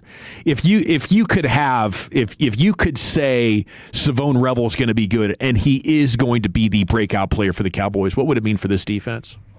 Wow. I mean, look, I think that would probably allow you then to be able to do a lot more things with Caleb Downs. I don't know that you're forced to necessarily have to play Caleb Downs in the slot, because I then think it would mean that maybe Kobe Durant could be kicking inside and playing slot. I think right now, with the doubts of Revel and Bland, and doubt might not be the right word for it, just kind of, one, he's not proven, and then you've got the health stuff with Bland. It's like, okay, we got to have Kobe Durant on the outside, but it'd be huge. I mean, the cornerback is probably one of the biggest, if not the biggest, question marks coming into the season. And if Revel can play with confidence and ends up being a breakout stud player, this defense is easily middle of the pack, in my opinion. I worry about a position where a guy has to use his legs or his feet to play at corner, and I don't necessarily know, and I probably will get a text message here in the next 5 minutes for saying this, I'm just not totally convinced about Bland and his overall health. So if you told me that Savone Revel could be a guy that will play well, it would make me feel a lot better about not having to use somebody else, at corner. I mean, this team went through it all last year. Just pick any guy off the street you want to play and play him at corner, and it just didn't work. So if you told me Revel would play at a high level, that'd make me feel better about Bland, because if I know if something happened to Bland, that I could just plug him in and we'll be fine. I mean, they're going to bring so many bodies, but I don't feel like they have anybody they can count on, really. They don't, and we've talked about this while you were gone. Would you carry 10 or 11 defensive backs? Would you carry extra defensive backs just because you don't, until you know how healthy, everybody goes through the season, you're probably going to need more bodies than any other position. So, yeah, I think that to me is the biggest question of what's with this team is how things going to shake out at the cornerback spot. Isaiah Likely, tight end with the Giants, their breakout player to watch here in this story of the Athletic. Harbaugh bringing him over. He never topped 42 catches or 477 yards in his 4 years with the Ravens. Kind of a hit, but they let him go and Linderbaum go. Couple of departures there from the Ravens offense. I'm always curious how it lands when you're the new coach that brings in somebody from your old team. I think that can be troublesome. If you got players on your new team that are looking to get paid and you bring in somebody that blocks that paying in one way or another, sometimes it can prevent you from getting off on the right foot. But I'm doubtful of the Harbaugh move. That doesn't scare me that much, so maybe I'm biased in that way of looking at it. Eagles, Jahad Campbell, their linebacker, after losing Nakobe Dean to the Raiders. That one is huge. Physical tools stand out in the middle of the defense. 6'3", 235, ran a 4.52. Campbell has the length and range to be a force in coverage, and the Eagles think there's a burgeoning pass rush skill set in there as well. Started 10 games last year, played 63% of the snaps, but the defense was clearly better with Nakobe Dean on the field. Yeah, it was. Yeah. That's interesting right there. If that doesn't come together, it's Tim and Zach Bond. Went back and watched Philadelphia and how they play their fronts, and Campbell was having to fight a lot of blocks. And I think that wasn't the easiest thing for him to have to deal with. Bond can clearly do that, but I think when you're talking about the other guy, I mean, Dean clearly was the better. Campbell had his moments. Campbell can really run. Campbell's a good athlete, but man, when it came to the physical part of having to take those guys on, that's where the struggles were for him. That's worth keeping an eye on. Running the ball at Philadelphia. Can you find a way? You would much rather try and run it at him if you can get second-level blocks than you would with Bond. We need dominoes to start falling for Philadelphia to push their defense out of the top 10, And if you can do that, then I really think there's a chance they could finish with just 8 or 9 wins, because I don't think their offense is going to be great. I know in the quarterback rankings, Jalen Hurts ranked 17th. Yeah. And, Super Bowl winner who was in the top 5 of the MVP conversation just a couple of years ago. But like last year was a real collapse for him, and he needs a huge bounce back year. Or I imagine they're going to be looking for their next guy. With the Commanders, it's Daron Payne, the defensive tackle. And it's crazy they're talking about him being a breakout candidate here in the Athletic. But breakout? Yeah, he's been in the league for 8 years. Daron Payne is getting set to break out. Okay, so the justification is he's got a track record of elevating his play in contract seasons. So right before he got the 4 years and $90 million, he had his best year. And since then, he's played pretty average. So they're saying maybe he breaks back out into being an actual star player. Here's an interesting and unusual real-life trend. 49% of young adults today in America living with their parents. This is under 25 years old. Half of you out there living with your parents. I'm jealous. Yeah. Jealous. That was me. Man, get some meals and some laundry. Pretty clutch. Some hanging out with dad. Yeah. In 2019, the bills. The bills, bro. My goodness. Pops, here's $1,000, dog. Come on, baby. I can't wait to get that to you. In 2019, the number was 37%. So in 7 years, it's grown about 30% or so of young adults living with their parents. I think it just shows how much more expensive things have become. Very. A 4 pound of hot dog, a 4-pack of those jalapeno dogs. Yeah. You've seen them? You know the ones? Yeah. $9.99. It's unbelievable, dude. Everywhere you turn. Yeah. I mean, it's candy, $2.50. Snickers bar, $2.50. The prices are I bought a bag of candy for the desk over here on the other side. It was $21. Yeah. Just assorted candy. I figure Halloween's going to set me back $300 this. I believe it. Coming up this Crazy, October with these damn candy prices. Makes you feel different about going and stealing a bunch of candy off those desks. Well, huh? I tell you what, I feel bad for stealing the candy, and then I'm like, okay, I got to bring my own candy. Yeah. I bring candy. I'll to put replace it. I'll replace it, and then it was like $21, and I'm like, gosh, I'm going to do this every week now? Maybe, probably so. Once a month. I'll keep doing it. Yeah, just add on another podcast. That's all I have to do. Just throw another one in there. Just throw another podcast in there. It's become so normal. I don't even know if the gals are going to ding you for this. In the dating scene.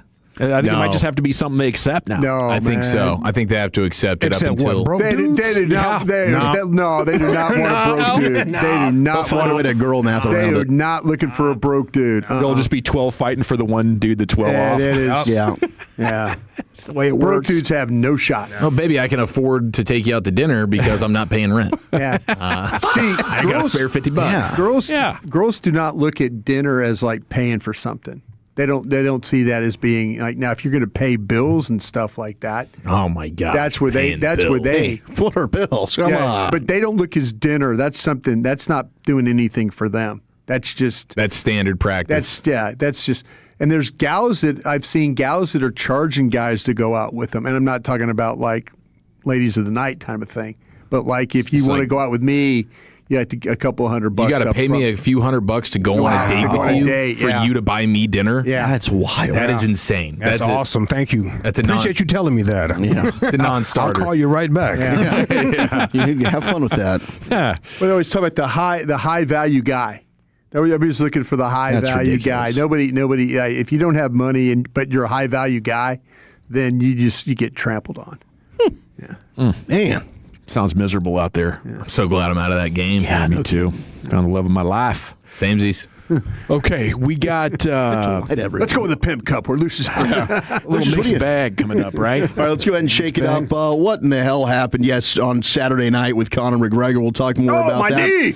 Yeah, not good. But also, who are going to be the best players in the National Basketball Association in 2030? And is Cooper Flag number 1? That's next. I'll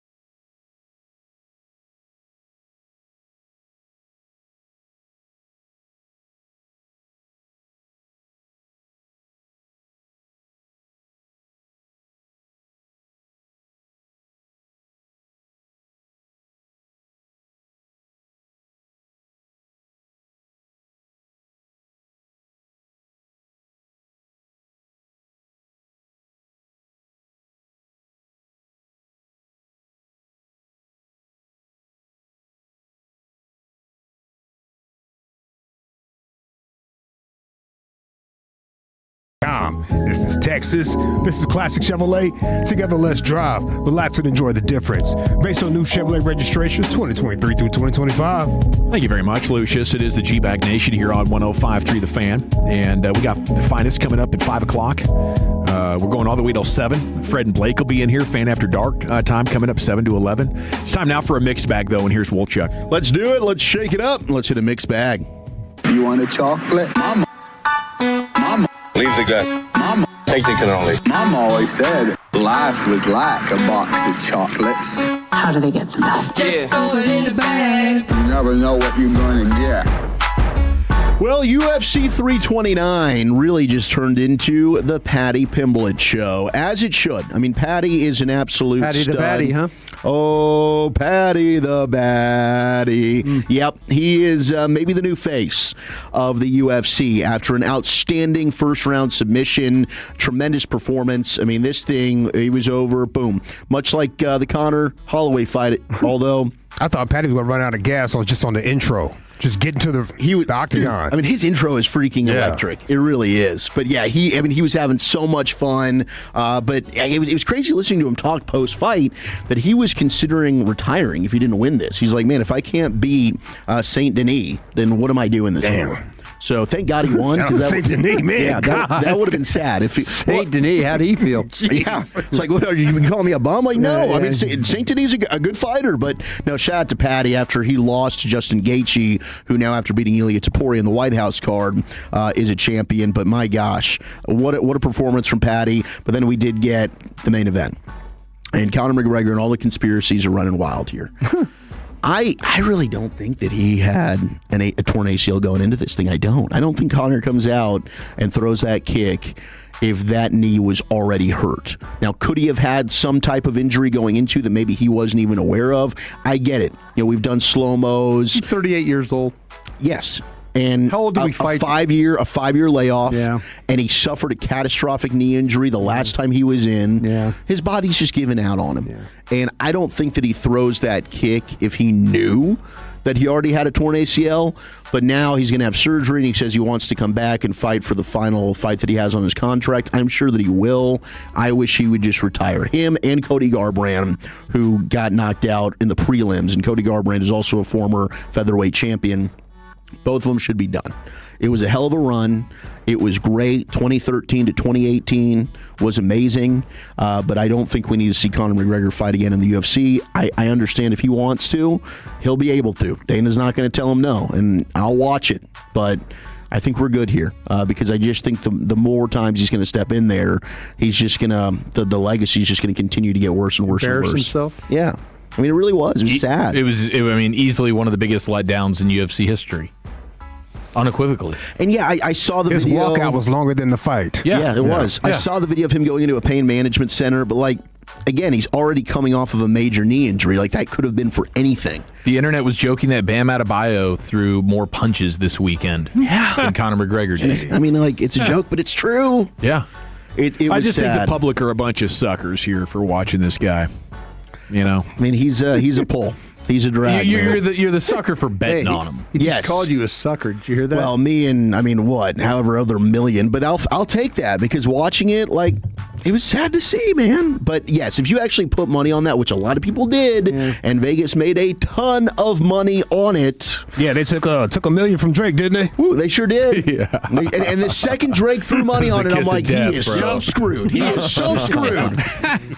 But yes, Sophie Cunningham, also a ring girl for the Patty Pimblett fight, which was a little strange. But I guess she's buddies with Dana White now. And Dana's she jokingly said, hey, we need a ring girl for this. Dana's okay, Patty fight, you got it. So she goes up there and does her thing. And I don't know if that'll be a future thing of hers, but it was cool. She got her shine on there. I don't know where you fall on the Sophie Cunningham attractive I like scale. To watch her walk. What about pointer? I love to watch her walk, bro.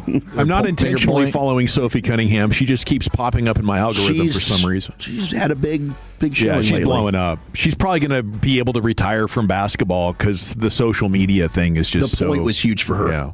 Yeah, she got some new shoes off that point. No, she did. And then afterwards, she took the picture with Holloway in the octagon, and that's gone viral as well. But yeah, 469, whatever. Good riddance. He's a piece of bleep. I get it. A lot of people feel that way, and a lot of things that he's done, I can't really argue with you. All right, we do have the all breakout team from Bucky Brooks. Yeah, Flournoy on this thing.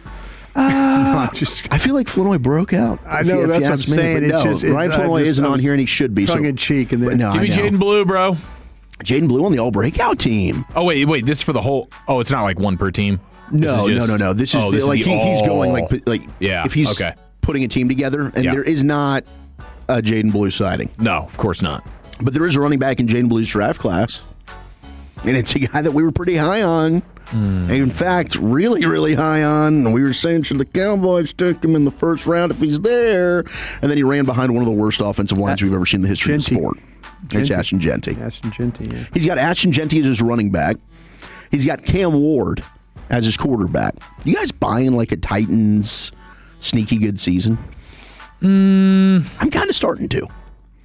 Are you got the Bob Saleh fever? Like, I don't know how. Yeah, I got the Bob Saleh fever. I got the Saleh fever, baby. I just think Cam Ward is really good. Yeah. I'm not sure the offense can be good enough to make them relevant. I don't think they're going to score in the 20s yet. Maybe a year away. Sure. But they did bring in a lot of good defensive players. And they drafted the wide receiver. Yeah. I mean, Wandale. I do like Cam Ward. Me too. And I thought that he started to play pretty well towards like the last 6 weeks of the season. There's potential there. Hey, well, you didn't say anything about Atlanta being better than Dallas, did you? No. Okay, this morning on the morning show. Oh, I couldn't believe this. Bobby said this, right? Bobby went on I like how you asked me. Yes. No, Bobby went on a rant this morning about how he felt like, I shouldn't say it's a rant. Bobby went on a soapbox take that he felt that that Atlanta will be better than Dallas this year. With Tua. He's got Tua at the quarterback spot. And Tua playing the quarterback spot. Winning how many games? Is he fading the Cowboys here? Or is this more... He just says, if they Atlanta will have today, a better record. Yeah, if they met on a field today, that Atlanta would win. That was jarring. I wasn't expecting that. Is he still taking New Orleans to win the division? Because I know he's a big Shuck guy, and up until so far he's being proven right on that. Because I thought Shuck was going to stink. I thought he was going to be horrible, and I'm still holding out hope we're right on this, which is kind of rude to say. I shouldn't be like rooting for his downfall. I'm not, but just to like be right about the evaluation, I guess I kind of am. Yeah. But your take means more than this guy's career. Bobby's take this morning was that he's made Atlanta He's all right. will be a better team than Dallas this year.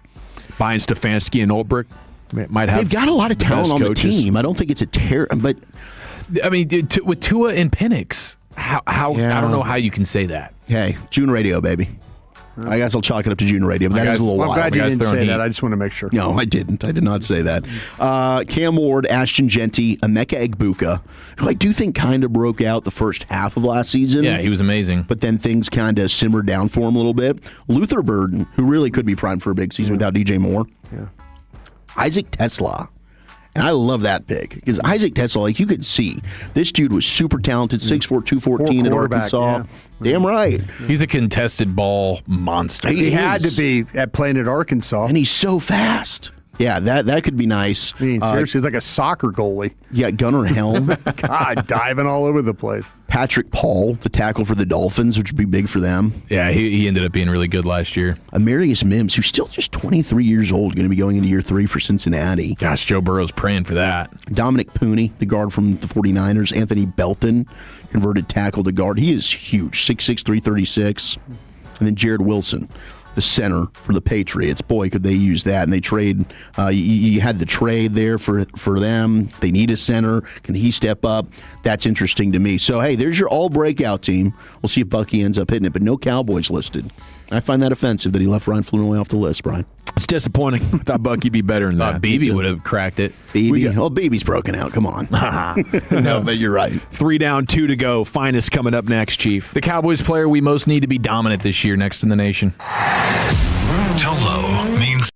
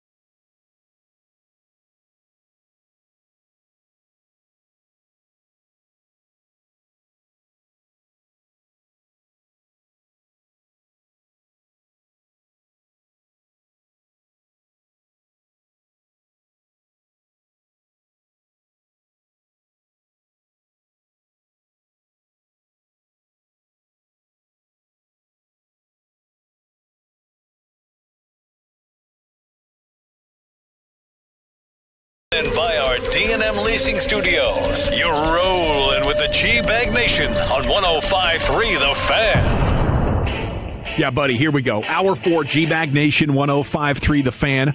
Thanks for making us part of your day. Let's get the very latest football buzz out there in the world with Eric Chiafalo's Football's Finest. Here's the Chief.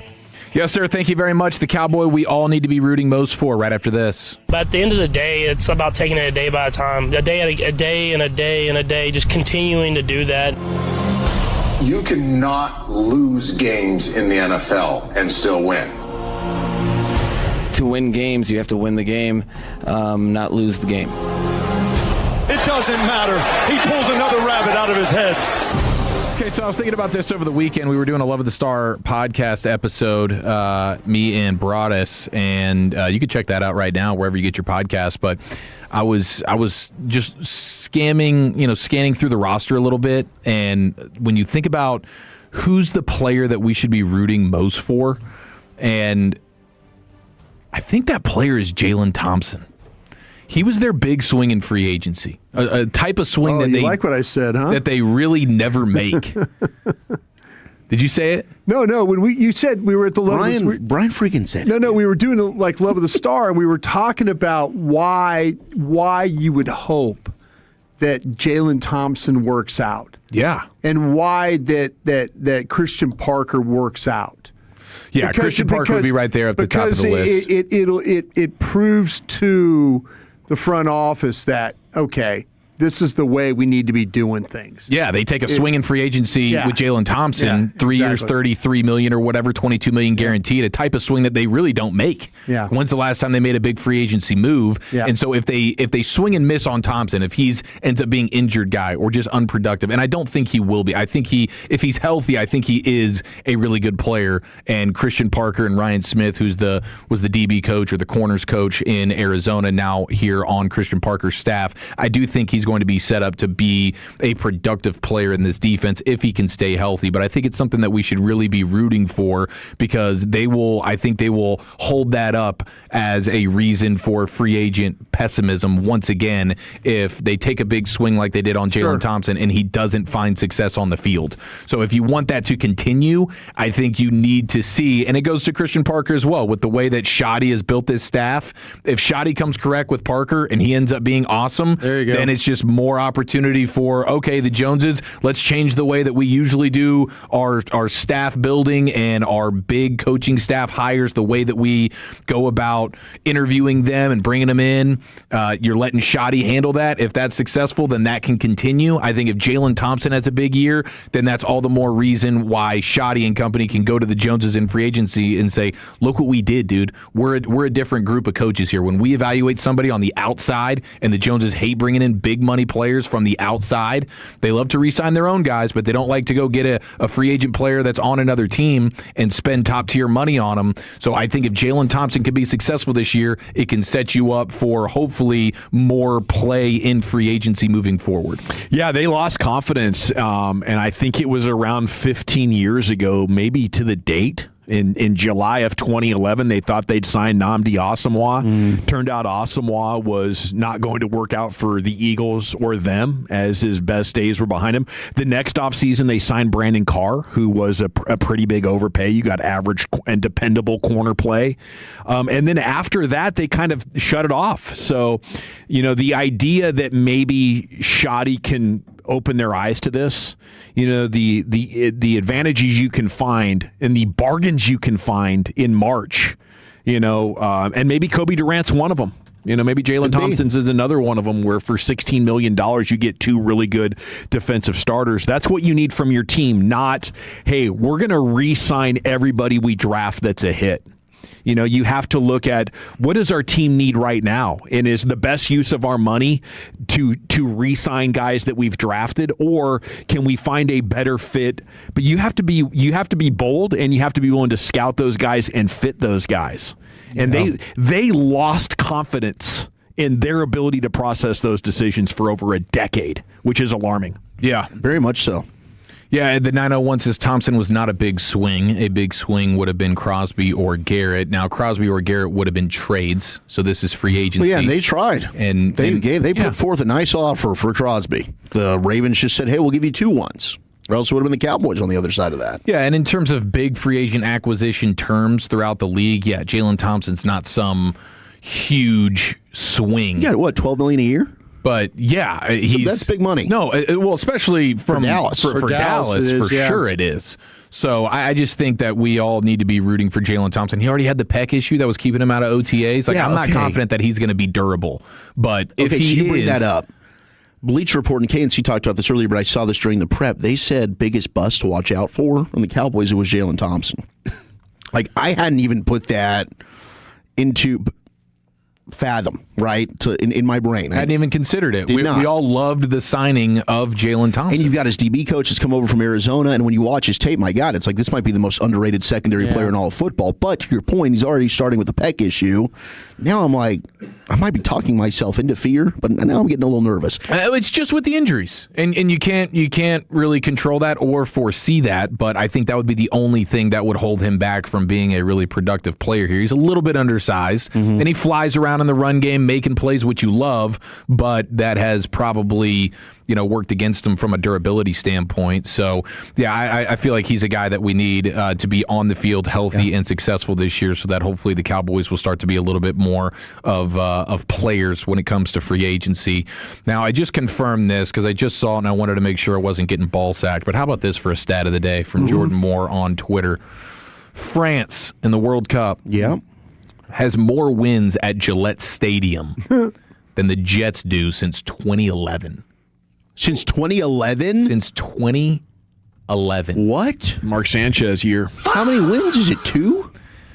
France has 2, which is 1 more. The Jets have not won more than 2 games at home. No. This is Gillette Stadium. So this is New England's. Oh my gosh. Okay. Yeah, this is New England's. Sorry, Gillette Stadium. I guess that makes sense. Is the home of the Patriots. Welcome to the party, Broadus. The Jets have I'm gone. sorry. I was just in my mind thinking because they've been playing in MetLife, but you're right. They've won 1 game. The Jets have won 1 road game against the Patriots since 2011. Jeez, that is utter domination. Yeah, it absolutely is. Okay, so elsewhere, you have the Madden ratings out. Do you think Caleb Downs ranked pretty high in terms of the rookies in Madden ratings? Probably around an 82. Wow, okay, you nailed it. Nice. And that just so happens to be the highest Madden rating for a rookie to start the season. Let's go. Caleb Downs an 82. Jeremiah Love also an 82. Those are the 2 highest rated rookies. So even Madden's looking at Caleb Downs like this dude is freaking pro ready, ladies and gentlemen. And we all can't wait to see him play. In every way. Yeah, in every way. Now you have Tyreek Hill still out there, still available. You start talking about these wide receivers. You want Brandon Ayuk. Tyreek Hill's still available. But James Palmer, one of the NFL insiders, is saying that there still is, to his understanding, no guarantee that Tyreek Hill plays at all in 2026. He calls it wishful thinking off of his injury there. When did that happen? Like early November? Something like that? Around midseason? Yeah, I think it was around midseason. And you would have thought, everybody was kind of connecting, he would just go back to Kansas City, but that's not something that they've messed with. And maybe they will at some point if he proves to be healthy enough. But at this point, James Palmer's looking at Tyreek Hill as a guy that might not play at all this season. If he doesn't play at all this season, he might just be done in general. Now, the craziest thing I saw when it comes to Madden ratings, you have Bobby Wagner. Oh, gosh. What do you think Bobby Wagner's Madden rating is? His overall Madden rating? And I know, Broadish, you love this play. 85? No, it's Madden rating is probably 71. No. I think he'll be good. He's giving us an oh my God type of reaction here, though. I'm going to say 90. Yeah, 80. I went low thinking they're not going to like him.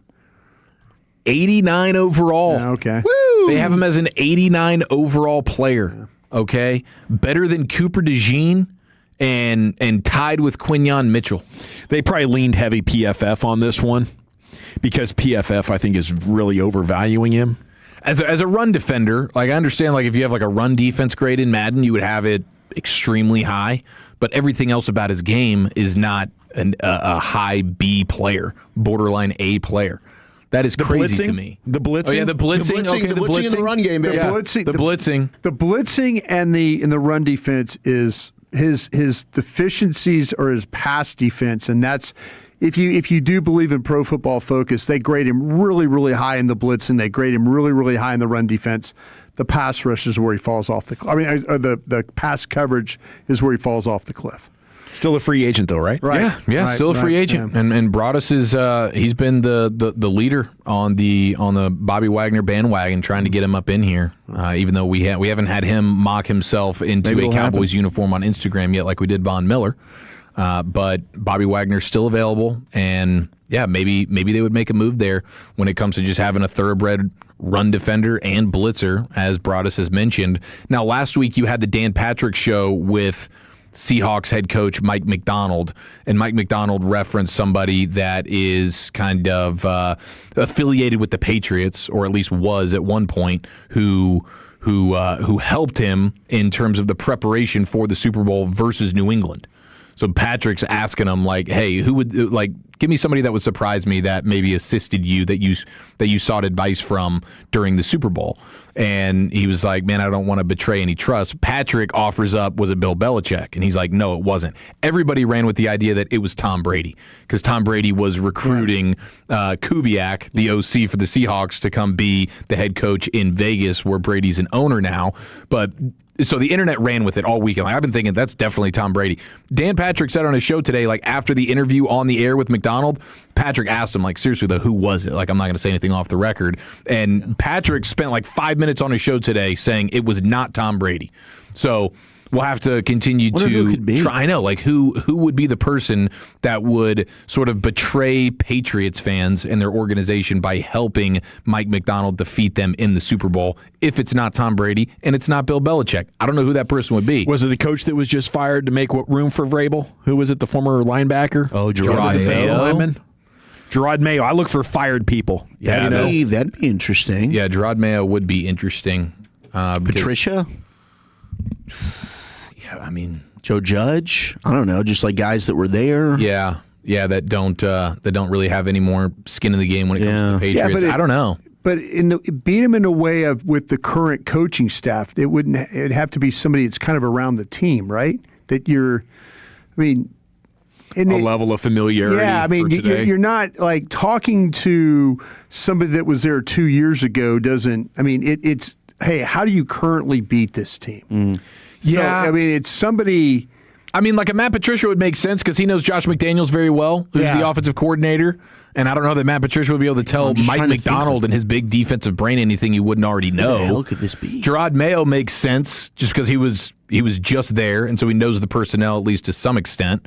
And just somebody who's been in a lot of Super Bowls and how to prep just for the difference in scheduling when it comes to getting ready for a Super Bowl and all the crap you got to navigate. I think Dan Patrick is running cover for Tom You think Brady. he's caping for Brady right here? I do.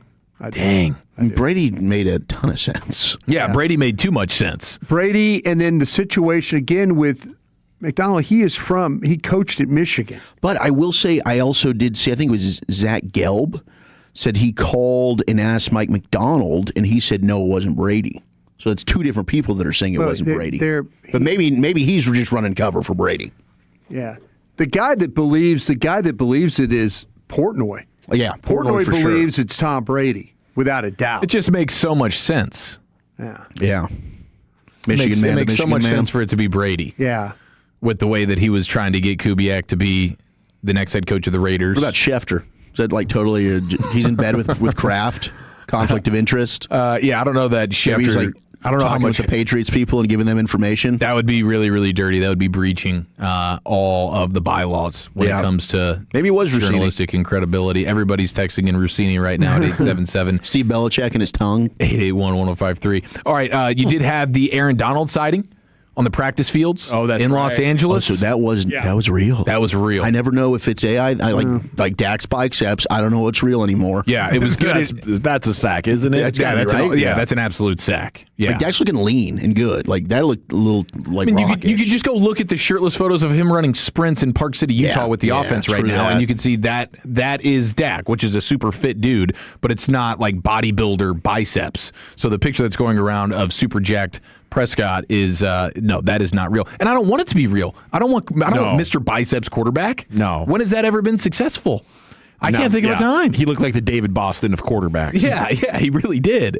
So Aaron Donald was working out in Los Angeles. This was Adam Schefter talking about that with Pat McAfee today. He told the team that he wanted to go there, work out, see how he felt, see how he reacted, see everything that went along with being back in pads on the football field, and seeing how it made him feel. Now, I don't know what he told him about that after he went through those workouts at the facility, but I really think it was just a trial method to see how his whole body reacted, how his mind reacted to being back out there. And I mean, it's an unbelievably attractive arrangement for him. It's just a question of whether he wants to go through and do it. My guess is in the end that he will, just a guess. Hell yeah. Because obviously he's thinking hard about it. There are a lot of people that want him back there. He has to make the decision ultimately, but I mean, I would think it's got to be awfully enticing for him to come back and play this year when the Super Bowl will be in L.A. I mean, he's washed. Yeah, He hasn't played in what? How long? 2 years? It's not like he's been in the gym. He hasn't been on the field. Unfortunately, his Instagram reveals that I believe he's only been in the gym. That's AI, dude. You can't believe everything you're seeing Based on his social Instagram, media. I don't think he's done anything. His Instagram is a total ball sack account. Other than lift weights. Come on. And be an absolute It's like saying savage Myles animal. Garrett's the best pass rusher in football. You don't know that. Yeah, that's true. You don't know ball. Yeah. No, this is a cheat code, and I hope it's not true. Everything is subjective. Yeah, it's going to be Just insane. squint real hard. But He's not good anymore. All signs are pointing to Aaron Donald returning to the Rams. Gosh. Watch out, everyone. Yeah, if there's any chance of any other team getting out of this NFC, I'd be surprised. I think it's all injury related. Not that I'm wishing for injuries. No, you are not part of the saying game. anything about Matthew Stafford. I guess you could hope that Aaron Donald's washed up. Yeah, he's probably still really damn good. Probably. I think defensive tackle is maybe the best aging position in the sport. Yeah. Over the last decade. Historically it is. I think the Athletic actually just came out with like prime years for everybody, and defensive tackle, they can play till they're like 35 and still be really damn good. Okay, the Expressway is coming up next. We'll get you a snapshot on national and local stories that have been breaking throughout your day, including the latest on Jason Robertson. Then we'll get some G-Bag of the Day and LA Live around the corner here on The Fan. But first, fellas, let's talk about your hair for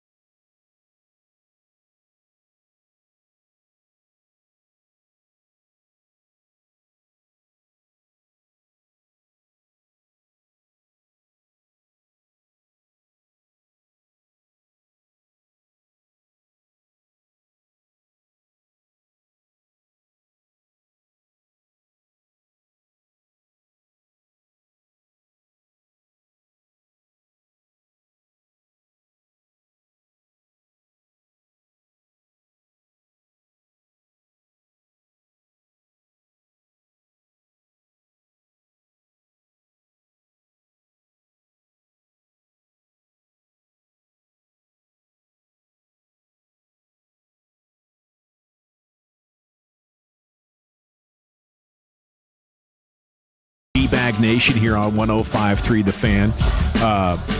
All-Star Home Run Derby tonight. All-Star Week is underway. Rob Bradford from Baseball Isn't Boring is actually hosting a baseball all-star show tonight from 7 to 9, and then Fred and Blake will be on afterwards, 9 to 11. So I've been, my bad, my fatties, I've been promoting a full 4 of Fred and Blake, and you'll get 2, okay, and you'll like it. So tune in for that tonight, coming up at 7 o'clock. But we have 96 minutes of Nation remaining here for you. Let's hit the expressway. We go commercial free to the top. G-Bag of the Day and LA Live now coming up right around the corner. And the expressway is brought to you by the On-Time Experts. Brian, did I see you on social advocating for Pickens for Crosby while I was out of town? Did you say you would do that? Did that go viral? Yes, it did. How much reaction you guys get to that? Everybody hates me. Everybody hates you for it. Everybody hates me. Yeah. Yeah. It didn't go well. Austin told me that, he goes, don't read the comments. Oh, no. Yeah, so it's okay. No, it's okay. Yeah. It's okay. You want to get the defense fixed. And you think the offense would be fine. Yeah, well, if you're not going to re-sign Pickens, if that's not your intent, and people are making a legitimate argument, like, Broadus, the offense sucks without, you think about having it. We've seen it with Lamb and nobody else. Yeah. Don't mess with the offense. Don't mess with the offense. And I can see where people are advocating that. But also, though, I think your defense would get remarkably better if you had him rushing the passer. It is a big if. Now, and playing run defense. To add to the if, Pickens posting on his Instagram story this afternoon a video of him in stretch with the Steelers, dancing around in his Steelers uniform. And that's Pickens is in his own world, so you could read into it with other players with George Pickens. I don't think you have to read into it that much. He was just working out with Dak in their retreat that they were at. They had their good retreat weekend. But if things did get weird there, and that would be the I think appropriate that I bring up for the third time today my Brandon Ayuk idea. Why would Pauly Market put the Cowboys' chances of getting Ayuk at 21%? Do they know that this could get weird with Pickens? And the Cowboys, known for their swings on star players with troubles they can get at a bargain barrel price, could get interesting. Okay, but preferably, I would keep Pickens. Did they say, for this season on the Pauly Market thing? It was maybe 2027 I could see it. I'd have to go check. I didn't look for the fine print there, but I assumed they were talking about this summer. Be hard to put in. I just don't want anything to do with that guy right now. That's crazy. That's the investor wildcatter mind of Jerry Jones. 100%. I get that. You want to buy the stock when it's at its all-time high? And Jerry loves his receivers. Arbitration hearing for Dallas Stars forward Jason Robertson is set for Saturday, July 25th, according to Puckpedia. It gives the team and Robertson 2 weeks to reach an agreement on a long-term deal before a neutral arbiter decides his contract terms for 2026 and 2027. So what if that arbiter decides that it's more money than they have cap space? Would they have to cut players? Is that does that just probably have to trade like Roddick Fox or something? I don't know. That would be an S show. I think we've seen this.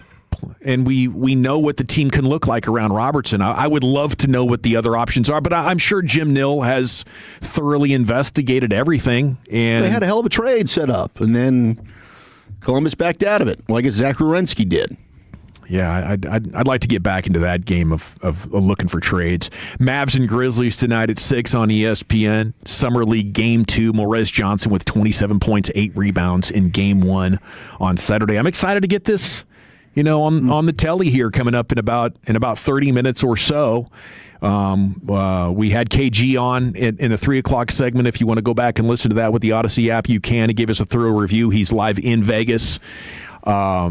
But these are your opportunities to sort of start putting yourself on the map. And if you could go with another big game and then maybe shut it down for the rest of Summer League, show up in preseason, have some big games, it wouldn't be the first time that like a college big who was asked to do the dirty work and play great defense was a significantly more viable scorer and producer at the NBA level than he was at the college level. So that kind of perked me up on Saturday when he comes down with 27 and 8. I think he had like three blocks and 3 steals as well. Like, he is very quickly going to become a fan favorite, but could he be like a fan favorite, hardworking star? I think I'm getting gready, Yeah. So tonight we need to see it even bigger. Like these other guys that just got drafted and are G League players, though they don't even belong on the same court with me, is what you're hoping to see tonight. Be prepared for a New York Knicks love fest at the ESPYs on Wednesday night, guys. Yeah. The sports books are are getting ready for this. There are 9 categories. 5 of them Knicks are nominated for. And they are favorites by a factor of 10 or 20 or even 30 times more likely to win it with the implied odds. Like best team, New York Knicks, 2 to 15 odds. That's minus 750. The Hoosiers are your second favorite, the Indiana football team, at 4 to 1. That's 30 to 1 difference. Yeah, it's crazy. So I don't know. They're going to get so much love. Is this a New York operation? I think they're blinded by their own local homerism, and now they're applying that to the national media or to the to the way that they're perceiving how important the New York Knicks are. That'd be like going in and asking Texas Rangers season ticket holders at the 2024 ESPYs what was the best baseball team of the year. I think that's essentially what we're going to get here with this ESPN coverage with all these New Yorkers and Syracuse people involved. Like they're way better than Team USA men's hockey after winning gold. yes, way better. ESPY's best play. OG Anunoby's tip-in, 1 to 10. It's way better than the UConn versus Duke Mullen buzzer beater or the golden goal for USA hockey. By a 100 better than 1. the Caleb Williams Hail Mary crazy throw to the tight end in a playoff game. Now here's one that's not New York related. Best single game performance. I'm surprised they didn't shoehorn a Jalen Brunson game into there. But Bam Adebayo's 83 points is probably going to get it done. Or Shohei Ohtani's World Series performance. Best athlete in men's sports. Jalen Brunson, 2 to 11 odds, minus 550. Incredible. Over Ohtani. Oh my God! Or even over Messi, which I don't think he really belongs in this conversation at this point in his career. Over Matthew Stafford, but over Ohtani. Best NBA player, Jalen Brunson, minus 3,000. Is he even one of the best 5 NBA players? No. Victor Wembanyama, 7 to 1. Shai Gilgeous-Alexander, 25 to 1. Jokic, 50 to 1. Jalen Brunson, JB sitting at minus 3,000 odds. So I don't know. There must have been a leak there or something because these seem pretty unbelievable. All right, it's time now to go into the Pimp Cup. Where Lucius. We win the finals! We're burning the city down! Alexander has your G-Bag of the day.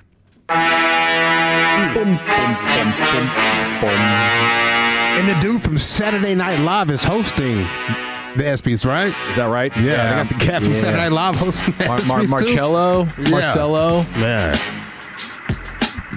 Dawson hating on the Knicks for making history over here. This is East Coast bias. This is New York bias. We've had to deal with them having too big of an influence on our sports world for a long time. This one might take the cake.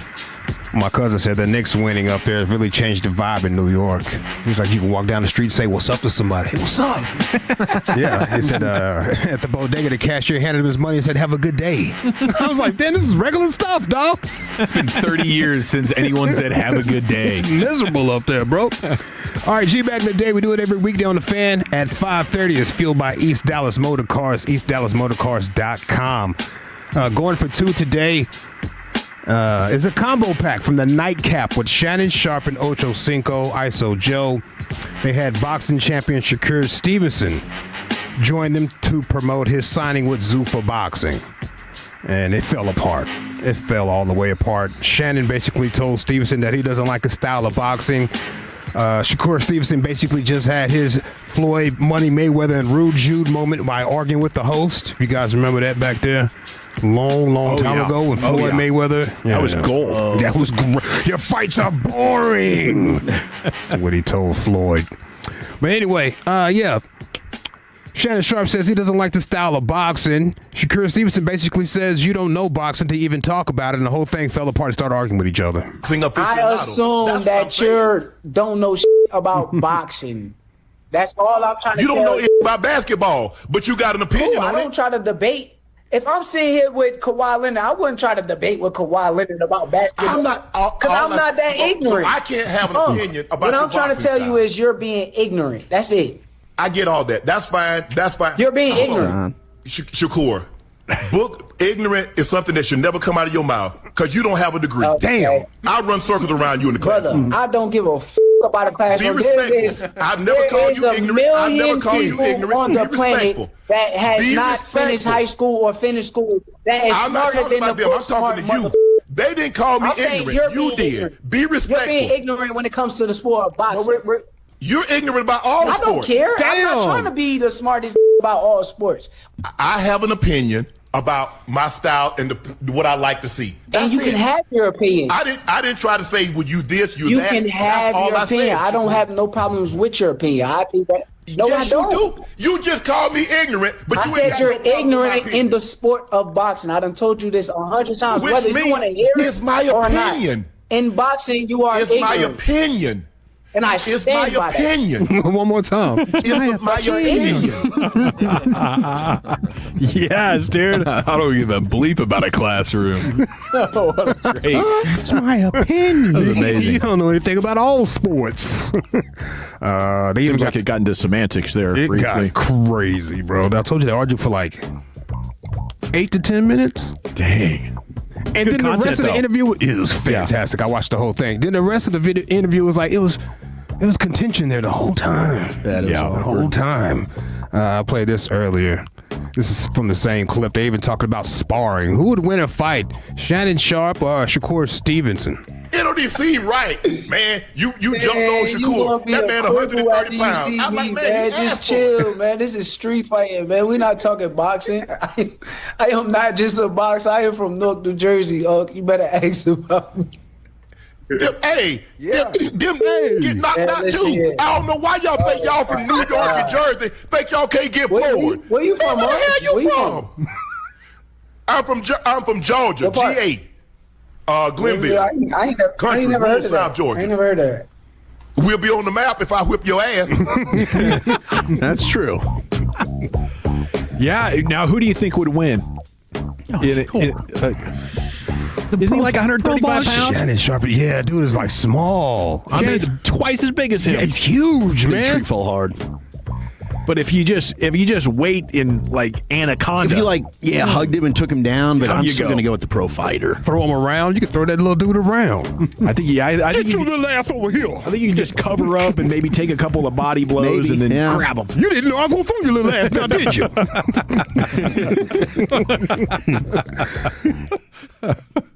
How about this one? Good. Mr. Broder sent me this. Mike Bassick on the Rangers Sports Network. Yeah. Willing to do anything for Wyatt Langford? Yes. Wyatt, what can I do? What can we do as Ranger fans to keep you healthy the rest of this season? I don't know. I mean, I'm doing everything I can, so that's my goal. I'm gonna want to play every single game for the rest of the year. All right. Well, I'm going to go home and get on my knees for you because, man, do we need Wyatt Langford the rest of this season? I appreciate it. Thank you. Yeah, I appreciate that. I appreciate it. Appreciate you, bro. He was laughing like, "Oh, dude, you just won G-Bag of the day, Mike." Yes, you did. Appreciate you, man. Woo! What else we got right here? Oh, what you drinking, what you thinking on Friday? We had a great what you drinking and what you thinking. Polo and Garland. He had one hell of a dismount. Chris Arnold needs his own show. I'm not bullcorn. Instead of just on the weekends, when it's all said and done, Chris Arnold needs a regular show. He's been dealing with sports in Dallas since the early 80s. He knows celebrities that y'all wish y'all knew. And my boy Gianfranco, Woodchuck, you know y'all got y'all back. Lucius, I need you to put me on some water that's going to help me lose some more weight, my dude. And brothers, I want you to, y'all hear my girl laughing. We'll kill that gun too, y'all. But anyway, I love y'all, Dallas Fort Worth, but I honestly think that Olivia Miles should have been a better pick for us and get rid of Ooga-Boo or whatever her name is. Oh, my God. She gotta go, man. She gotta go. Bye. Yeah, here we go. He put a great bow on that, man. Whatever it is. Ranting about us. Not Ooga-Booga, bro. Not Ooga-Booga. Not Ooga-Booga. Ooga-Booga. Trade Ooga-Booga? He is ridiculous, That man. is insane. UFC 329. Got a post-fight presser. The boss, Dana White, goes off on the production crew for fumbling Shakur Stevenson's screen time. Oh, hell yeah. And he just got signed with Zuffa. Mm-hmm. So, like, he was on stage during the weigh-in. I'm talking about Shakur Stevenson. Like, Big Boss is trying to put him everywhere where those cameras are. I need a production team just to put his name at the bottom so people know who he is. And they fumbled that. Listen, I tell you all the time, I can't believe nobody's hit me with this one yet. I'm going to beat you to it. So I tell you all the time, my production team, we just did the White House. We built a arena on the south lawn of the White House, and it was the greatest thing in the world to be there live and to watch it on TV. I just paid Shakur Stevenson a load of money, and for some reason we can't figure this celebrity shit out. They put him up as a OKC NBA player.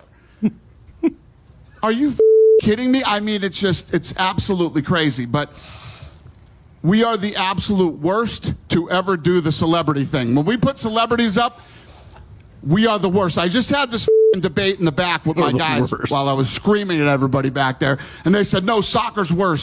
Soccer shows the people and they don't put up any graphics. Oh, no. We put up graphics and put the wrong guy's name on it. We win. We're the worst ever to do it. Dana White back here. Dana White back here.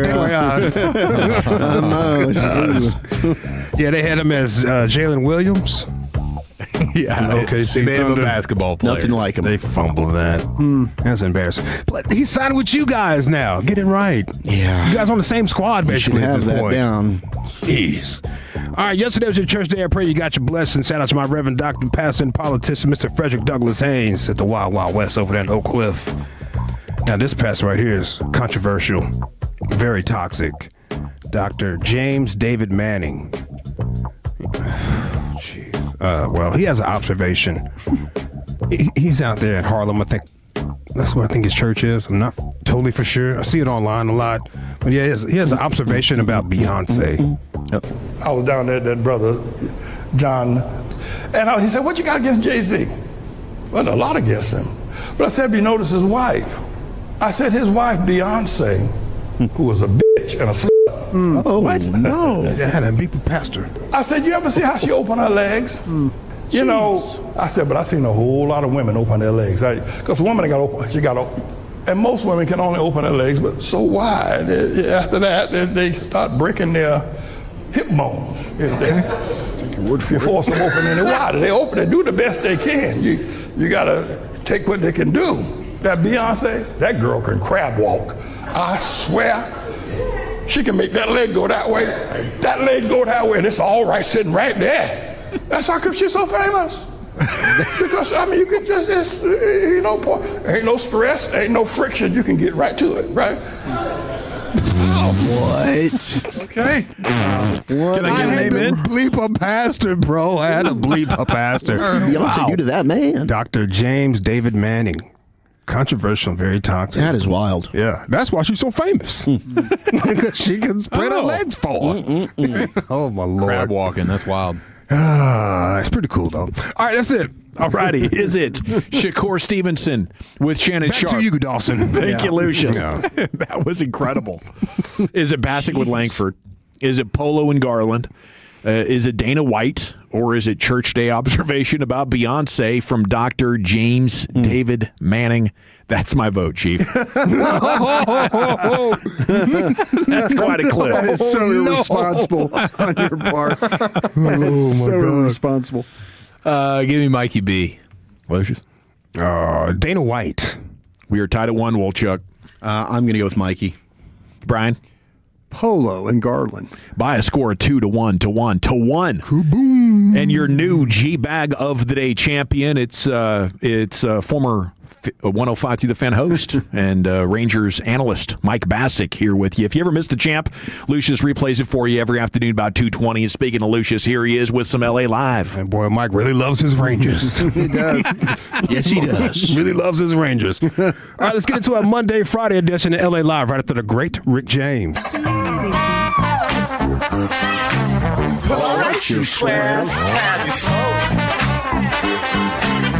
fire up this funk and let's have a toke. It'll make you dance to some of everything. Everybody get high. You ever go on a job interview and partway through you realize, I don't want to work here. At that point, you should have fun. You just flip the whole interview. They're like, so tell me a little bit about yourself. I'm like, you know what? Why don't you go first? In fact, answer this question. Where do you see me in 5 years? No, I don't like that answer. I don't like that answer. They always ask you those weird questions, too. Like, you ever hear this question at an interview? They say, so tell me about a time you had a disagreement with a coworker and tell me about how you worked it out. I was like, okay, yeah. So I had a colleague, right? He took all the credit for some work I did. Like, I did all the work. He did nothing, took all the credit. So here's what I did. I just walked over to his cubicle and, fast forward, here I am. Yeah, I wonder what happened. Hey, y'all know what it is, man. LA Live for Monday, July 13th, 2026. It is a Monday, Friday edition of LA Live. Welcome, man, folks. So serious funk, y'all.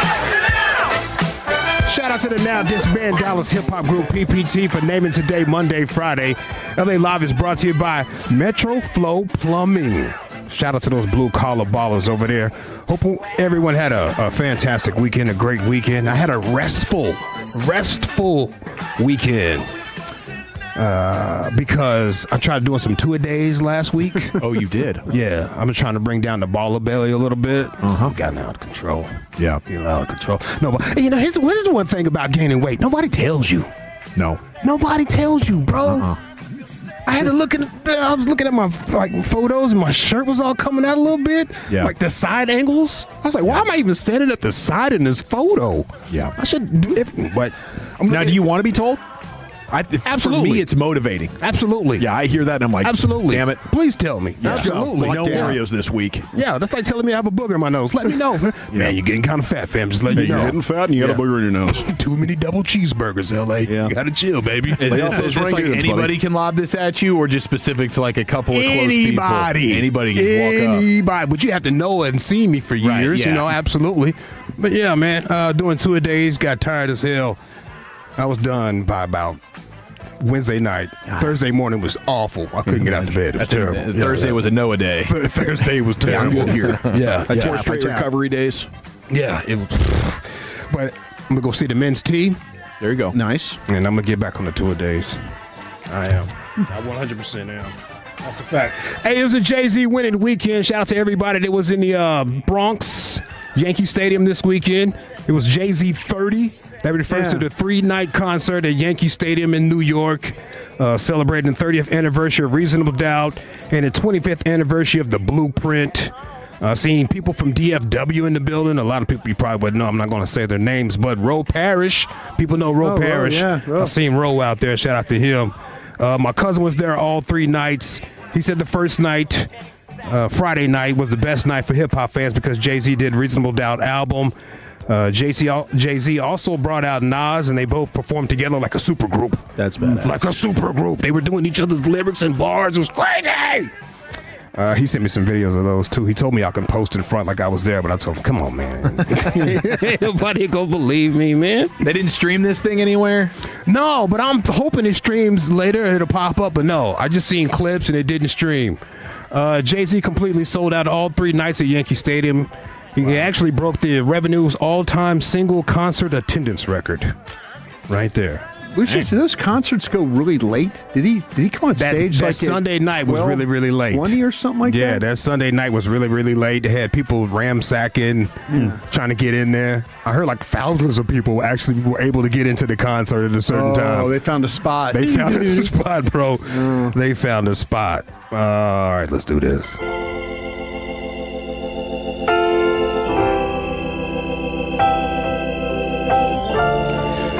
LA Live 105.3 The Fan on a Monday, Friday. It was about 3:30 a.m. Sunday morning. I seen the news.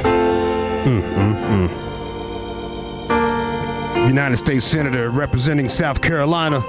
How do I say goodbye? Mr. Lindsey Graham is no longer with us. Died at the age of 71 after a brief and sudden illness. Said it was a tear in his main artery somewhere, like a little rip in his it. heart, yeah. Yeah. Little aorta. Yeah. Yeah. I seen grams being put in the air for Lindsey Graham on my timeline yesterday. All right. Grams. People were saying they was smoking a Lindsey Graham pack, putting grams in the air for Lindsey. This is for you. It's for you, Lindsey. Do you guys believe the rumors about Lindsey Graham? What are they? I would say yeah. That he was gay? I would say that. Yeah. He was a provocateur of the men of the night. Yeah. It said his nickname was Lady G. Lady G. Lady G. Jeez. I think he was old school in that way. Kept it in the closet. Yeah. There's a Bachelor, confirmed bachelor, right? Forever. Forever, yeah. Forever. Yeah. Yeah, it's a telltale sign. He had custody of his sister. That's a telltale sign. Like he helped raise his sister. Yeah. Let me tell you about men's. They will break your heart, girl. I know. Well, there's a transgender author claiming that Lindsey Graham paid her now. She's now her. Is she? Paid her fat stacks of cash to do crazy things in hotel rooms in D.C. Yeah. So, yeah. R.I.P. So if you didn't know about that, now you know. I like how you all froze up in this hole. No, man, it's just every last one of there's a y'all lot of froze. stories. No, there's a lot of stories, man. There's a lot of stories. Every last one of y'all froze. Especially Dawson. He was like, what am I doing here? So did this person wake